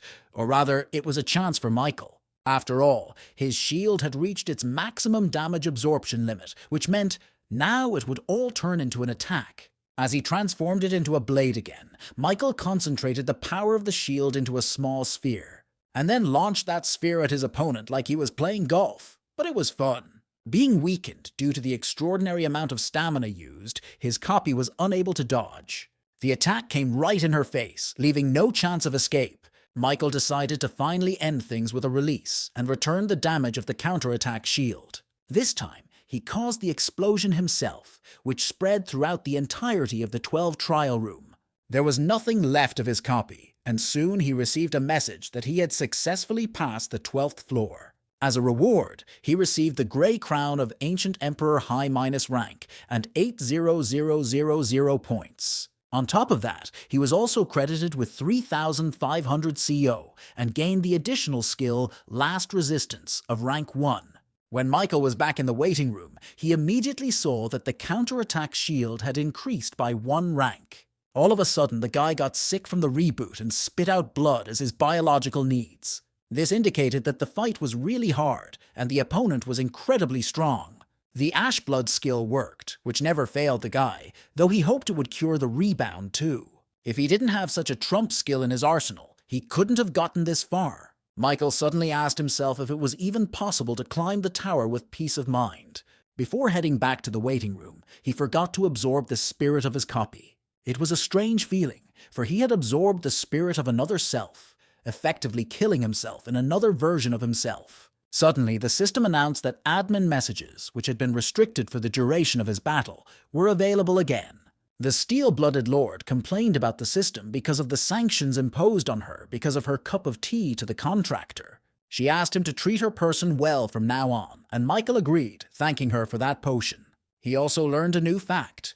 Administrators are also sanctioned if they interact excessively with contractors. Suddenly, he saw that all the admin messages that had been restricted were now being printed at the same time. There were an incredible number of them, and Michael didn't even have time to read all of them, as new ones appeared immediately. He was surprised to think that there were so many administrators watching him, and they were all cheering for him, and the Steel-Blood Lord even provided assistance. Some admins were shocked by his talent and the difficulty level of the challenge, saying he looked like a monster, while others reacted as if they were fed up with him, asking if he's really a contender who's still only on the 12th floor. But the administrators' differing views didn't end there. Michael noticed new messages popping up. Admins who just said what they wanted and then disappeared when they lost interest, sending meaningless messages. At least that's what Michael thought. He was very curious about it, but he couldn't ask directly. He also didn't understand why, of all people, this was happening to him, and why all the admins were trying to get his attention. Suddenly, he thought it might be because of a system extension that gave admins new privileges. For example, they had the opportunity to make a request of him, but their nonchalant response changed that a bit.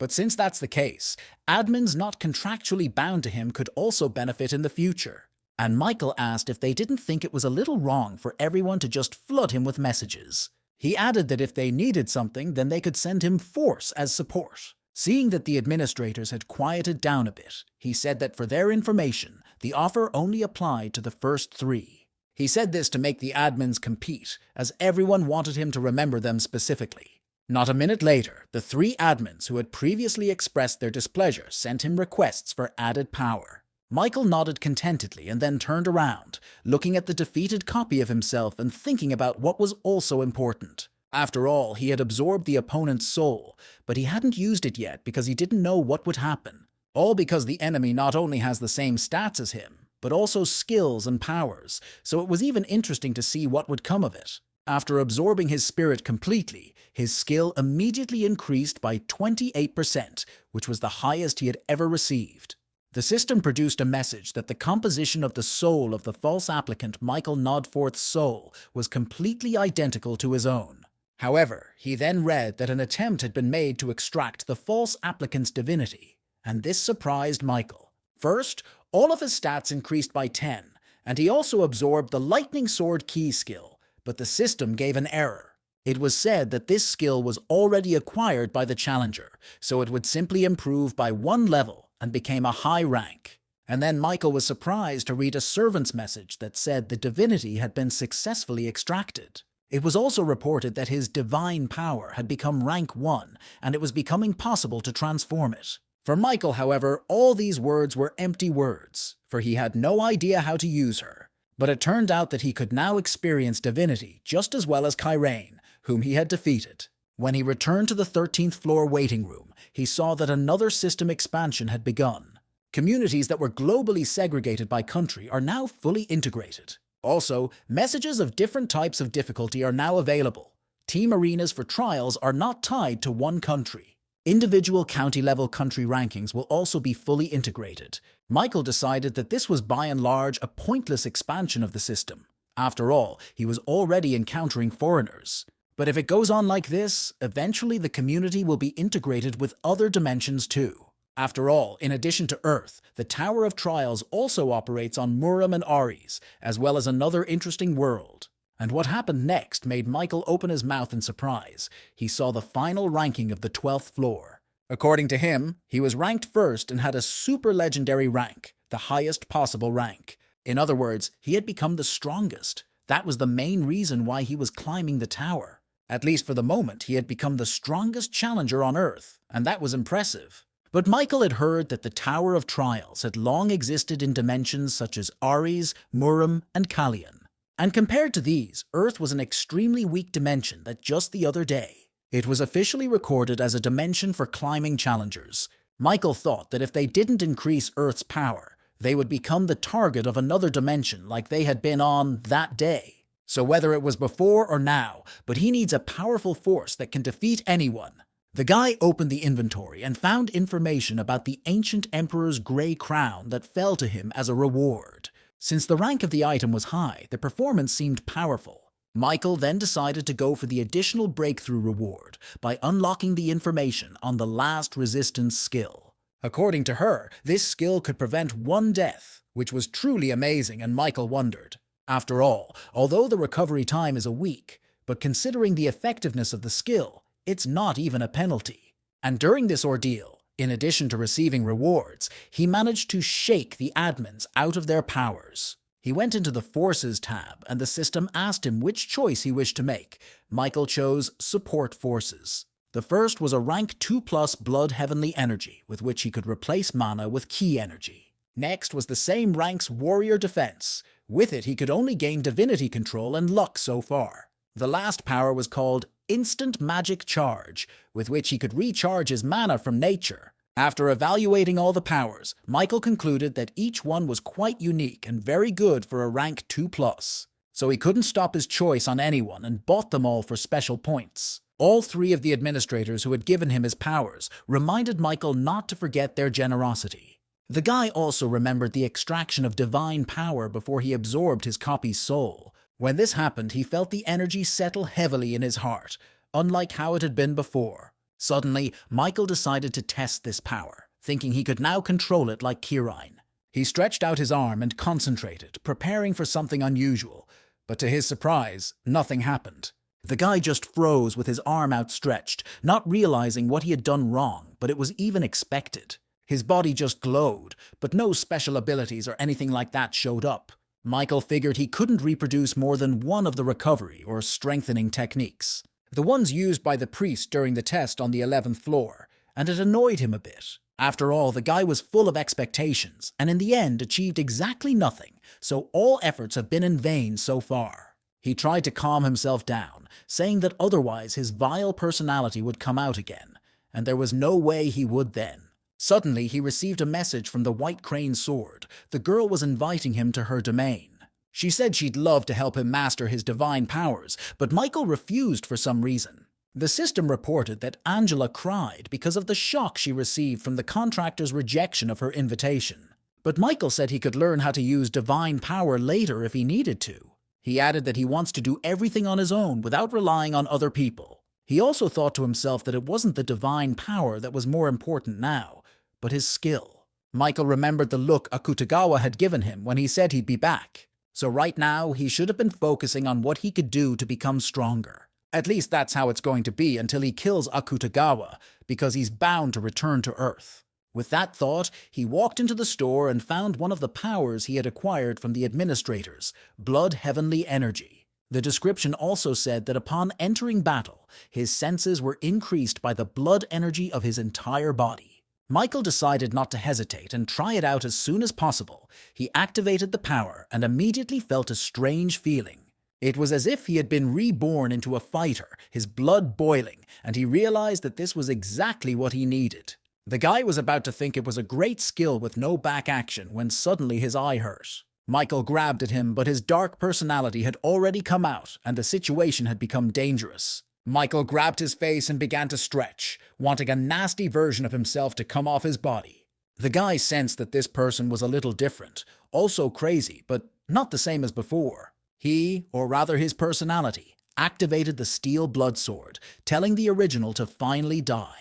Michael took advantage of this, and with his last strength activated the flaming sword key in his other hand for defense. One hand with a steel blood sword attacked him while the other blocked him. From the outside, it looked ridiculous. Michael wasn't laughing, though. His second personality said he was going to get rid of what he couldn't get. Michael swallowed nervously. This was a situation he hadn't foreseen, but he needed to find a solution immediately. His left hand was giving harder and harder, and he realized that soon he wouldn't be able to control it at all, and the blade would pierce him. However, the guy noticed that the sword was absorbing the blood energy generated by the blood sky energy. Unexpectedly, the system reported the creation of an improved celestial demon blood sword. It was said that a user who reached the flaming sword level maximized the activation of the exclusive effect. It was called blood energy, and revealed the true ability of his sword. Michael was able to change the course of the battle. He pointed his sword at himself, then stabbed his chest near his shoulder, intent on speeding his vile version of blood energy.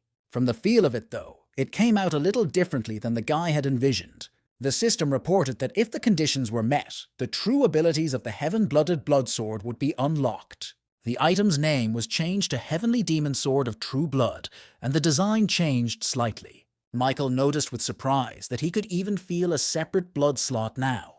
The special blood slot looked really impressive. All that was left was to fill it up. After thinking for a bit, Michael decided to activate the Fire Dragon Eyes skill to find out more information.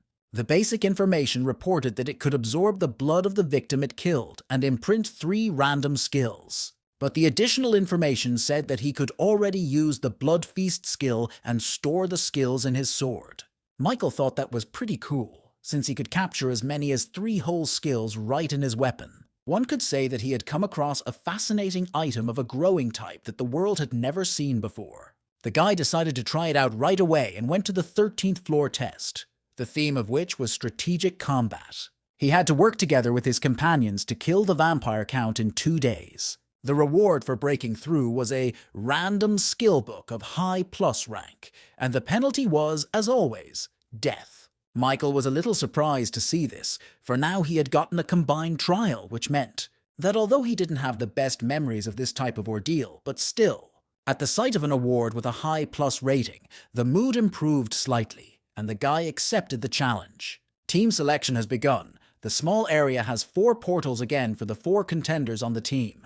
Michael was the first to come out and immediately thought about going to the city and killing everyone there himself. After all, with the powers he now had, he could destroy at least 1 city. Meanwhile, all the contenders also showed themselves out of the portals, and their nicknames became visible for better teamwork. One of his companions was a red-haired guy nicknamed Tarkovsky, who kept wondering why he'd gotten here.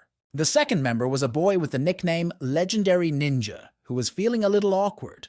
And the last one was an old man with the nickname Clock Tower Wizard, who also greeted everyone. Seeing their nicknames, Michael suddenly thought, remembering the summary board for the previous floor. He remembered that there were definitely the nicknames of 2 of the people below, and they each had a good rank. The first to speak was an old man who was smoking a pipe, imitating his style. He remarked that the place they were now in completely stank with the odor of blood, and no one would get over him, for the sight of the room spoke for itself. The old man suggested that they might have been in the vampire's refectory, and then suddenly 2 of them appeared behind his back and agreed with him, praising the old man for being considerate. It was a girl and a boy vampire who pounced on the wizard, asking if the dessert itself had come to them. They added that they would love to eat it, and the old man was a little confused, not immediately reacting.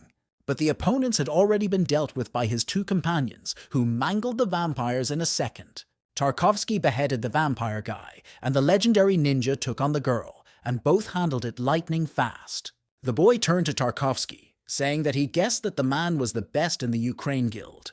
The man replied that he had no intention of hiding it, adding that his name was Andrei. Then the kid introduced himself fully too, saying his name was Soito Mikimoto, and he was a Japanese hunter of epic rank. Then Soito asked if they were ready to fight, for the vampires could sense the death of their comrades and would soon come in droves. Then the old wizard spoke up, saying that they didn't have to worry about it because he had set up a barrier beforehand. He added that thanks to him, the vampires wouldn't be able to sense anything, and Soito looked at him with interest. Then the old man introduced himself, saying his name was David Taylor, and he was the humble wizard of the clock tower. Soito must have known something about it because he said excitedly that it was the best of all the magic towers in their world after all.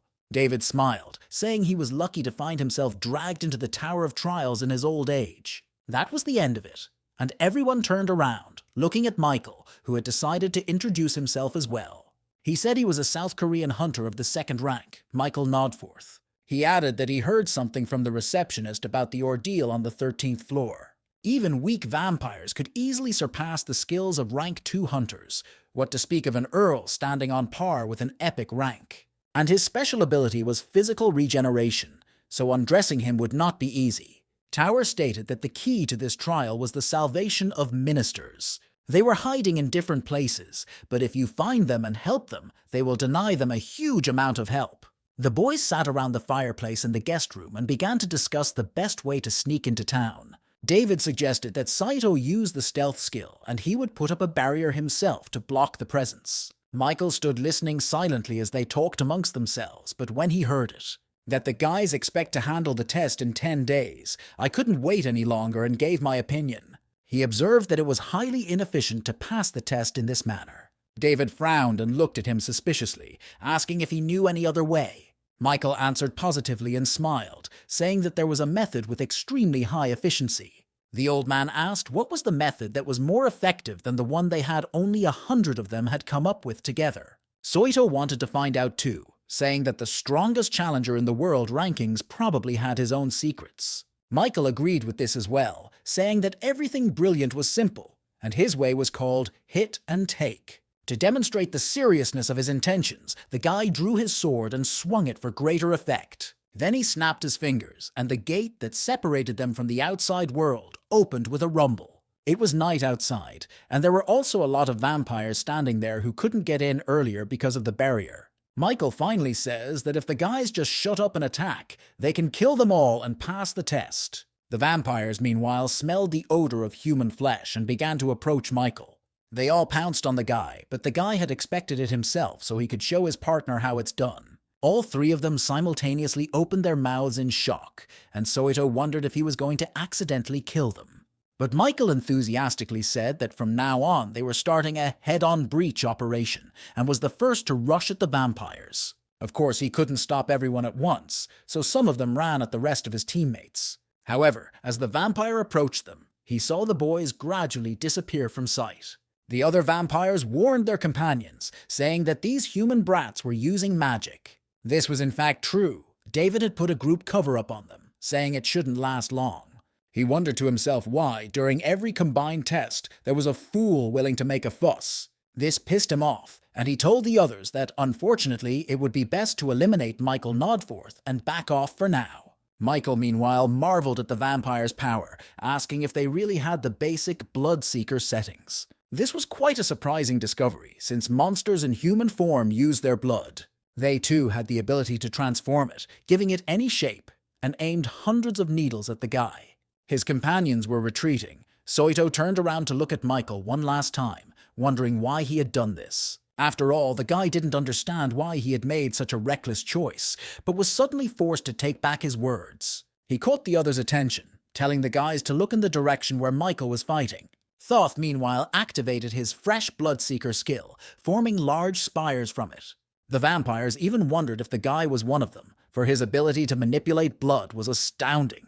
To be more precise, she outnumbered their forces, and Michael demonstrated this by attacking them with his spikes. Seeing that they couldn't do it on their own, the vampires panicked and decided it was necessary to call the Count for help, and the guys thought it made sense to move forward with the plan when faced with such an enemy. David was especially amazed. The old man couldn't understand how such an ignorant method of Michael's could work. David Taylor was a high-level battle wizard, having been on the front lines for a long time. In addition, He was characterized by a sharp mind and acumen that not everyone could boast of. In the Tower of Trials, he also overcame every challenge every time with the help of his outstanding strategies. And once he was on the 13th floor, he used his sharp mind and developed a clear strategy. A more effective strategy than the one he came up with simply didn't exist. However, then he met Michael.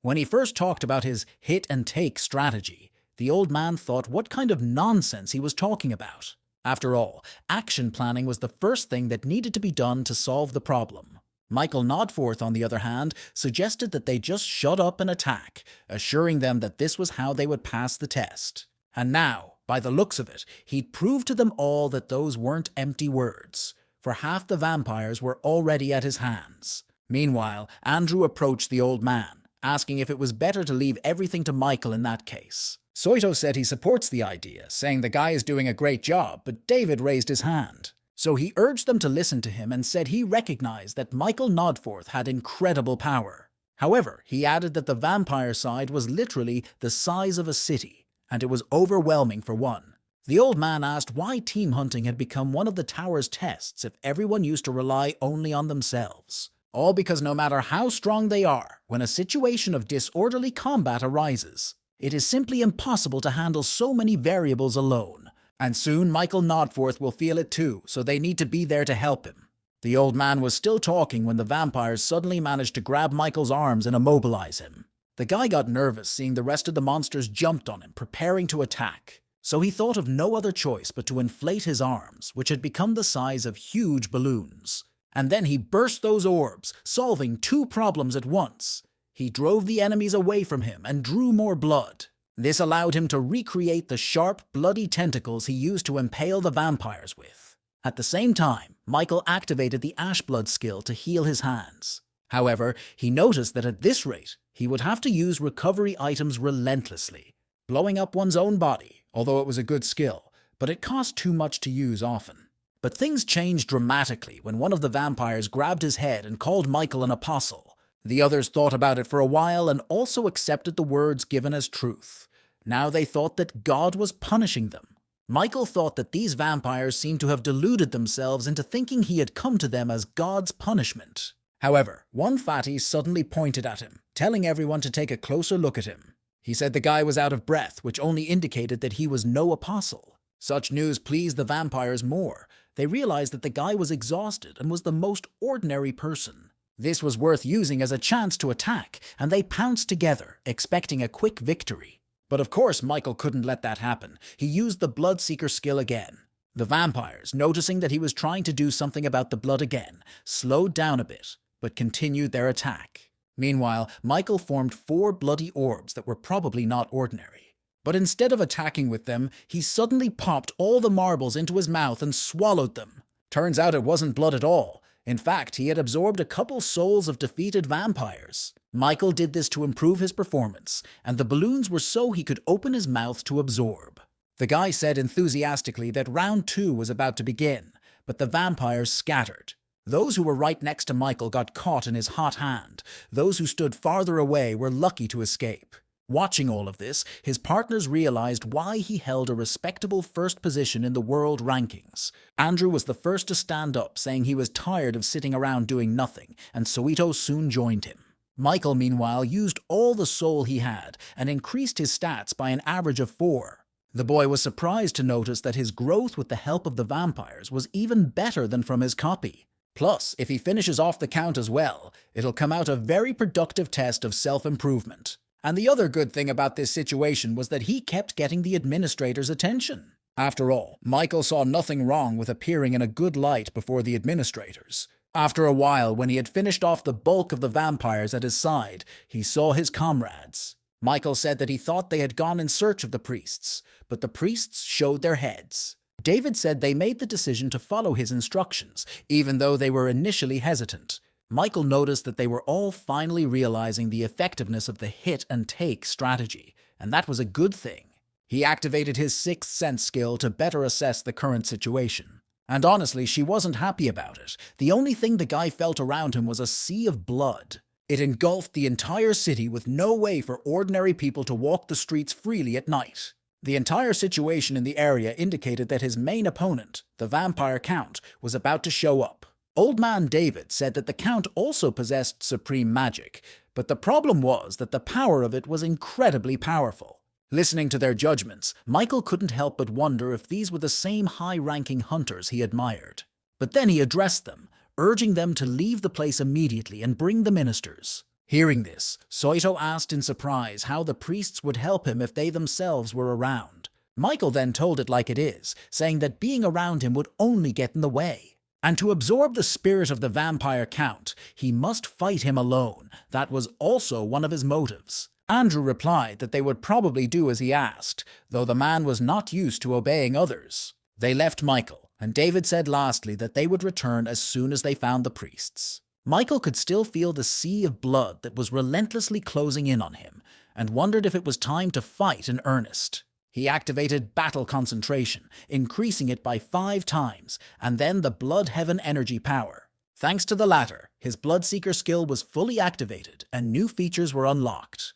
He could now interfere with all blood manipulation abilities within the range of the skill's application.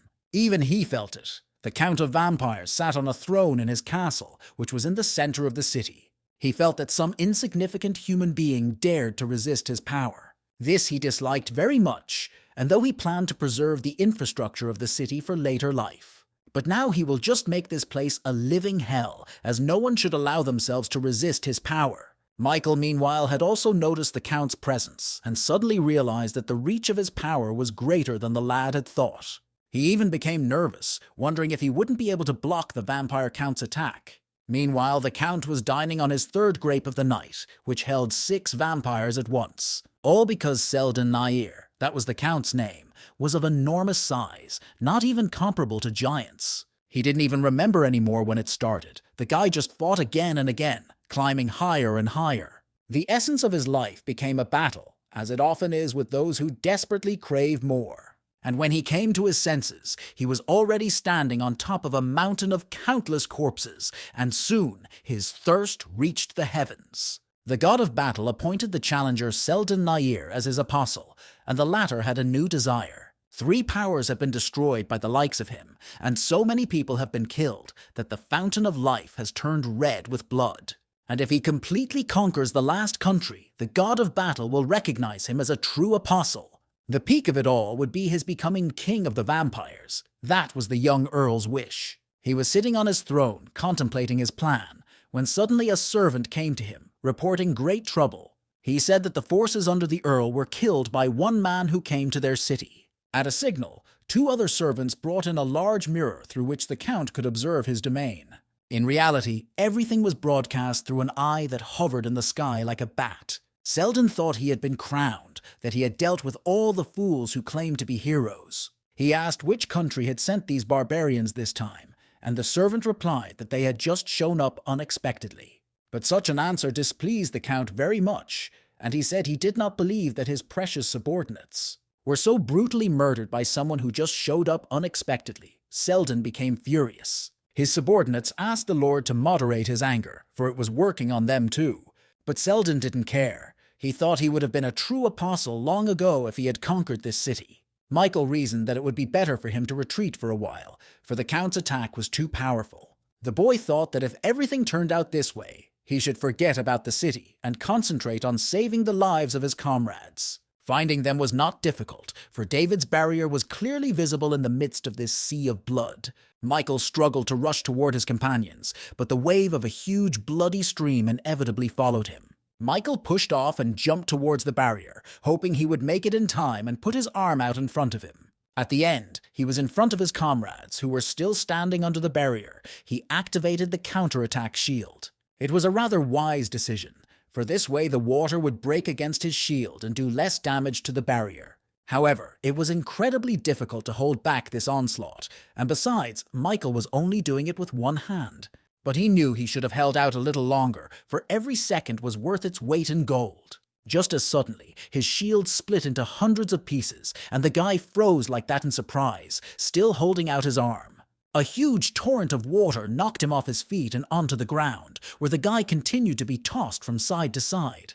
When the wave passed, he was badly battered by the current. Lying on the ground, Michael could barely move. While his comrades rushed towards him, the guy activated the Ashblood skill, recovering his health. He asked the guys if they were okay, and they responded positively, saying they survived because of him. However, that wasn't the end of it. Suddenly, they all heard someone's growl that was so loud, it was as if they were shouting into a microphone.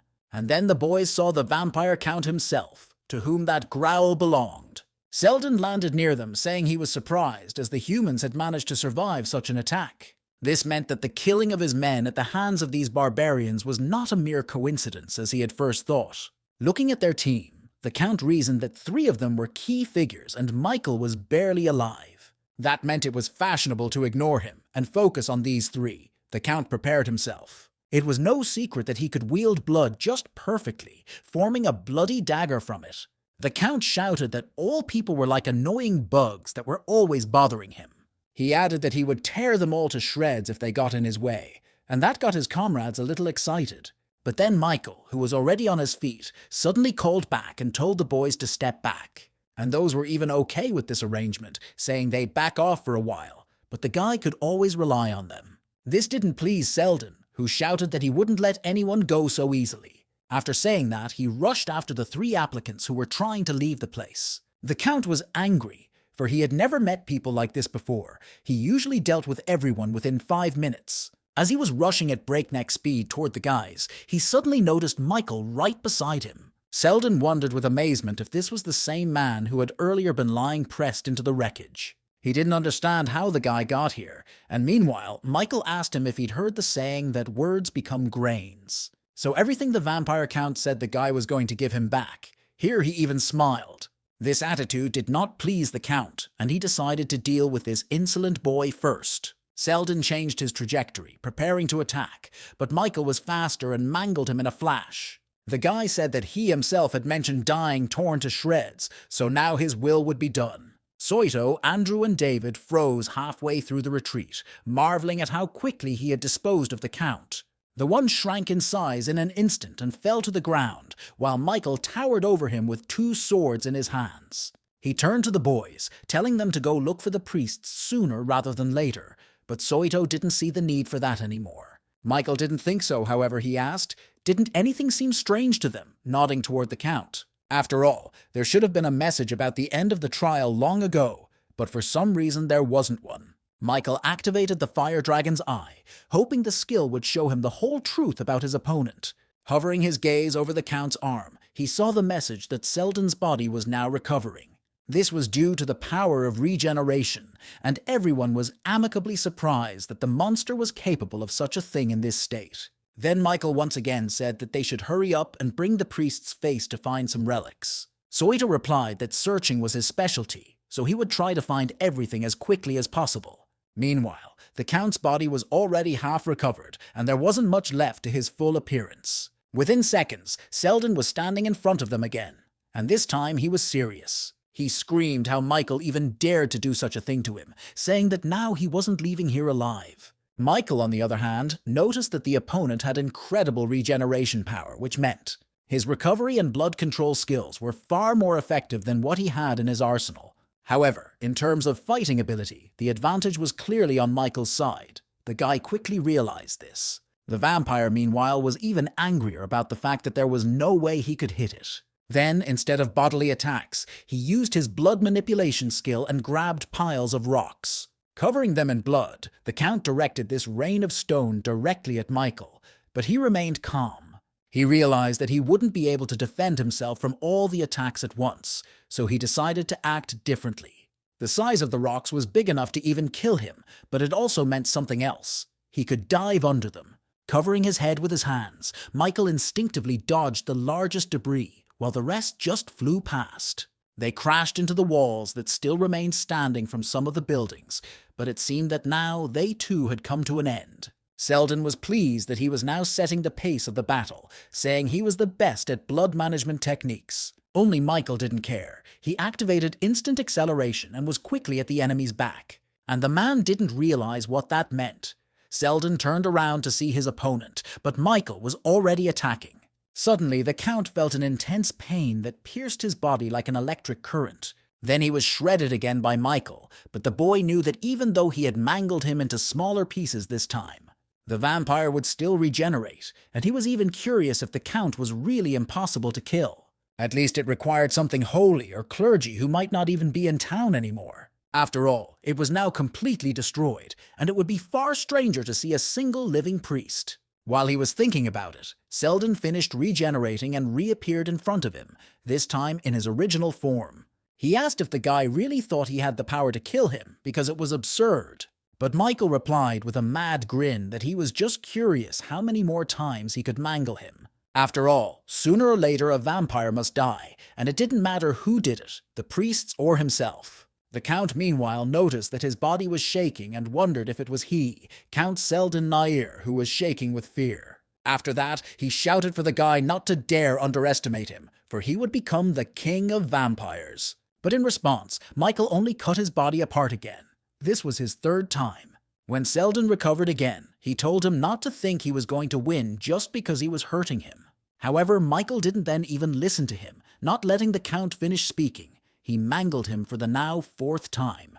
During the next regeneration, Selden said that Michael was only human, hence he would soon pass out from exhaustion, but the guy kept attacking and killing the Count over and over again. The end he chopped it for the 7th or 8th time, Selden suddenly asked if he was that legendary player. Michael really didn't even pay any attention to it because he only had one goal in mind.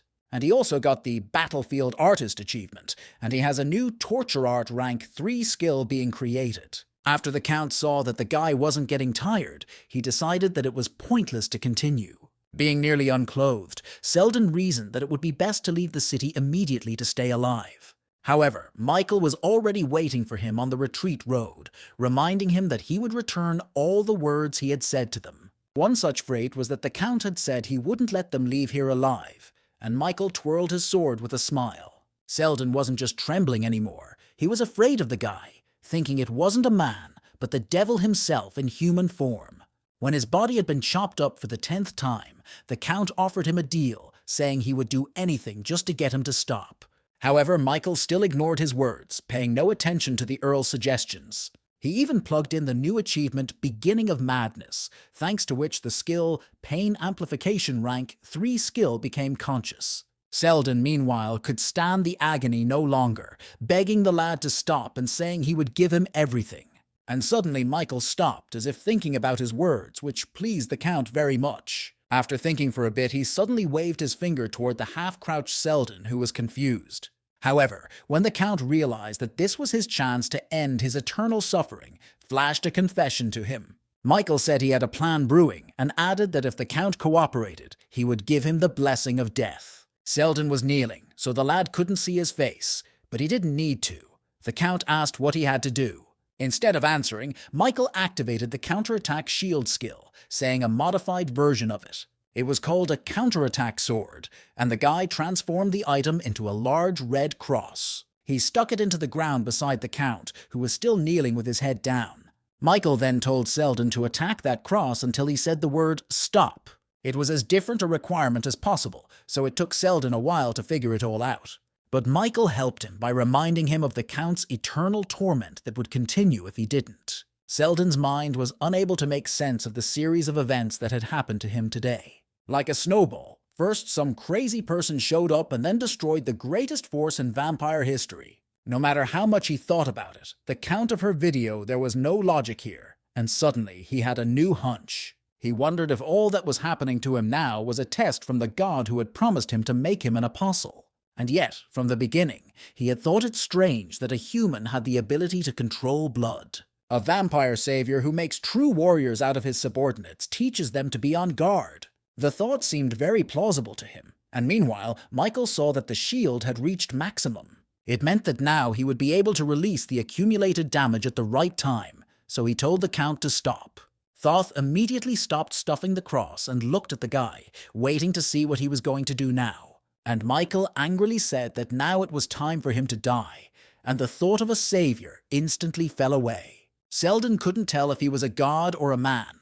He thought Michael looked more like a monster than anything else. The guy, meanwhile, said that since the Count was constantly regenerating no matter how many times he was killed, he'll be atomized to the point where there won't be a single piece of flesh left. With those words, he hurled his sword at the Count, a pre-octave Selden bloody ball from his shield. He then activated an instant release of the accumulated damage that was to be poured directly into the orb. Selden was a little scared, but eventually realized that this way he could finally die. A moment later, there was an explosion of immense power, but it did not go beyond a ball from the counterattack shield. Michael just stood and watched, hoping it would work, but even if it didn't, there was still the relic plan.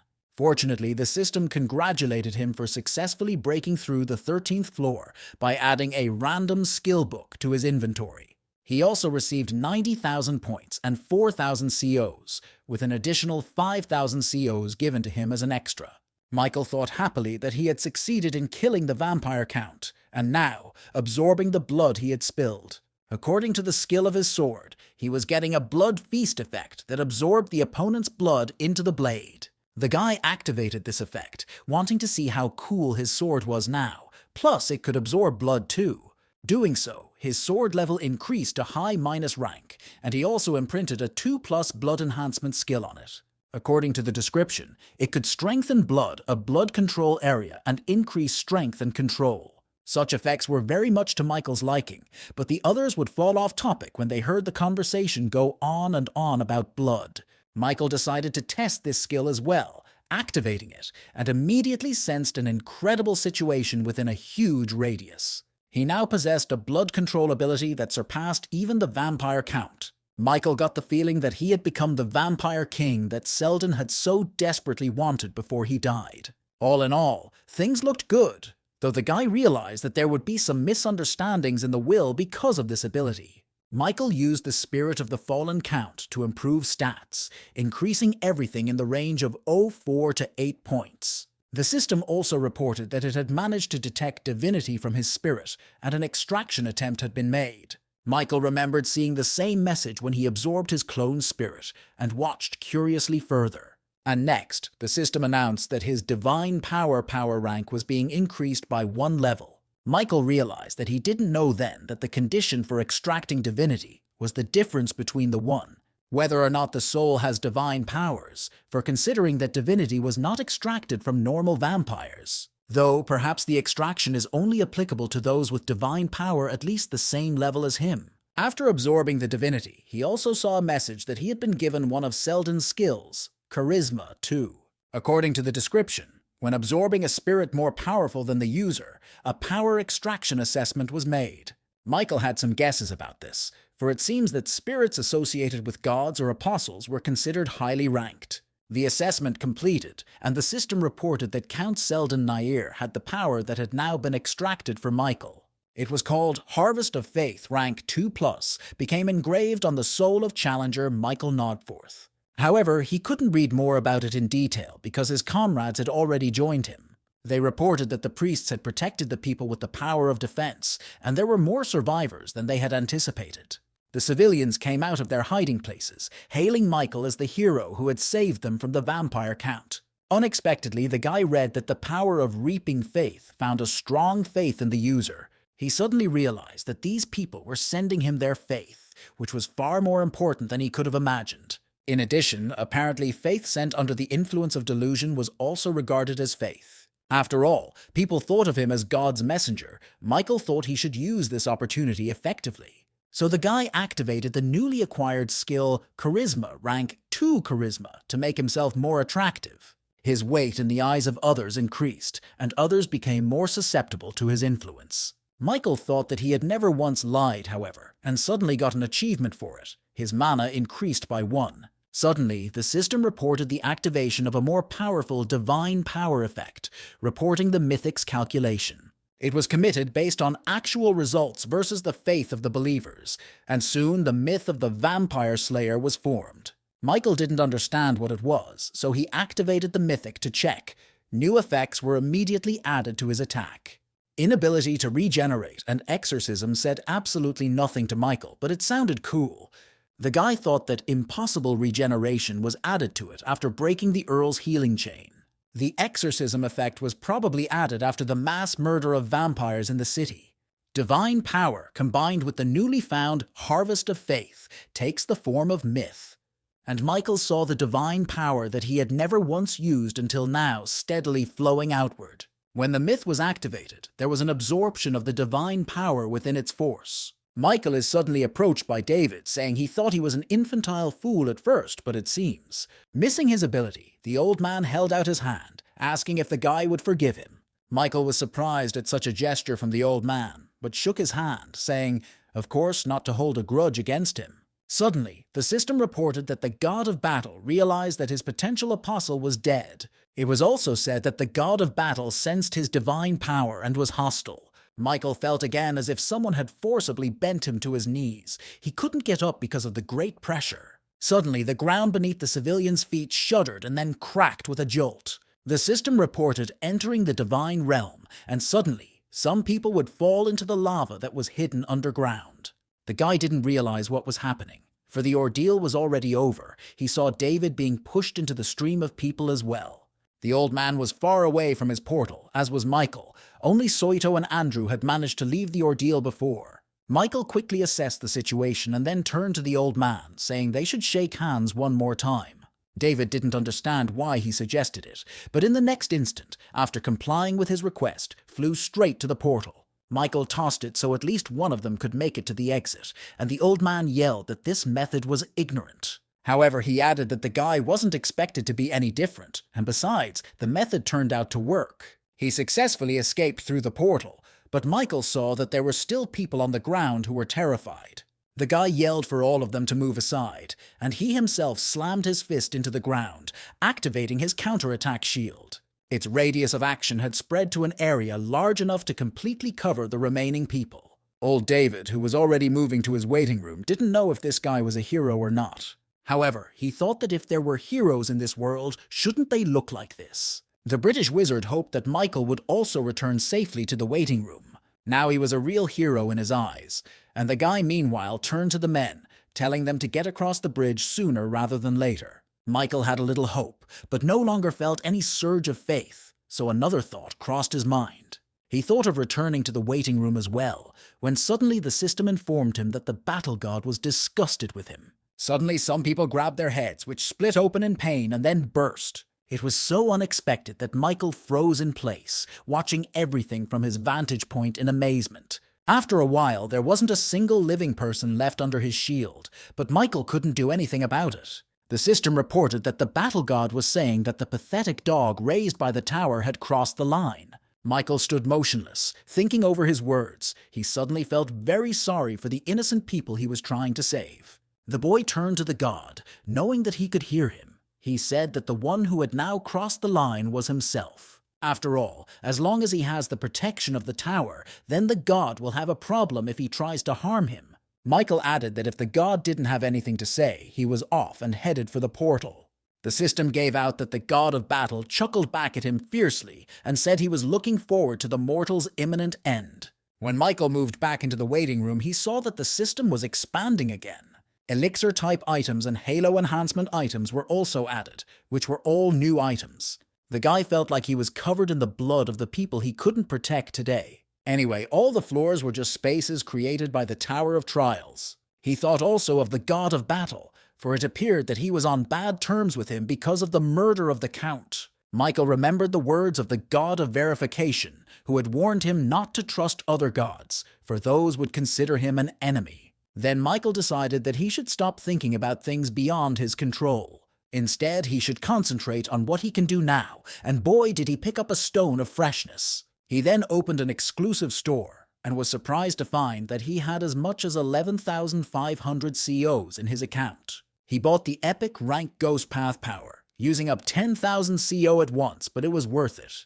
The description said that he would be able to develop his own skills, and it would become easier for him to realize his own enlightenment. A few minutes later, Michael was already standing in the forest, the location of the White Crane Sword Administrator's domain.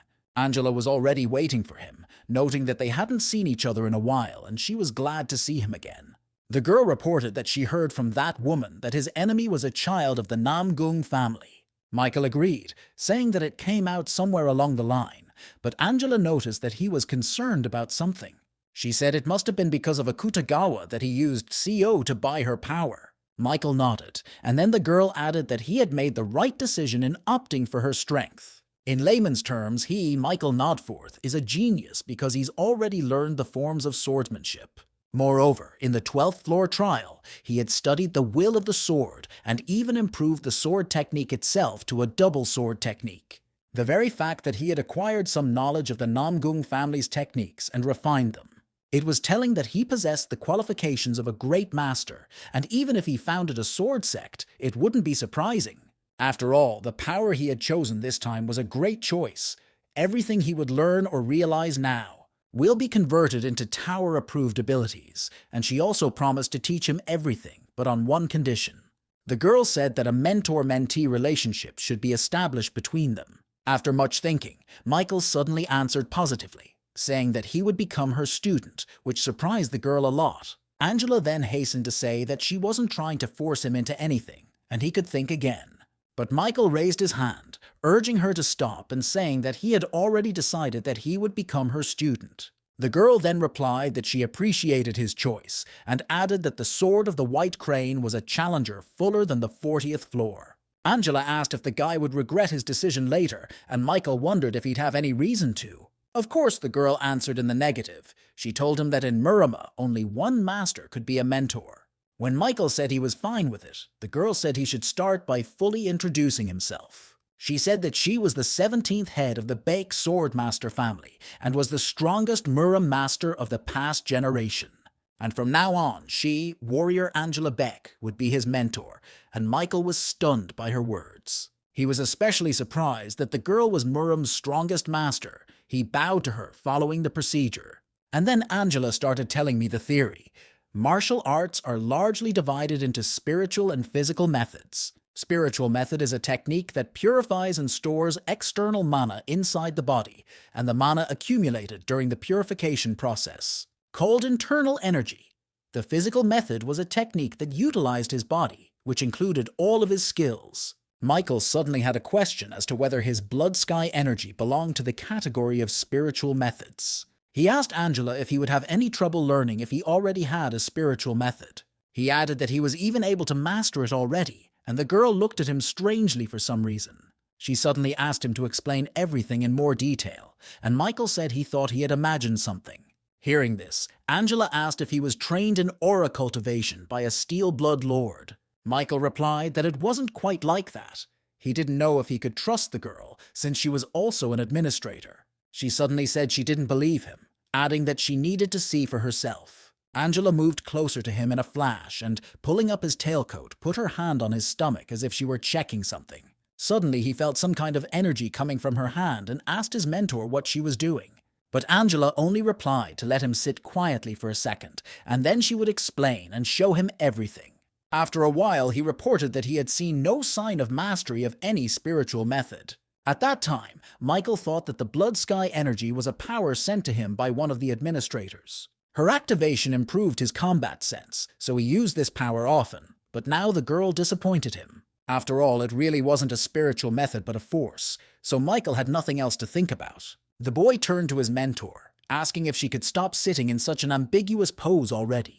Hearing this, Angela flashed a glance away from the guy, apologizing for checking in such an unusual way. However, the girl said that she was not comfortable with such an arrangement, which surprised Michael. She was angry that a scum from the Church of Blood Demons dared to send such a lowly spiritual method as a force. When they changed their surroundings, going out into the garden, the girl asked if he might not study the spiritual method.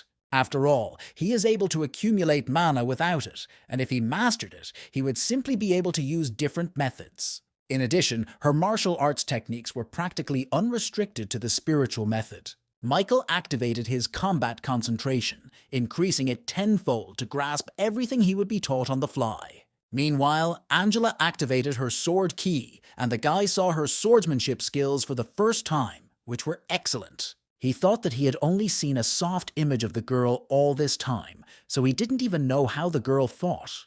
The girl, meanwhile, announced that she would now demonstrate the first technique of her 7 white sword techniques method. It was called White Sword Cutting the Sea, and suddenly Michael felt all its energy. At least what the administrators put out in their blows was truly mesmerizing. Angela apologized, saying that he may not have been able to see everything properly, but that was the minimum speed for such a technique. However, and to her surprise, Michael replied that it was fine, saying that he thought he could do it again. Michael felt as if space itself was tightening and stretching, so that avoiding the impact was impossible. Such was the technique of dissecting the sea. The name was also quite justified, because with this technique, it was possible to conquer even the sea, and the swing of the sword resembled raging waves, and Michael tried to replicate it. When he was done, he looked back at Angela, saying that he had tried to repeat everything exactly as she had shown him. He asked if there were any mistakes, but the girl's face spoke for itself. She couldn't believe her eyes.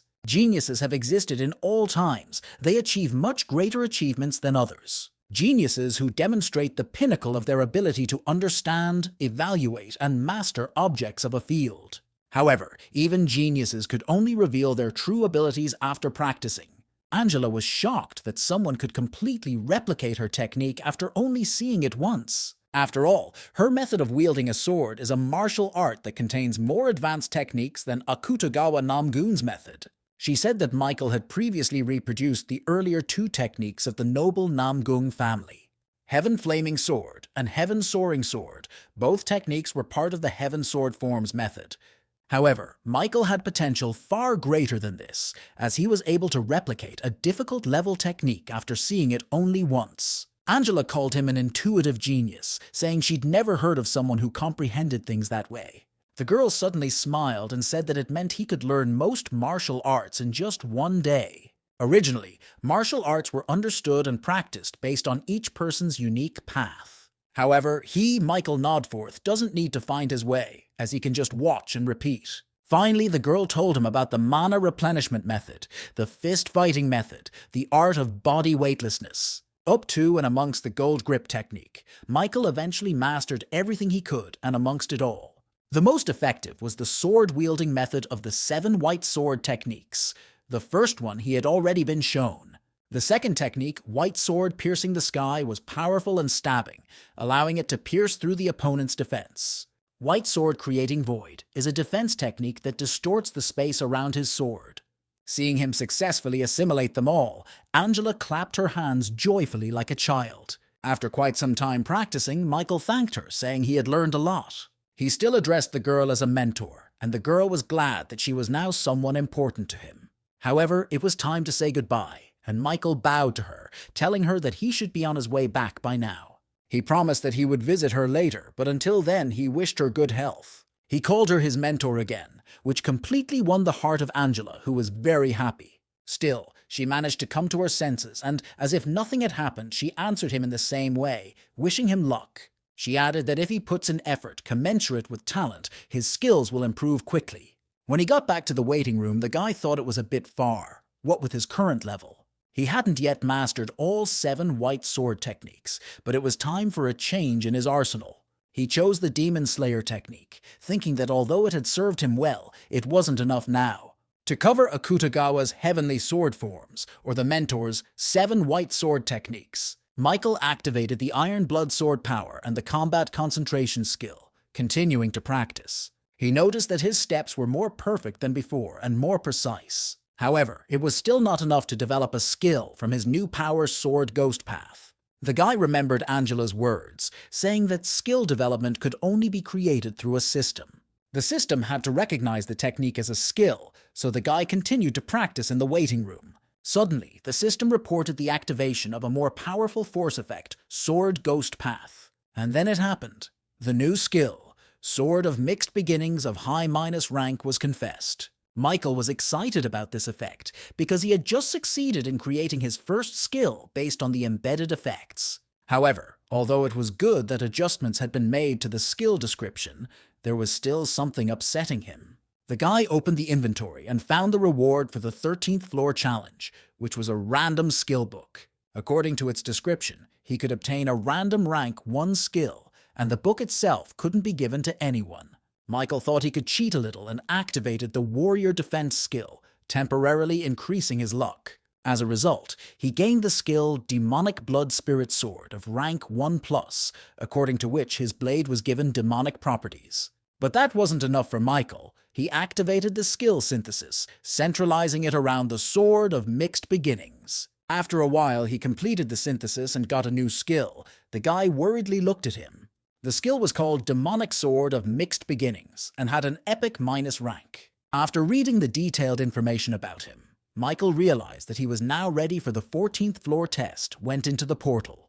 The theme of this challenge was a water fight where he had to kill all the monsters in the lake in the allotted 7 days. The reward for a successful breakthrough was a high plus rank wind spirit boots, and the penalty was unchanged. Literally, as soon as Michael found himself on the location, the system reported that he faced a strong enemy. In front of him stood none other than Akutagawa Namgun, who had already defeated all the monsters of the lake. He asked why it had taken Michael so long to show up, because he had thought he was in the wrong place. And he only smiled. Seeing his nemesis, the guy immediately activated instant acceleration. Next to go were Battle Concentration, Warrior Defense, Indomitable Will, and of course, Wind Grace. This time he increased his speed by 70% at once, but it increased a little more due to the effect of his boots. The two boys pounced on each other, each of them preparing for this fight since they had said goodbye on Earth. Akutagawa was the first to notice the change, because he remembered that Michael hadn't used the flaming sword last time. That he was able to master it in such a short time surprised the Merimian, and he asked Michael about it. However, the latter asked in response why this surprised Akutagawa so much, since this was just the beginning. With those words, he activated the counterattack shield and immediately transformed it into an additional blade. An attack followed, and the Muramek was even more surprised that the guy was now fighting with 2 weapons. Michael, meanwhile, kicked him in the stomach and his opponent flew away, but he did not hit the wall, having managed to put his legs out. But that didn't help him much, for Michael was already preparing a new attack, and Akutagawa was again surprised at his speed. A huge wave of powerful energy sent out by the sword, Chi was rapidly approaching right at him. The Merimian had no more than a second to defend himself in time, but he was able to do so, for he was not amiss either. Although Akutagawa only used 1 sword, but he did it skillfully, so even Michael envied him. However, the advantage was still on the guy's side. He asked the Merimian how he felt about these new attacks. He added that it was his newly created epic rank swordsmanship skill. The Demonic Sword of Mixed Beginnings was considered to contain various demonic sword techniques. The sword attack in double attack can be performed 2 more times, completely repeating the movements of the original. And with the same force as the sword he swung himself, Michael thought it was already a kind of cheating. Still it worked. He turned to Akutagawa, pointing to the wound on his cheek. The boy said she would torture the Merimian until he died, and those words alerted him. However, in the next instant, he activated some of his power and healed his cheek, saying that it was only a scratch. And then Akutagawa pounced on Michael, wanting revenge for the fact that the guy had managed to hurt him at least that badly. Their blades clashed again, and this time the battle lasted a little longer, but still without a winner yet. Akutagawa noticed that the swordsmanship and movement techniques Michael used clearly belonged to the world of Marima. He asked why the boy had concealed this fact earlier, and he replied that he had not concealed anything, because at that time he was scared to death. So he studied it all, and Akutagawa wondered if he had managed to master such techniques in such a short time. He suddenly replied that even though they hadn't seen each other for a long time, the guy was still the same brazen liar. After all, he dared to talk nonsense about being able to master martial arts in less than a week. To this, Michael replied that he would not force the Merimian to believe it, but he was not about to recant. They lunged at each other again, but their powers were so far on par, and the only difference was the mindset. Akutagawa was thinking about how he could finish Michael off sooner, while he was thinking about how to use his new skills more effectively. After all, every fight is essentially a workout, and what better way than sparring with such a tough opponent? Suddenly, Michael went into a more aggressive attack and began to crowd Akutagawa backwards, and the latter opened his eyes in surprise. After all, he recognized the martial art with which Michael had attacked him, and that too was unexpected. Suddenly, anger took him and he shouted, "How dare the guy steal the swordsmanship of the noble Namgung family?" This put Akutagawa out of his mind, and it was clear that their battles would now take on a completely different character. And Michael replied that he had actually created it, diligently repeating the Myrmian's outbursts because he should have only seen it once. He also added that the problem was probably that his fencing techniques were too primitive. Akutagawa couldn't bear it. He shouted with anger and attacked Michael again, and the latter involuntarily hesitated. As expected, the Myrmec was excellent. Swordsmanship and movement techniques, as well as unorthodox lunges. Everything testified to Akutagawa's skill, but he had no idea that he was giving Michael a masterclass. The guy knew he had to memorize everything well now and then hit back. Akutagawa, meanwhile, activated the new technique called Battle of the Strongest again. This was something Michael hadn't seen before, so he prepared to defend himself, though he didn't yet understand how the technique worked. The system reported that within a radius of 30 meters, through a unique characteristic, form a dueling zone. It was something similar to what Myrmec had used last time, but now the walls looked even stronger. Akutagawa angrily said that the guy got caught and he would finally end it because the guy was already annoying him. But suddenly the Myrmec was forced to stop, for now it was Michael's turn to attack. He used his new skill, Bloodseeker, which again surprised Akutagawa, for he had not used it before. He added that the Myrmec had actually made the mistake of restricting them to that barrier and directed his attack at it. Akutagawa still didn't understand how it was even possible to master the art of blood, since even he himself didn't know how to do it. He said that even after mastering martial arts, the guy took up his tricks again. In the meantime, Mike had already approached him, and with lightning speed began to deliver blow after blow. Myrmec felt he couldn't keep up with blocking everything, and here he was already missing several attacks. And then a powerful kick to the stomach sent him into the air, something he definitely didn't expect and even got a little flustered. Akutagawa realized with surprise that he had been thrown back to the height of the barrier, which meant he had opened himself up for a frontal attack. And soon it followed. Michael was already waiting for him to deliver the decisive blow and finish off the Myrmian. Therefore, Akutagawa had no choice but to forcibly deactivate his unique characteristic. He managed to avoid colliding with the guy and jumped away, but to his surprise, Michael was already standing beside him. He still managed to hit his opponent, and quite hard because he flew off again. Michael, not thinking long, rushed over to him to finish the job and make sure the Myrmec didn't get up again. When he ran, he destroyed everything in his path, except maybe people, but there were none here. Akutagawa lay on the ground unable to get up, but he recovered quickly and realized the guy was attacking again.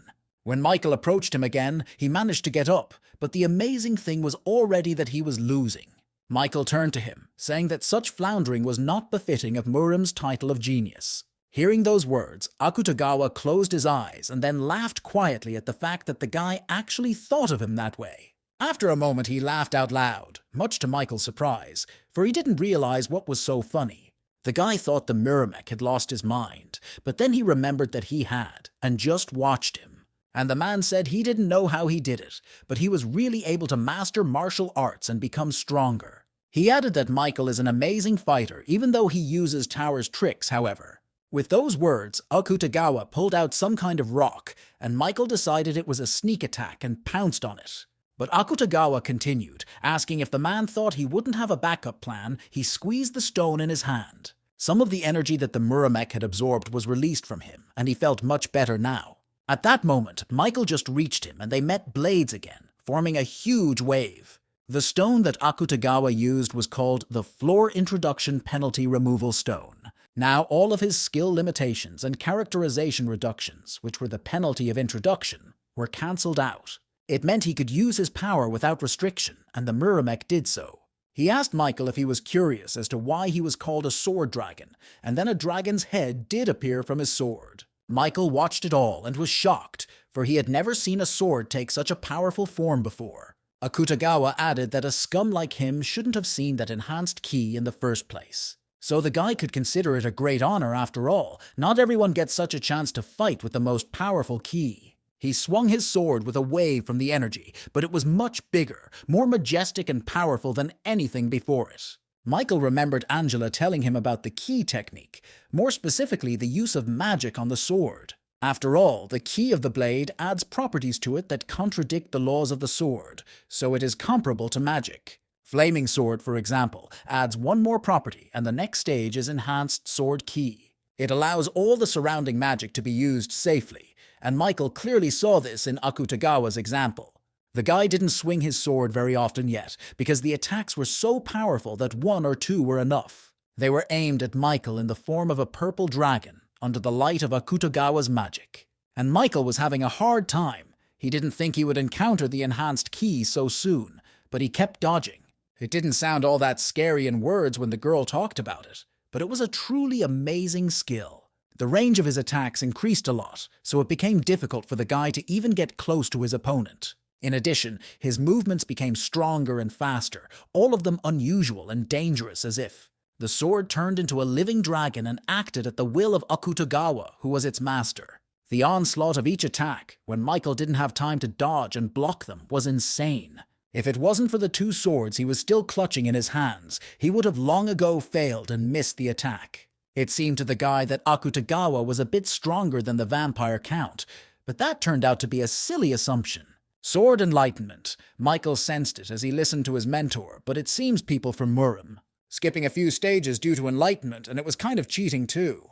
Akutagawa, meanwhile, decided to move on to more serious attacks and turned to Michael with a smile on his face. He wondered if the guy wasn't having fun already, since a few seconds ago he'd said he was still learning new skills. Michael thought with annoyance that he should have gone straight for the full force and finished his opponent before he used the stone. After all, he had originally wanted to learn something, but now things had gotten more complicated, and he had to fight seriously. The guy activated the will of the heavenly blood cultivation technique, which was another skill he had learned. Michael ran at the enemy with only one thought. He remembered that this man slayed a lot of people on Earth. Akutagawa, meanwhile, attacked him again with his enhanced ki attack, but now Michael knew what to do. He activated his next trump card, which was the White Sword of Void Folding technique. Thanking him, he was able to compare their strengths and respond with an equal amount of energy to the Murimian's attack. Seeing this, Akutagawa shouted who else had he stolen techniques from, for it was all useless in front of the enhanced ki. With those words, he gave his attack more power and magnified it to a size that the guy couldn't repel. Michael in turn activated his combat concentration skill, increasing it by 20 times, so he was able to dodge in time. All this time, he also had his speed at maximum, and in an instant he was behind the Murimian's back. When he realized that he had walked into his blind spot, he decided to use that momentum for his counterattack. He hit Akutagawa with his sword, and he couldn't even turn around to put up a defense. There was a big explosion. To his surprise, it turned out to be a Murimian defense technique, and Michael slumped to the ground from the pain inside his stomach. There was blood coming from his mouth, and he realized that his insides had been hit, which was not at all happy about the situation. And then it was his turn to be surprised to feel the enemy approaching him from behind, preparing with an attack. With his last strength, and still thanks to his skills, he was able to dodge to avoid the deadly damage. But Akutagawa did not retreat, attacking him more and more, and the boy already felt that his strength was running out. He would break through his opponent's attacks at the last moment before they could hit him, but it couldn't go on like this forever. Michael figured the Murimec was using two techniques at once to keep him in his sights, and he didn't like that. With his side vision, he saw Akutagawa swing in to kick his leg in the stomach. However, the guy didn't expect the blow to be so hard that it knocked him down. Akutagawa, meanwhile, punched him in the stomach with such force that Michael sank underwater, going deeper and deeper to the bottom. Still, he managed to free himself and swim out, where another knockout from the Murimian awaited him. The guy had been thrown back onto the rocks and was now quite seriously injured, spitting blood from his mouth. Akutagawa, on the other hand, felt great. He pounced on him with another attack that Michael probably wouldn't have blocked by now. Murimec shouted that this was where he would meet his end and put all his power that was left into the attack. And Michael wasn't even able to block in anyway. He just put his hands out, covering his head with them. It was primitive, but he figured that at least his opponent would be weakened because of it. All that was left was to hold back the blow. When it was over, he found himself without his tailcoat, which was piled up on the rocks under Akutagawa's feet. Murimec looked in amazement at the lad, who, though breathing heavily and wounded all over, but still withstood such a powerful attack, and was still able to continue fighting the battle, albeit to his own defeat. Akutagawa admitted he was surprised, as he didn't think the guy would fight against him for so long. However, he said that his torment was over and raised his sword again, activating the enhanced Kai. With a crazy smile and a look on his face, Akutagawa said it was fun and he will remember their fight. Meanwhile, Michael is on his feet, saying that after everything he's been through, he just won't die so easily. He activated the counterattack shield skill at the last second, absorbing the damage from the opponent's powerful Qi energy. His shield limit would fill up so quickly that he almost immediately released all of his accumulated power as his counterattack. Akutagawa smiled, marveling at Michael's fortitude, but it seemed to him that victory was on his side. Suddenly, he made a sharp lunge to the side, and instead of repelling the attack, he moved closer and stabbed the guy in the throat. He finally saw the fear in Michael's eyes, and it gave the Myrimian indescribable pleasure. He was clearly insane. He cut the guy's head off, and Michael only had time to think about the last skill he hadn't used yet. This was the last battle, the 12th floor reward that made all critical damage nullified. All of his senses were also heightened for a time, and his skills were enhanced, with a recharge time of 1 week. Michael's head was miraculously back in his body, and it happened as if in slow motion. There was no way the enemy could somehow interfere with this process, and Michael felt his heart pounding in his chest again. He figured the time when he could use that extra reward for the 12th floor was finally here. There was another reward on the 12th floor. He had activated the exclusive skill of Ancient Emperor's Ash Crown. While using it, his mind was gradually being polluted, so Michael also activated the Cold Reason Will. Now he could use rank 1+ spirit magic, saying that Muramek was right, and he still had trumps up his sleeve. He added calling for his servants, and suddenly monsters appeared behind the surprised Akutagawa's back. Michael commanded them to kill the Myrimian, and they pounced on him, forcing him to do something quickly. Akutagawa was surprised that the guy even had necromancy in his arsenal, but he said he couldn't beat him anyway. After all, enhanced ki was quite a powerful technique, so some monsters weren't a hindrance to him. Akutagawa dealt with them in a flash and approached Michael again, who hadn't expected it to happen so quickly. Muramez grabbed him by the throat, saying that now they'll see if the guy can resurrect again. He swung around to chop his head off again, but for some reason Michael did nothing, though this time he might have had time to block. Akutagawa's sword was already near his eyes, and there were only centimeters left before it would pierce them. Suddenly, however, the Muramek stopped, horrified to find that he could not move. He asked what the guy had done, and Michael took his hand. Taking it off his neck, he threw it away. Then he turned to Akutagawa, reminding him that he had already told him that the wound was on his cheek. Will hinder him for the rest of his life. After these words, the monster that was summoned by Michael loomed behind the Myrimian's back. Akutagawa felt his presence with fear and realized he couldn't use any techniques to defend himself. As a result, the monster bit his head off, and the last thing Akutagawa managed to shout was a curse at Michael. Since his childhood, he had not shown with any special skills. He was even spoken of with derision and disdain. His dad asks his mom how she could have given birth to such a talentless child. I doubt his blood even runs in it. Akutagawa listened to all of this, not understanding why he was so disliked. After all, he had done nothing wrong. Back then, he just enjoyed his sword without thinking about things like strength and power. After all, true geniuses built their own way of the sword, rather than learning other techniques to emulate society. These words were told to him by his grandfather, who became the lad's first mentor and raised him fully. He later became the head of their Namgun clan, and under his patronage, Akutagawa began to grow and improve rapidly. He was already becoming proficient with the sword, and would rush to his father after each successful mission to brag about the results. Such was the case when he bragged about killing the disguised blood cult scum by bringing their heads. He wished his father would praise him, showing that his son had become quite strong and developed abilities. But the man replied to him to remove the abomination from the room, asking why his son was so fixated on the murders. He added that the guy should strengthen his spirit if he didn't want to become a monster.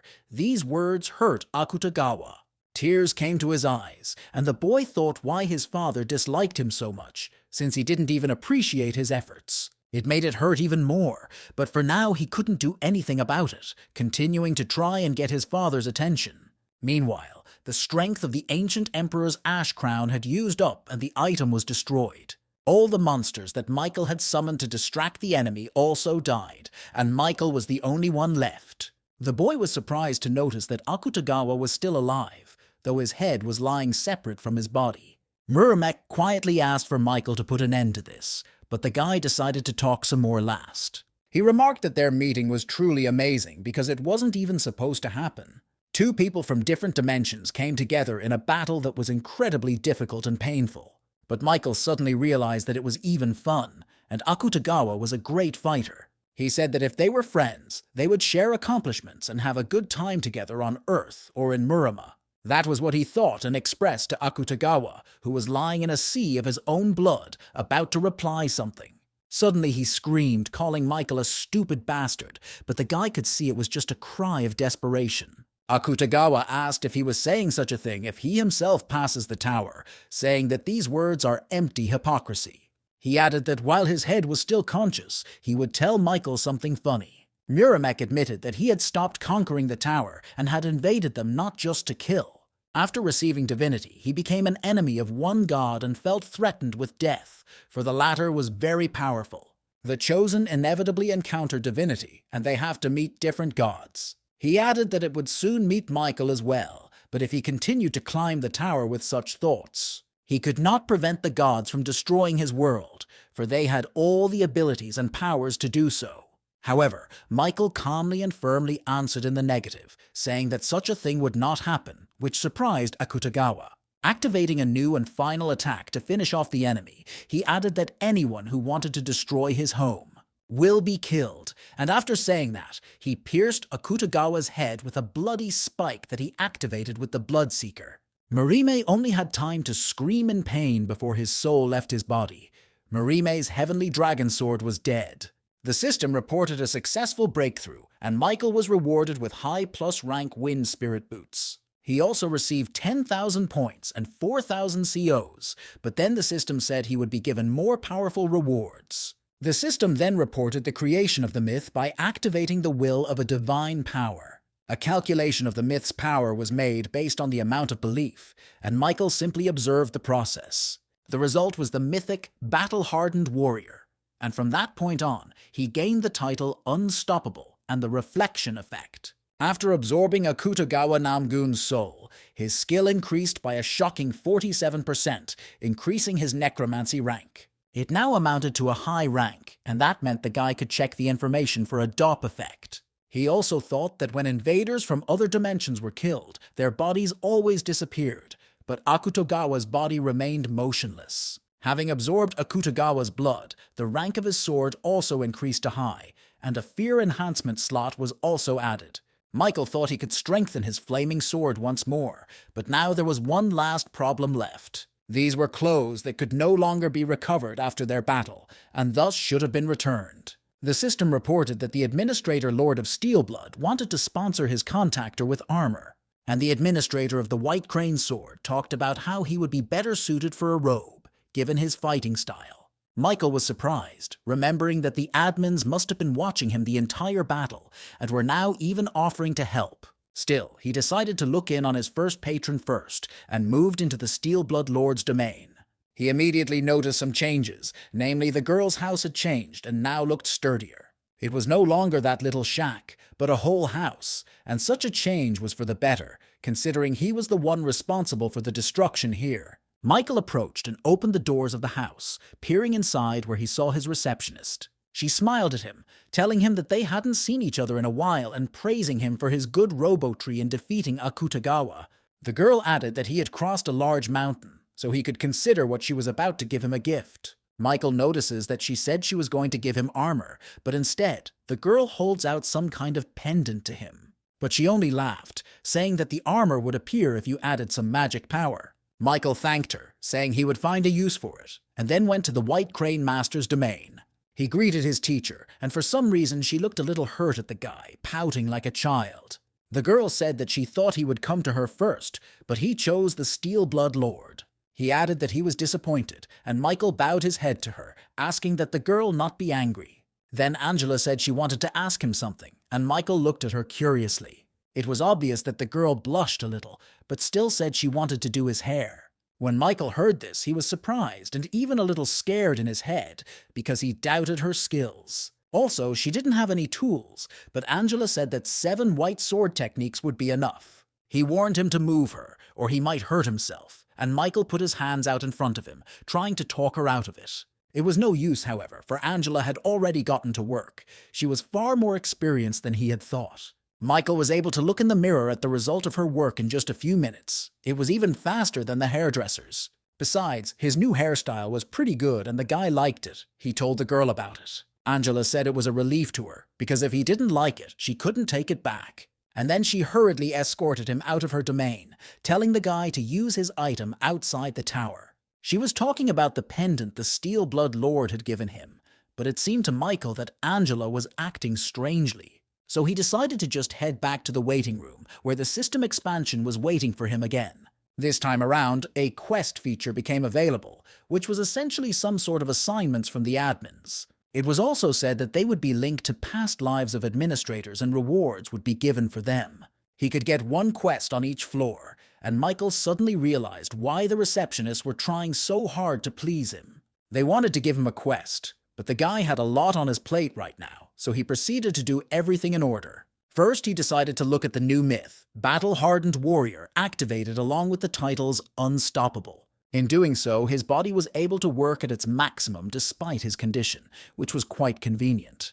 When activating the reflection effect, the worse his situation was, the stronger he became. Michael thought that the skill from Vampire Slayer was quite limited, but this myth was suitable for all fights. He also decided to look at the new effect of his Necromancy, which said that the characteristics of the God of Death had received enlightenment. Michael didn't understand what it meant. He even activated the divine power, but still nothing changed.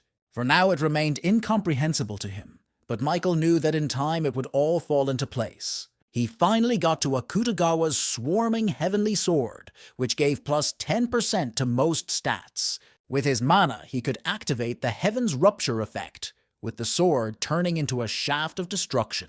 And when combined with the sword, the exclusive skill Sword Sense would be activated, with which he could double copy one of the sword skills. Michael thought that Heaven's Rupture could rival Sword Ki in strength, for he remembered Akutagawa's techniques. And Sword Sense didn't tie skills to items, which pretty much spoke to their versatility. He must have gotten such good items because he defeated Akutagawa, a far superior test boss. Then Michael took the new blade and achieved unification with it.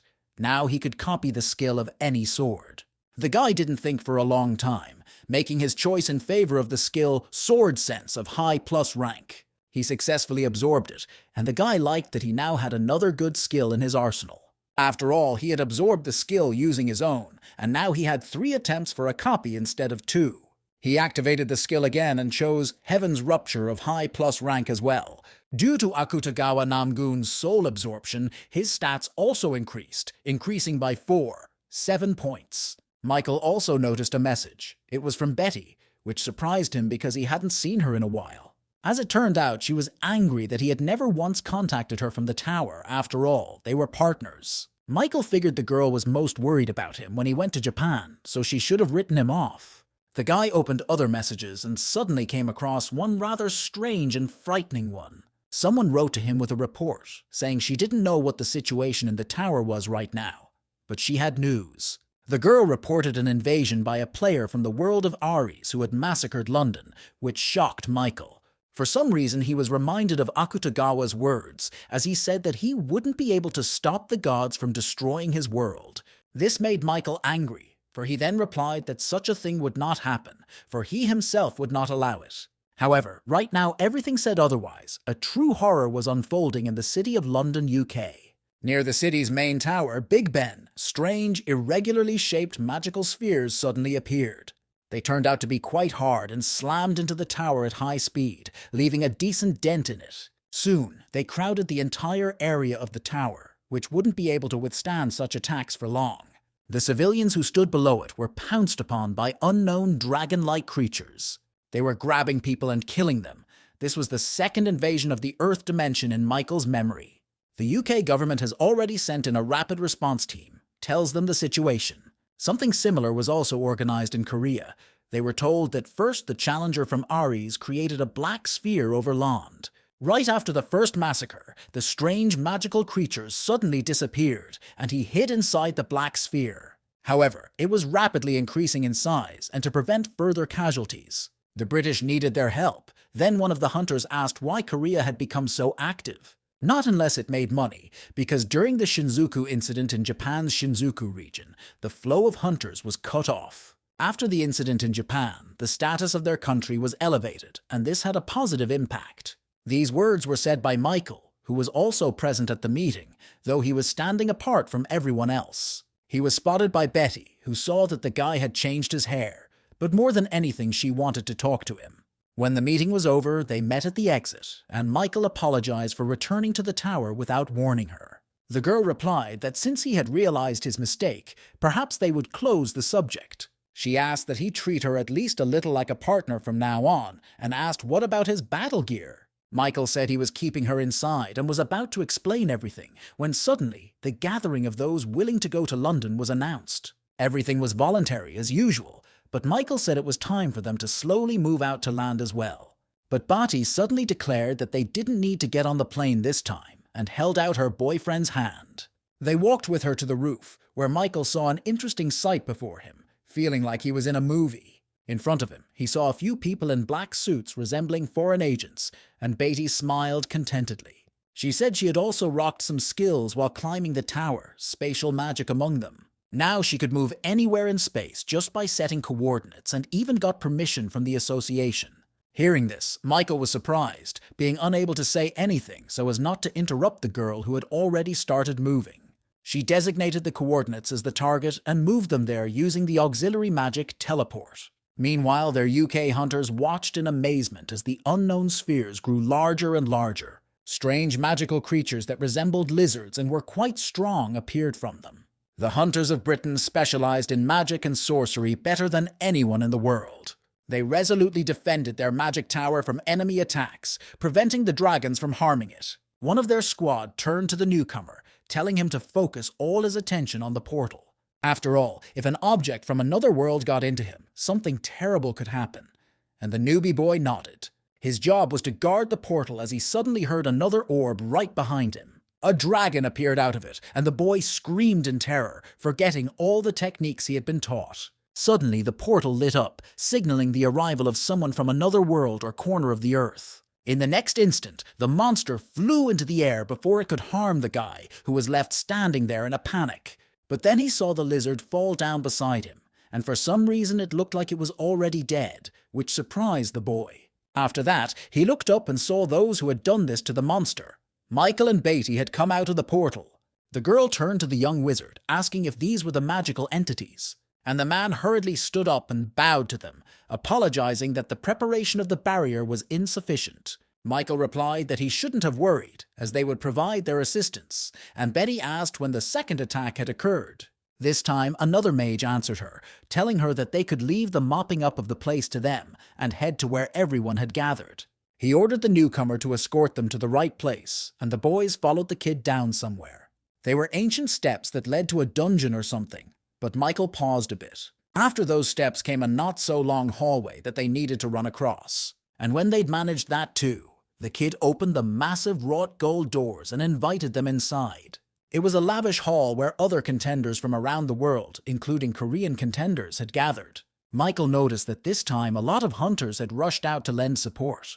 But for some reason he had the impression that the wizards of the magic tower were acting somewhat arrogantly. After all, everyone outside was laboring in sweat, and the top officials were just sitting at this table. He also suddenly noticed that David, the wizard he knew, was sitting in the chair of the tower's chief supervisor. Seeing Michael, the old man was also very surprised, not hiding his delight, for he was glad to see the lad alive. David said there was no way he expected to meet him like this, adding that he was honored. Bethy looked at the guy somewhat surprised, quietly asking if he was really familiar with this man. But Michael didn't have time to answer because he got to the point, saying that the huge black sphere was a high-level barrier. Although they had almost succeeded in destroying the black sphere when it was still small in size, but now the opportunity was gone. From that moment on, no matter what they did, there wasn't a scratch on the sphere, and suddenly David handed Michael his seat. The other mages watched in amazement, asking who this man was, but some knew his name. But the old wizard thought that giving up his seat at the head of the table to save the country was nothing. After all, other people didn't know anything, but he knew for sure how strong this young man was. David asked if, in his opinion, there was any way to solve this problem and smiled, waiting for his answer. and Michael said that he would just destroy that black sphere on his own, which amazed everyone present. David was a little shocked at his self-assurance, daring to say it was impossible. The other challengers and mages were also shocked that the guy said it so easily, but the guy meanwhile continued. He added that he would do it on one condition, and David prepared to hear anything as encouragement. But he wasn't ready for what Michael said. The guy asked to give him the awards of everyone here. Of course, the others didn't like this and protested, asking who he thought they were. The old man was also a little shocked at such a request, but said he had to consult with the responsible people about the matter. Michael replied that he didn't mind waiting, but at this rate, London could disappear off the face of the earth. He knew that people would move, even if there was no reward, if you took their cause to the extreme. So nevertheless, he must take care of what was due him. And meanwhile, the old man glanced again at the sulphur. Suddenly he agreed, shouting that by all means he'd get it done if the guy kept his promise. The mages present in the room rushed to stop him, telling him it wasn't such an easy decision, but David didn't listen to them. He asked Michael to destroy the damn orb as quickly as possible, and that was all he was waiting for. He took out his pendant, given by the Steel Blood Lord as armor, and activated it. In the blink of an eye, he was wearing protective gear, and the guy now had 2 swords in his hands at once. He suddenly swung them and directed his attack towards the wall, behind which he could see a black sphere. It wasn't the best way to get to her, but at least it was the fastest, and the guy punched through the wall. He prepared to head off to eliminate the sphere as he suddenly heard someone call out to him, and it was Beatty. The girl looked a little worried, and Michael wondered if she was worried about him again. He smiled at her, showing her that he would be fine and would get this problem over with quickly. And then the guy jumped off the tower saying he'd be back soon. Now he had to come up with a plan. He activated the exclusive effect of the Wind Spirit Boot Wind Trail of high plus rank.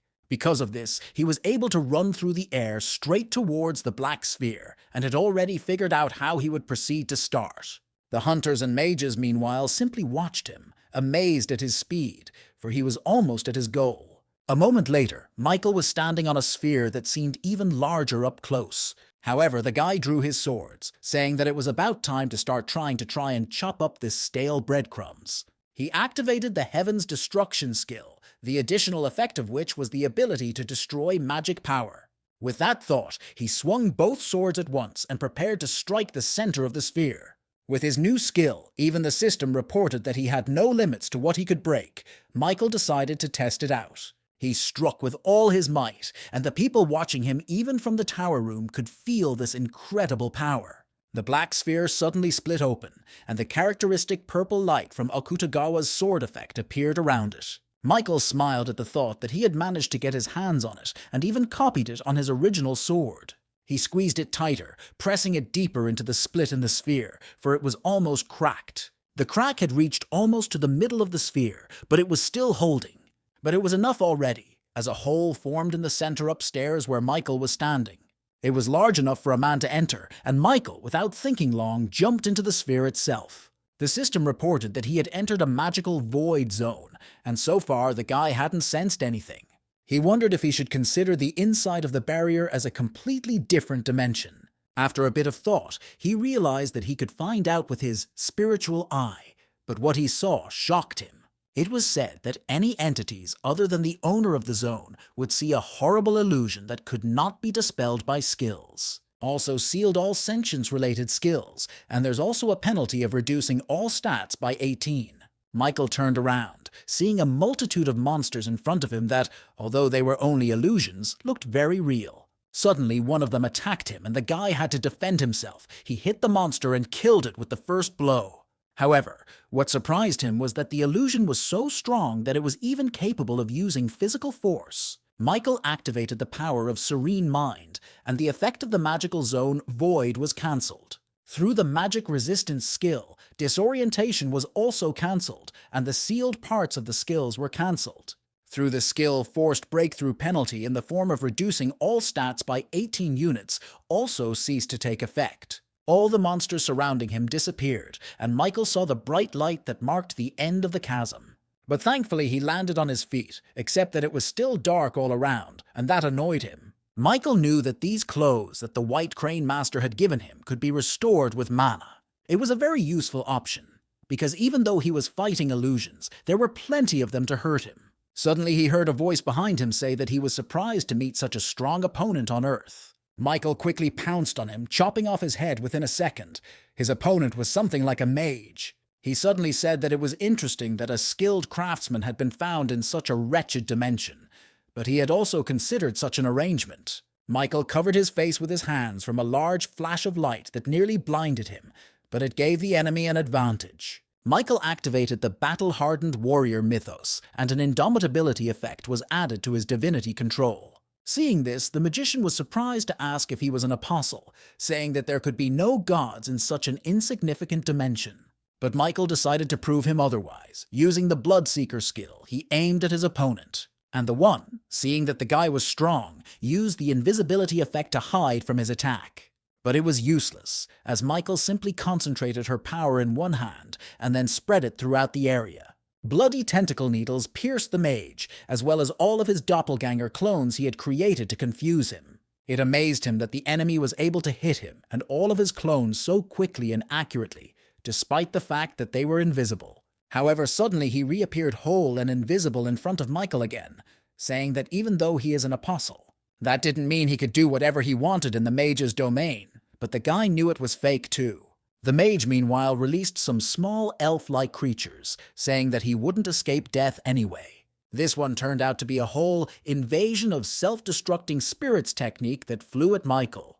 The guy decided to use his counterattack shield against them, shaping it into the shape of a bat to fend off the elves. And he was very good at it, until not one of their spirits got close enough to hurt him. His opponent, meanwhile, was surprised at the guy's savvy, so he decided to retreat, preparing for a new plan of attack. Michael thought he wanted to have a protracted battle, but it wasn't the right thing to do because the guy wanted to get it over with quickly. Although the space of this sphere is quite large, it is all about limited space. So even though it was a bit barbaric, Michael thought he could just destroy the entire inside of the sphere. He released the accumulated damage of his bat, activating the Heavenly Demonic Sword Sealing skill, after which the exclusive effect of the Demonic Sword of Mixed Beginning skill, Double Attack, was activated.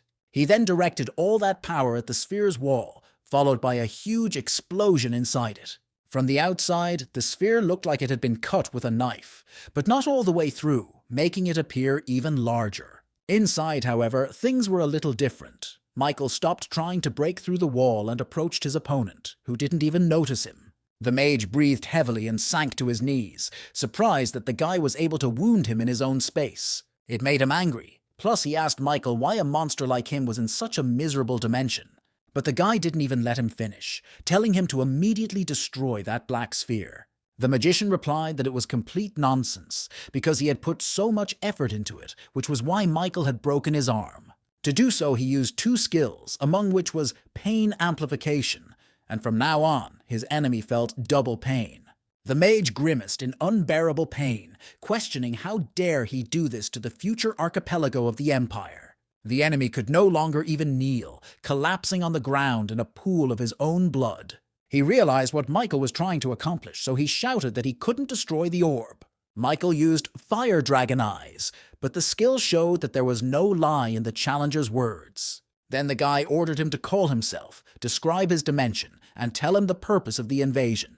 It turned out that the mage's name was Sindal, and he was from the Ares dimension, and the purpose of coming to Earth was to gain faith. Michael wondered, asking what he meant by that, and Sindal wondered if the man had come here without even knowing it. This tone didn't please Michael, and he stepped on it with his foot again, reminding him not to let the mage talk idly. Then the man told him that in the hidden ruins he had seen an ancient text that said outstanding wizards and knights can break through the wall of improving skills through faith. Through people's faith, divine power is accumulated in the heart where the ring is located. Michael then interrupted him, asking if he shouldn't have, on the contrary, saved people to gain their faith. Sindal replied that fear of the absolute was also a kind of faith, so he decided it would be quicker to achieve it that way. When asked by Michael why he chose Earth, the mage replied that there seemed to be no gods here to hinder him. Michael took his foot away for a moment, saying he had one more question. He wanted to know about the god of verification and verification. But Sindal replied that he didn't even know if such gods even existed, except that it was a lie. After all, Michael still had his spiritual eye skill activated and could tell when the mage was lying and when he was telling the truth. The boy thought he'd ask that just in case, but it turns out this Sindal clearly knew about these two gods. So he reached out to him, saying he understood. The more important the information, the less likely he was to share it. But he had a few more visors in reserve. Michael activated the torture art skill and used it on his opponent. His gaze was as if he was ready to sizzle him, saying it was interesting to see how long the mage would last. Meanwhile, it was already dark outside, and Sindal was screaming from the unbearable pain that pierced his body time after time. The mage asked that the guy just kill him, but the guy healed him with his skill over and over again after each torture. After a while, he managed to get a lot of information about divinity, magic, god of verification, and god of battle. Also, it had been about 7 hours since he had entered the sphere, and the long torture had worn down his strength as well.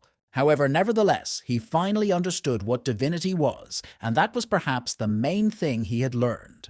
First of all, simply having this divinity does not make him a god. And when the magical organ, called the nucleus in the center of the abdomen in Murama, or the ring of the heart in Aries, is opened, it was becoming possible to accumulate the very divinity that was essentially the purest energy of them all. The purest form of magic that responds most easily to any will, and by accumulating this power, he would be able to increase his level dramatically. The only problem was that the guy still didn't know how to use this power properly. There were 2 ways to accumulate divine power in one's heart, but it was very difficult to dismantle and purify the magical power 1 drop at a time.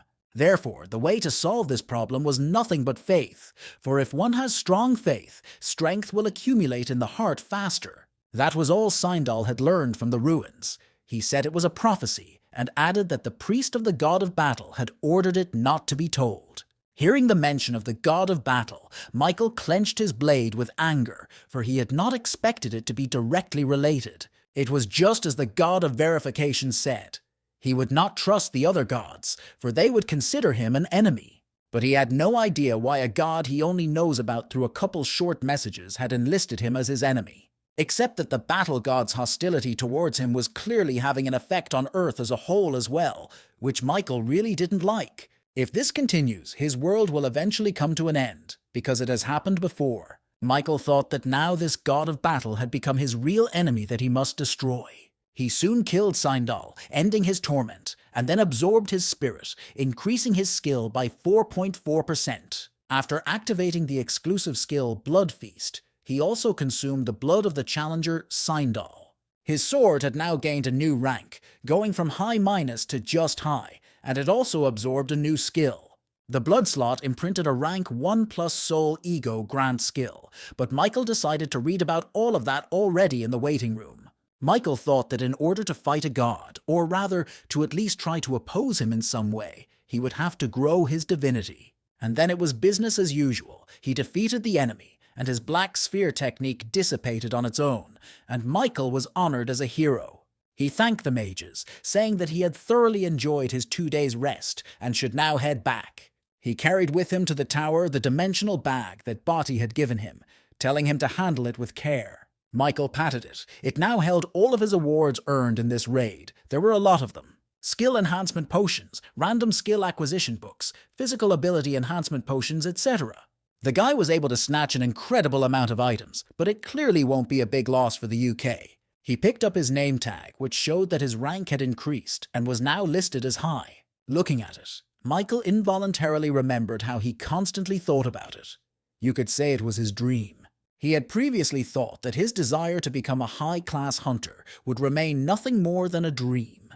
Now the guy was asking why he didn't have an epic rank, which would have suited him obviously better. After the raid, the British Hunters Association made a request for a press conference, where in addition to being asked if he had any desire to stay in the UK, he was made several annoying suggestions. Similarly, in South Korea, they tried to lure him with various baits like various tax breaks. But wealth and fame on Earth were not so important to him now, for if the Earth itself disappeared, it would be of no use to him. What he really needs to achieve is growth, for he had a battle with the god himself ahead of him. And even if a god were to concentrate the power in his hands to stop him, behind Sindal's words, divine power is the result of putting magical power into its purest form. So Michael set about practicing his concentration, training his divinity. He tried to feel this Dantian, which was the core in the center of the abdomen or the ring of the heart. However, as expected, no matter how many times he tried, the result was the same, although he could refine his magic power to some extent. But he won't be able to bring it to a perfect state so that it transforms into divine power. Although he had tried to do at least something during the guy's stay in that void, but he never managed to create any sword key or magic. Faith and fanaticism. Michael couldn't believe that a divine power would be triggered by that kind of will. And it was faith that was the basis for the creation of the battle-hardened warrior and vampire slayer. Therefore, as expected, he could not right now utilize the divine power to its fullest extent. The boy put on the hood of his hoodie and prepared to head back to the Tower of Trials. After all, climbing further up it, he would be able to figure out what was what sooner or later. It was the only way. Soon he had already entered the 15th floor, the theme of which was war, as strange as it may sound. Someone told him to kill those stupid occultists who reject their god of darkness. The two men looked amongst themselves, questioning why Mrs. Raynell had accepted such a request. A burly man peered into the tent Michael had moved into, his appearance slightly scruffy. But that didn't stop him from yelling at the guy, asking if he was shirking his duties. Grabbing him by the hood, he told the guy to quickly put up and join the fight. After all, the order had long ago been given to go on the attack, and he was still sleeping here. The man was clearly angry. It wasn't until they came out that the man noticed that the guy's clothes didn't match the battlefield. And Michael, hearing about the Holy War, asked if it was about religious conflicts. The system announced the start of the 15th floor challenge. He was given 17 days in which he must lead the temple to victory. The reward for a successful breakthrough was a protection bracelet of an unnamed god of epic plus rank. Michael quickly reasoned that the number of enemies amounted to several thousand. It was probably the most he had fought. The men on whose side he fought were praising some Mrs. Raynell who was leading them all into battle. The big guy explained to Michael that she was the commander of their mercenary squad that everyone feared. After all, the girl was a consummate aura user. He said it with such enthusiasm that Michael wondered. Meanwhile, the sentry on the tower reported that a new stream of battle god occultists had arrived and everyone should get ready. Michael at first just watched everything with interest, but when he heard about the god of battle, his face changed. After all, if one were to organize everything that was currently going on around them, one could draw the following conclusions. He's a mercenary hired by some nasty guys serving the god of darkness, and at the moment they are at war with the side of the people who worship the god of battle. Suddenly, Michael felt motivated, for to him in any battle there was bound to be a winner and a loser. The system announced the beginning of a special task, Leader's Path, according to which he must win the recognition of the leader. Raynell had a strong desire to learn the secrets of the sword, and was a commander recognized by mid-level mercenaries. For her, a person with no aristocratic roots, the battlefield was the only place to grow up. And so, after going through many battles and having been between life and death a bunch of times, she reached the level of aura user. Her actions were limited, however, as she had never before been trained on how to use it. Therefore, she had no choice but to continue wandering around the battlefield and risk her life. This the girl did so skillfully that she would be the envy of the best knights in the kingdom. Her sword technique reminded Michael of his lightning sword key in some ways, yet he couldn't feel that energy.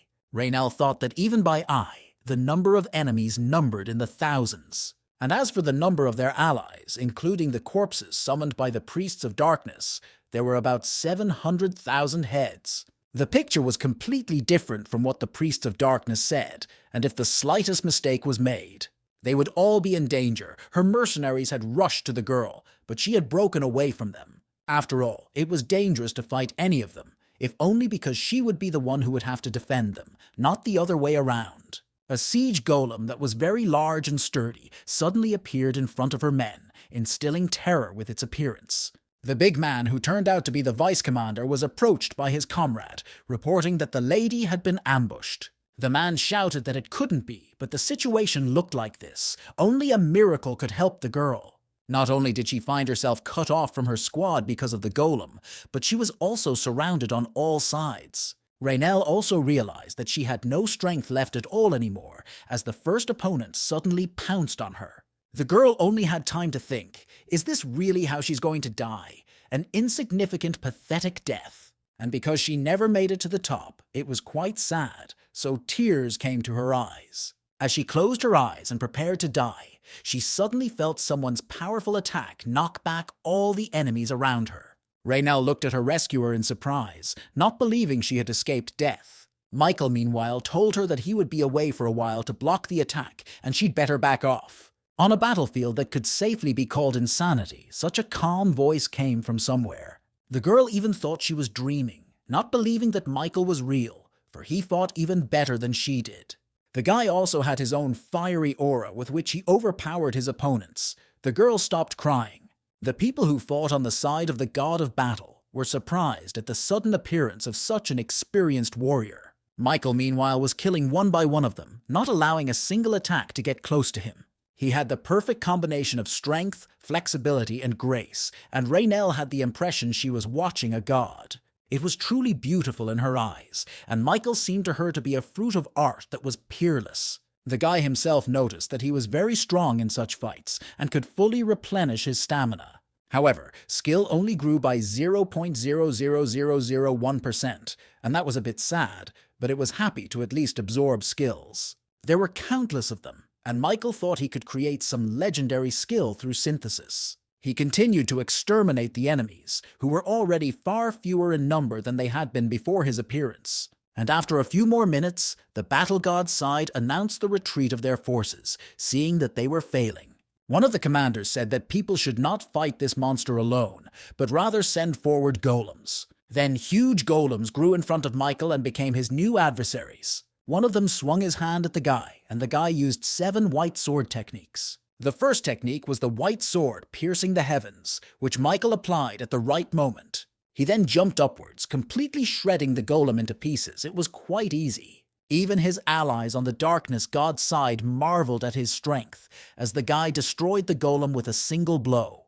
Raynell noticed that Michael had used the same skill again when he'd saved her, and she got an interesting impression of the guy. It seemed to the girl that he was distorting space itself, and that was beyond the sword's capabilities. Meanwhile, the golems summoned by the supporters of the god of battle had been defeated. People marveled that Michael dealt with them in seconds. They had never heard of it. Then suddenly, everyone fell silent, for the general of their troop spoke up, asking what they were making a fuss about. The man said that this guy's appearance only meant that they now only had one opponent. This man was named Mobir. He was a priest of the god of battle and personally came to the battlefield for support. The man ordered a group debuff to be prepared, their secret weapon that could temporarily restrain even a dragon. He added that if they catch this guy, they will have the victory in their hands. Michael, meanwhile, continued to fight. He could sense that there had been some changes on the battlefield, but he couldn't figure out what exactly it was. Feeling his opponents approaching him from behind, he attacked them with a powerful wave of sword ki. People were frightened by such power, so no one dared to approach him for a frontal attack. Mobir saw it too. He was shocked that the guy managed to fend off a group attack so easily. He even thought that there was a priest hiding somewhere near Michael to help him dodge these tricks. However, it was all hers. Michael acted alone, and in the blink of an eye approached him, thrusting his blade in. He stabbed the priest in the stomach, and he thought he didn't even have time to see the guy get close to him. Michael didn't forget about the other people who were also his opponents and aimed bloody projectiles at them.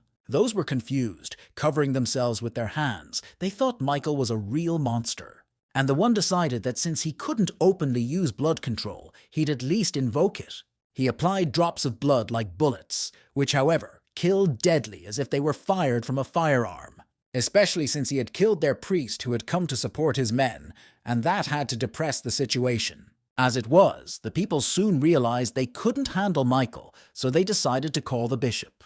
They retreated, and the system reported that everyone on the battlefield had sensed his presence, and he had completed the special mission. As a result, the achievement Invincible 1 was obtained, and all his skills increased by 4. Meanwhile, the Darkness God's squad had also retreated. Michael was offered to take the best barracks. He headed toward her as he suddenly heard the same big man who had dragged him to the battlefield address him. He bowed and apologized for his behavior, but Michael told him not to worry, calling him an orc. He added that he would like to get some rest and headed for the barracks, saying that the man could go as well. Michael thought that once he defeated 1,000 opponents, everyone began to respect him and even gave him the best seat. He opened the system window because he remembered that a message had appeared there during the battle, but he didn't have time to read it. It said that he had killed many people and consumed their souls, and his talent as a god of death slowly began to develop. Suddenly, Michael remembered reading about a similar thing in a new effect of his unique characterization. It said that the data of the god of death received enlightenment, but Michael didn't even know who he was. He was very interested in what it all meant, but for now he could only speculate. Suddenly he felt someone's presence, which clearly said that someone was watching him. Michael swung his sword at the roof of the tent, for it was from there that he sensed the strange feeling. It did not move, and in the next instant, not the ground fell to Raynell, who had been watching him all this time. The girl hadn't expected to be noticed at all, but now she found herself on the ground in front of Michael, who was eager to hear her explanation. Raynell stood up, saying that the other was not to be expected of him, for the lad's senses were incredibly developed. In the meantime, the latter appreciated the girl as a warrior and concluded that she did have some talent. Still, the guy asked what she was doing here, adding that she was lucky she hadn't died from blood loss then. But the girl replied that she was fine now. It was mostly thanks to him. Michael asked if everyone here thanked people so secretly, and Raynell was confused. She suddenly changed the subject, asking if he happened to be someone important, for she hadn't seen him among the mercenaries 5. Michael thought that was problematic. Since he stood out so much on the battlefield, the girl had already figured out what was up.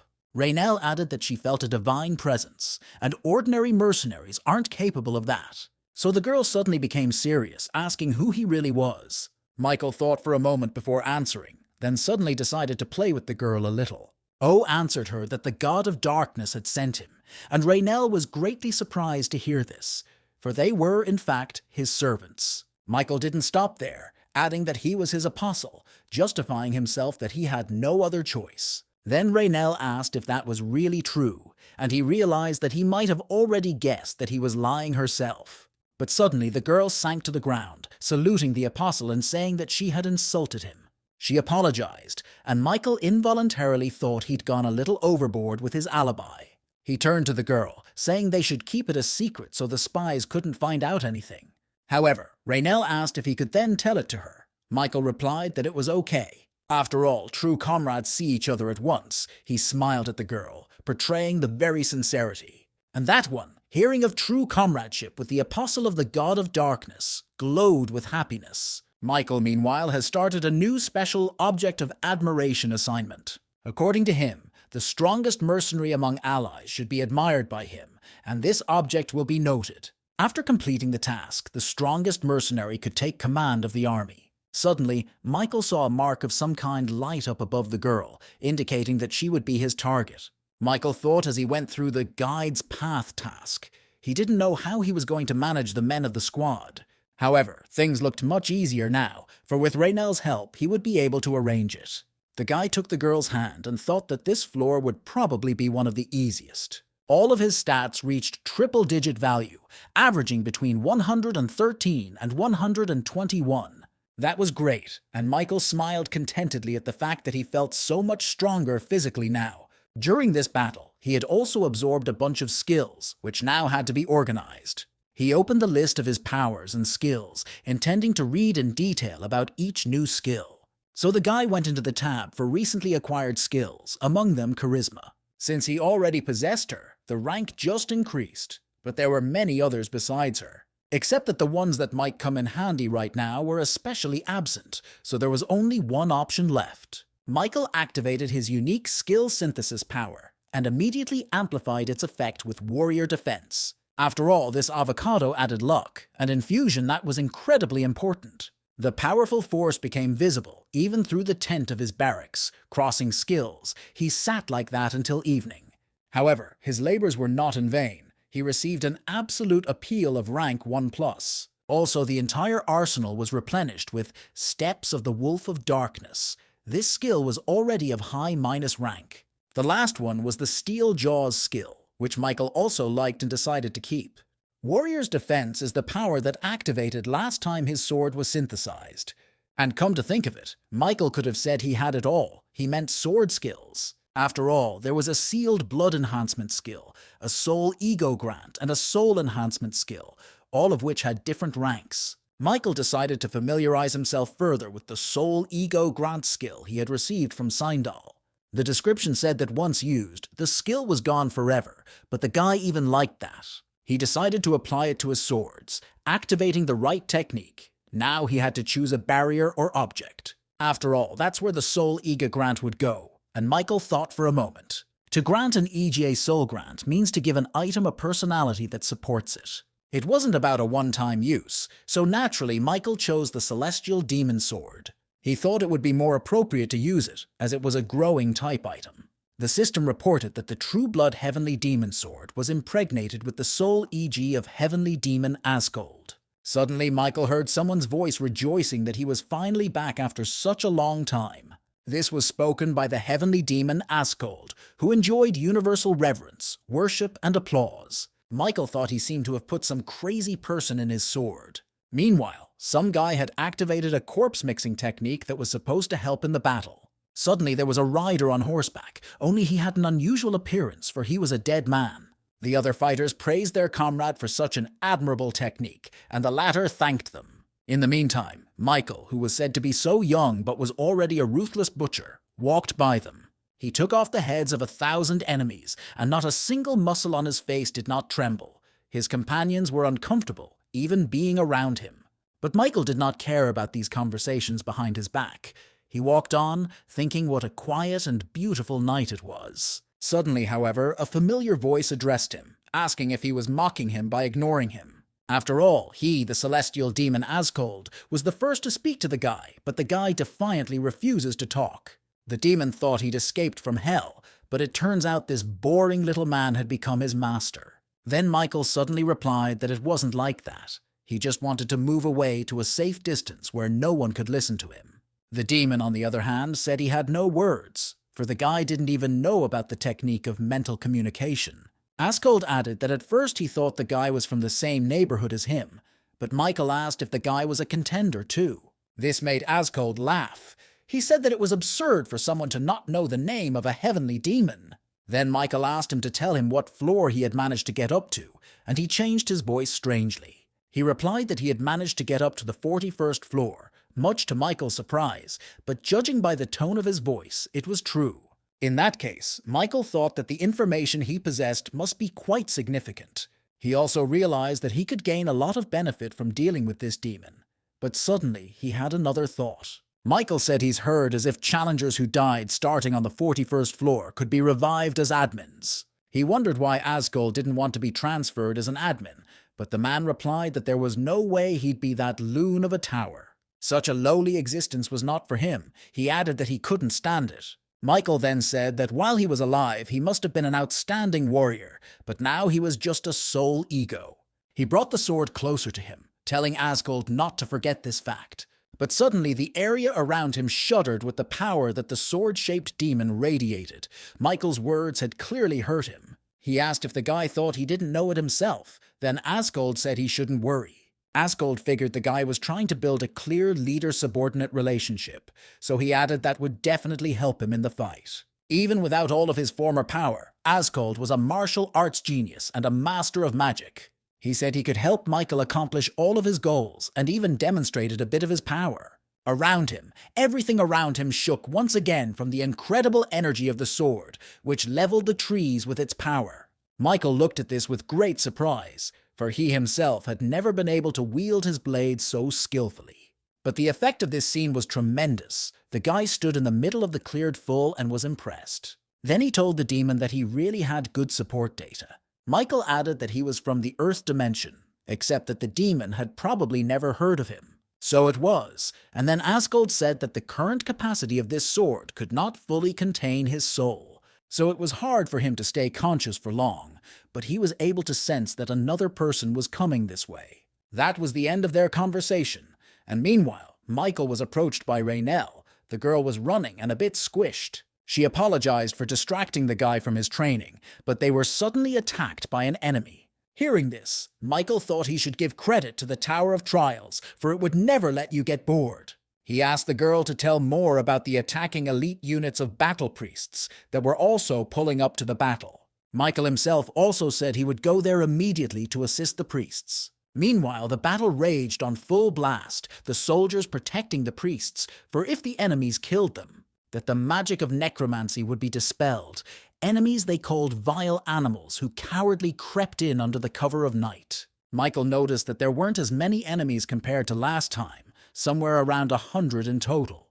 However, these ones were clearly of a higher level, for they used powers that were definitely divinity-based. Though it was a trifle by his standards, the enemies meanwhile continued to close in on the priests. When Raynell arrived at the scene of the battle, she was surprised to find that quite a few people had already died. She saw that there was a very strong aura coming from some of the enemies, and realized that those were clearly highly ranked fighters. But Michael, who suddenly put his hand on her shoulder, asked if he could ask the girl for a favor. He said that no matter how strong the enemies were, or how hopeless the situation seemed, she should trust him completely. After all, he trusts her too. With those words, the guy bestowed a smile on her. The girl even blushed a little at hearing such a thing, but Michael said it deliberately. And then Michael rushed into battle, calling Raynell with him and saying that they should protect the priests. After all, a temple can only be built if they are available, and the girl agreed. She suddenly became serious and also rushed into battle, saying that she would definitely protect her men.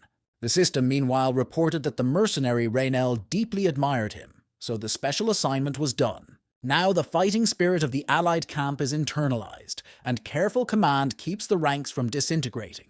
Michael heard the girl wish him luck, saying that if they ever saw each other again, she would treat him to some embroidery. Michael replied that it was the nicest thing he had ever heard, so he gladly accepted her invitation. The guy activated the steps of the Wolf of Darkness skill because the time of day was just perfect. It was a walking technique that mimicked the movements of the Wolf of Darkness, a legendary creature. Its effect was to increase mobility by a factor of 2 in the dark, and Michael quickly internalized it. He had killed many opponents already, noticing that not all of them were highly ranked. One man, who had interrupted a dozen of their men, was surprised to feel that the line had reached him as well. Michael was rushing at him from behind, saying they would regret daring to attack their camp at night. Meanwhile, near the entrance to the garrison of troops, things were somewhat worse, but the men were not wondering. The enemy had already broken through their equipment and were moving toward the main camp where the command was located. The big guy, whose name was Dean, shouted for his comrades not to panic and close ranks. The onslaught of the enemies was difficult to contain, but they had the advantage, for they were on the defensive. Therefore, if they scattered now, they would only face a miserable death that would end everything. But unfortunately, so far that was the case in many cases, his men lacked combat experience. Suddenly, Dean felt himself being kicked in the stomach as well, but he remained standing on his feet. He only grimaced in pain and marveled that he couldn't spot his opponent's attacks in time. But fortunately, and the man was already being rushed for help, the rider Raynell herself was running to save him. The girl swung her sword. In a flash, she was near her opponent. She killed him with one accurate strike. Michael was surprised that her blade possessed divinity. Also, the girl's swordsmanship skills were astounding.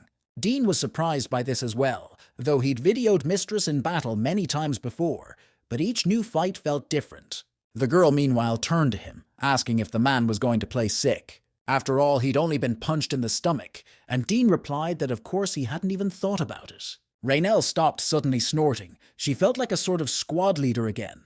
So the girl shouted, giving the command to form up, leaving only the tankers in the vanguard. The girl ordered them to take a defensive position, and they immediately followed her orders. Next, Raynell moved on to the archers, saying that they are their main fighting force, will be standing behind the tankers, and the melee damagers would be left to defend the healers. The morale of all the soldiers increased in an instant. Now they were all ready to fight back against the enemy, who still had quite a few men left. However, camping, the enemy also had a few rounds up their sleeves, for their opponents looked on with a smirk. They rushed to attack, saying they would glorify their temple, while the side of the God of Darkness prepared for defense. The archers drew their bowstrings and opened fire on the advancing army, but the tankers stood firm. First of all, the people of the battle god wanted to kill the girl in the center, for they immediately realized that she was in charge. Hearing this, the tankers tensed up but continued to stay in formation, not letting the enemy troops through.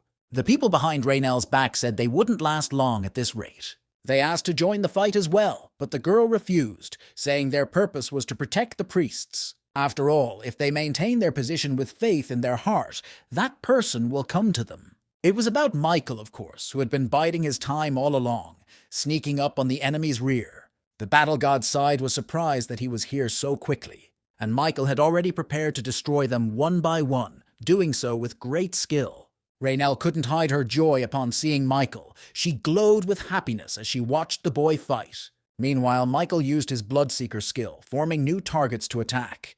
They turned out to be bloody rods that bound all the enemies in a flash, taking them hostage. Suddenly, Asgold turned to him, asking how dare he use it not in battle, but like this. However, he admitted that he had to like the way the guy mercilessly chopped down his enemies. The demon suddenly added that Michael would be a great swordsman if he came from Murim, and the guy himself felt the sword suddenly filled with mana, which spoke of the demon's presence. Michael thought that this was the technique of mental communication. He just needed to transmit his voice through magical power. This surprised Asgold, who asked if in such a short time the guy had been able to master her. And Michael asked in response, "Isn't something like this something anyone who knows how to control mana can do?" Then Asgold said that if you follow his logic, half of the martial artists are in Murim. Not even up to being called them, for if he wasn't a genius himself, he wouldn't be able to summon his soul. Hearing this made Michael a little uncomfortable, and he said that he probably understood what the demon was talking about. Asgold said that he was starting to feel sleepy again, so he had to leave. Michael turned around to walk as well, when suddenly some priest approached him and he stopped. The boy said that the senior priest wished to see him and asked Michael to follow him. He was surprised at this statement, but decided it would be impolite to refuse. He was led to a room where several other priests were gathered, as well as their chief. He also addressed the guy, calling him the killer, but Michael said the guy could just call him nameless. Then the old man remarked that he was sure the boy would please the god of darkness. Michael thanked him. The elder priest then asked if he knew that he had called him here to discuss the reward. When Michael answered in the affirmative, the old man became serious and asked him to tell him what reward he expected. But Michael said he would ask a counter-question in that case. He asked the high priest what kind of libation he was willing to give him while activating the absolute attractiveness skill. Because of this, Senior Priest Kynel found himself in an abnormal state. It was a state of fear. He now clearly felt Michael's presence, saying the maximum reward he could give. These are holy relics of the highest quality of the Church of the God of Darkness, and it was an impulsive decision.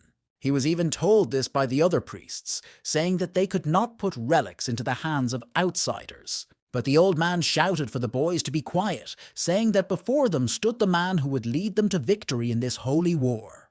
Kynel thought that for a moment he could clearly sense the terrifying energy in this man.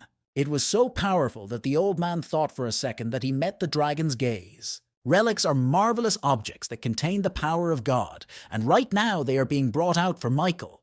Kynel said that these holy relics of the God of Darkness were of the highest quality. Therefore, it was worth handling them with care. Michael activated the Fire Dragon Eyes skill. The first item was an offering seal of a unique rank. With it, you could obtain a new skill. Next came the Veil of Night Absorbing Flame, the same rank. With this skill, he could revive after death. These were very valuable items that Michael decided to save for the trial. However, judging by the augmentation he read with his dragon eye, he wouldn't be able to get them further than the 15th floor. However, he couldn't help but be excited because nothing happens by chance in the Tower of Trials. Obtaining such items meant that he would have to face some pretty strong opponents in the future. Michael already had a sense of impending danger that made him uneasy. He took the seal and veil, intending to take them with him, when suddenly the priest addressed him again. The old man said that the war had just begun, and he hoped the lad would demonstrate a decent strength. But Michael replied that they didn't have to worry about that, because he had already earned Mrs. Raynell's trust. At this, he said he had to leave them, and the priest waited for the lad to leave. Afterward, he suddenly wept at being forced to give up his relics. Michael's technique dissipated, and he was walking contentedly down the road back to his barracks. Suddenly, he was called again, and this time the person was Raynell. The girl wondered if his private conversation with the high priest had ended on a good note. Michael responded positively, saying that everything had gone well. However, he suddenly noticed something. The boy wondered if the lady swordswoman had been waiting for him here all this time. The girl stammered and looked away, saying that she had promised to buy him a drink. She also had one request for him.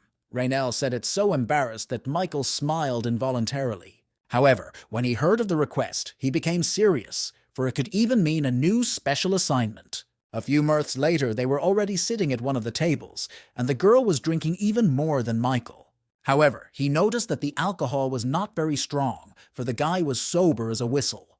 But it seems even that was enough for Raynell. A moment later, she collapsed on the table. In fact, his body had long since exceeded the human level because the alcohol was very even. However, Michael managed to continue to stay sober. Raynell said he was definitely like a monster. Michael replied that the most important thing was that the drink had a wonderful flavor, and then reminded the girl of the request. He said she was going to ask him for something after all, so she should have done it now. For some reason, Raynell lowered her eyes and even frowned slightly as if she was about to say something she didn't like. She suddenly remembered a situation from her childhood when the people from the castle took away all their food.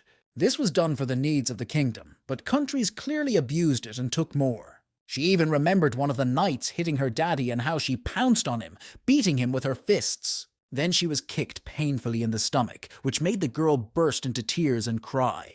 At that moment, she faced the injustice of this life for the first time, and the man who hit her said that if she was jealous of them, then let her become a knight too. Her parents were annoyed by this behavior of the king's servants, but they knew there was nothing they could do about it. And now those memories flooded into Raynell's mind, and she made a decision for herself. Suddenly, the girl looked straight into Michael's eyes and asked him to be her teacher. She wanted him to learn her swordsmanship, and Michael wasn't ready for it.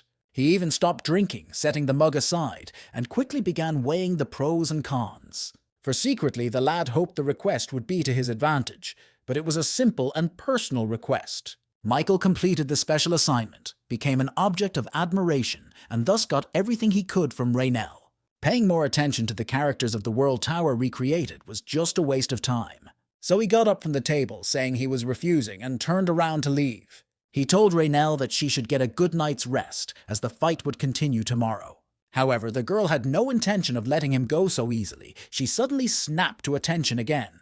Raynell said she had to get stronger at any cost, though it sounded quiet but confident. Suddenly, she too rose from her seat and approached Michael, then surprised him with her determination. The girl fell to her knees and bowed, her face right on the ground. Michael looked at her differently, now interested in why she wanted it so badly.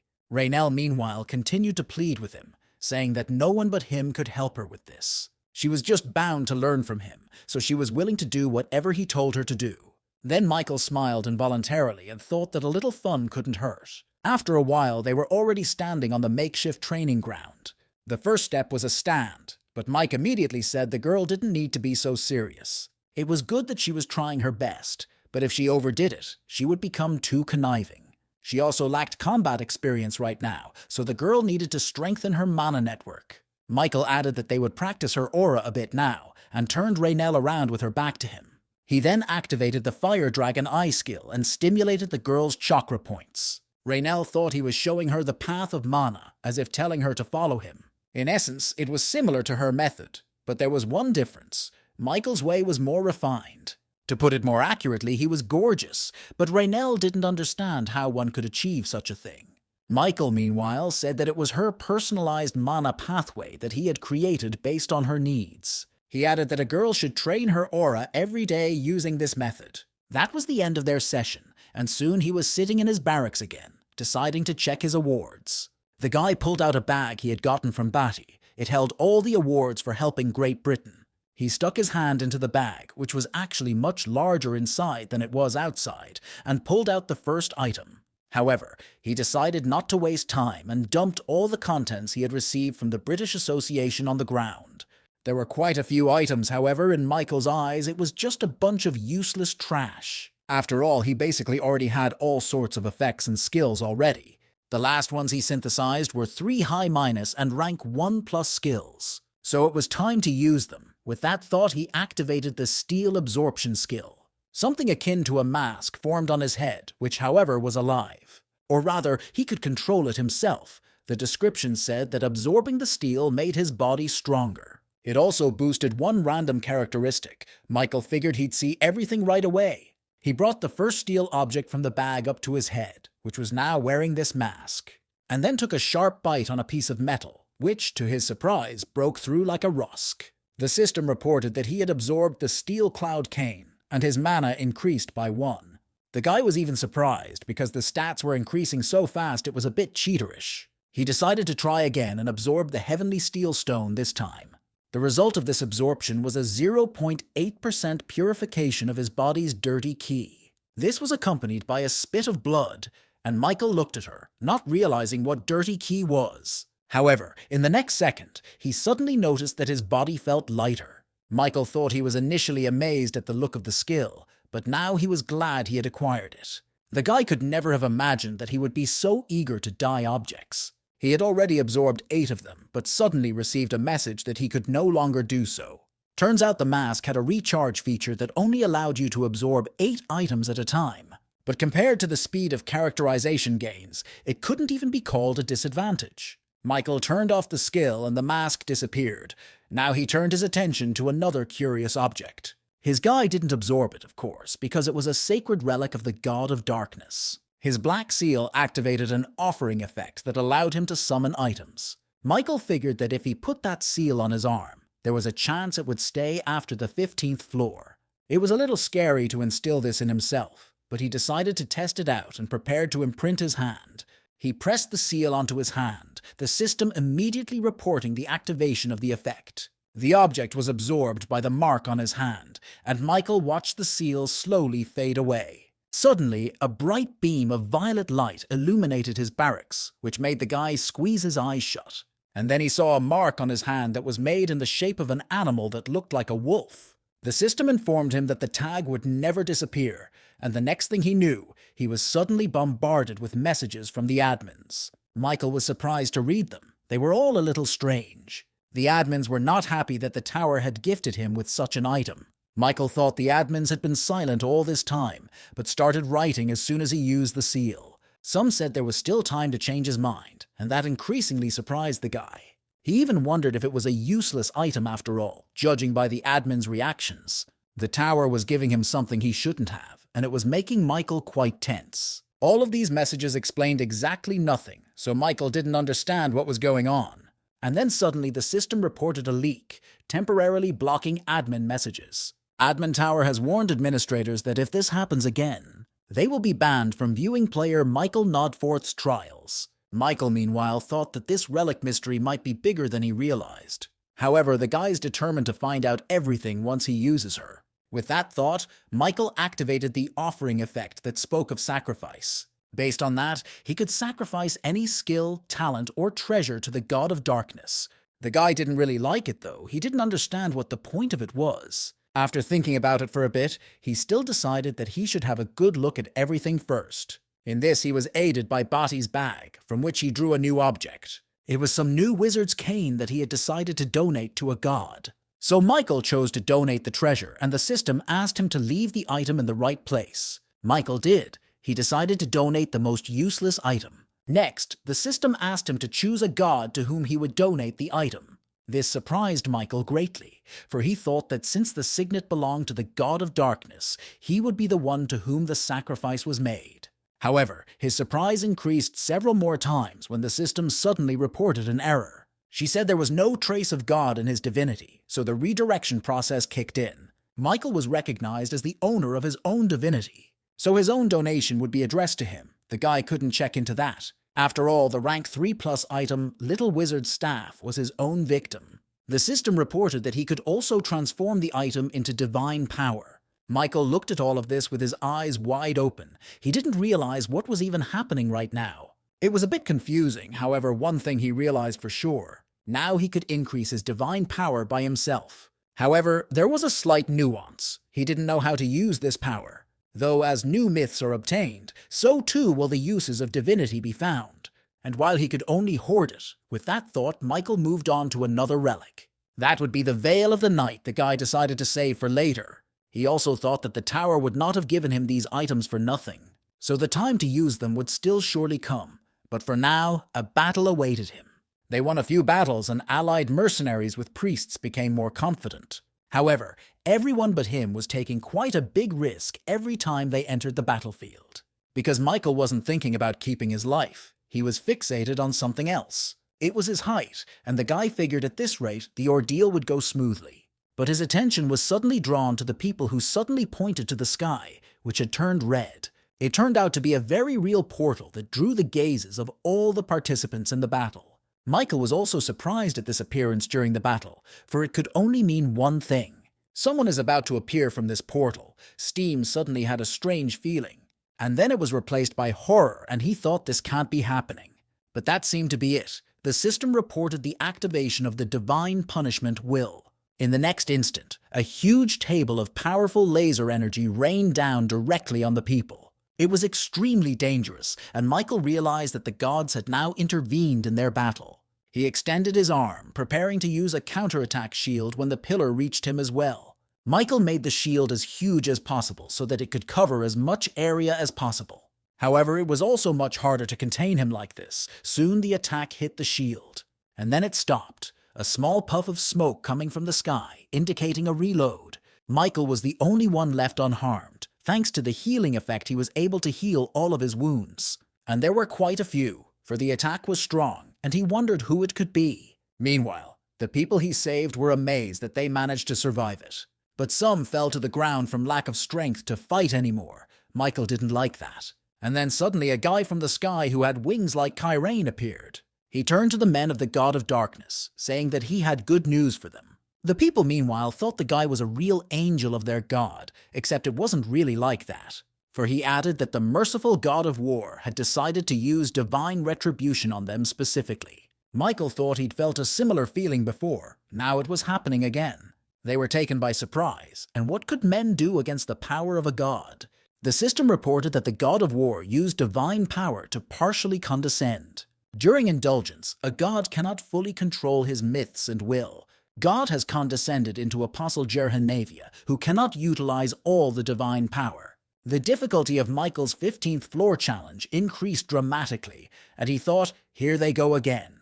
However, the system suddenly gave a message that it thought the guy could handle it. So the ordeal would not be interrupted, but Michael thought Tower should have asked him first. Meanwhile, the God of War in the Apostle's body said that today he would be able to kill this dog with his own hands. Of course, he spoke Michael, who had prepared for defense. The guy figured that if he didn't start putting his best foot forward right away, it would be dangerous. Therefore, he activated instant acceleration and wind grace, increasing his speed by 70%. This was followed by the activation of the combat concentration skill, also 20 times at once. Meanwhile, Jaren activated the will of the heavenly blood cultivation technique. When everything was ready at Michael's place, he thought, now he'll deal with this cocky guy quickly. However, to his surprise, the God of Darkness had the same speed and was beside him with a punch in the blink of an eye. He grabbed Michael's face and he didn't even have time to react in any way. The God of Darkness then slammed his head against the rocks and continued to hold his head while closing his eyes. This was so the guy couldn't see and block his next attack up close.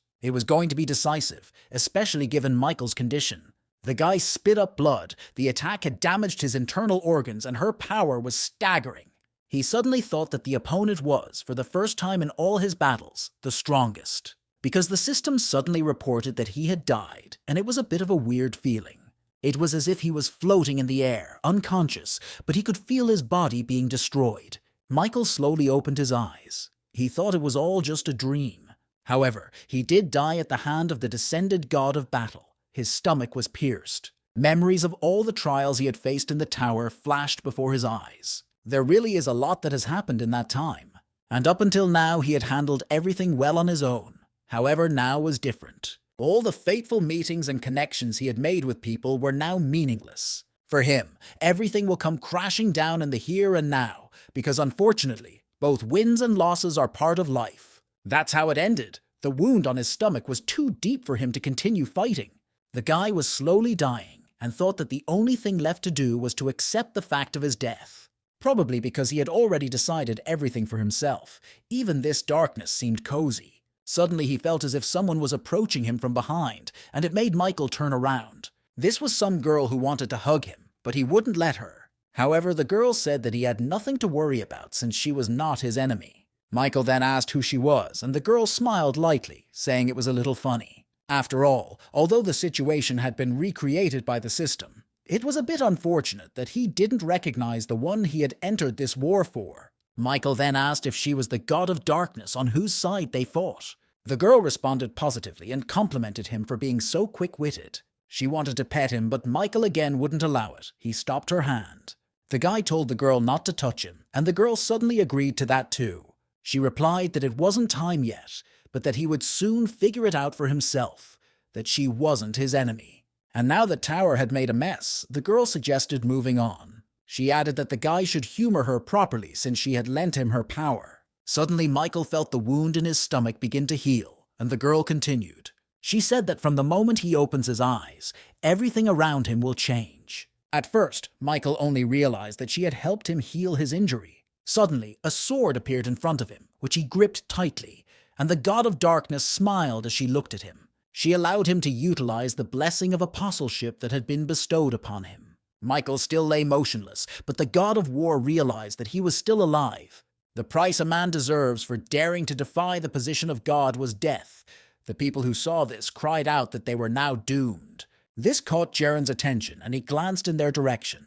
And a while back, a guy named Michael Nodfort used a magic shield. This meant that his power was now greatly reduced, because there was now no one who could protect these people. The god thought he would finally destroy them all this time, and suddenly Raynell ran up to Michael. The girl saw only the guy's weapon, to which one of the relics was strapped, and soon she saw Michael himself. Noticing the wound on his stomach, she thought it couldn't be, for that one was fatal. Plus, it hadn't lingered yet, since all of this was happening while Michael was talking to the god of darkness. Jaren, meanwhile, flew off to the right distance to deal with all the humans on the side of the god of darkness. He thought that, as expected, the body of the future apostle was unable to withstand the coming. It was an extremely weak body, which annoyed the god of war, but there was no other option. He had to cancel his adventuring, but even without it, he was incredibly powerful. Suddenly he screamed from the power that overwhelmed his body. Now this was the future apostle Zeren, and the lad wondered if the coming of his god had been delayed. He would have died of a broken heart, but through it he received God's grace. His divine power became stronger, and the guy thought that he had become the strongest being under this heaven. The god of battle commanded the future apostle to stop talking nonsense and quickly prepare a force. It was the power of heavenly punishment, and the guy suddenly felt the wrath of his god for procrastinating. A column of powerful energy suddenly descended from the sky again, falling directly on the place where Michael was lying. Everything was up in smoke, so it was hard to see anything, but Zeren realized it wasn't good. It was actually the activation of the exclusive Veil of Night effect. In a little while, there was to be a complete revival under her influence. The system also added that an apostolization state entry was made, and a moment later, Michael was reborn.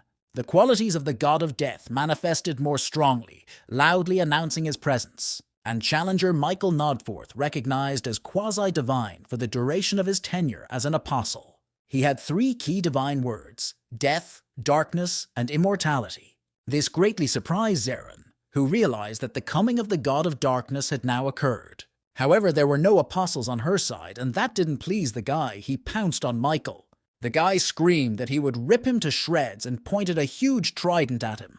But Michael didn't even blink an eye as he collapsed on top of him, now possessing a new power. Michael used it to activate a new absorption effect that worked perfectly. The guy's appearance had also changed. His body was now covered in unknown armor, and he was wearing a mask. It all looked more like a masquerade costume, but Michael was focused on his opponent. His aura also changed and turned black. It filled the space around him. Zerhan was surprised to notice that underneath the mask of this new creature was the same guy, who was defeated by his god a couple minutes ago, and Michael noticed him too. He remembered that this man was his enemy, so he prepared to attack him. Then the guy, clearly not wanting to get involved in this battle, headed away from it. But Michael had already pulled out his sword, which looked somewhat larger than it had originally. He took aim and realized that it was about 70 meters away from the fleeing future apostle of the god of darkness. Michael then used the divinity Death, and his power increased by leaps and bounds. The True Blood Heavenly Demon Sword he possessed also poured with a new ball. It was an incredibly powerful energy that he sent as a key attack at the guy, and the guy was chopped in two.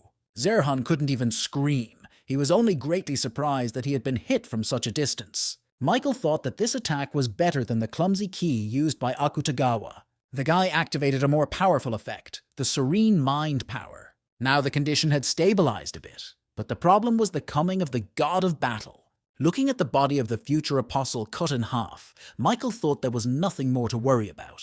Both camps retreated for fear of becoming cannon fodder in the struggle between the two titans. So Michael should have found the warrior people sooner and joined them. After all, if the remnants of the forces completely retreat, then during the next battle we'll have to sweat. Suddenly, Zirhan's body behind his back miraculously reconnected.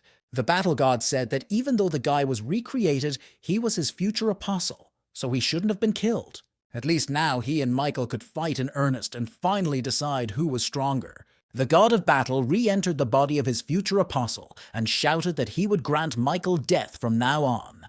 And this time it would be real, and he tensed up hearing it but didn't show it. He only had 12 minutes to complete his apostolization, and in the meantime, the god of battle attacked him.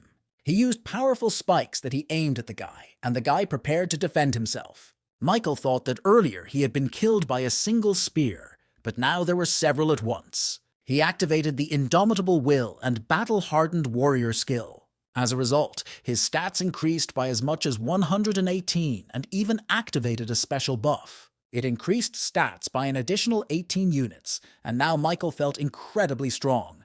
The god of battle, meanwhile, swung his finger downward, aiming the fiery spears directly at Michael. Those pierced through the ground with a tremendous rumble, so the power of the attack was tremendous. However, Michael managed to dodge all attacks. He faced it repeatedly. One spear almost grazed him, but the guy was able to bounce back in time. He could see for himself that the power of these attacks was considerable and would surely kill him again. But this time was different, for he wasn't about to lose to his enemy. Michael prepared to sheath his sword when suddenly someone stopped him. The boy was surprised to realize that the enemy had gone behind his back and grabbed his arm, preventing him from gaining his sword. Zirhan was under the control of the god of darkness, who ordered the guy to wipe Michael out. This arrangement did not please the latter. He realized that he could die again, which there was no way he was going to let happen. Suddenly, wings formed behind his back as well, surprising Zirhan, who was caught in their attack. At the ends of his wings were claws, like those of a hippogriff, and Michael aimed them at the enemy. Zirhan did the same, except Michaela managed to shred his wings with his dark energy. Seeing this, Zirhan panicked because he didn't expect the guy to be able to unleash himself this time. In the meantime, Michael was finally able to retrieve his blade, with which he intended to defeat his opponent. He heard Asgold suddenly speak, saying that it was finally his turn to go on stage. However, Zirhan didn't plan to give in to them so easily. He was controlled by the god of battle, so he had his powers. Asked by Asgold in the meantime what kind of crazy god it was that had come down from heaven, he added why the difficulty level of the test had suddenly increased several times, but Michael didn't know the answer to those questions. All he asked in return was to use all the support skills the demon had in his arsenal. However, the latter replied that it was not a problem that could be solved by support skills. The demon asked if the guy had gone through the apostolization procedure, but Michael suddenly shouted that there was no time for chatter now. As if to confirm his words, 2 attacks cut off his left science and right leg. In this condition, his chances of winning were reduced to almost 0, and Michael understood that. Zirhan, who by then had fully recovered his wings, prepared to finish the job. He created a fireball of incredible power with an effect like Michael's counterattack shield, and aimed it at the guy. The one was able to dodge something while regenerating his limbs with ash blood. Asgold said he would give him all the power he could right now and activated the Mana Surge skill. Next, he activated a lightning-fast thought process. And then the little heart, which was created a virtual magical organ to aid in the movement of mana. However, as a result of this, his strength decreased by 0.4% and continued to drop by the same amount with each passing second. Michael had even received a report that at this rate, the heavenly demon Sword Soul's ego might disappear. However, he liked the buffs the one provided, and their ranks were high. But fighting face-to-face with Zirhan was still an impossible task for the guy. He decided to fix it and suddenly flew into the sky with great speed. Zirhan, who had been watching this, was surprised that the guy wasn't tearing toward him.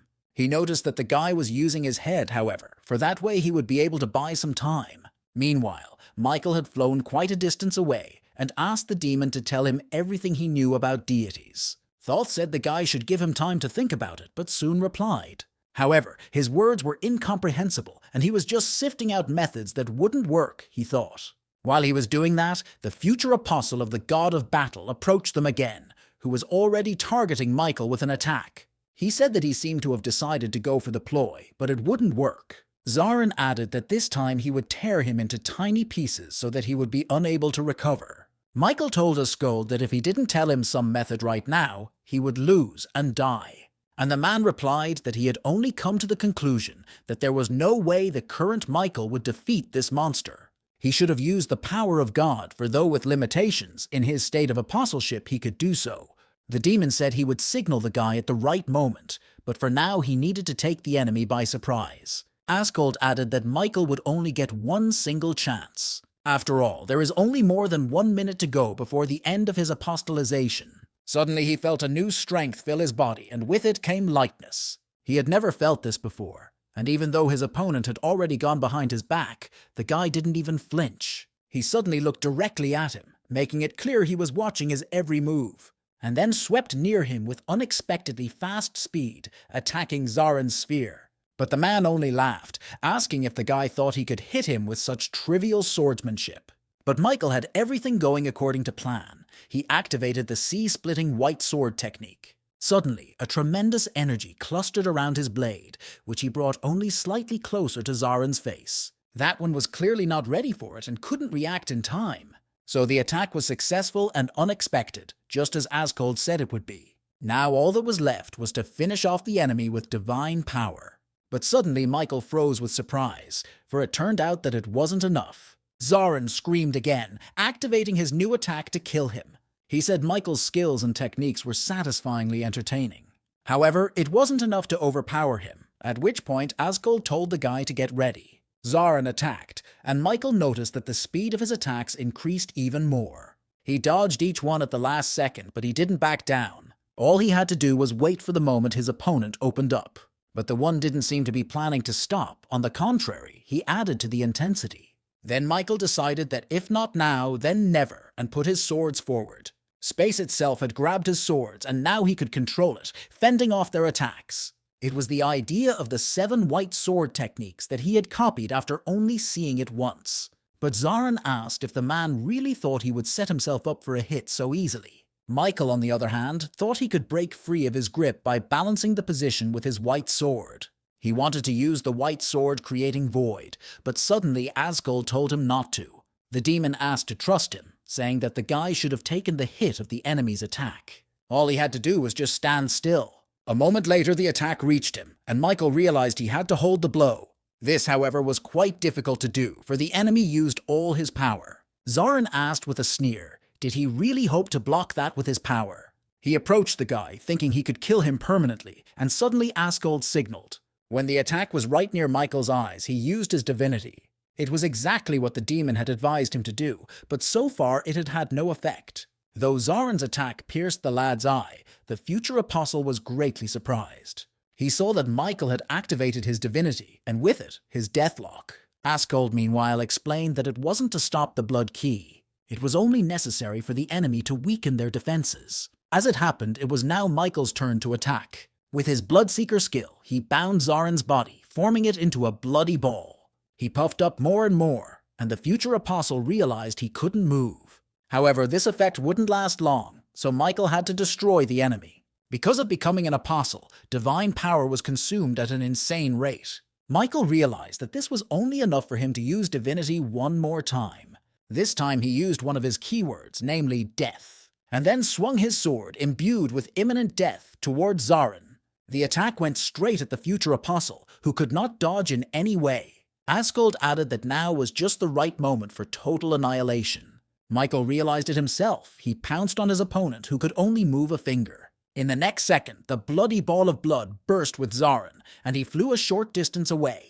The demon told Michael to stop, saying the opponent could still throw something out. And the guy asked the guy if he really thought the body the deity was in would be the same as a human body. Instead of answering, Michael used a double consecutive attack. First demon sword. The special effect of this attack has been activated. Michael swung it again, aiming its full power at the remaining headless body of his opponent. He even got scared because the situation was not in his favor and asked the guy to stop. But Michael did not heed his request. He only increased the power of his attack, which Zarin was no longer able to contain. The battle god thought that he had never seen something like this on the 13th floor before. Meanwhile, the guy finished his attack by chopping the future apostle's body into pieces. The next instant, the system announced the successful passage of the 15th floor. His reward was a defense bracelet of Unknown God of Epic Plus rank. He also received 10,000 CO and an additional reward, a divine orb of an unknown god. Seeing that it was finally over, Asgold laughed, saying that he had already begun to doubt. But Michael had proven he was capable of many things. Now he could return to Earth. The guy landed, his wings beginning to slowly second-guess himself. He also gained the Reincarnation and Opponent achievement, resulting in an 8 increase in his stats. All of the Heavenly Blood Demon Sword soul skills had also been deactivated. His strength decreased by 9.4%, and Michael asked if the demon was okay. But Asgold was in no hurry to answer him, and this puzzled the lad a little. Then the demon suddenly asked if he could be alright after such a battle. He added that Michael was lucky it wasn't a completed descent, or they would have died by now. Michael meanwhile looked at Asgold, who actually appeared to be a girl. However, she said that the guy shouldn't judge her by her gender, however. He realized that himself in his battle with her. Still, Michael was greatly surprised, for her voice seemed masculine to him as he fought her in the form of an apostle. Then he asked if the girl had possessed the ability to show herself like this from the beginning. But she replied in the negative, saying that she thought Michael himself was the cause of it. Or rather, his divine power. With these words, Asgold approached him. The girl said she couldn't keep this form up for long, so they should have gotten right to the point. Michael didn't understand what she was talking about, but he braced himself just in case. And Asgolda suddenly reached out her hand using some sort of blood consumption power. An unknown energy pulled from her hand that reminded Michael of his Bloodseeker skill. The system reported that due to the activation of the sword's special effect, his rank had increased. There was also talk of a new ability engraved on Michael's soul. Asgolda said it was the consumption of the true form, and now the effectiveness of the ability will be much better. She also asked how come he was fighting a god, but she needed to rest for now. Using her abilities made her want to sleep, so the girl told him to tell her all about it later. After that, it became a sword again, which Michael took in his hand. This discovery of the girl's abilities surprised him, as did the fact that the demon was female. The boy walked over to the corpse of the defeated Zarin, who lay motionless. Michael's attention was drawn to his wings, which he wielded so skillfully. However, suddenly the guy saw them stirring and prepared to attack again. He didn't understand how this was possible after all. He had even received notification of a successful mission. But Zarin's body was really aiming at him, so it was worth doing something about it. In place of the severed head, it created an eye-like sphere that was still pointed at the guy. And Michael didn't understand why this was happening if he had already defeated his opponent. And then he suddenly remembered that successfully passing the test was winning the war. However, it must have been because Zarin couldn't do anything else that the tower counted it as a successful pass. Michael remembered the notification of a significant expenditure of divine energy when the god of checks tried to meet him. Therefore, the god of war too had to expend a considerable amount of divine energy to condescend. But this was getting out of hand. The god of war suddenly roared that he would definitely kill Michael. He added that he didn't think that was the end of it either, and Michael decided that the first thing he realized as an apostle. So it is that one who receives divine power without connection to God gets the opportunity to strive to become a god. And the reason the god of war is so hostile to him is because he fears the birth of a new deity. The boy clenched his sword, thinking that everything was falling into place now. The god of war even used the descent to kill him, however. He was only a tower dog. Toth shouted that he would make the guy sorry, but the guy was beside him in a flash and poked him in the eye. Michael added that he always kills those who consider him their enemy. The system reported that the heaven-piercing sword had destroyed a difficult-to-destroy item, and its rank had increased. The last thing the god of war in this guise had time to say was that he would definitely tear the guy to shreds. Michael was even a little surprised at this certainty, but decided not to pay much attention. Asgolda advised him to absorb it, and the boy heeded her advice. He used divine power, and his darkness consumed the said target. The god of war could do nothing about this condition. He had to accept the loss of the future apostle. The system announced that Michael had successfully absorbed Zarin's soul, increasing his skill by 7.7%. As expected, it was exactly what the soul of the body that served as the host for the descent of the god was. And then he suddenly read that he had consumed a soul stronger than his own, and some sort of judgment began. The presence of will in the soul of prospective challenger Zarin has been confirmed. The system extracted it for Michael's benefit, which surprised him. As a result, the instant step 1+ will was engraved on Michael's soul. Now he could instantly move to a location within his field of vision. That meant he could move anywhere from now on, which made the guy very happy. He decided to check it out immediately, but suddenly the system crapped on him again. After all, she reported that her time in the apostle state had expired. And now Michael had only his powers again, and his familiar form was back. Michael remembered running around as a kid with his friends at school. They played soccer and had fun together, and he really loved that time. Here before his eyes, one of his friends turned around to ask why he wasn't running, and Michael looked at him, not realizing where he was supposed to run, but that was only from the outside. And Michael, who was a kid back then, knew exactly what he had to do. Moments later, they were already celebrating victory in a soccer match with their team. The boys were heading towards the entrance of the school, when suddenly an unknown creature invaded the playground. It was incredibly large, and the guys were quite surprised at its size. Michael's sweat broke out. He realized that the monster in front of them was a portal monster, right on the school grounds. His size and build resembled something human, though very exaggerated. Apparently a god stood before them then, who took the form of one of his apostles. But Michael didn't realize it at the time. He was a kid and incredibly scared. To make matters worse, the monster reached for him with his huge hand to finish him off. Michael screamed for help. He was gripped by fear and unable to move, and thus unable to escape. And then he woke up, being scared and sweating from this nightmare. The guy was breathing heavily. If he hadn't woken up, it would have been really bad. The system, meanwhile, reported that thanks to the will of cold reason, all his negative emotions were disappearing. But Michael didn't even realize where he was. Apparently he had passed out. The guy got up and headed toward the exit of the tent, where he saw an interesting thing. All of his main associates, and more recently his friends, were waiting for him outside the barracks. When they saw him come out, everyone rejoiced greatly, not hiding their excitement. The big guy apologized again for being so brash with him all this time. But suddenly someone approached Michael, calling him an apostle. It turned out to be a senior priest who said that the guy was the true savior of the cult of darkness. Then for some reason he fell on his knees and asked why the apostle didn't help them when things were so hard for everyone. Hearing this, Michael frowned a little. He made a serious look on his face, saying that everything had to be in a timely manner. He explained that he could not have acted sooner to express the apostle of the god of war. But after all, their cult won the holy war, and that was the most important thing. He told the old man to wipe his tears. After all, they had won, so they should have been happy. Michael then activated his absolute charm skill to make his words sound as convincing as possible. The system announced that the crowd had fallen into a worship status that caused people's judgment to slacken. They were now acutely aware of Michael's presence, whom they perceived as their protector. Unexpectedly, the guy got a message from a verification god who was impressed with his cheating skills. The god of darkness also smiled contentedly, and Michael meanwhile began his faith absorption. It was gathered from nearby territories, and enough of it had accumulated to create a new myth. Michael was very happy with this news because he will get a new effect. This time it was called First Savior and was safely brought into his divine power. When using this mythic, it had a save effect activated. As well as the Truth Seeker effect, both effects increased his stats and divine power. Michael raised his hand, saying goodbye to the men and wishing them luck. Then he bestowed his smile on them and took off into the sky, flying off to the right place. People looked at him with admiration. Michael had completely succeeded in taking control of their hearts. He himself, meanwhile, was flying to that place, hoping to get there as quickly as possible. Soon the boy found it and smiled happily, for at last he would be able to leave this fictional world.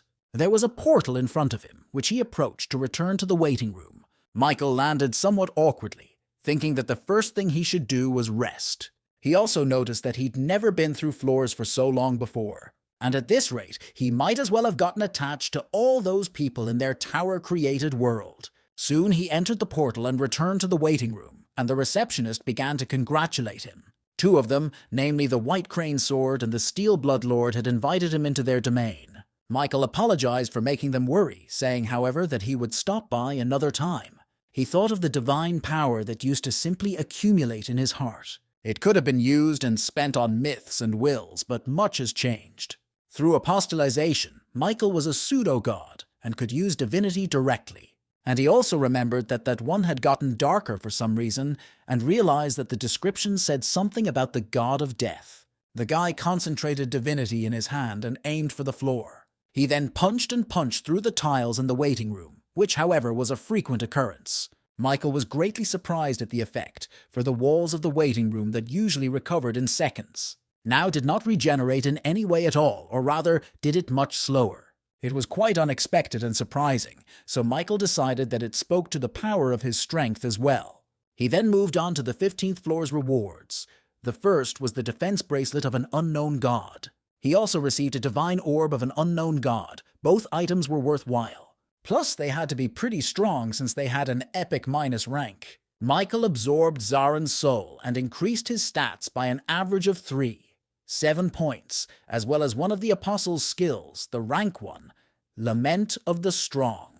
But Michael remarked that, given his efforts, it wasn't much of a reward. He had extracted divinity from Zaren's soul, and that had been successful. Michael felt his own divinity greatly enhanced. He then opened his assignments, looking through the requests from the admins. There were up to 87 in total, each admin wanting to give him his own special assignment. Michael was surprised to see so many assignments, however. There was nothing wrong here. Suddenly, a task from the administrator of the Soldiers of the Fallen World caught his attention. He gave out his Savior of the End quest, and the reward was the ability to put an indestructibility effect on 2 products. Such an assignment was just right for Michael, as he was thinking about how to fix the Celestial Demon Sword.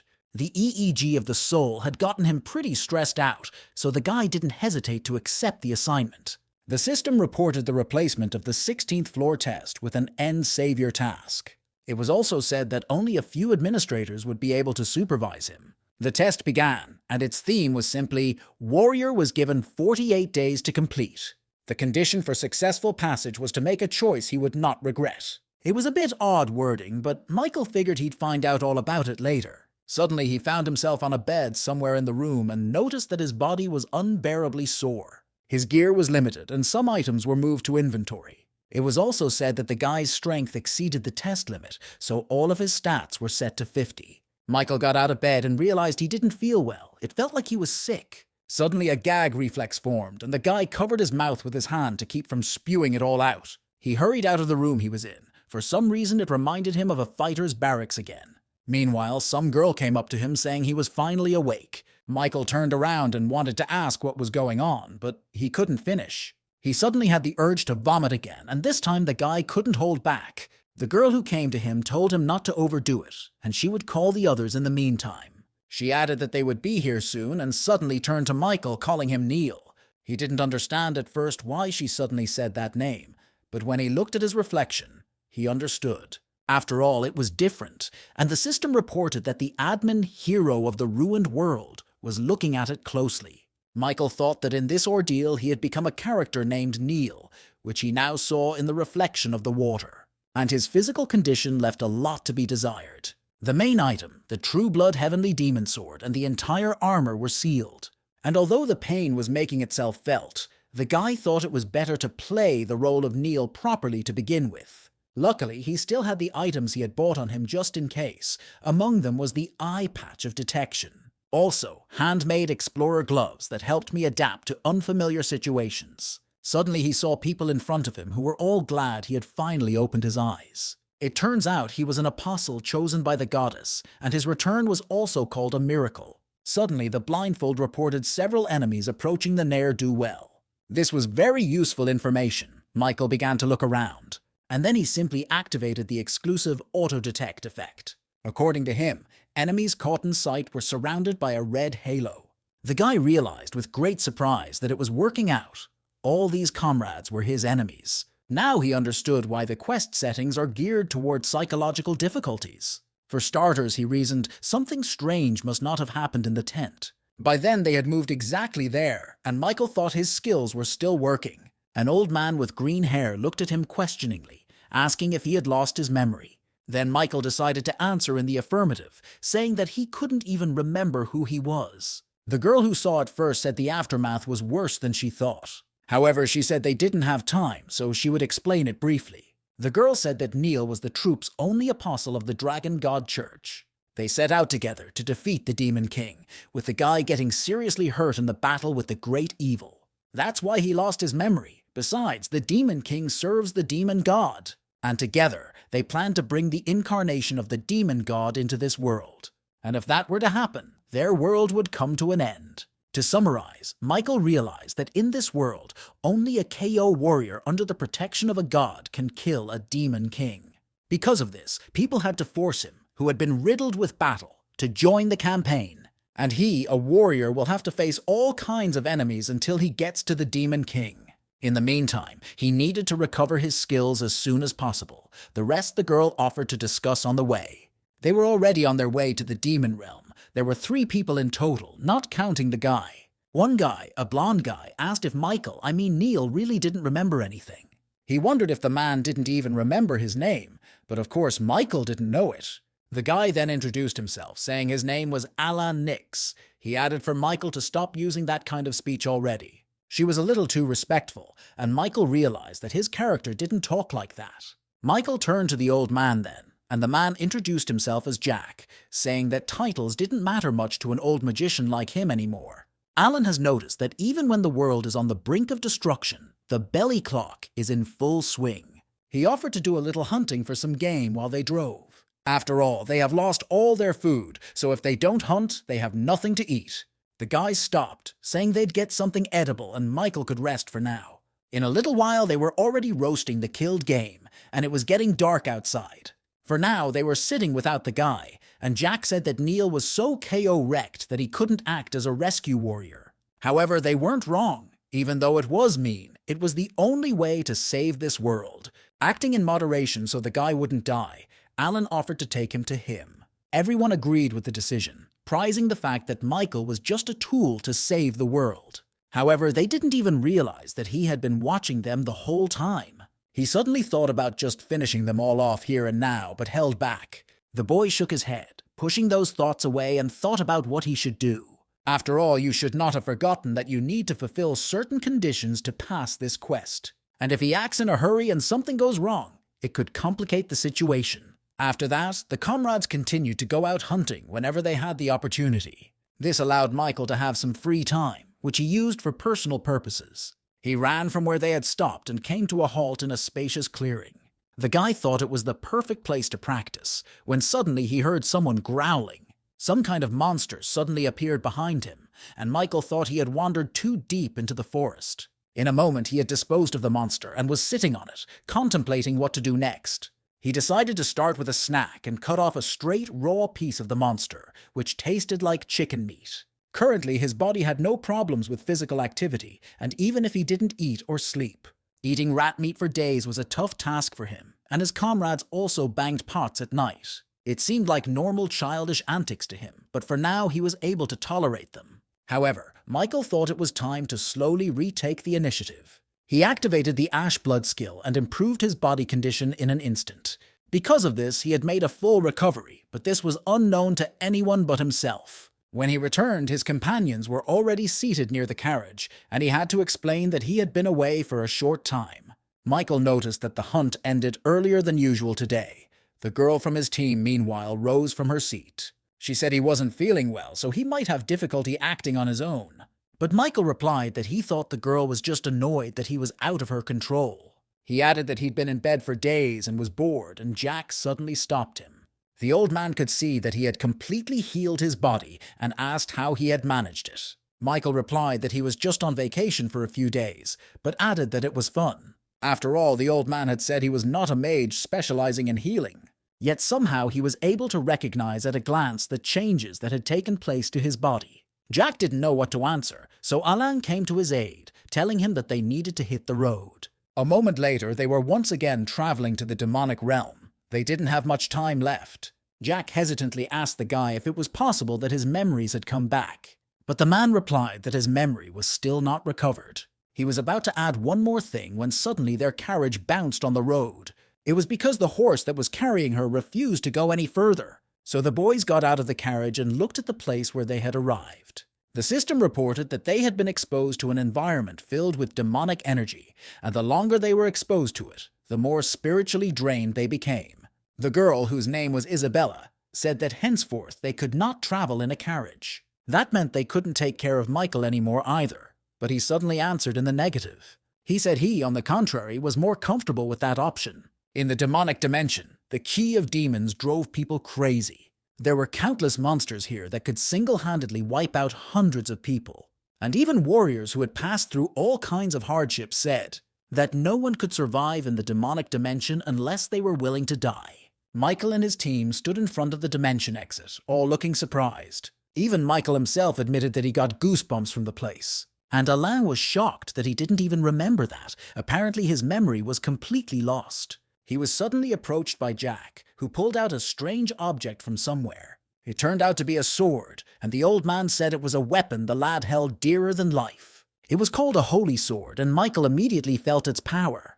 The lad was also surprised that Jack had shown him this, for the gesture was clearly made out of goodwill. Meanwhile, the monsters in the demonic dimension saw them.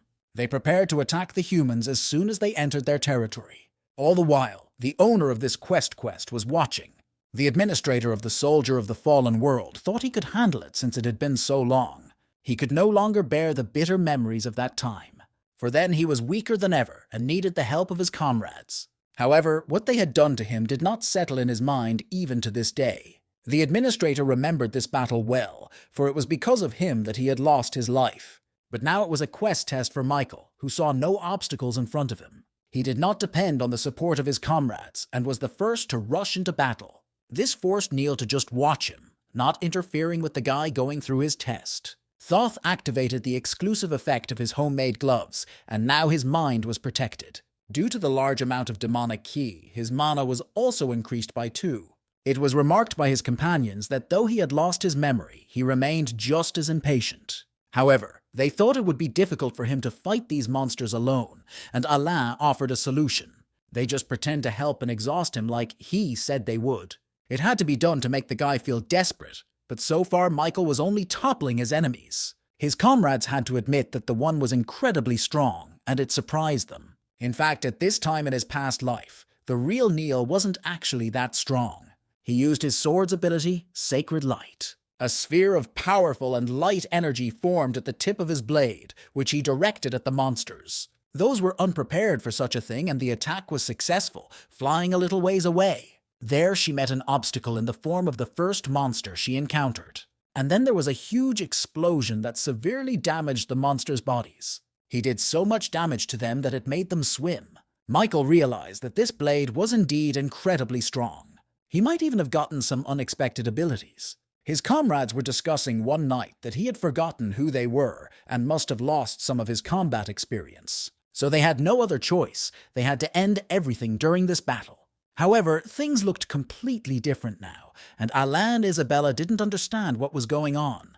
James noticed it was strange too, for the guy fought like he'd been fighting all his life. Alain nervously asked why Neil was suddenly so strong. This was clearly not part of their plans. In the evening, they camped again to spend the night. Everyone sat in silence and munched on the yushka that had been prepared in advance. Michael glared at them all, but no one dared look him in the eye. There was an awkward silence. The guy thought he had gotten stronger and destroyed a lot of monsters, but no one was happy about it. Disgust, excitement, guilt, anxiety, and other similar feelings hovered in the air. But Michael saw only negative emotions, and it even annoyed him a little. After a few minutes, they finished their food and went to bed without further ado. He himself also lay on the bed in his barracks, thinking about the situation. The boy closed his eyes, and when Jack peeked in on him, he saw that he was asleep. However, when the old man left, Michael opened his eyes in a flash and realized what he had to do. A few minutes later, he was already flying away from the camp on his steel wings. Looking around, the lad wondered if he should go hunting alone. In front of him was a large and dense forest, and a mountain range began further away. Then he activated the Instant Step Will. With 3 Ogre, he could move to any place in sight. The recharge time was 10 minutes, but that was enough for him. In an instant, he was over the mountain, having saved about 50 kilometers. Michael was pleased with that, for he had covered that distance in a second. He thought that this will was incredibly useful and worth cherishing. He could perform such instantaneous movements with his divinity. However, this only worked if the object was in his field of view. Accordingly, if there is some obstacle, he will not be able to jump over it. But this power will be very useful for choosing the right moment during the battle, and also for emergency exit in dangerous situations. All indications were that he had acquired amazing power. But now it was worth deciding what to do next. Michael looked around. He used the Fire Dragon Eyes skill and glanced at his sword. It was a Dragon God sword of Epic Plus rank. When divine power was injected, an exclusive Holy Light effect could be obtained. And when he prayed sincerely, he could activate the prayer, gaining power for his offering to the Dragon God. An exclusive punishment effect he could activate against demons and monsters. However, this item will disappear after breaking through challenger Michael Nodforth's personal challenge. The guy thought it was rather unfortunate, but expected nonetheless. He decided to use his sword sense to absorb the abilities of this weapon beforehand. Slashing his arm, he activated the Bloodseeker skill, and then pointed the bloody spikes toward the monsters roaming below. Those didn't understand what it was, so they couldn't even defend themselves. And the bloody torrents knocked them to the ground, piercing through their bodies. There were quite a few of them, but Michael didn't leave any alive to stay out of the way. He himself landed near them and made their bodies his lab rats, and then stuck his sword into the stone, preparing to swap it for another. He had now taken Akutagawa's destructive heavenly sword of high plus rank. He could acquire the item's exclusive effects as skills. Michael could only convert 2 of the 3 effects of the holy sword into skills. And of course, the abilities he should have chosen were the best. The first one he chose was the holy sword, which immediately became fully mastered. It was the same with the second one, which was the punishment skill. The system reported that the number of uses of the sword sense skill had been exhausted. Michael decided it was worth it, for the Saint Sword's abilities were too good. In particular, an effect such as Holy Light, the power of which is far more powerful than even a counterattack shield.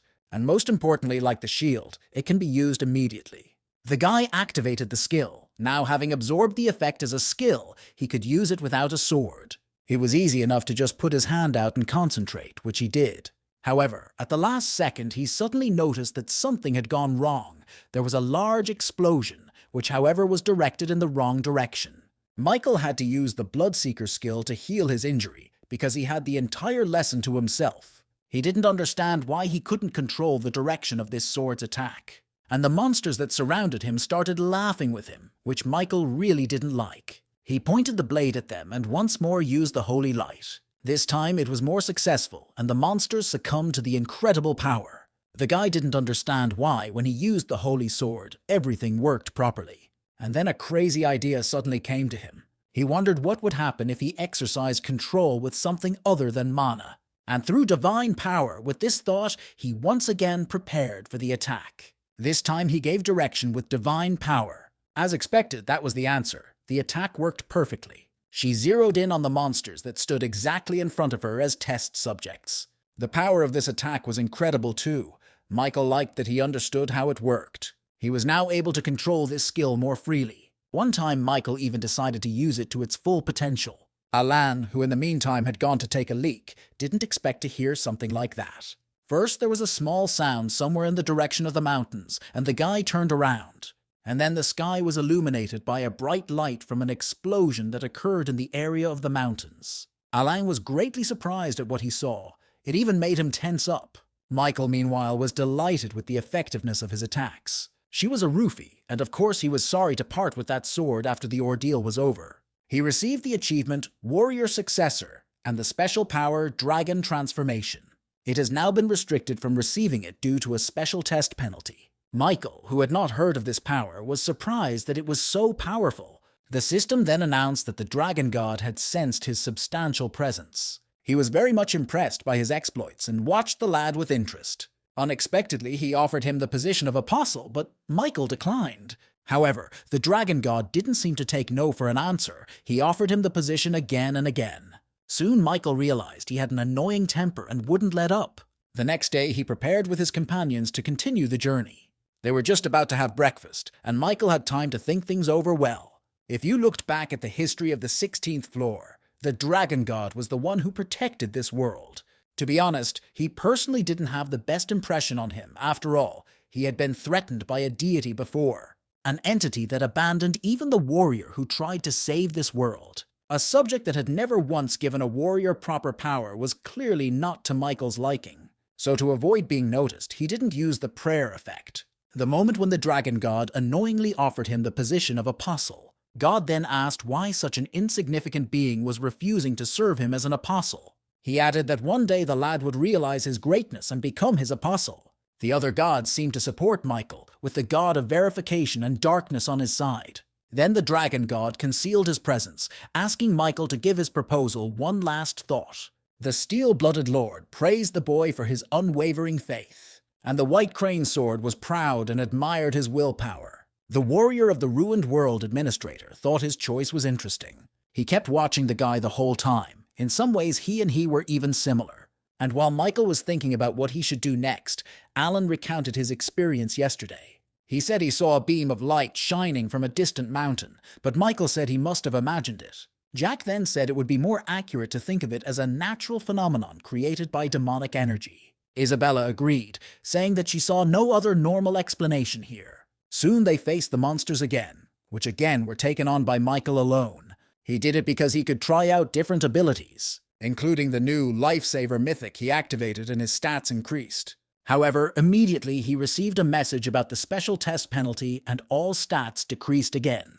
Then Michael applied the truth-seeking effect, but he had to find followers for it. Based on that, he realized that both skills would not be fully realized here. Nevertheless, everything was going smoothly. His comrades never once got tangled up under his feet either, all because he single-handedly defeated everyone and continued to do so. His comrades really just stood idly by, waiting for him to finish. Just then, Michael killed the gatekeeper of the Demon King's castle, and they could go inside. But the more he demonstrated his power, the more grim their faces became. That was perhaps the main change he noticed in the boys. Opening the doors, they entered the castle and immediately found themselves in a rather beautiful living room. Suddenly, Michael was approached by Alan, asking if he might never have lost his memory. Michael decided to mess around a bit and asked them what they themselves thought. Then Jack came over to him with some kind of jug, saying that they should focus on the battle now. He held out the jug to him, adding that it was a rare rank reinforcement potion, and Michael used the Fire Dragon Eyes skill to test his words. Alain, meanwhile, reminded him that he would have to face the Demon King soon, so this potion was supposed to help him, and Michael wondered if they put poison in it. Then Isabella asked in reply if he doubted them, to which the guy replied in the negative, saying that he was even touched by such concern. He lifted the jug to his mouth and sipped some of the liquid from it, as suddenly the system reported that he had been dispatched by the poison of the demonic swamp sea worm. After 5 minutes, the poison would spread throughout his body, and he would no longer be able to use mana. Meanwhile, his comrades approached him. They told him not to hold a grudge, since they had no other choice, but Michael only smiled. This puzzled the boys a little, and they stopped, and Michael added. He said he never thought that all the comrades of the warrior would turn out to be traitors. It made his comrades feel awkward, but they had their own motivation. Taking advantage of their moment of confusion, Michael tried to summon his sword. However, the one would not yield to the summons. He was held back by the old man using his magic. He said he had sealed his holy sword, and the guy wouldn't be able to use it anymore. Michael then asked since when and why they had thoughts of betraying a warrior. Isabella screamed. Did he really think they wanted to betray him? She said they just had no other choice. Michael thought about it. He wanted to understand why people acted this way.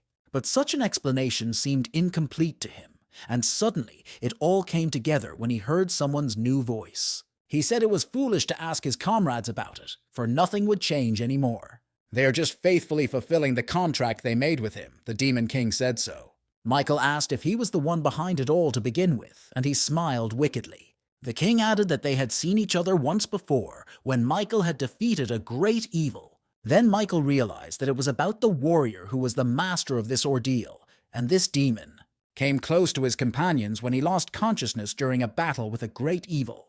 But Michael didn't understand why the man used treachery when he could have just killed the warrior. He asked the king about it, and the king replied that it would be too boring. The guy was also amazed that the dragon's Fire Eye skill didn't find any lies in those words. The Demon King meanwhile added that this was far from all. He suddenly laughed out loud, saying he was so smart and savvy. In truth, this very situation was a tribute to him. It surprised Michael greatly. And the king continued by saying that just like Michael went through a lot of suffering to be recognized as a warrior of the dragon god, he also goes through trials to become an official apostle. And lastly, all the guy has to do is be sacrificed on the altar of the demon god and die. Then Ume, the king of demons, will be able to become an apostle. He asked Michael how he felt now. Perhaps he was in despair, or perhaps he was simply angry. Either way, it amused the king. And then he suddenly added that the guy should have guarded his companions better, and that didn't please Michael anymore. The warrior's memories of each of his companions flashed before his eyes. They were all good people and his best friends and partners. He had always been with them for as long as he could remember, and every time he felt that these people could be trusted. He had always believed in them, yet he still did not understand their choices. But still, the cause of it all was that damned demon king. If he hadn't hexed L something to his comrades, they would never have betrayed him, of that he was sure. Neil thought he'd gotten too overexcited, but no matter how many times he looked at the scene, his blood kept boiling every now and then. The system informed Michael that the hero of a ruined world administrator was scrutinizing his choices. He really wondered what else this guy, who probably had his own friends too, would do. The Demon King, meanwhile, activated his power with which he wanted to carry out his plan. He applied it by grabbing Michael by the throat and arms, telling him that they would now proceed to the final step of the ordeal. Suddenly, huge jaws that were furnished with sharp needles hovered over the guy. The Demon King was excited to begin the sacrifice ceremony. After laying a warrior on the altar of the demon god, he will finally become an official apostle. With that thought, he pushed with his foot the lever that was responsible for the trigger mechanism. And then a huge spiked jaw came down on Michael at an incredible speed. The boy looked at the approaching spikes, but couldn't do anything about it. Suddenly he held his breath for some reason and concentrated his energy. Except it didn't seem to help, because the spike still fell on him and crushed him. Blood seeped from inside the altar, and the Demon King came to his senses. For it signified the activation of the ritual of the offering, and thus its apostolization. The king appealed to the demon god, saying that he had donated the blood of the warrior to him as requested. However, the system suddenly informed him that the demon god was looking at the king with pity because he had given him poisoned blood. Suddenly, behind his back, Michael said that it looked like the demon god was a little angry. With those words, he activated the Holy Light skill, saying that he wanted to make the best choice. But no matter how much he thinks about what happened, it seems this world has lost hope of salvation.